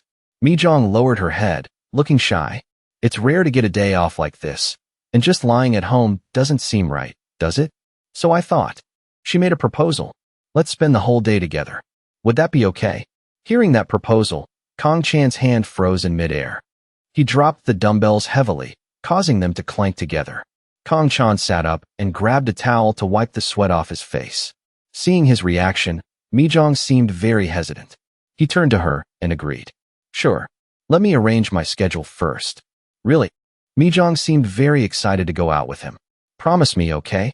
Kong Chan looked at her, who was beaming with joy, and thought to himself, you really have no tact at all. What should I actually do? It was getting dark, and Kong Chan had returned home. I'm home. Kong Chan had bought something and handed it to his mother. What is this? It turned out he also cared a lot about his mother. It's your tonic. It's not fair if only you drink it. His mother held the bag of tonic, wondering how her son got the money to buy it. Where did you get the money? This is the money I got from helping with interpretation. I used it to buy this. Kong Chan was afraid that if he stood there any longer, his mother would ask more questions, so he immediately turned to go back to his room. I'm a bit tired. I'm going to my room to rest first. He went into his room, closed the door, and stood frozen in front of it for a moment. Kong Chan sighed inwardly. Regardless, today was a meaningful day, so let's just rest. But then Kong Chan suddenly realized something, his eyes widening. He looked down at the floor, hiding his expression. Inside his chest, his heart was pounding rapidly. He seemed to feel something inside his body. But I suddenly feel a sensation that I haven't felt since I switched bodies. The feeling of being on the battlefield. Suddenly, the phone in Kong Chan's pocket rang. Kong Chan, with a grimace, looked at his pocket. It seemed like something big was about to happen. He took out his phone. It turned out to be Dyer calling. Having a bad premonition, Kong Chan immediately answered and told him to get straight to the point. Don't drag this out. Get straight to the point. Do you know? On the other end, Kong Ho told Kong Chan about his situation. We are currently at a lodge in the mountains. But right now, I have to go outside and call you. Kong Ho's face showed he was very worried. Otherwise, my wife and daughter will die. Hearing that, Kong Chan's eyebrows furrowed deeply. The people in your family? Both of them aren't answering my calls. Kong Chan told him to give him the address so he could go find them. Send me the exact address of where they are. Stay put until I contact you. Don't move recklessly. I got it. He stared intently at his phone with a thoughtful look. Because I'm alone, everything feels helpless. The phone displayed Kim Tae-jin's number. Kim Tae-jin. First, I need to contact Kim Tae-jin. Tae-jin immediately answered, and he asked about the situation from Tae-jin's side. Yes, Kong Chan. The kids on Suk Kong Ho's side are being threatened. You know about this, right? No. Please explain the details carefully to me. Over the phone, Kong Chan explained the situation to Tae-jin. It seems the kids are being threatened at a lodge on Mount Yuri. Suk Kong Ho said he was told to leave the lodge.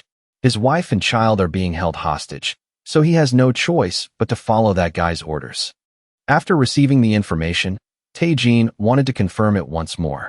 Is that information accurate? I don't know. Even so, I can't just let it go and stand by. Tae-jin offered a suggestion to Kong Chan. You should try asking the police for help. Kong Chan, with a serious face, explained, Representative. They have a deep grudge against the Chinese side. So doing that could put the hostages at a disadvantage. Realizing that, Tae-jin understood his point. Kong Chan was packing clothes into his backpack to prepare to go save everyone. Tae-jin wanted to know Kong Ho's current location. Do you know the location of the hostages? No. But for now, I should try going to their house first. Tae-jin offered a suggestion to find the location of Kong Ho's wife and child. I think the chances of them being at home are very low. Do you know their phone numbers? If the hostages are near their mobile phones, we can find their location in 5 minutes. Kong Chan took the phone away from his ear to receive a message. Yes, I just received a message. I'll send you all their family's phone numbers and the name of the threatener. I understand. Kong Chan threw the door open and rushed out of his room. His mother was hanging laundry. Hearing the noise, she approached. Where are you going? Kong Chan hurriedly found an excuse to leave the house. Today the second-year students have a summer training trip. Since Mr. Suk Kong Ho is leaving later than everyone else, he asked me to go with him. His mother was also puzzled as to why he was going with the second-year students. Why would you go on the second-year students' training trip? The kids really like me. I'll be back soon. His mother's face showed a hint of worry, and she didn't forget to remind him. Is that so? Be careful. Kong Chan slung his backpack over his shoulder and quickly opened the front door. He ran out like the wind. In no time, he was running down the stairs. As he ran, he didn't forget to check his phone. It was Dairu's phone number calling again. Reaching the landing of the stairs, he immediately hit the brakes. Holding the phone in his hand, he continued running without wasting a single second. Finally, he answered the call. "It's me." The person on the other end instructed him carefully. "Actually, I have a few bodyguards following you. So if a call comes in, please answer it." In a flash, Kong Chan had run down to the main entrance of the apartment building. Kong Chan, with a scowl on his face, carefully instructed Kong Ho. "I'll handle this, so try to endure it until then." Kong Ho also thanked him for what he was doing. "Thank you. When you save my family, please contact me." Kong Ho wasn't doing any better. He looked very angry, veins popping on his face. "I won't be able to hold back for long." Kong Chan replied to him. "Okay." Kong Chan ran out of the apartment building and saw a taxi ahead. He immediately dashed towards it. "Can I get in?" "Row 20 of the Gongneung parking lot. I'll pay double the fare, so please drive there as fast as possible." The taxi sped down the road, leaving a trail of white smoke. He dialed another phone number. He immediately called that number. On the other end, a Frenchman answered. "Hello? What's the matter?" "Dairu is in danger.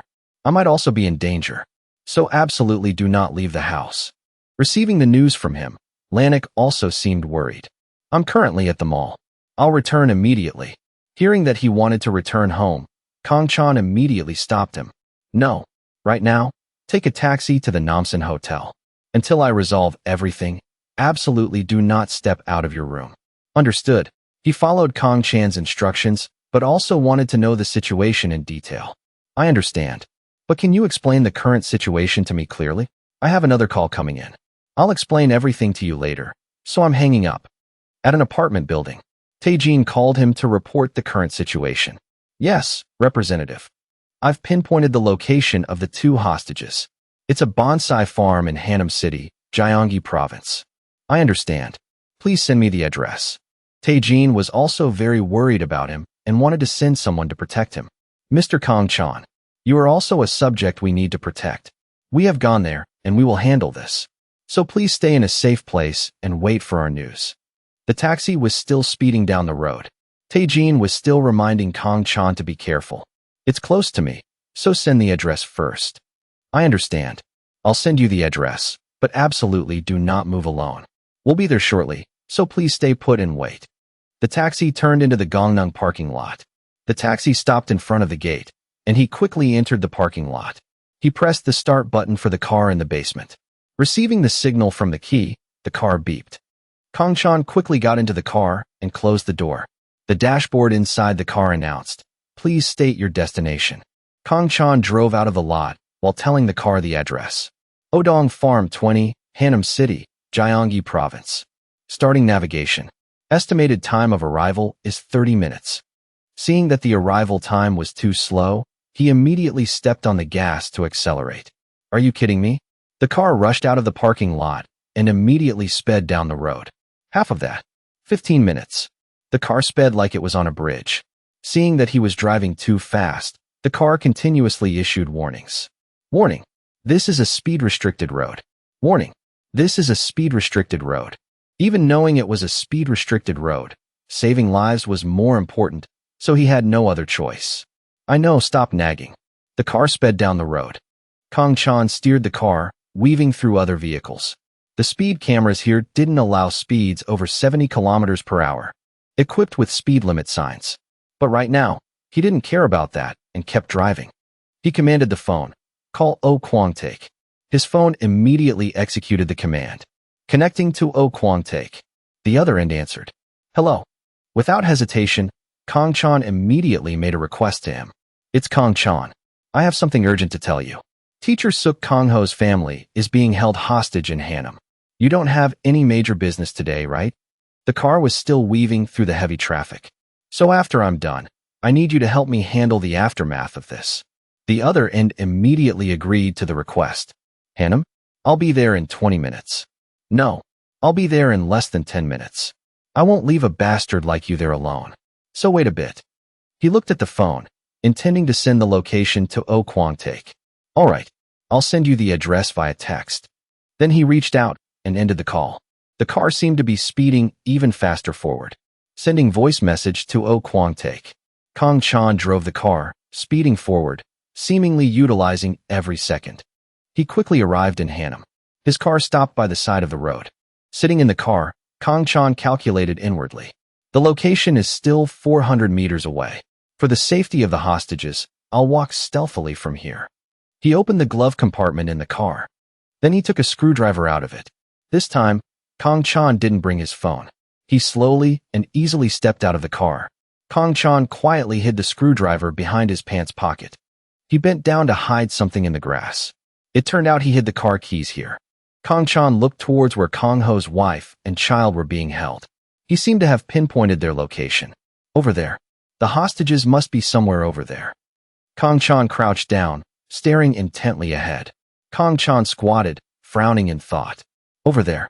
The hostages must be somewhere over there. In front of a large, dark area. He sprinted towards a nearby tree. Then he carefully ran across the road from there. He hurriedly ran along the wall, thinking, the fence is really high. With this body, getting over it will take quite some time. In the meantime, if I get spotted by those guys, all my efforts will be in vain. As he walked, Kong Chan thought tensely, but I can't just walk through the entrance openly either. Looking towards the fence, he continued thinking, that spot should be fine. A pitch-black hole appeared. 2 hands grabbed the edge of the hole. Kong Chan gradually climbed up from the darkness inside the hole. He forced himself to climb up, thinking, how is this any different from when I was in Africa? Gradually, his head popped up above the ground. Kong Chan looked around and saw 2 men standing there talking. He thought, they even posted guards outside. The guy inside must have a lot of money. He crouched low inside the hole, thinking, looks like I need a plan in case they all rush out at once. He moved swiftly while thinking, taking out these 2 grunts won't be hard. The problem here is the noise. Kong Chan slowly crawled out of the pipe. Then he sneaked up behind where the 2 men were talking. He stood hiding there.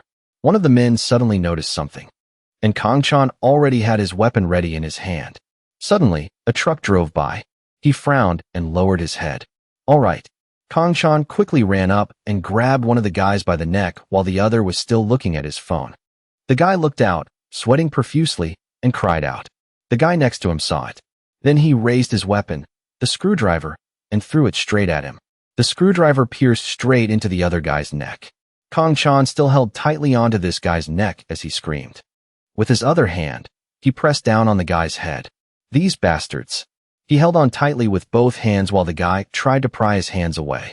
Who gave you permission to touch my family? The guy's legs gradually gave out. Then his legs completely collapsed, losing his life.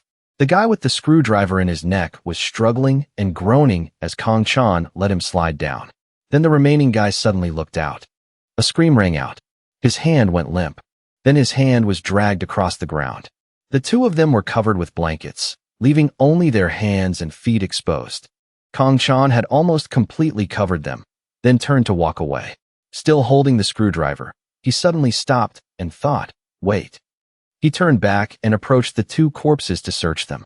He took the knife from the guy's hand and thought, of course, a military combat knife is much more convenient than a screwdriver.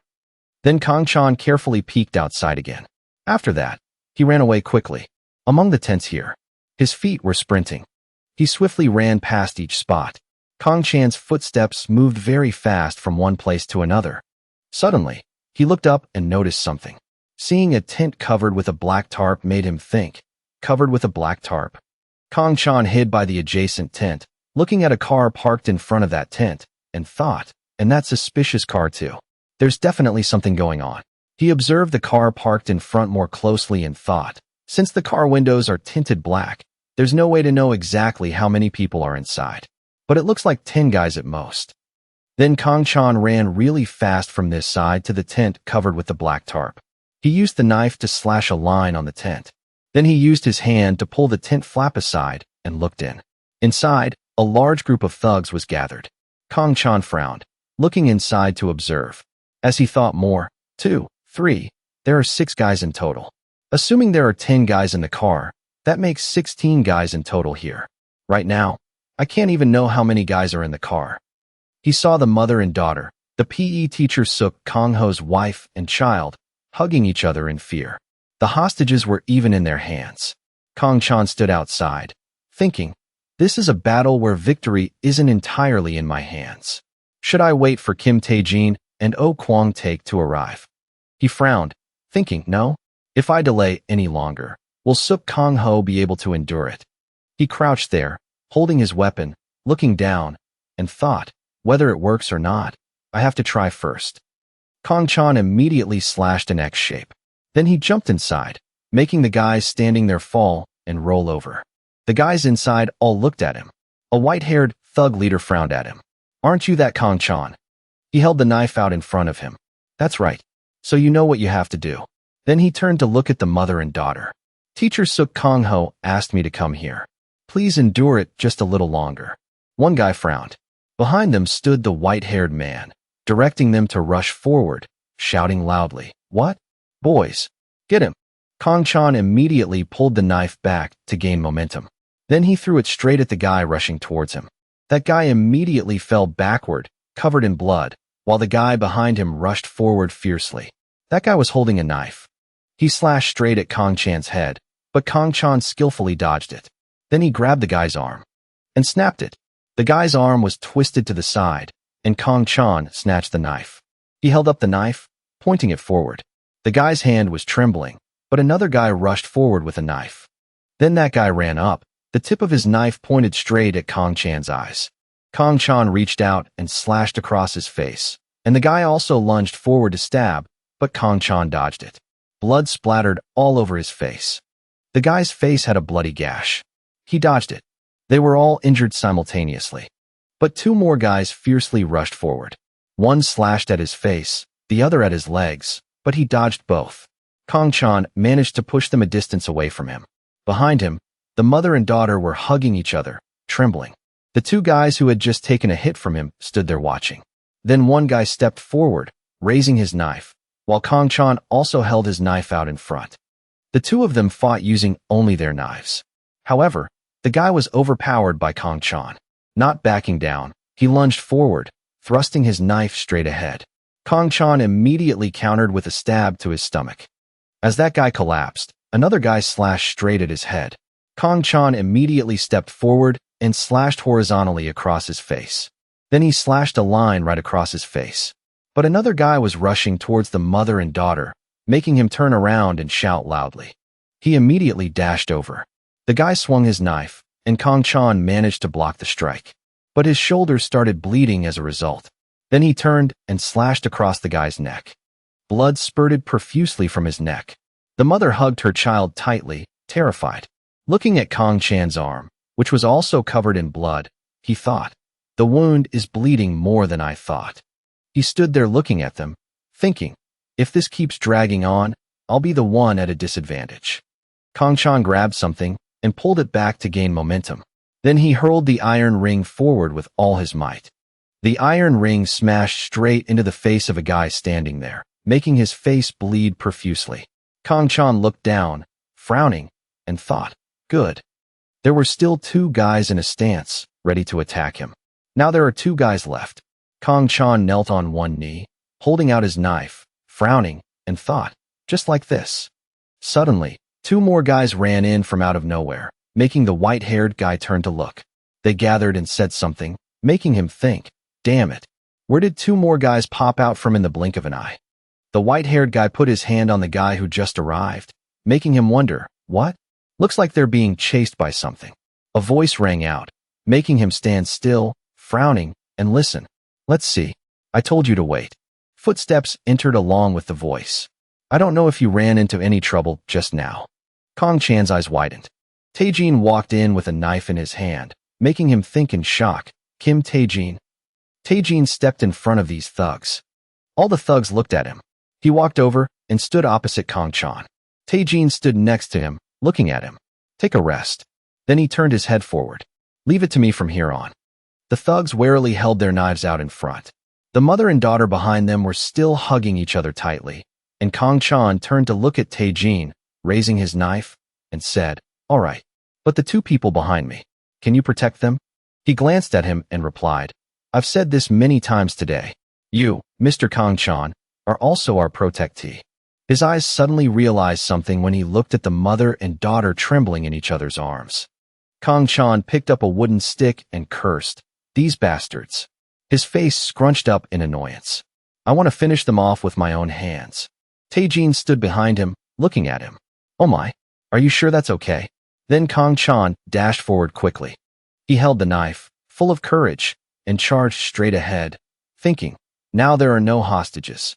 He successfully slashed one guy, and the guy fell to the side, covered in blood. The guy in front of him swung his knife forcefully forward, but he quickly grabbed the guy's hand, and the guy also grabbed his forearm. The white-haired leader pointed his knife forward and shouted an order, kill the hostages for me. Kang-chan, who had just stabbed the other guy, turned his head to look. Then he wrestled that guy to the ground and looked at the guys rushing towards him. The next guy took a kick from him, while the other guy was slashed and fell flat. Another guy tried to hit him with a wooden stick, but he blocked it. Ahead, while Kang-chan was fighting, one guy slipped past and ran towards the mother and daughter. But Taejin quickly spotted him. He held his knife in a defensive stance, making the guy stop and threaten. Do you want to die too, you bastard? Get out of the way. He looked down and sighed in relief. I've heard those words a lot from bastards like you. Taejin's hand used the handle of the knife to smash straight into the guy's face. Then he slashed a straight line, making the guy fall flat on his face. Blood splattered everywhere, and he glanced over. Don't you know who we are? Kang-chan turned to look at Taejin fighting those guys and thought, there's absolutely nothing to worry about on Taejin's side. The guy with the ponytail took the opportunity to thrust his knife straight at him, but he skillfully dodged to the side. Then he grabbed the guy's wrist. Kang-chan's eyes glowed red as he pointed the knife straight at the guy's face, making him panic and sweat profusely. His knife sliced straight across the guy's neck. One of the guy's knees buckled. Then Kang-chan wrestled the guy to the ground. The white-haired leader gritted his teeth, holding his knife, and stepped forward. He looked up at him. Immediately, the guy rushed forward fiercely with his knife, cursing loudly. Trash. He seemed to lean back slightly. Then the guy slowly slashed, pushing Kang-chan back, but luckily he still managed to dodge in time. His hand hurriedly gripped the knife. He reached out and slashed a line right across the guy's body. That slash made the guy's stomach bleed, and he even used his body to push him back. But Kang-chan immediately followed up with a stab to his back. The guy immediately turned around and swung his knife diagonally at his face, but he didn't get a single scratch. Then he thrust his knife straight up into the guy's chin. The two of them were now head-to-head. Kang-chan's fist was in position. Then the guy tried to stab his knife down at his head, but he didn't take the hit. Instead, the guy's head was knocked back. The guy pulled his knife back to gain momentum, gritted his teeth, and yelled. A horizontal slash aimed at Kang-chan's neck. The two of them stood a distance apart, both holding their knives. He frowned, looking down slightly, and thought, this guy, even if it's a minute or a second, it's going to take quite some time to deal with him. His footsteps rushed forward quickly with the thought, I can't let this continue. Then he used his whole body, primarily his knee, to smash straight into the guy's chest. The guy's eyes widened in pain. Kang-chan's eyes looked down. The guy's knife dropped heavily, and his legs slowly gave out. His whole body gradually collapsed. Kang-chan's hand already had the knife ready. The guy's whole body was drenched in sweat as he reached out and said his last words. Wait, let me finish. I'll answer. Kang-chan's eyes glowed red, terrifyingly, as he raised the knife high and said, no need. He plunged the knife straight down into the guy's head. Streams of blood spurted out profusely. Those streams of blood splattered straight onto Kang-chan's terrifying face. He stood there looking down at the guy's corpse. Suddenly, a loud voice came from outside. Over there. What's that noise over there? Taejin approached him, frowning, and said, they've all gathered here. Looks like there's quite a lot of them. Kang-chan calmly turned to look at him. It's fine. A large crowd of thugs ran in, shouting loudly in front of him. Take them all out for me. These bastards. Show them some manners. He spoke up. Why does this voice sound so familiar? Oh Kwang-taek appeared, shouting loudly. Get out of the way. Taejin stood behind, surprised, and thought, oh Kwang-taek. Taejin approached Kang-chan, who was holding his knife pointing down, talking to Oh Kwang-taek. I only asked you to handle the remnants here. Bringing your whole gang like this is a bit too flashy. He looked around in panic and asked, What? Is it over? He replied, Anyway, thanks for coming here. He turned to Tae-jin and said, Please contact Suk Kong-ho. He turned to look at him and replied, I got it. On the other side, the mother and daughter were still hugging each other tightly, trembling in fear. Suddenly, she looked at the footsteps approaching. Kong-chan squatted down and looked at the mother and daughter. First, let's go to a hotel and rest. I've already had someone contact him. Tae-jin walked over and handed the phone to him. He's not answering. He stood up, turned to look at him. I have to go there personally anyway. I'll leave these two to you. Tae-jin looked at him and replied, Leave his family to me. You take my car and go. My car has a siren, so it'll be faster. He replied, Let's do that then. Over there, Oh Kwang-taek was smoking when he heard a call and glanced over. Oh Kwang-taek. Kong-chan approached him and said, Please take these two back to the Namsan Hotel safely. As for the dead guys, handle them discreetly. He reached out his hand and replied, Just leave that to my boys. I'll go with you. He shook his head, looking down, and replied, Anyway, these bastards are mostly in Seoul, so I'll only feel safe if you stay here. I'm counting on you. As they walked out, their conversation still hadn't ended. I got it. Go quickly and come back quickly. Thanks. Kong-chan walked out and got into a car. He sat in the car driven by Tae-jin. He gave the order, and the car immediately started. Let's go. The car sped down the road, and Tae-jin asked, Do you know the way to the mountain? Kong-chan turned to him and replied, We'll figure it out on the way. More importantly, Representative, do you have a gun?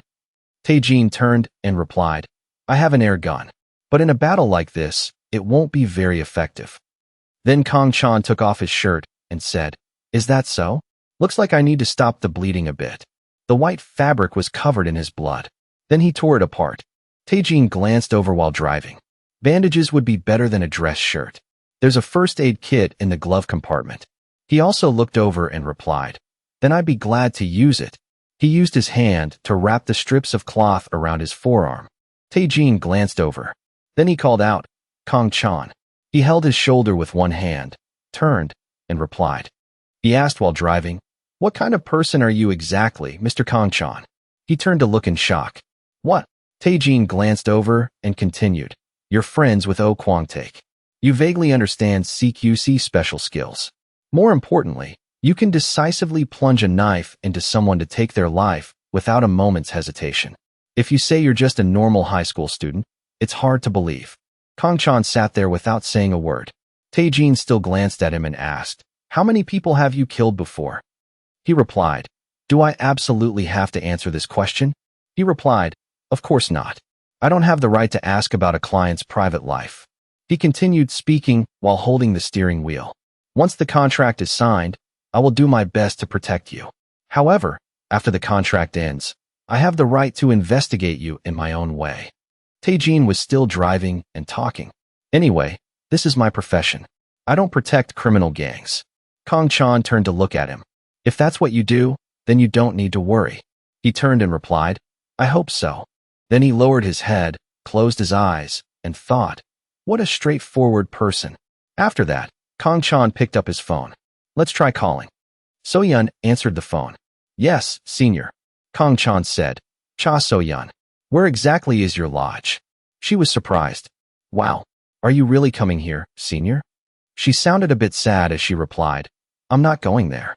I was just joking around with teacher Suk Kong-ho a bit. That's a shame. Can you really not come here? He spoke up, All right. Give me the exact name of the place. So-yeon answered, the Little Mountain Ecotourism Area. Kong-chan turned to look at Tae-jin. Little Mountain Ecotourism Area. He turned and replied, Okay. The next sentence from the other end of the line shocked him. But teacher Suk Kong-ho went out earlier. I wonder if she's joking. He asked loudly, Went out? Did you see it with your own eyes? So-yeon on the other end replied, Yes. He left with 3 men in suits. He lowered his head, sweating. I got it. Is there anything unusual going on with you guys? Then she said, Unusual? Like what? Oh, right. Hearing that, Kong-chan frowned and hurriedly asked, What is it? So-yeon hesitated.